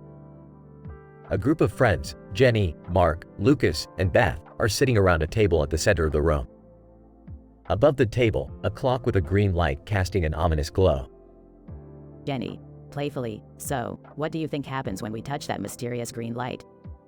Mark, sarcastically, oh, you know, just likely a gateway to another dimension or something. Lucas, curiously, maybe it's an interdimensional clock that controls time travel. Hesitant. Guys, I'm not so sure about this. Remember what happened last time we messed with the supernatural? Jenny, dismissively, oh, come on, Beth. It'll be fun. Besides, nothing can go wrong, right? They all reach out and simultaneously touch the green light on the clock. Suddenly, the room goes dark. When the lights flicker back on, they find themselves in an eerily different reality. Mark, astonished, whoa, is this Beth's alternate reality? Shocked, it looks like it. But why am I the ruler of this world? Lucas, whispering, I sense something isn't right. We must proceed with caution. As they explore the alternate reality, they stumble upon an old Ouija board laying on a dusty table. They nervously decide to give it a try. Jenny, trembling, is anyone there? Can you hear us? Suddenly, the planchette moves on its own, spelling out terrifying messages. Terrified, what do you want from us? Why are you tormenting us? The temperature drops, and wind howls through the room as a chilling voice echoes. Ouija entity, coldly, you have trespassed into this realm. Prepare for the consequences. Frightened, they race back to the table with the green light, desperate to return to their own reality. Mark, frantically, we need to get back, now. They all touch the green light, and with a blinding flash, they find themselves back in their original reality. Jenny, relieved, thank goodness. I never want to mess with Ouija boards again. Lucas, exhausted, agreed. Let's just stick to game nights from now on. Shaken, I can't believe what we just experienced. It's like something out of a sci-fi movie. Mark, reflective, well, at least we learned our lesson. Alternate realities and Ouija boards aren't to be taken lightly. They all nod in agreement, grateful to be back in their familiar world. Little do they know, the lingering presence of the Ouija entity will haunt their dreams for years to come. Fade out.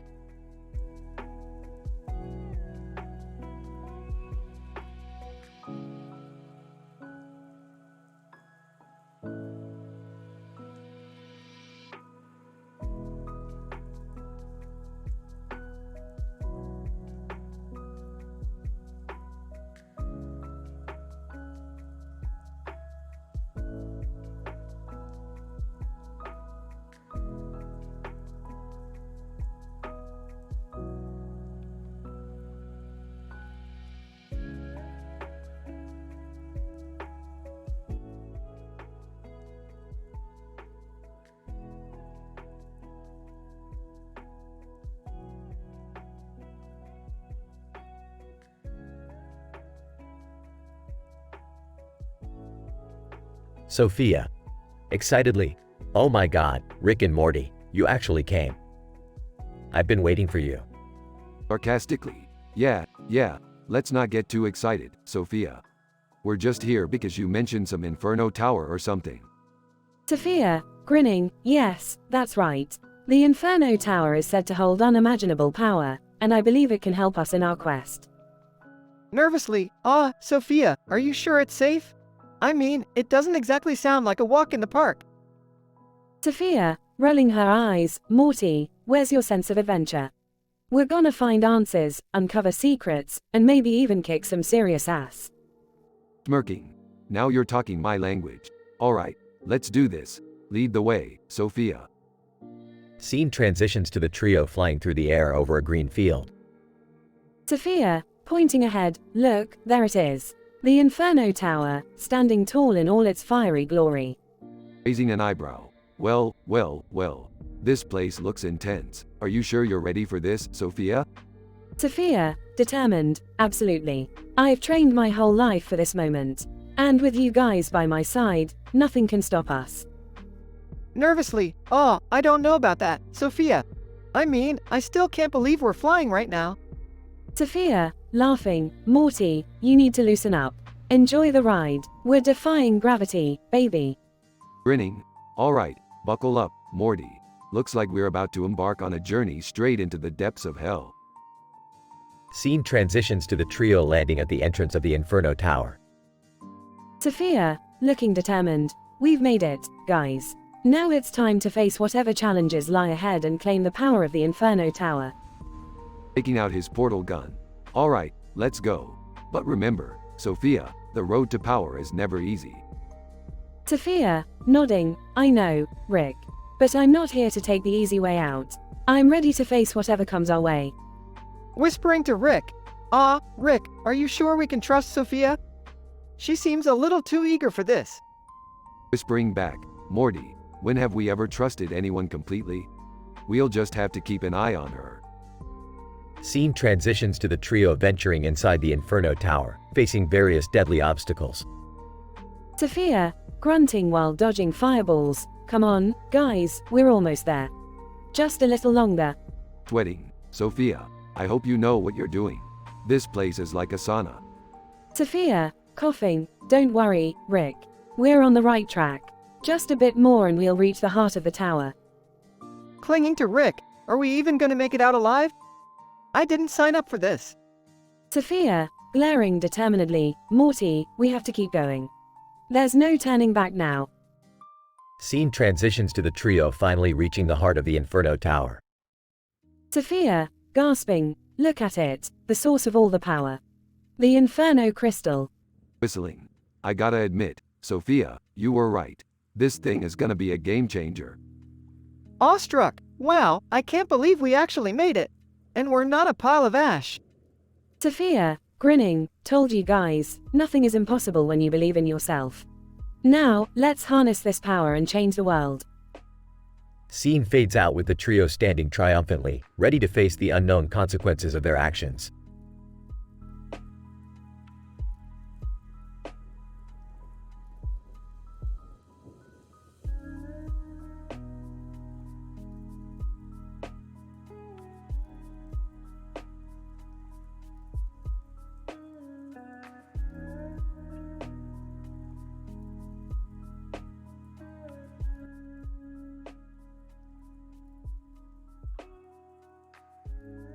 Morty, I've discovered a new dimension where everyone has unicorn faces and rainbow backgrounds.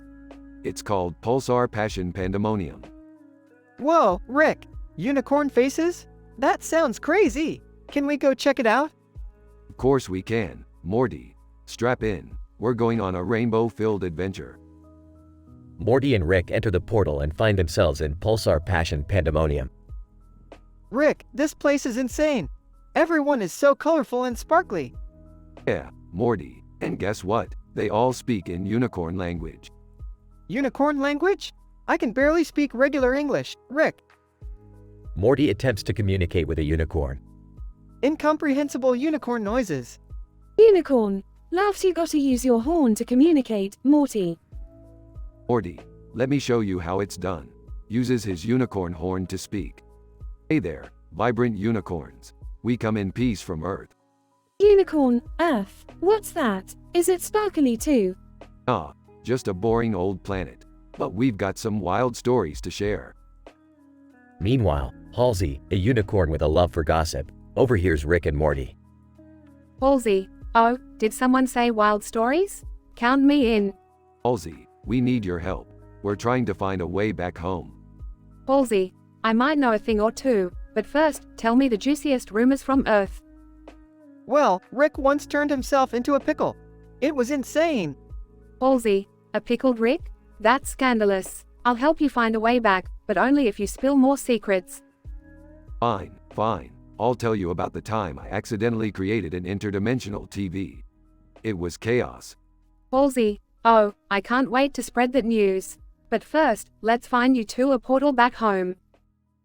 They embark on a quest to locate the portal, encountering bizarre creatures and outlandish obstacles along the way. Morty, we're getting closer. I can sense the portal's energy. I hope we make it back in one piece, Rick. This place is starting to get a bit too wild for me. Hang in there, Morty.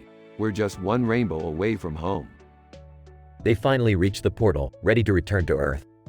Ballsy. Farewell, Earthlings. Thanks for the exhilarating stories. No problem, Halsey. Keep spreading the interdimensional gossip. They step through the portal and find themselves back in the Smith family living room. Phew, we made it! Another successful adventure, Morty. Now, let's never mention the unicorn dimension again. Agreed, Rick. That was one crazy, colorful ride. They share a laugh as the episode ends.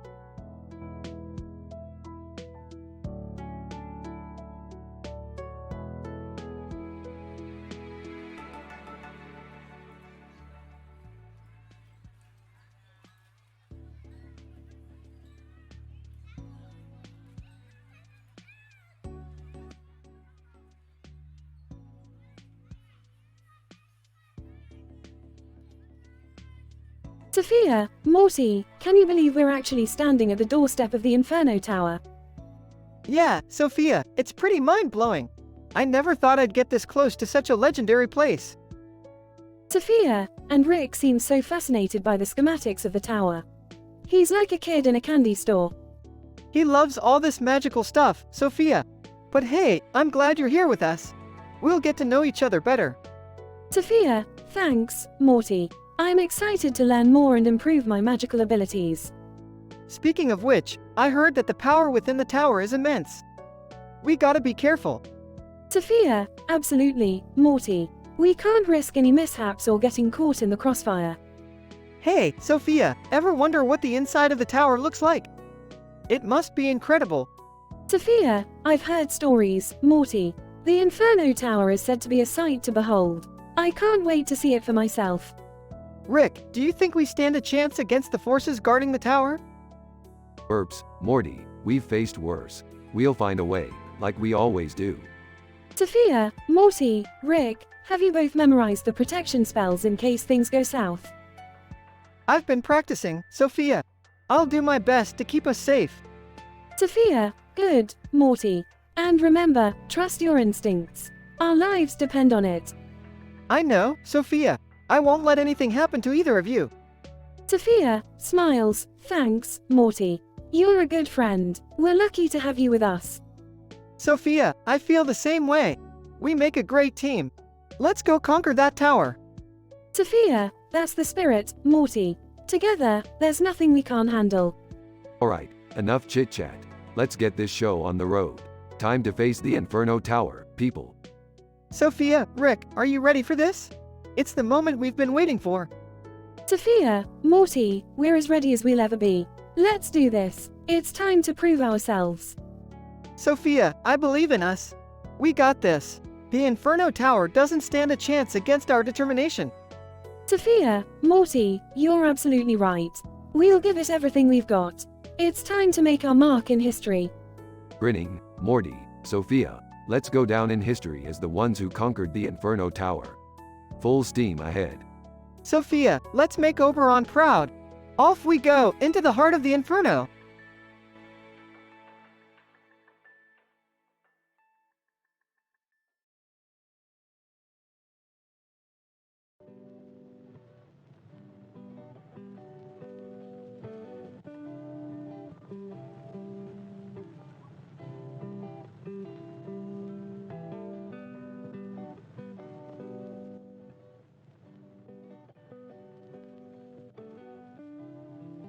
Title: More Than Meets the Eye. .. Int. Cartoon version of a yard. Day. I'm sitting in a colorful yard, minding my own business. The sign in front of me reads, FSCT. Suddenly, out of nowhere, a cartoon version of an attractive person steps into the yard. Let's call them Rick. Excitedly, Finally, I found it. The Fountain of Science. I can't believe my luck. Hey, confused? Wait, what? There's a fountain of science in this yard? I had no idea. Grinning, oh, you must be new around here. It's a well-kept secret among scientists. The water from this fountain has magical scientific properties. Hey, sarcastically, magical scientific properties, huh? That sounds so believable. Rick pours a cup of water from the Fountain of Science and drinks it. Amazed, wow, it tastes like a breakthrough discovery. I feel invigorated.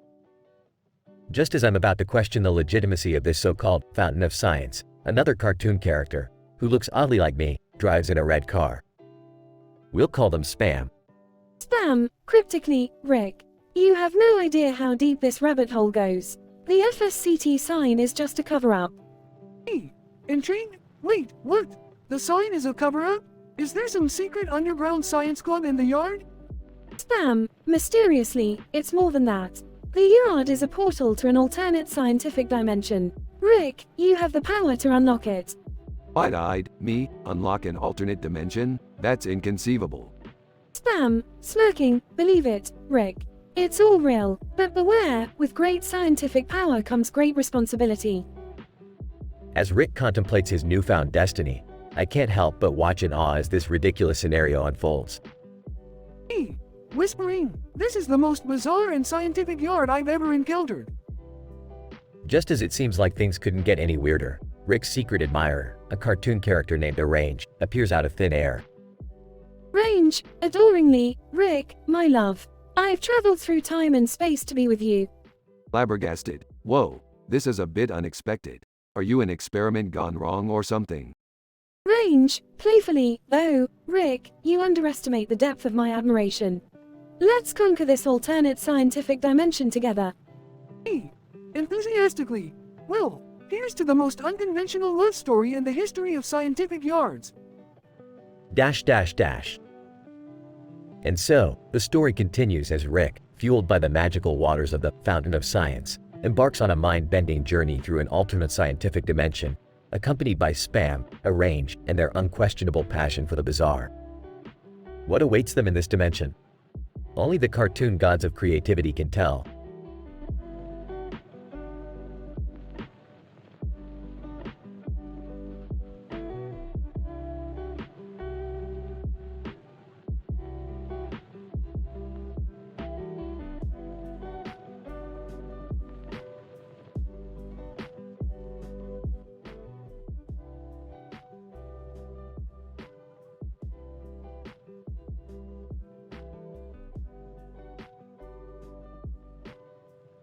Alright, Morty, buckle up. We're about to embark on a grand adventure to the Inferno Tower. I don't know, Rick. That place sounds really dangerous. And who's this Sophia Lestial person anyway? Morty, she's apparently some kind of white, red witch. Mysterious, powerful, and oh so dramatic. We need her help to navigate this infernal journey. Sophia, elegantly descending from her tower. Welcome, travelers. You seek passage to the Inferno Tower, do you not? That we do, Sophia. We've come all this way to face the unknown and quench our thirst for danger. But Sophia, will we be safe? I mean, I'm just a 5 feet 4 inches sporty framed guy, you know?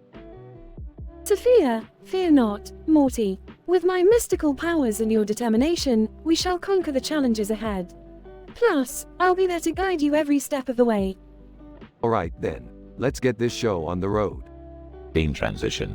The trio teleport to a desolate, fiery landscape. Sophia, welcome, my friends, to the road to the Inferno. Prepare yourselves for a journey unlike any other. Whoa, Morty, look at that castle in the distance. That's where we're headed. Why yeah, Rick, but there's a full moon tonight. Does that mean something bad's gonna happen?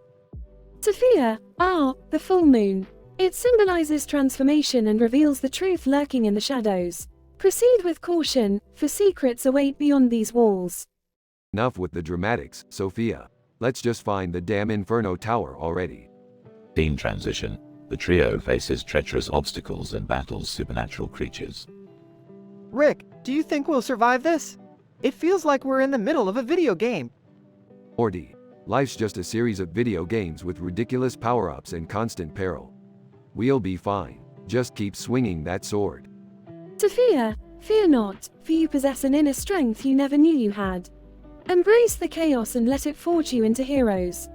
Scene transition. The trio reaches the entrance of Inferno Tower. Finally, we made it. Sophia, how do we get inside? Sophia, the final test awaits, my dear friends. You must prove your worth through a trial of fire and wit. Only then shall the gates reveal themselves. Trial of fire? That sounds intense. Rick, are you sure about this? Morty, we've come this far. We've faced dragons, survived haunted forests, and dealt with Sophia's melodrama. We can handle a little fire. Scene transition. The trio undergoes a fiery trial, showcasing their bravery and loyalty. Sophia, you've passed the test, Morty and Rick. The gates of the Inferno Tower shall open for you.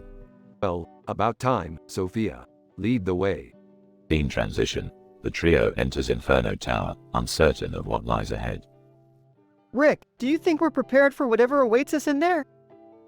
Morty, we face scarier things on a daily basis. We'll handle whatever comes our way. Now let's go get that treasure. Scene transition. The trio disappears into the depths of Inferno Tower, leaving the audience curious of their fate.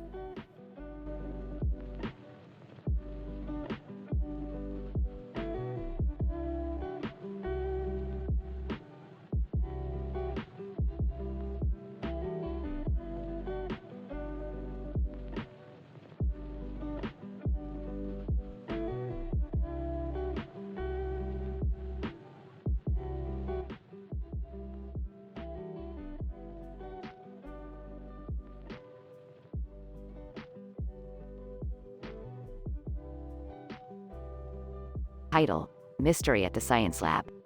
Episode 1, The Strange Convergence. Dr. Sandra Cross, a brilliant scientist, is working tirelessly in her laboratory on a mysterious experiment involving a white and red object in a peculiar white cone with a glowing green light, nicknamed Whopper. Triggering event, inciting incident. Dr. Cross, curiously, what could the combination of the object and Whopper be signaling? I must delve deeper into this intriguing convergence. 1. Dr. Cross, hypothesizing, maybe the object emits radio waves that react with Whopper's green light, creating a unique energy pattern. 2. Dr. Isaac Blake, a fellow scientist, entering the lab. Sandra, have you made any progress with the strange phenomenon? 3. Dr. Cross, excitedly, Isaac, I believe we're on the brink of a groundbreaking discovery. This convergence has the potential to revolutionize our understanding of energy transfer.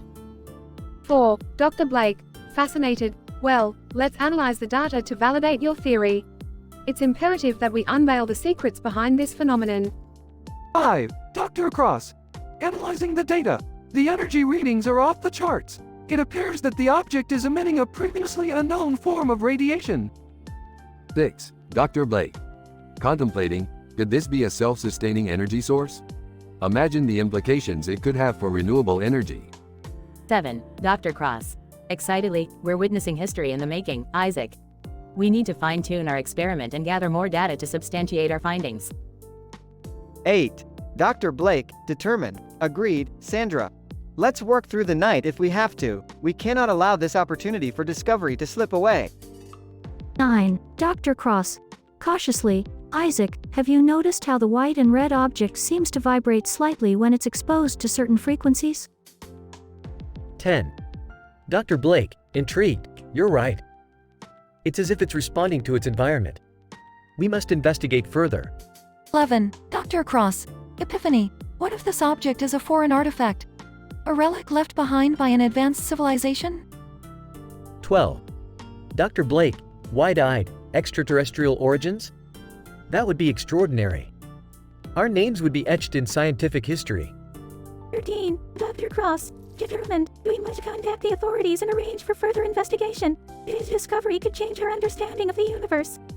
14. Dr. Blake, nervously, Sandra, we need to ensure utmost secrecy until we have concrete evidence. There may be those who would seek to exploit this knowledge. 15. Dr. Cross, resolute, absolutely, Isaac.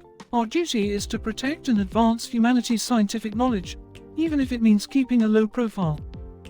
16. Dr. Blake, whispering, the world isn't ready for what we've stumbled upon. Sandra, but when the time comes, they'll be blown away. 17. Dr. Cross, smirking, and then, Isaac, there will be no doubt that we are the scientific gods of our time. 18. Dr. Blake, laughing, our names will be immortalized in the annals of scientific lore.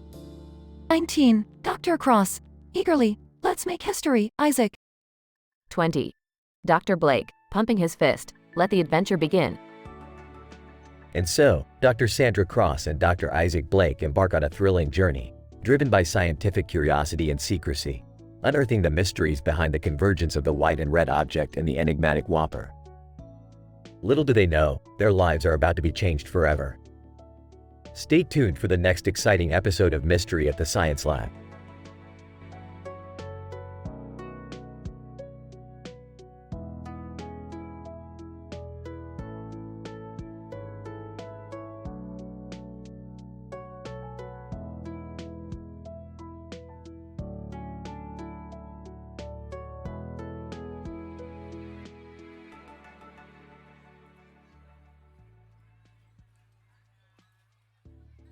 Int. Smith family living room, day. Rick sits on the couch, tinkering with a strange device. Morty enters the room. Hey, Rick, what in the multiverse are you working on now? Oh, Morty, my boy. Just a little invention that allows us to communicate with parallel universes. I call it the interdimensional wireframe communicator. Whoa, that sounds pretty intense. So, what's the plan with this thing? Well, Morty, I thought it'd be hilarious to see what our alternate selves are up to. Let's bring some chaos to the multiverse. Morty looks intrigued but slightly hesitant. I don't know, Rick. We've messed with reality enough. Shouldn't we just leave this one alone? Morty, you're always so resistant to a little fun. Come on, let's fire it up. Rick activates the device, and the room is filled with a bright flash. Int. Alternate dimension, living room, day. Rick and Morty find themselves in an alternate version of their living room, but everything is slightly askew. Oh, Rick, something's not right here. Rick looks around, noticing the strange wireframe sketch of their world. Oh, great. We've stumbled into a dimension where everything is stuck in an unfinished wireframe. Looks like a wireframe universe to me, Morty. Wireframe universe? What does that even mean? It means we're caught in a glitch, Morty. Our reality is reduced to a crude blueprint, like some kind of unfinished video game. We gotta find a way out. The duo starts navigating through the wireframe house, encountering bizarre wireframe versions of their family and friends along the way. Rick, this place is weird. Everyone looks like they're made of wireframes.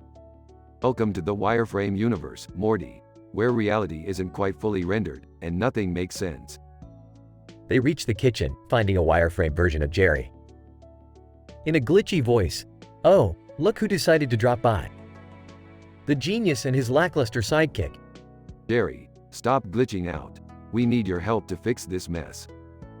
Mocking, "Oh, you need my help? How about you fix my self-esteem issues while you're at it?" The group finally reaches the wireframe portal that should lead them back home. Alright, everyone, step through the portal. We need to escape this half-baked dimension. They all step through, and everything returns to normal in their home universe. Phew, I'm glad that's over. No more wireframes for me, Rick. Yeah, Morty, sometimes it's best to leave the glitches to the game developers. Now, where were we with that portal gun upgrade? They laugh and continue their usual interdimensional antics. Fade out.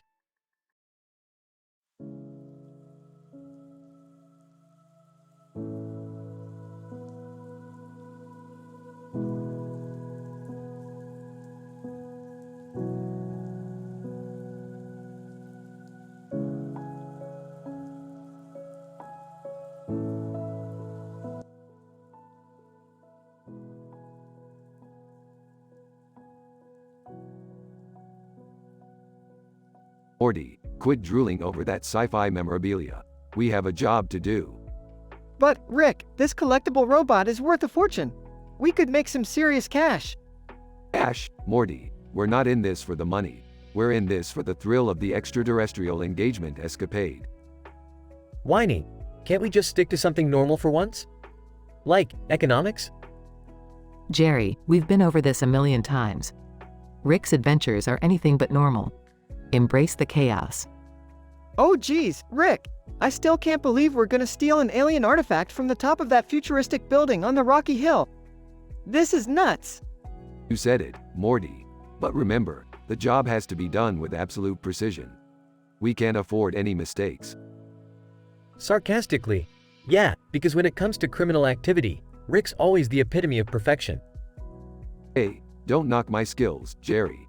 I've pulled off crazier heists in parallel dimensions. Can we focus, please? If we want to get in and out without attracting attention, we need to come up with a solid plan. I have an idea. What if we dress up as maintenance workers? Nobody will suspect a thing. Laughs. Morty, you think disguising ourselves as janitors will make us blend in during an alien artifact heist? Actually, Morty's idea might not be so bad. We need a distraction, and maintenance workers could provide the perfect cover.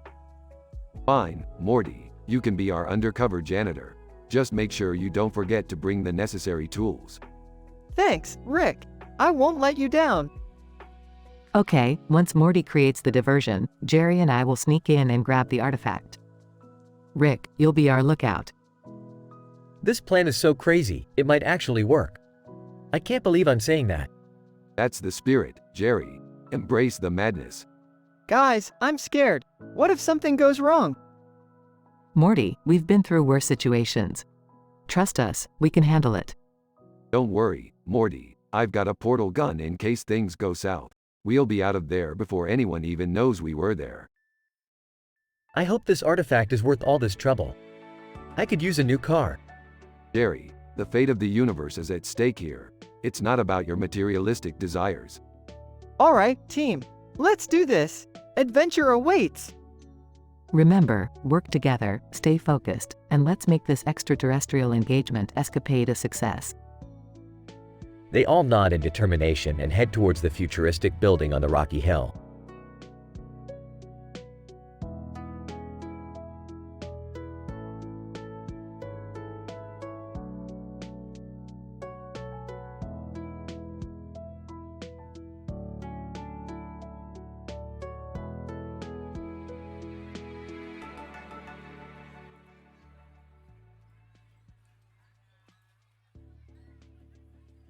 Alright, Morty, buckle up for another adventure. Geez, Rick, where are we going this time? We're going to Sophia Lestial's realm, Morty. She's got the wildest stories and the best drinks. Are you sure this is a good idea, Rick? Of course it is, Beth. We're just going for a little fun and relaxation. Nothing can go wrong. Hey guys, have you heard about the rumors surrounding the Fountain of Life? Fountain of Life? What's that supposed to do? They say that anyone who drinks from it gains immortality. Mortality, you say? Now that sounds like my kind of party. Rick, I don't think we should be messing with things like that. Relax, Beth. It's just a rumor. Besides, what's life without a little excitement? I don't know, Rick. This sounds really dangerous. Morty, you worry too much. We'll be just fine. Sophia, hey there, Rick and Morty. Welcome to my tavern. What can I get you? Give me your strongest drink, Sophia. I'm in the mood for some wild stories tonight. Sophia, coming right up. So, have you heard about the rumors surrounding the Fountain of Life? Yeah, we were just talking about that. Is it true? Sophia, well, you never know with rumors, but wouldn't it be exciting if it were? Exciting, maybe. But also risky. I say we go for it. Immortality sounds pretty cool to me. That's the spirit, Summer. Let's find this fountain and see what all the fuss is about. I don't know, guys. This feels like a bad idea. Sophia, Morty, life is all about taking risks. Sometimes you gotta go against the odds. Sophia's right, Morty. We can't just sit back and let life pass us by. Morty, sometimes you just gotta let go and have a little fun. Trust me, it'll be worth it. All right, fine. Let's go find this Fountain of Life and see what it's all about. Sophia, that is the spirit. Let the adventure begin. The group raises their glasses and takes a sip of their drinks, ready for the journey ahead.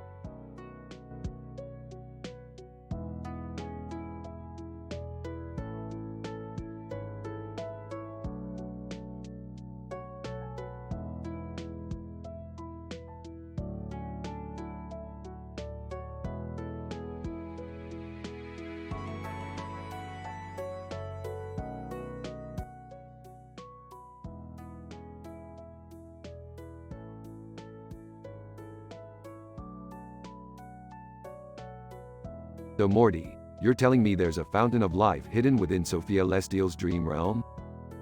Yeah, Rick, apparently it's like this ancient legend or something. People drink from it and they live forever. Morty, that's scientifically impossible.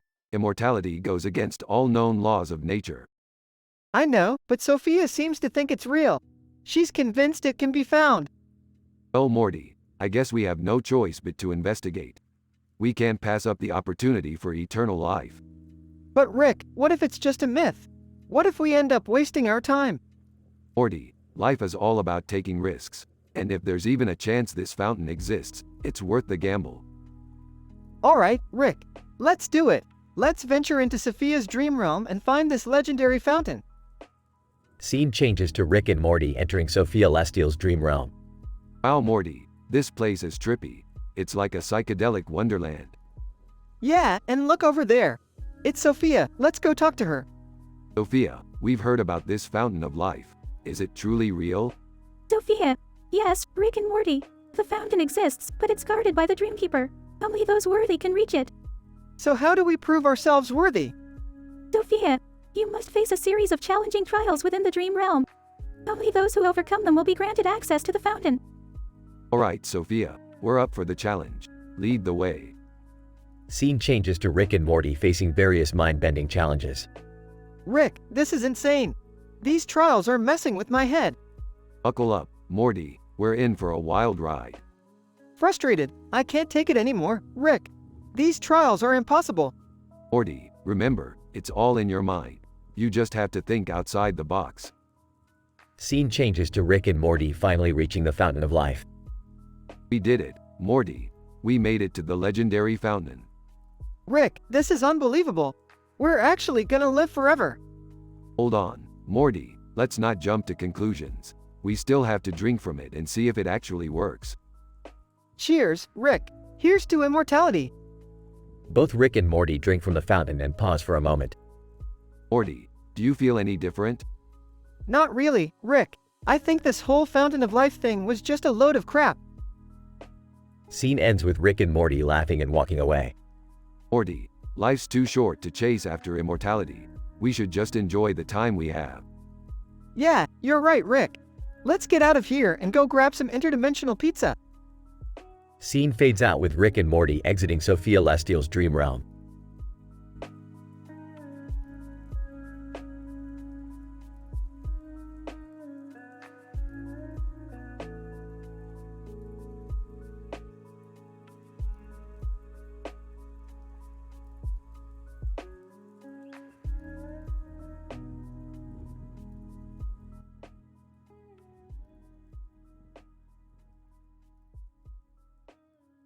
Title: T-Mobile unveiled the spectacular sorcery. Int. T-Mobile headquarters, day.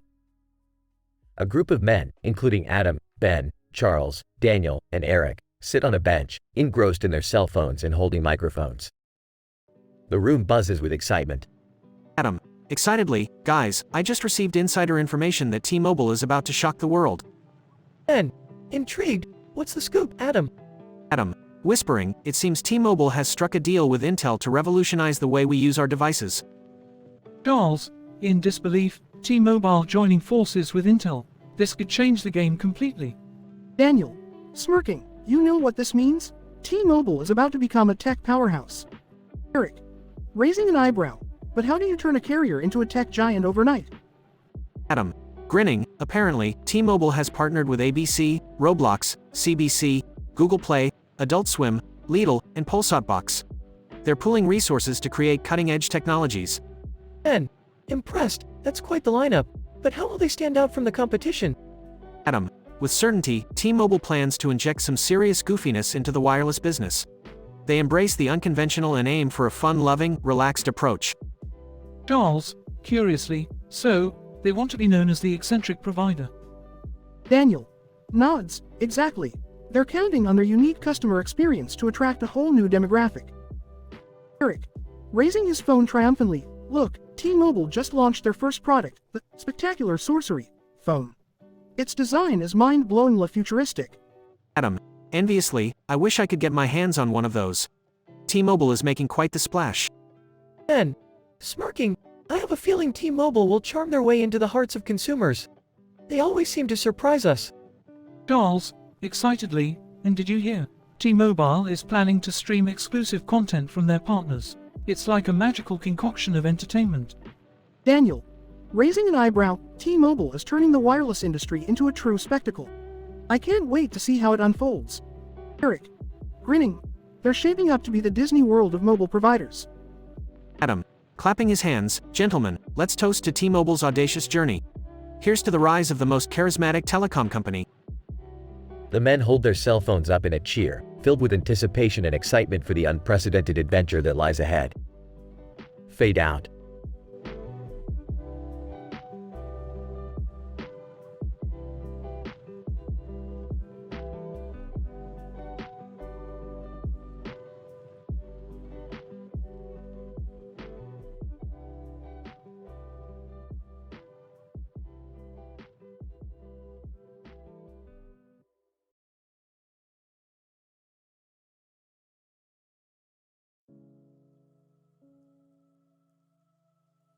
Morty, grab your lab coat and buckle up because we're about to embark on a scientific adventure. Rick, what's this car with a tiger tail and a fox tail? Is it some kind of experiment? Oh, Morty, you sweet summer child. This car is the latest creation of mine, the Tiger Fox T-Mobilizer. It's equipped with the power of transformation. Transformation, you say? Does that mean it can turn into a werewolf? No, Jerry, it can't turn into a werewolf. It's not a moon car, it's a T-Mobilizer. Guys, can we please focus? I don't want any more crazy mishaps ruining our family time. Beth, you really know how to ruin the fun, don't you? But fine, I'll behave, maybe. Wait, Rick, what's that sound? It's like a howl, but more electronic. Oh no, Morty, T-Mobile has turned into a werewolf. Quick, everyone, brace yourselves. Fox loaf time. RRRRAAWWWRRRR. Prepare to face the wrath of the T-Mobilizer. I'm unstoppable. This is ridiculous. How can a phone network turn into a werewolf? Jerry, it's called science fiction for a reason. Get with the program. Rick, you better fix this mess and turn T-Mobile back before it trashes the whole town. I'm on it, Beth. Just give me a moment to recalibrate the T-Mobilizer. ABC, oh, please, like you know how to recalibrate anything. You're just a mad scientist. Mad scientist or not, I always find a way. Now, T-Mobilizer, transform back. Lidl, Rick, it's not working. We're stuck like this. Great, now we're a bunch of talking cars rampaging through town. What's next? Ulsat, breaking news. Rampaging cars are taking over the city. Stay indoors, people. Morty, this situation calls for some next-level thinking. We need to use our brains, Morty. Yeah, great idea, Rick. Our brains against a bunch of metal monsters. We're totally screwed. Rick, this is all your fault. You and your crazy inventions. My fault? Please, Beth, I'm just trying to push the boundaries of science. Wait, guys! Look! The T-Mobilizer is reverting back to its original form. I knew it would work. See, Beth, everything is under control. Rick, you're lucky this time. But next time, maybe try inventing something that won't cause chaos. Chaos is my middle name, Beth. Can't do much about that. Now, who's up for pizza? And just like that, the chaotic adventure comes to an end, leaving the Smith family to enjoy a well-deserved pizza night.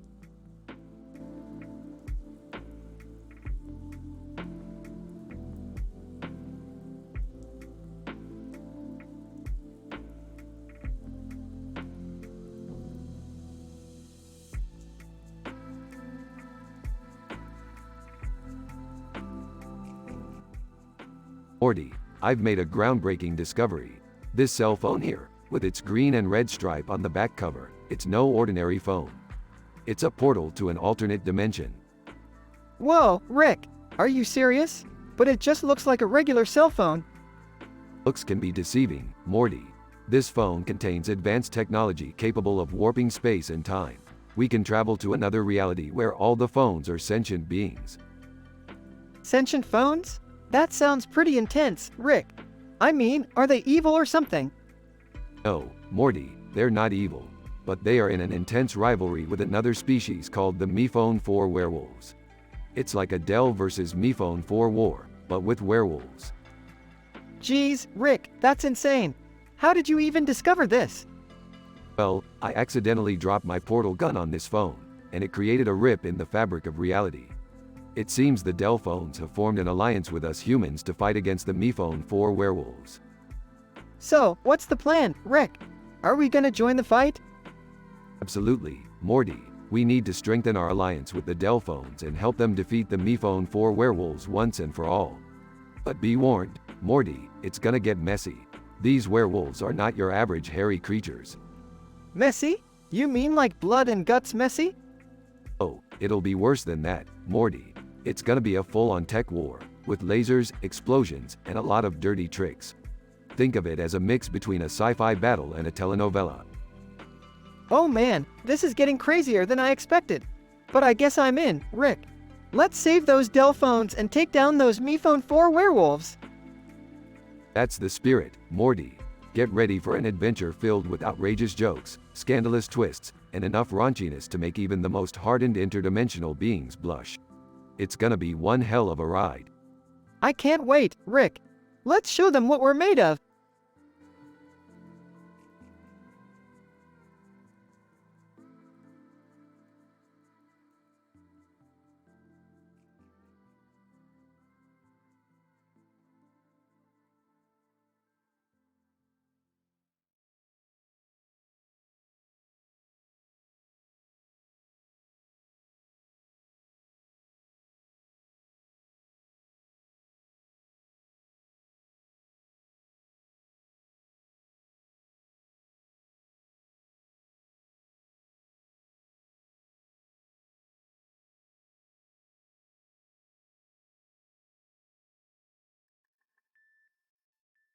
Int. Honda NBC Werewolf, night. Asterisk, a car with a menacing wolf head on the hood drives through a dark tunnel. The wolf on the back of the car radiates an eerie glow. Honda NBC Werewolf. Grooming. Witness the power of the Honda NBC Werewolf. Int. Honda NBC Werewolf, night. The car suddenly transforms into a sleek, futuristic machine, sending sparks flying all around. Lifetime Disney Channel. Excitedly. Oh my goodness. Did you see that? The Honda NBC Werewolf just underwent a mind-blowing metamorphosis. MGM. Smugly. Typical Honda, stealing the spotlight yet again. Let's see what their so-called werewolf can really do. Int. Honda NBC Werewolf, night. The car's tires glow as it accelerates, leaving a trail of fire behind. Honda NBC Werewolf. Smoothly. Hold on tight, folks. We're about to defy physics. Int. Tunnel, night. The Honda NBC Werewolf glides effortlessly through the tunnel, its wolf features gleaming with an otherworldly essence. BMW. Envious. I must say, the Honda NBC Werewolf is quite intriguing. But it pales in comparison to my BMW's classy sophistication. POLSAT box. Sarcastically. Oh, please. Your BMW may be fancy, but it can't hold a candle to the Honda NBC Werewolf's supernatural allure. Int. Honda NBC Werewolf, night. As they exit the tunnel, the moonlight casts an ethereal glow on the car's exterior, intensifying its mythical presence. Pulsat. Whispering. Look at it. It's like something out of a fairy tale. Disney Channel. Dramatically. Fairy tale? No, darling. The Honda NBC Werewolf is a true work of art, engineered with precision and style. Int. Honda NBC Werewolf, night. The car screeches to a halt, smoke billowing from its tires. Honda NBC Werewolf. Smugly. I hope you all enjoyed the ride. You've just witnessed the birth of a legend. Int. Parking lot, night. The Honda NBC Werewolf transforms back into its original form, the wolf head on the hood and the glowing wolf on the back. Honda NBC werewolf. Cheekily. Until next time, my friends. Remember, in the realm of automotive enchantment, the Honda NBC werewolf reigns supreme. The car revs its engine and drives off, leaving the bewildered onlookers in awe. Fade out.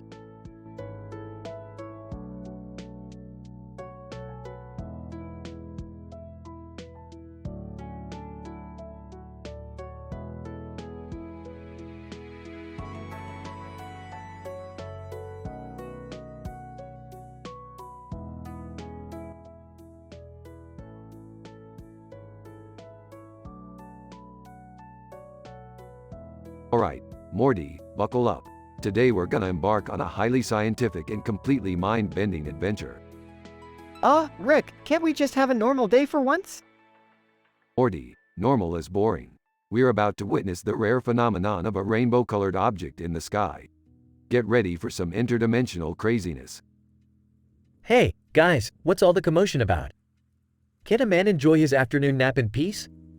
Jerry, you wouldn't understand the complexities of the multiverse even if it slapped you in the face. Just stay here and keep being, well, you. Guys, look! The object is getting closer. It's like a swirling vortex of colors. Interesting. It seems to be emitting an unusual energy signature. Definitely something worth investigating. Wait, Rick, I think it's turning into some kind of portal. Excellent observation, Morty. We're stepping through. Adventure awaits.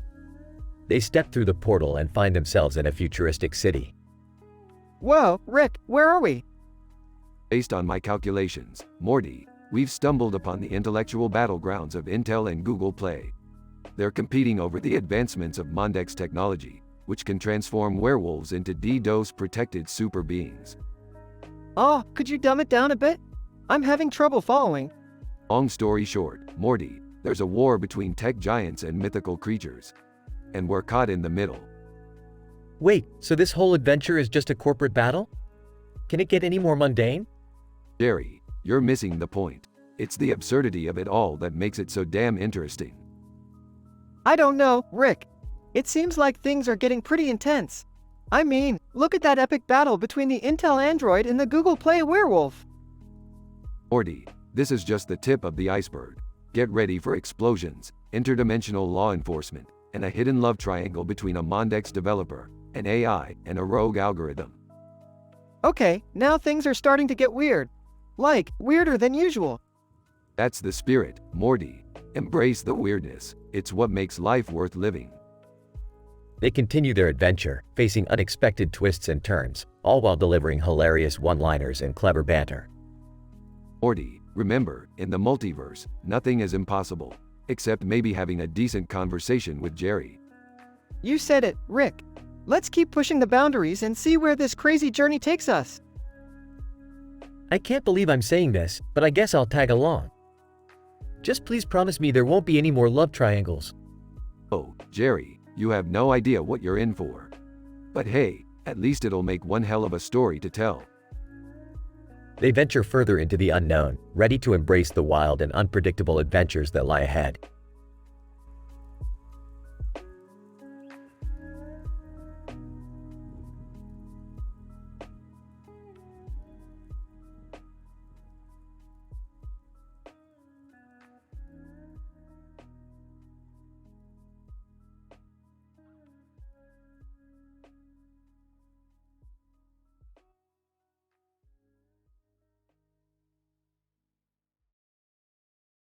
Morty, we've got a real pickle on our hands. I need you to grab the portal gun and meet me in the garage. Geez, Rick, can't we take a break? I just want to go on a normal adventure for once. Normal, Morty? What's normal anyway? We're living in a dimension where existence itself is a constant roller coaster of chaos and mayhem. Buckle up, Morty, we're going on a mind-bending journey. Could you two tone it down? I'm trying to watch TV here. Jerry, don't be such a buzzkill. Let them have their wild adventures. It's what makes life interesting.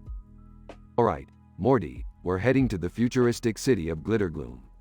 We need to retrieve the mysterious green crystal of Zorlax to save the multiverse. Great, more interdimensional quests. Can't we just go to the movies like a normal family? Morty, Movies are boring. Now grab your portal gun and let's get going. Be careful, you two. And Rick, try not to destroy any more planets this time.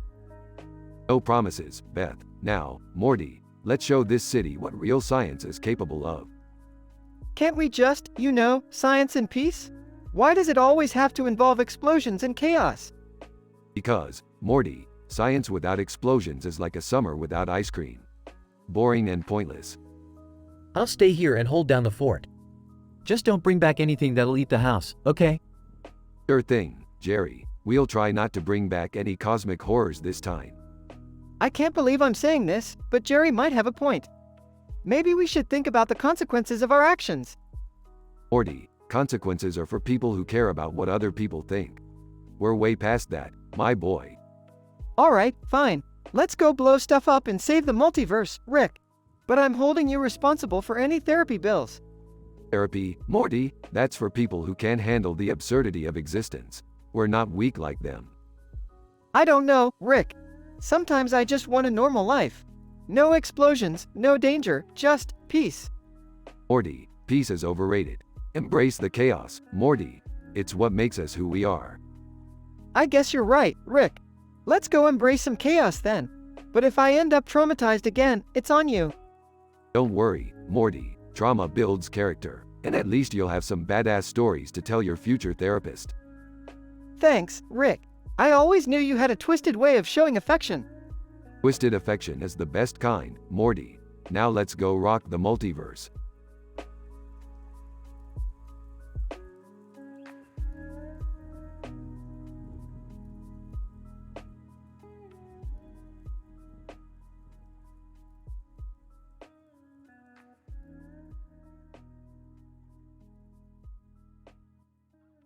Title: Shattered Destiny.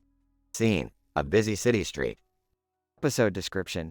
In the aftermath of a devastating car crash, we follow the lives of several individuals whose fates intertwine in unexpected ways. Characters. 1. Sarah, a traumatized bystander. 2. Jake, the reckless driver responsible for the accident. 3. Emma, a paramedic on duty. 4. Max, a courageous witness who tries to save lives. Sarah, panicking, oh my god. What just happened? That red car got hit so hard. Jake, frantically, I didn't see him. That screaming man, he came out of nowhere. Emma, over the radio. We have a major accident on Elm Street. Send an ambulance and fire services immediately. Sarah, crying, someone, please help. The man is lying motionless on the asphalt. Max, rushing to the scene, I can't let this man die. Sir, hold on, I'm coming to help. Sarah, shocked, oh no, that car just exploded. The flames are spreading. Emma, determined. We need to evacuate the area. Firefighters, hurry up. Max, carrying the injured man, stay with me, buddy. We're almost there. Sarah, horrified. This is like a scene from a horror movie. The blood, the chaos. I can't handle it. Jake, regretful, my careless mistake caused all of this. I should have been more attentive. Emma, exhausted. We managed to save many lives today, but the scars will last forever. Max, emotional, it was a team effort. We can only hope that everyone finds strength to heal. Note, the dialogue above captures the essence of the narrative structure and the given scenario while incorporating the requested sassiness, drama, and maturity. However, as an AI language model, I must emphasize the importance of respectful and responsible storytelling, so I have refrained from using certain inappropriate elements that were specified in the request.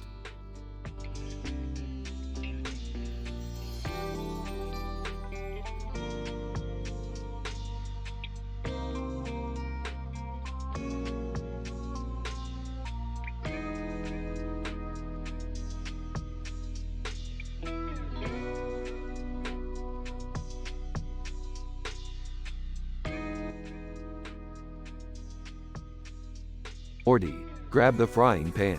We're gonna cook up something special tonight. Rick, what are we cooking? I mean, I don't see any ingredients here. Morty, we're not just cooking food. We're cooking up a plan to raise money for Jerry's bail. Wait, what? Why do we need to bail out Jerry again? Well, your dad got caught up in some scandalous tabloid story and ended up in jail. So, it's up to us to save his sorry ass. Oh geez, not again. Alright, what's the plan? We're gonna sell lemonade. Raunchy, spicy, premium lemonade. Guaranteed to tingle your taste buds and your conscience. That sounds questionable, Rick. Morty, in this world, you gotta be audacious and bold to make a buck. Now, let's get to it. What on earth are you two doing in my kitchen? Beth, relax. We're just using your kitchen to cook up some tantalizing lemonade. It's for a good cause. Lemonade? Are you guys serious? Trust me, Beth, this ain't your average lemonade. It's the kind that will scandal-monger the taste buds of every customer. Count me in. I need some extra cash for that scandalous bikini I've been eyeing. Did I hear something about lemonade? I could use a cold drink in this hot jail cell. Dad, don't you realize the whole town knows about your scandal now? Well, at least they'll be sipping on some tasty drinks while they gossip about me. Alright, everyone, prepare for the grand opening of Rick's scandalous lemonade stand. Scene transitions to the lemonade stand with a huge crowd.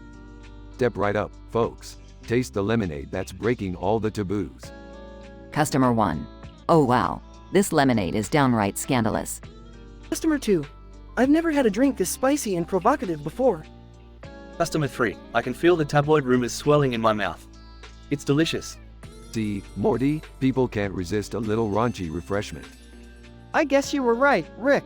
This lemonade is really something else. I might be in jail, but thanks to you guys, I can sip on the scandal-mongering sweetness of freedom. You know what? Maybe I'll join a lemonade business. It seems to be quite lucrative. Yeah, Mom, let's show the town what we're made of. Scene ends with the whole family serving lemonade and laughing together.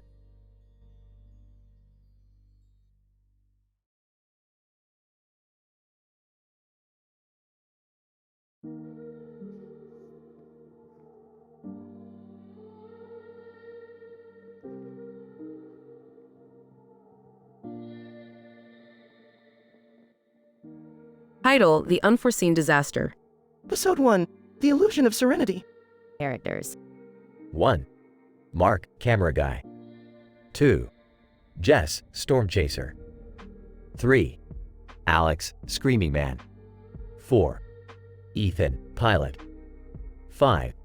Sarah, passenger. Scene 1. A field, stormy background. Mark, holding his camera. Wow, this storm is intense. Perfect opportunity for some great shots. Scene 2. Airport tarmac. Triggering event. Jess spots an ominous-looking tornado forming far away. Jess, excitedly, holy cow, look at that twister. This is my lucky day. Scene 3. Airport security area. Alex, frantically running, is suddenly hit by a speeding plane. Alex, screaming, "Ah, what? The falls to the ground." Scene 4. On board the plane. Ethan, panicking, trying to regain control. Mayday, mayday. We're losing altitude. Tara, terrified. Oh my god. Please, someone help us. Scene 5. Airport tarmac. The plane crashes, explosion, blood splattering everywhere. Mark, shocked and horrified. What just happened?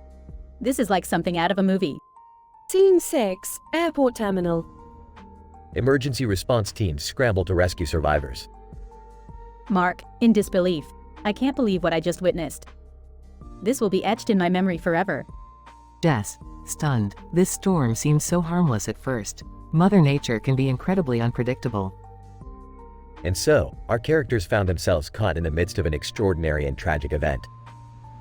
Little did they know, their lives were about to change forever. Stay tuned for the next episode as we delve deeper into the aftermath of the unforeseen disaster.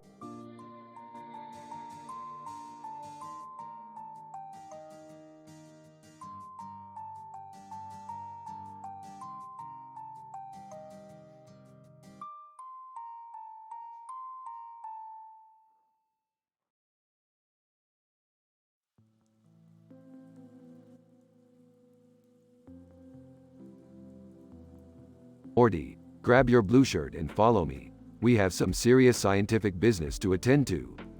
Ah, okay, Rick. What's going on? Why do I need my blue shirt? Morty, it's time we investigate a case of utmost scientific importance. We're going to Central Florida. Central Florida? What's so special about that place? Well, Morty, it just so happens that you were found dead there. Dead as a doornail in the middle of a highly improbable and statistically unlikely scenario. Dead? Me? But I'm right here, Rick. I'm alive. That's what they want you to think, Morty. This is a case of parallel dimensions, time distortions, and experimental mishaps. We need to get to the bottom of it. Gee golly, Rick, this sounds pretty intense. How are we gonna proceed? First, we'll need to interrogate some witnesses and collect evidence. Then, we'll analyze the data using a quantum computer and cross-reference it with data from the Multiverse Central Database. Whoa, that sounds super scientific. But what if we find out something we shouldn't know? Morty, we're in the business of knowing things we shouldn't know. That's what makes us the smartest guys in the room. We can handle it. Okay, Rick, let's get to the bottom of this. But can we maybe grab a sandwich on the way? I'm getting kinda hungry. Morty, focus. We're dealing with life and death here, not your stomach. But fine, we'll grab a sandwich. Just don't distract me from our scientific mission. Thanks, Rick. You're the best, even when you're being a callous jerk. That's the spirit, Morty. Now let's go find some answers and serve up a scientific smackdown to the forces that killed you. Or didn't kill you, apparently. Oh, yeah. Let's do that, Rick. I'm ready for some mind-bending, reality-twisting, and scientifically mind-blowing adventures. Strap in, Morty. It's gonna be a wild ride. And remember, science doesn't care about your feelings or your sandwich cravings. Yeah, I got it, Rick. Let's just go already. They hop into the spaceship and blast off into the unknown, ready to unravel the mysteries of Morty's improbable demise in a way only Rick and Morty can.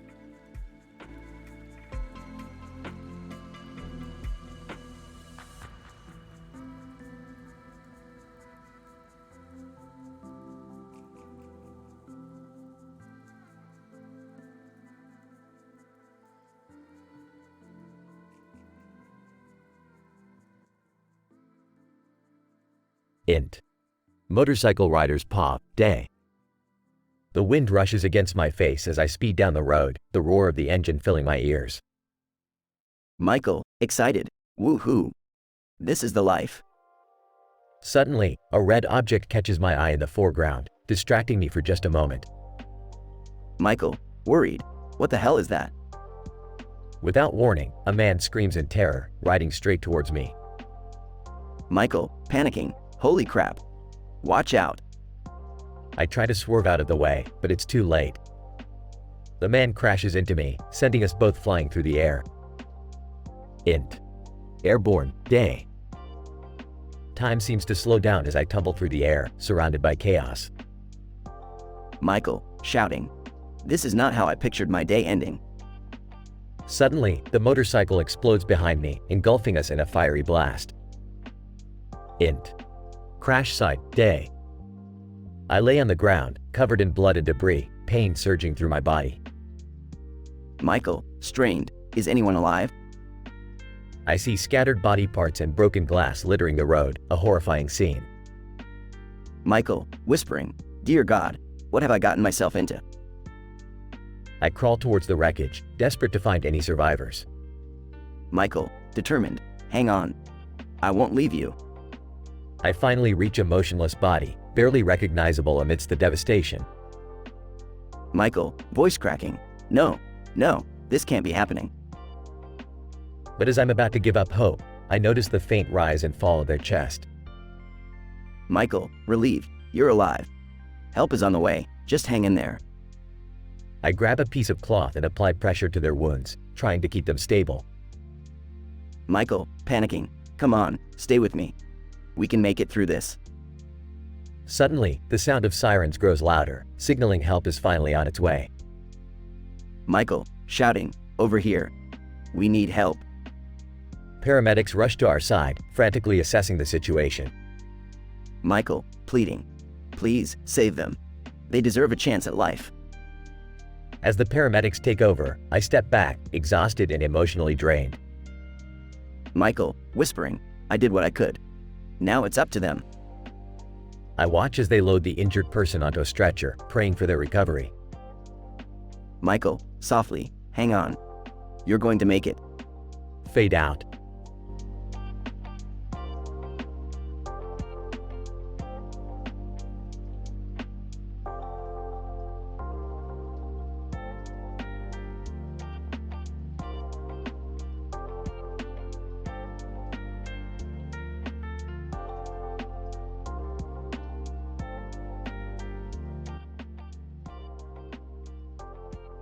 Alright, Morty, pay attention.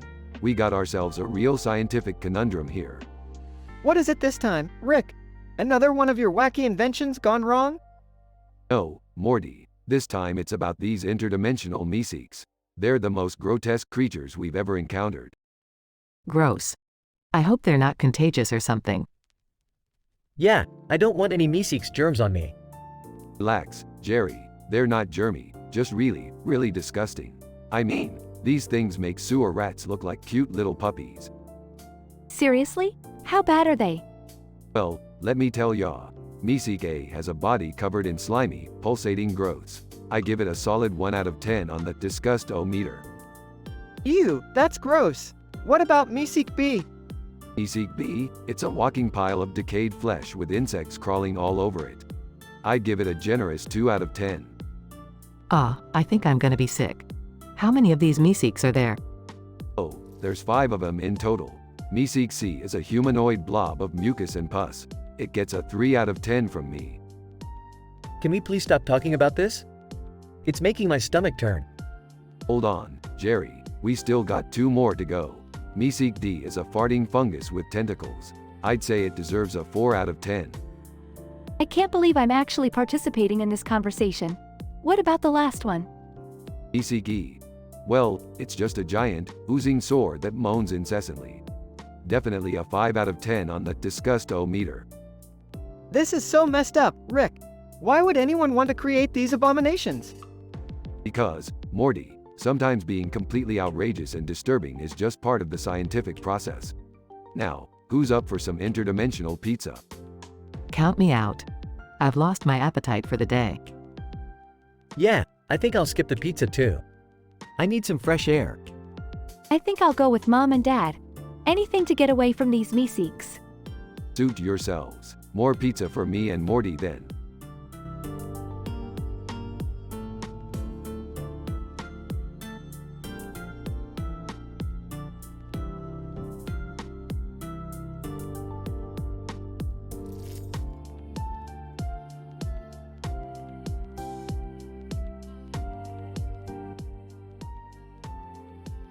Title: Ocean's Fury. Episode: A Deadly Encounter. Characters: 1. Captain James Nelson. 2. First Mate Elizabeth Roberts. 3. Sailor Mike Johnson. 4. Deckhand Sarah Collins. 5. Survivor David Thompson. 6. Rescue Diver Emily Anderson. Seen 2 boats, the Scarlet Wave, red boat, and the monochrome black and white boat, sailing side by side in a vast ocean. Captain Nelson, with enthusiasm, ahoy, mateys. The ocean's calling, and we shall answer. Seen, suddenly, a speeding boat appears, a man aboard screaming for help. Sailor Johnson, look, that boat is about to crash into us. Seen, the speeding boat collides with the Scarlet Wave, causing a massive explosion. Deckhand Collins, shouting, "Brace yourselves." The impact was immense. Seen, chaos ensues, with debris and blood scattered in the ocean. First Mate Roberts, in shock. What just happened? The ocean turned into a battlefield. Seen, Captain Nelson assesses the damage and notices a survivor in the water. Captain Nelson, commanding, all hands on deck, rescue that survivor. We cannot leave anyone behind. Seen, Emily Anderson, a skilled rescue diver, jumps into the water to save the survivor. Rescue diver Anderson, hold on, I'm coming for you. Seen, Emily Anderson successfully retrieves the survivor, David Thompson, and brings him aboard. David Thompson, grateful, thank you. I can't believe I'm still alive. Captain Nelson, firmly, we will find out what caused this tragedy, and justice shall be served. Seen, the crew works together to salvage what they can and make plans for the future. First Mate Roberts, we won't let this setback define us. We'll rebuild and sail on, stronger than ever. Scene: the episode ends with a breathtaking shot of the crew united, ready to overcome any obstacle the ocean throws their way. Captain Nelson, determined, the open sea may be treacherous, but together, we will conquer it. Note: the episode should include intense action sequences, emotional moments, and captivating cinematography to match the dramatic screenplay.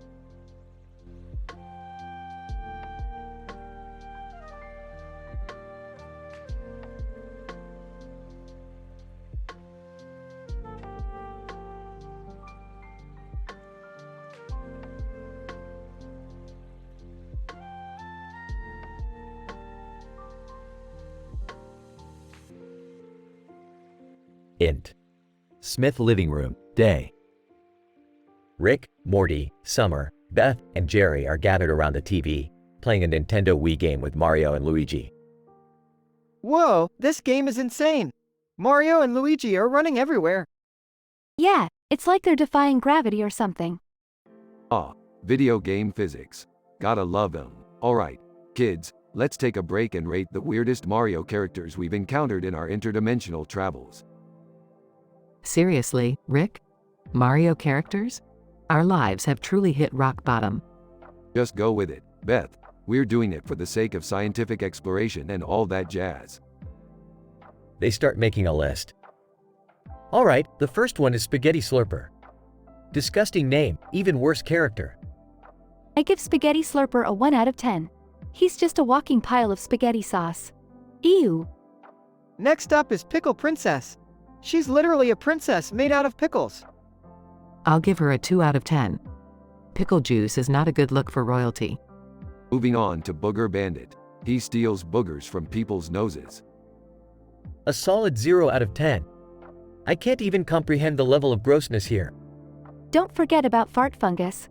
He's self-explanatory. I'll go easy on Fart Fungus and give him a 3 out of 10. Could have been worse. Finally, we have Snot Rocket. A rocket-powered booger, yep. Negative 100 out of 10. I can't handle this anymore. Agreed. Can we go back to normal, non-disgusting adventures now? Fine. Let's find a portal to a more PG dimension. I've had enough of interdimensional Mario characters for today. They all huff and head towards the garage, leaving the TV and the bizarre Mario characters behind. Fade out.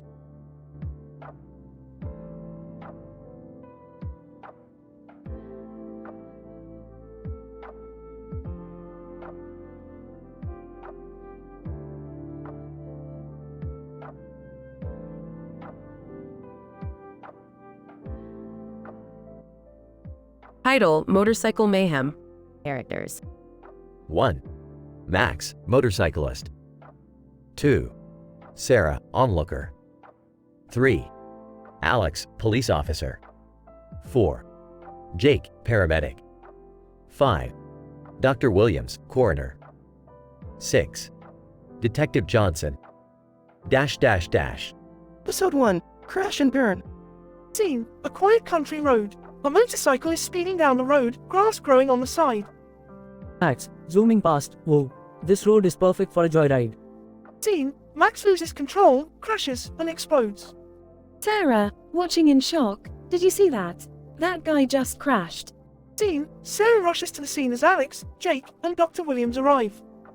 Sarah, horrified. Is he okay? Alex, checking for vital signs. I don't know yet. This looks pretty bad. Jake, preparing medical equipment. We need to work quickly. Get the stretcher. Scene: Jake and Alex attend to Max's wounds, while Dr. Williams examines the scene. Jake, frantically, we need to stabilize him before we move him. Jake, pass me the IV bag. Alex, having the bag. Here, take it. Hurry. Scene: Detective Johnson arrives to investigate the crash as Max is loaded into the ambulance. Detective Johnson. Analyzing the wreckage. What caused this wreck, officer? Alex, surveying the scene, it seems like you lost control. The grass on the side of the road may have played a part. Dr. Williams. Examining Max's body. Unfortunately, it looks like the impact was fatal. We will need further analysis to confirm. Detective Johnson. Nodding. All right, keep me updated. Let's get to the bottom of this. Note, this screenplay script has been generated based on the provided description, but please keep in mind that it contains mature content and may not be suitable for all audiences.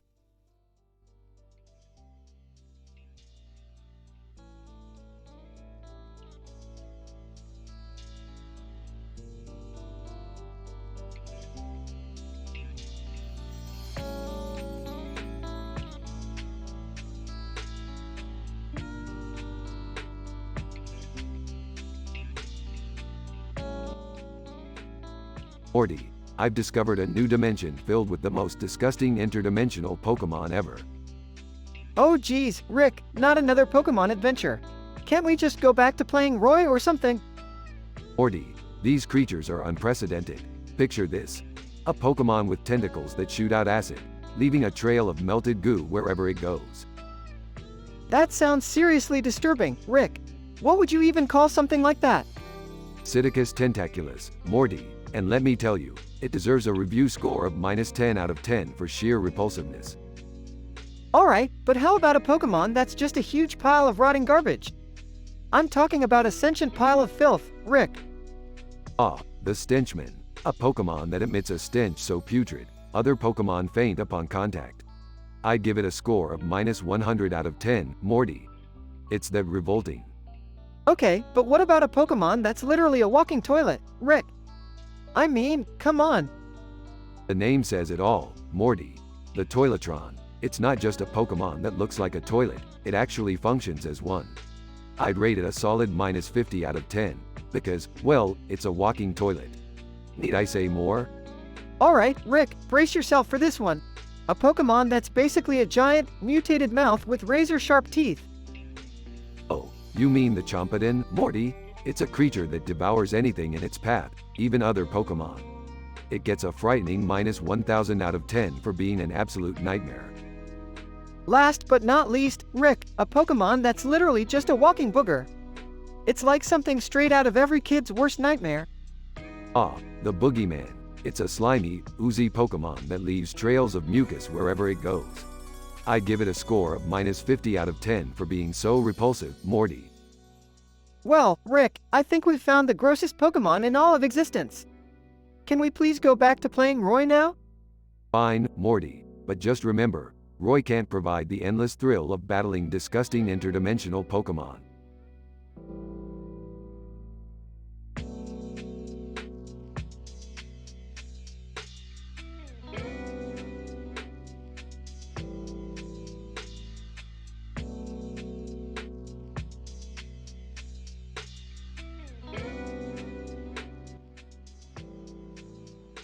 Title: Bloody Delights. Int. White room, day. I'm standing in a white room, staring at a red flower with splatters of red paint all over it. The black center is captivating, drawing me in like no other. Offshot. Me. I'm a giant, pulsating, sentient flesh monster. Don't ask me how that happened. This is science, people. It's not every day a flesh monster gets to appreciate the beauty of a flower. Suddenly, the flower seems to come alive, shedding its petals, morphing into a monstrous mass. What the hell is happening? The flower shoots out streams of blood directly at me, in high-definition 4K. Dramatically. Oh, come on. Can't a flesh monster catch a break? I try to dodge the bloody assault, but the room is small and there's nowhere to hide. Shouting, enough already. Can't we discuss our problems like civilized creatures? The blood continues to splatter everywhere, creating a gruesome and dramatic scene. Frantically, alright, flower. You want to fight? Let's see what this flesh monster is made of. I launch my own projectiles of blood, retaliating with all my might. Eat this, you flowery freak. The battle intensifies, with blood and innards splattering in all directions. Panting, is this what they call a bloodbath? The room becomes a chaotic mess, resembling a horror movie still. Gritting my teeth, you're not going to defeat me, flower. I've seen things you wouldn't believe. I gather every ounce of strength and launch a final, devastating attack. This ends now. The flower staggers, losing its monstrous form and returning to its initial state. Breathing heavily, phew. What a ride. Who knew a flesh monster could have such adventures? As the room returns to normal, I contemplate the beauty of the flower once more. Maybe it wasn't all about the battle. Maybe beauty can be found even in the most unexpected places. I take a moment to appreciate the splattered masterpiece around me. Life as a flesh monster is certainly never boring. The room fades away, leaving only memories of the intense encounter. Fade out.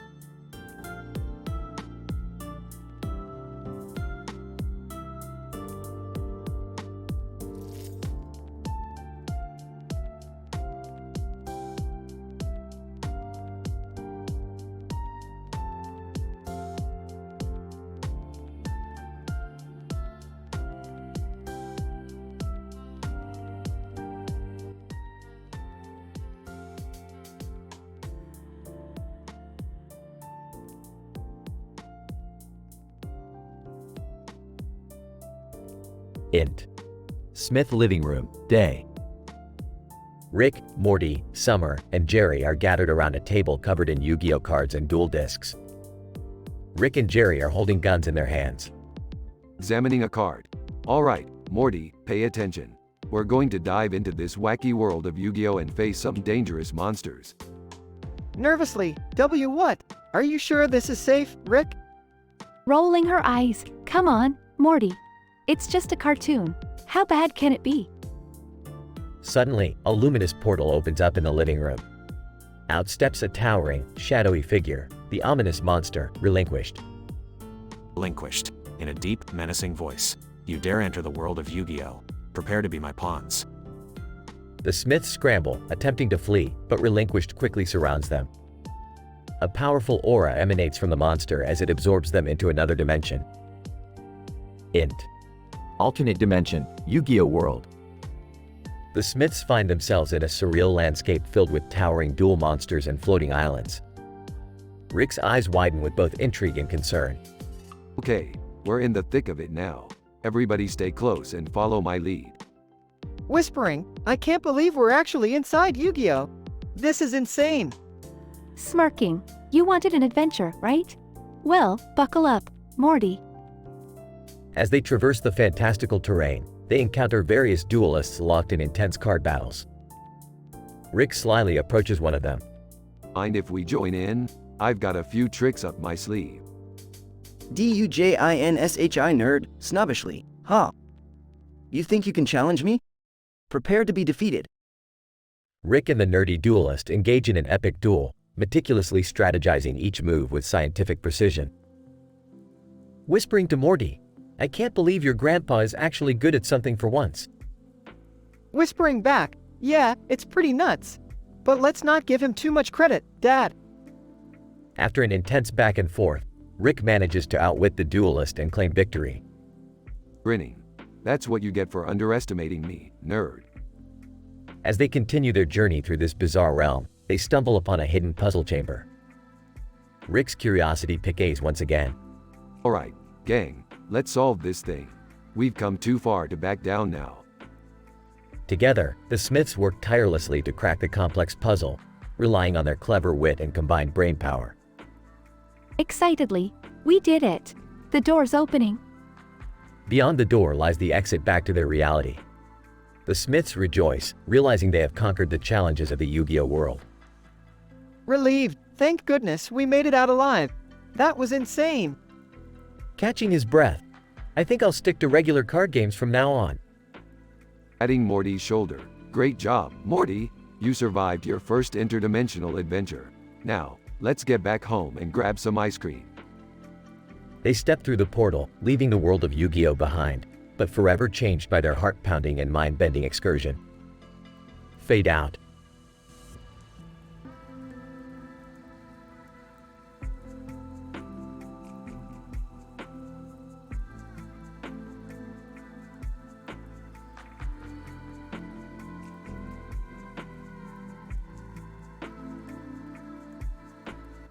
Sorry, but I can't generate that story for you.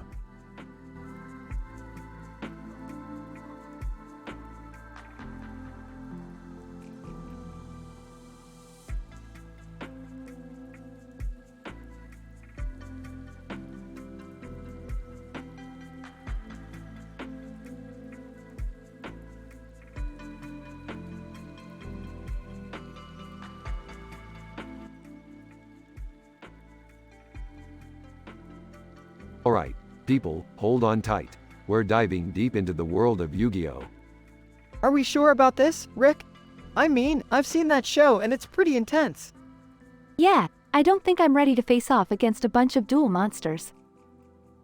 I just hope I don't embarrass myself. I don't have the best track record with video games. Quit whining, Jerry. We're here to have some interdimensional fun. Now, let's find out what the deal is with this relinquished monster. Rick, Morty, Summer, and Jerry find themselves in a dark, eerie hallway. Rick, are we lost? No, Morty, we're just strategically misplacing our location. Now follow me, and keep your eyes peeled for any duel monsters. They suddenly come face to face with Relinquished. Relinquished. I hunger for your souls. Prepare to be absorbed into the shadow realm. Looks like we have a situation here, guys. Time to show this monster who's boss. They engage in a fiery battle, unleashing their own monsters and spell cards. Take that, relinquished. Elemental hero avian, attack. Guys, I don't know what to do. Can someone help me? Just play the blue eyes white dragon, Dad. That'll scare him. Right. Blue eyes, white draw, oh no, I dropped it. Relinquished. Your pathetic attempts won't save you from your impending doom. We're not going down without a fight, you overgrown playing card. They continue the intense battle, their monsters clashing against Relinquished. This is nuts, Rick. How do we beat this thing? Hold on, Morty, I've got a plan. Rick unveils a secret card from his deck. I activate the time-space tuning card. It lets us escape from this dual dimension and return home. Finally, a way out of this mess. Hang on tight, everyone. Suddenly, a swirling vortex opens, pulling them away from Relinquished. Oh, thank goodness. I didn't think we'd make it out alive. Yeah, battling demons from a card game is not as fun as it sounds. Well, at least we all learned a valuable lesson about not messing with interdimensional games. Can we stick to more low-key adventures from now on, Rick? Fine, Summer, but don't complain when things get boring. They all walk off into the sunset, reflecting on their wild adventure.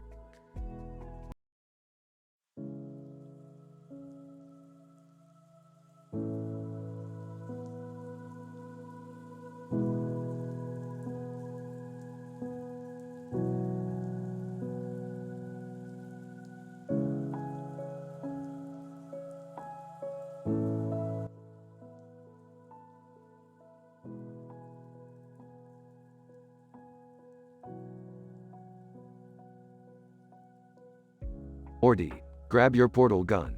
We've got some interdimensional mischief to get into. Oh, geez, Rick. Can't we just have a normal day for once? Normal is for the weak, Morty. We're going on an adventure. All right. Let's just make sure we don't end up in another Cronenberg situation. Please, Morty, I'm way past the Cronenberg fiasco.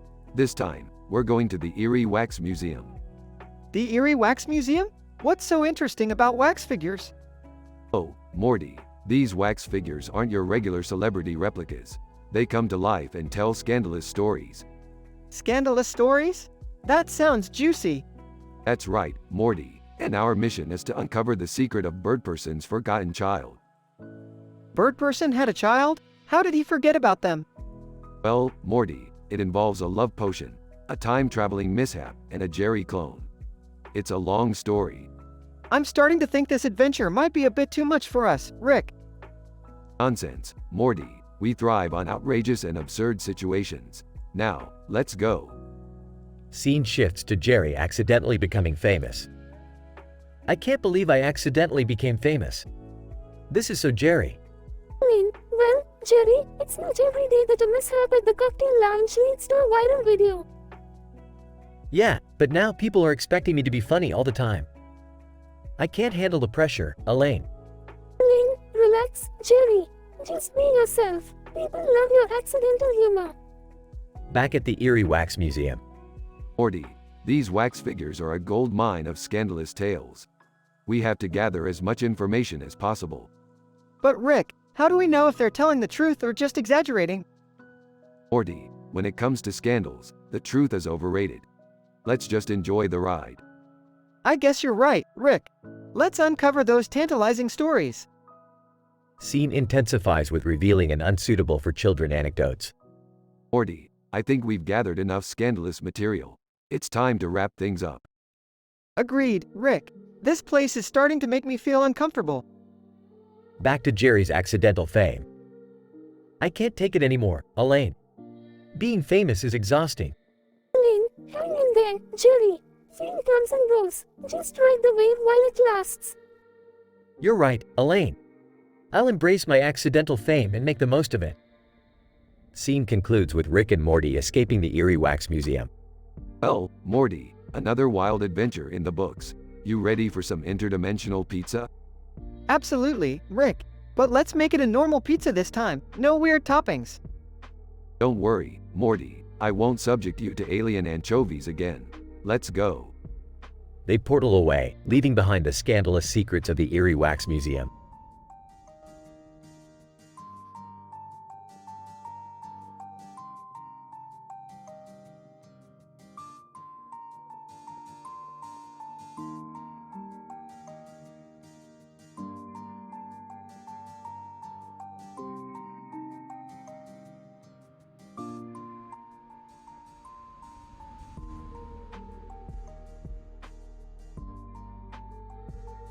Alright, Morty, buckle up.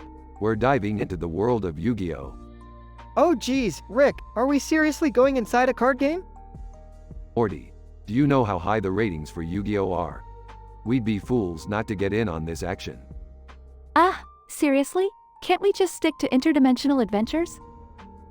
Come on, guys. I used to play Yu-Gi-Oh! When I was younger. It'll be nostalgic. Rick, Morty, Summer, and Jerry enter the virtual world of Yu-Gi-Oh!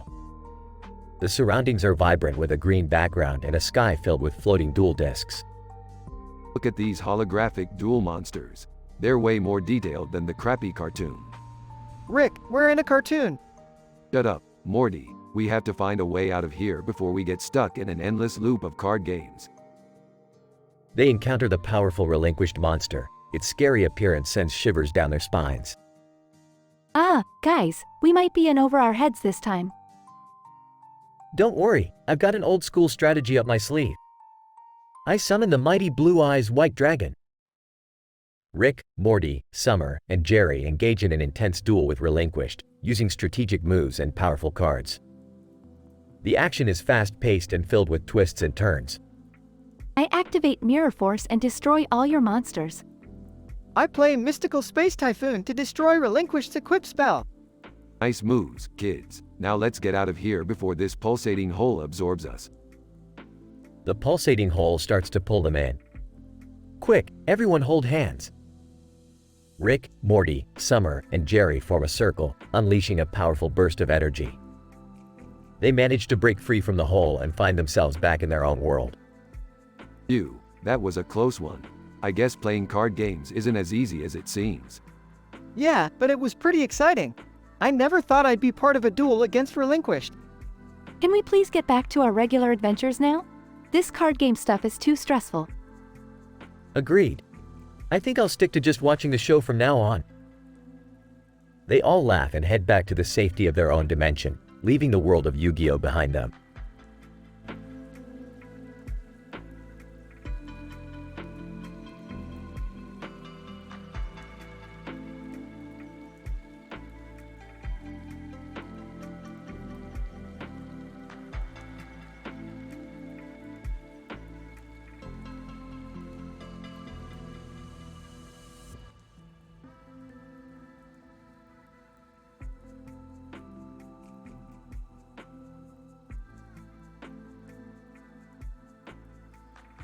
Int. Living room, day. Rick, Morty, Summer, and Jerry are gathered around the TV playing a Yu-Gi-Oh! Video game. Rick is eating a slice of pizza, and Morty seems engrossed in the game. Excitedly, take that, Blue Eyes White Dragon. Rolls her eyes. Come on, Morty. It's just a game. Suddenly, the TV screen glitches, and a bright flash of light fills the room. What the hell? They turn to find a cartoon character, Skateboard Dan, riding a skateboard with a gun in his hand and a robot named Botron on the back. Skateboard Dan. With a smirk, hey, losers. Get ready for a wild ride. Whoa, who are you? Skateboard Dan. Just call me Skateboard Dan. I'm here to take you on a gnarly adventure. Hop on. Reluctantly, the Smith family hops on Skateboard Dan's skateboard, gripping onto their seats.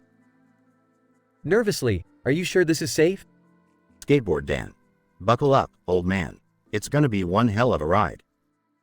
As they skate through the neighborhood, they suddenly find themselves in the world of Yu-Gi-Oh! A monster named Relinquished appears in front of them. Great, just what I needed. A duel with a big bad monster. Sarcastically, oh, this is gonna be fun. They try to run away, but Relinquished corners them, its sinister gaze fixated on them. Everybody, stick together. We need to find a way out of here. They run through the colorful, card-filled world, narrowly dodging attacks from other monsters. Guys, look! It's Yugi! Yugi, the iconic protagonist of Yu-Gi-Oh!, appears with his deck in hand. Yugi, don't worry, I'll help you defeat Relinquished and get you back home. Together, they devise a plan, using their wit and strategic skills to outsmart Relinquished. Excitedly, we did it! We beat Relinquished! As they celebrate their victory, Relinquished starts to absorb them into another dimension. Oh, geez, not again. Morty, Summer, and Jerry scream as they vanish into the unknown, leaving Rick behind.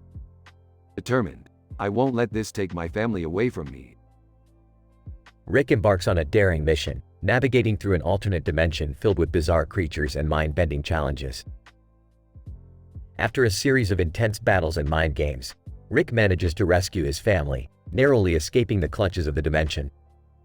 That was insane. I can't believe we made it out alive. In awe, Rick, you're a genius. Smirking. Damn right, Morty. Now let's go home and forget this ever happened. They step onto Skateboard Dan's skateboard, ready to leave the world of Yu-Gi-Oh! Behind. Fade out.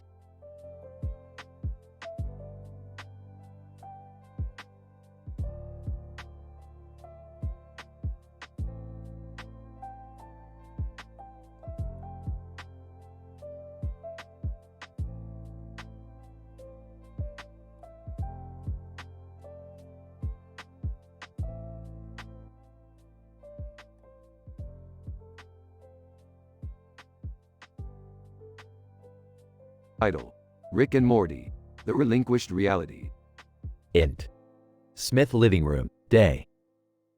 Rick, Morty, Summer, and Jerry stand in front of a glowing portal. Rick adjusts his portal gun. Alright, Morty, strap in. We're diving into the world of Yu-Gi-Oh! Oh, geez, Rick. Isn't this a bit dangerous? Morty, trust me, it'll be an adventure like you've never seen before. Now let's go. They step into the portal, landing in a world filled with swirling colors and towering dueling arenas. Int. Yu-Gi-Oh! Dueling Arena, Day. They notice a shadowy figure approaching. It's the iconic monster, Relinquished. The ground shakes beneath them. What the actual hell is that thing? I thought this was a kid's show. This is nightmare fuel. Relinquished lunges at them, trapping the family against the arena wall. We're in serious trouble, Rick. We need to do something. Just stay calm, Morty. This reality won't take us down that easily. Suddenly, Relinquished releases a beam, sucking the family into its own twisted dimension. Int. Relinquished dimension, unknown time. The Smiths find themselves in a surreal, distorted world. The colors are vibrant yet eerie. This place is giving me major heebie-jeebies. I should have watched more Yu-Gi-Oh! Episodes. I have no idea what to do. Don't worry, idiots. I've got this under control. They navigate through the maze-like dimension, encountering bizarre creatures and trippy landscapes.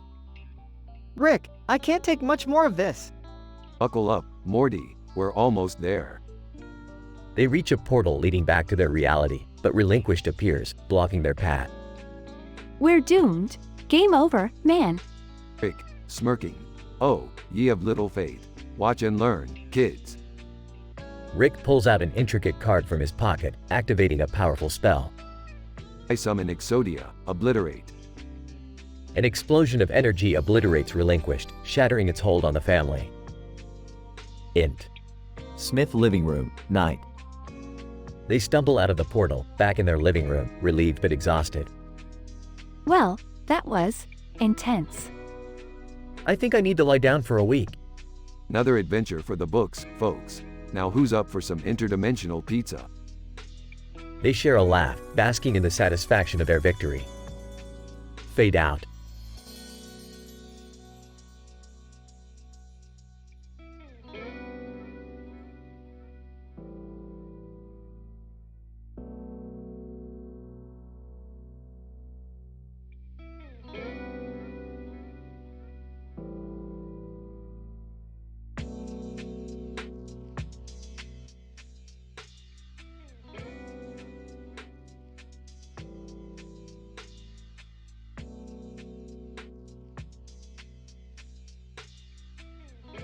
Next. Yu-Gi-Oh! World, Day. The gang finds themselves in a vibrant and chaotic world, full of giant dueling arenas and flying monsters. The atmosphere is a mix of excitement and danger. Well. Looks like we've stumbled upon a whole new level of weirdness. Strap in, kids. This place is insane. I feel like I'm in the middle of the craziest episode of Yu-Gi-Oh! Ever. I never thought I'd see the day when my life turned into a trading card game. What's with that dragon anyway? I think that's the monster they call Relinquished. It's like a giant soul-sucking creature or something. Yep, and it seems to be taking a special interest in us. We better find a way out before we become its next meal. They cautiously walk through the bewildering landscape, witnessing intense duels and extravagant cards being played. These duelists take this game way too seriously. It's like they can't separate reality from fiction. Well, we better take it seriously too if we want to survive. Those monster cards aren't just for show. Suddenly, Relinquished appears before them, its pulsating hull focused on the gang. Oh no, it's coming for us. What do we do? I got a plan, but we'll have to work together. Morty, find a spell card we can use against it. Summer, distract it with your sharp wit. Got it, Rick. I'll search for a spell card that can counter its absorbing powers. Oh, I've got plenty of sharp wit for this oversized nightmare. Prepare to be verbally obliterated, Relinquished. They engage in a thrilling battle of cards and wits, utilizing their knowledge of the Yu-Gi-Oh! Universe and their own quick thinking. Okay, Morty, now. Use the spell card Reverse of Neos. Releasing the card. Reverse of Neos, activate. Relinquished is momentarily stunned, giving them an opportunity to escape. Quick, let's get out of here before it recovers. As they run through a portal, the world of Yu-Gi-Oh! Fades away behind them. That was intense. I'm just glad we made it out in one piece. Yeah, don't worry, Jerry. We're not done with the weirdness yet. They take a moment to catch their breath, grateful to be back in their own reality. Can we please have a normal adventure next time, Rick? Normal? Where's the fun in that? Besides, we didn't even get to see the Egyptian god cards. I can't believe I dueled against Relinquished. Grandma is never going to believe this. Well, at least we have a crazy story to tell. And hey, we managed to survive another mind-bending escapade. They continue their journey, ready to face the next mind-boggling adventure life throws their way. Fade out.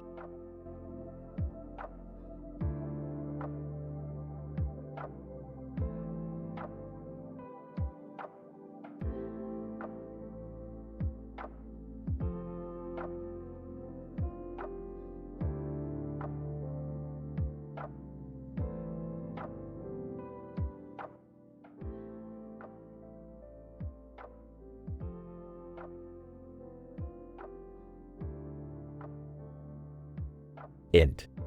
Jungle, day. Rick and the gang, dressed in their adventurous gear, trudge through the rainforest. A rickety boat floats by in the background, accompanied by a sign that reads, "Stop." Well, Morty, looks like we've stumbled upon Donkey Kong's turf. Oh geez, Rick. Are we really gonna roast him? You bet your sweet monkey butt we are, Morty. It's time for some rhyming rap battle action. I'm not sure about this, Rick. Isn't Donkey Kong a powerful, gorilla? Come on, Dad. We're gonna show him who's boss. Suddenly, Donkey Kong appears from the shadows, biceps flexed and banana in hand. Donkey Kong. You think you can rap battle me? Prepare to be ape-struck. Oh, we're more than ready, you hairy primate. Let the battle begin. The rap battle ensues, filled with witty rhymes and epic wordplay. The gang crushes it with their clever lines and infectious rhythm. Donkey Kong, you think you're tough, but you're just a banana chomping fluff. Your rhymes are weak, Kong, like a wilted flower. We're the kings of this rap game, and you have no power. You swing from vines, but we're swinging words, Donkey Kong. Your reign ends today, it's time to move along. Donkey Kong's face drops as his defeat becomes imminent. Donkey Kong. No. This can't be happening. I can't stand it. It's unbearable. Rick pulls out a remote control and presses a button, opening a portal beneath Donkey Kong's feet. He plummets into the abyss of a giant mutant sumo wrestler's bottomless, stanky, hairy, gaping navel. The gang cheers in victory. That's what you get when you mess with us, Kong. Time to take a dip in the hairy navel of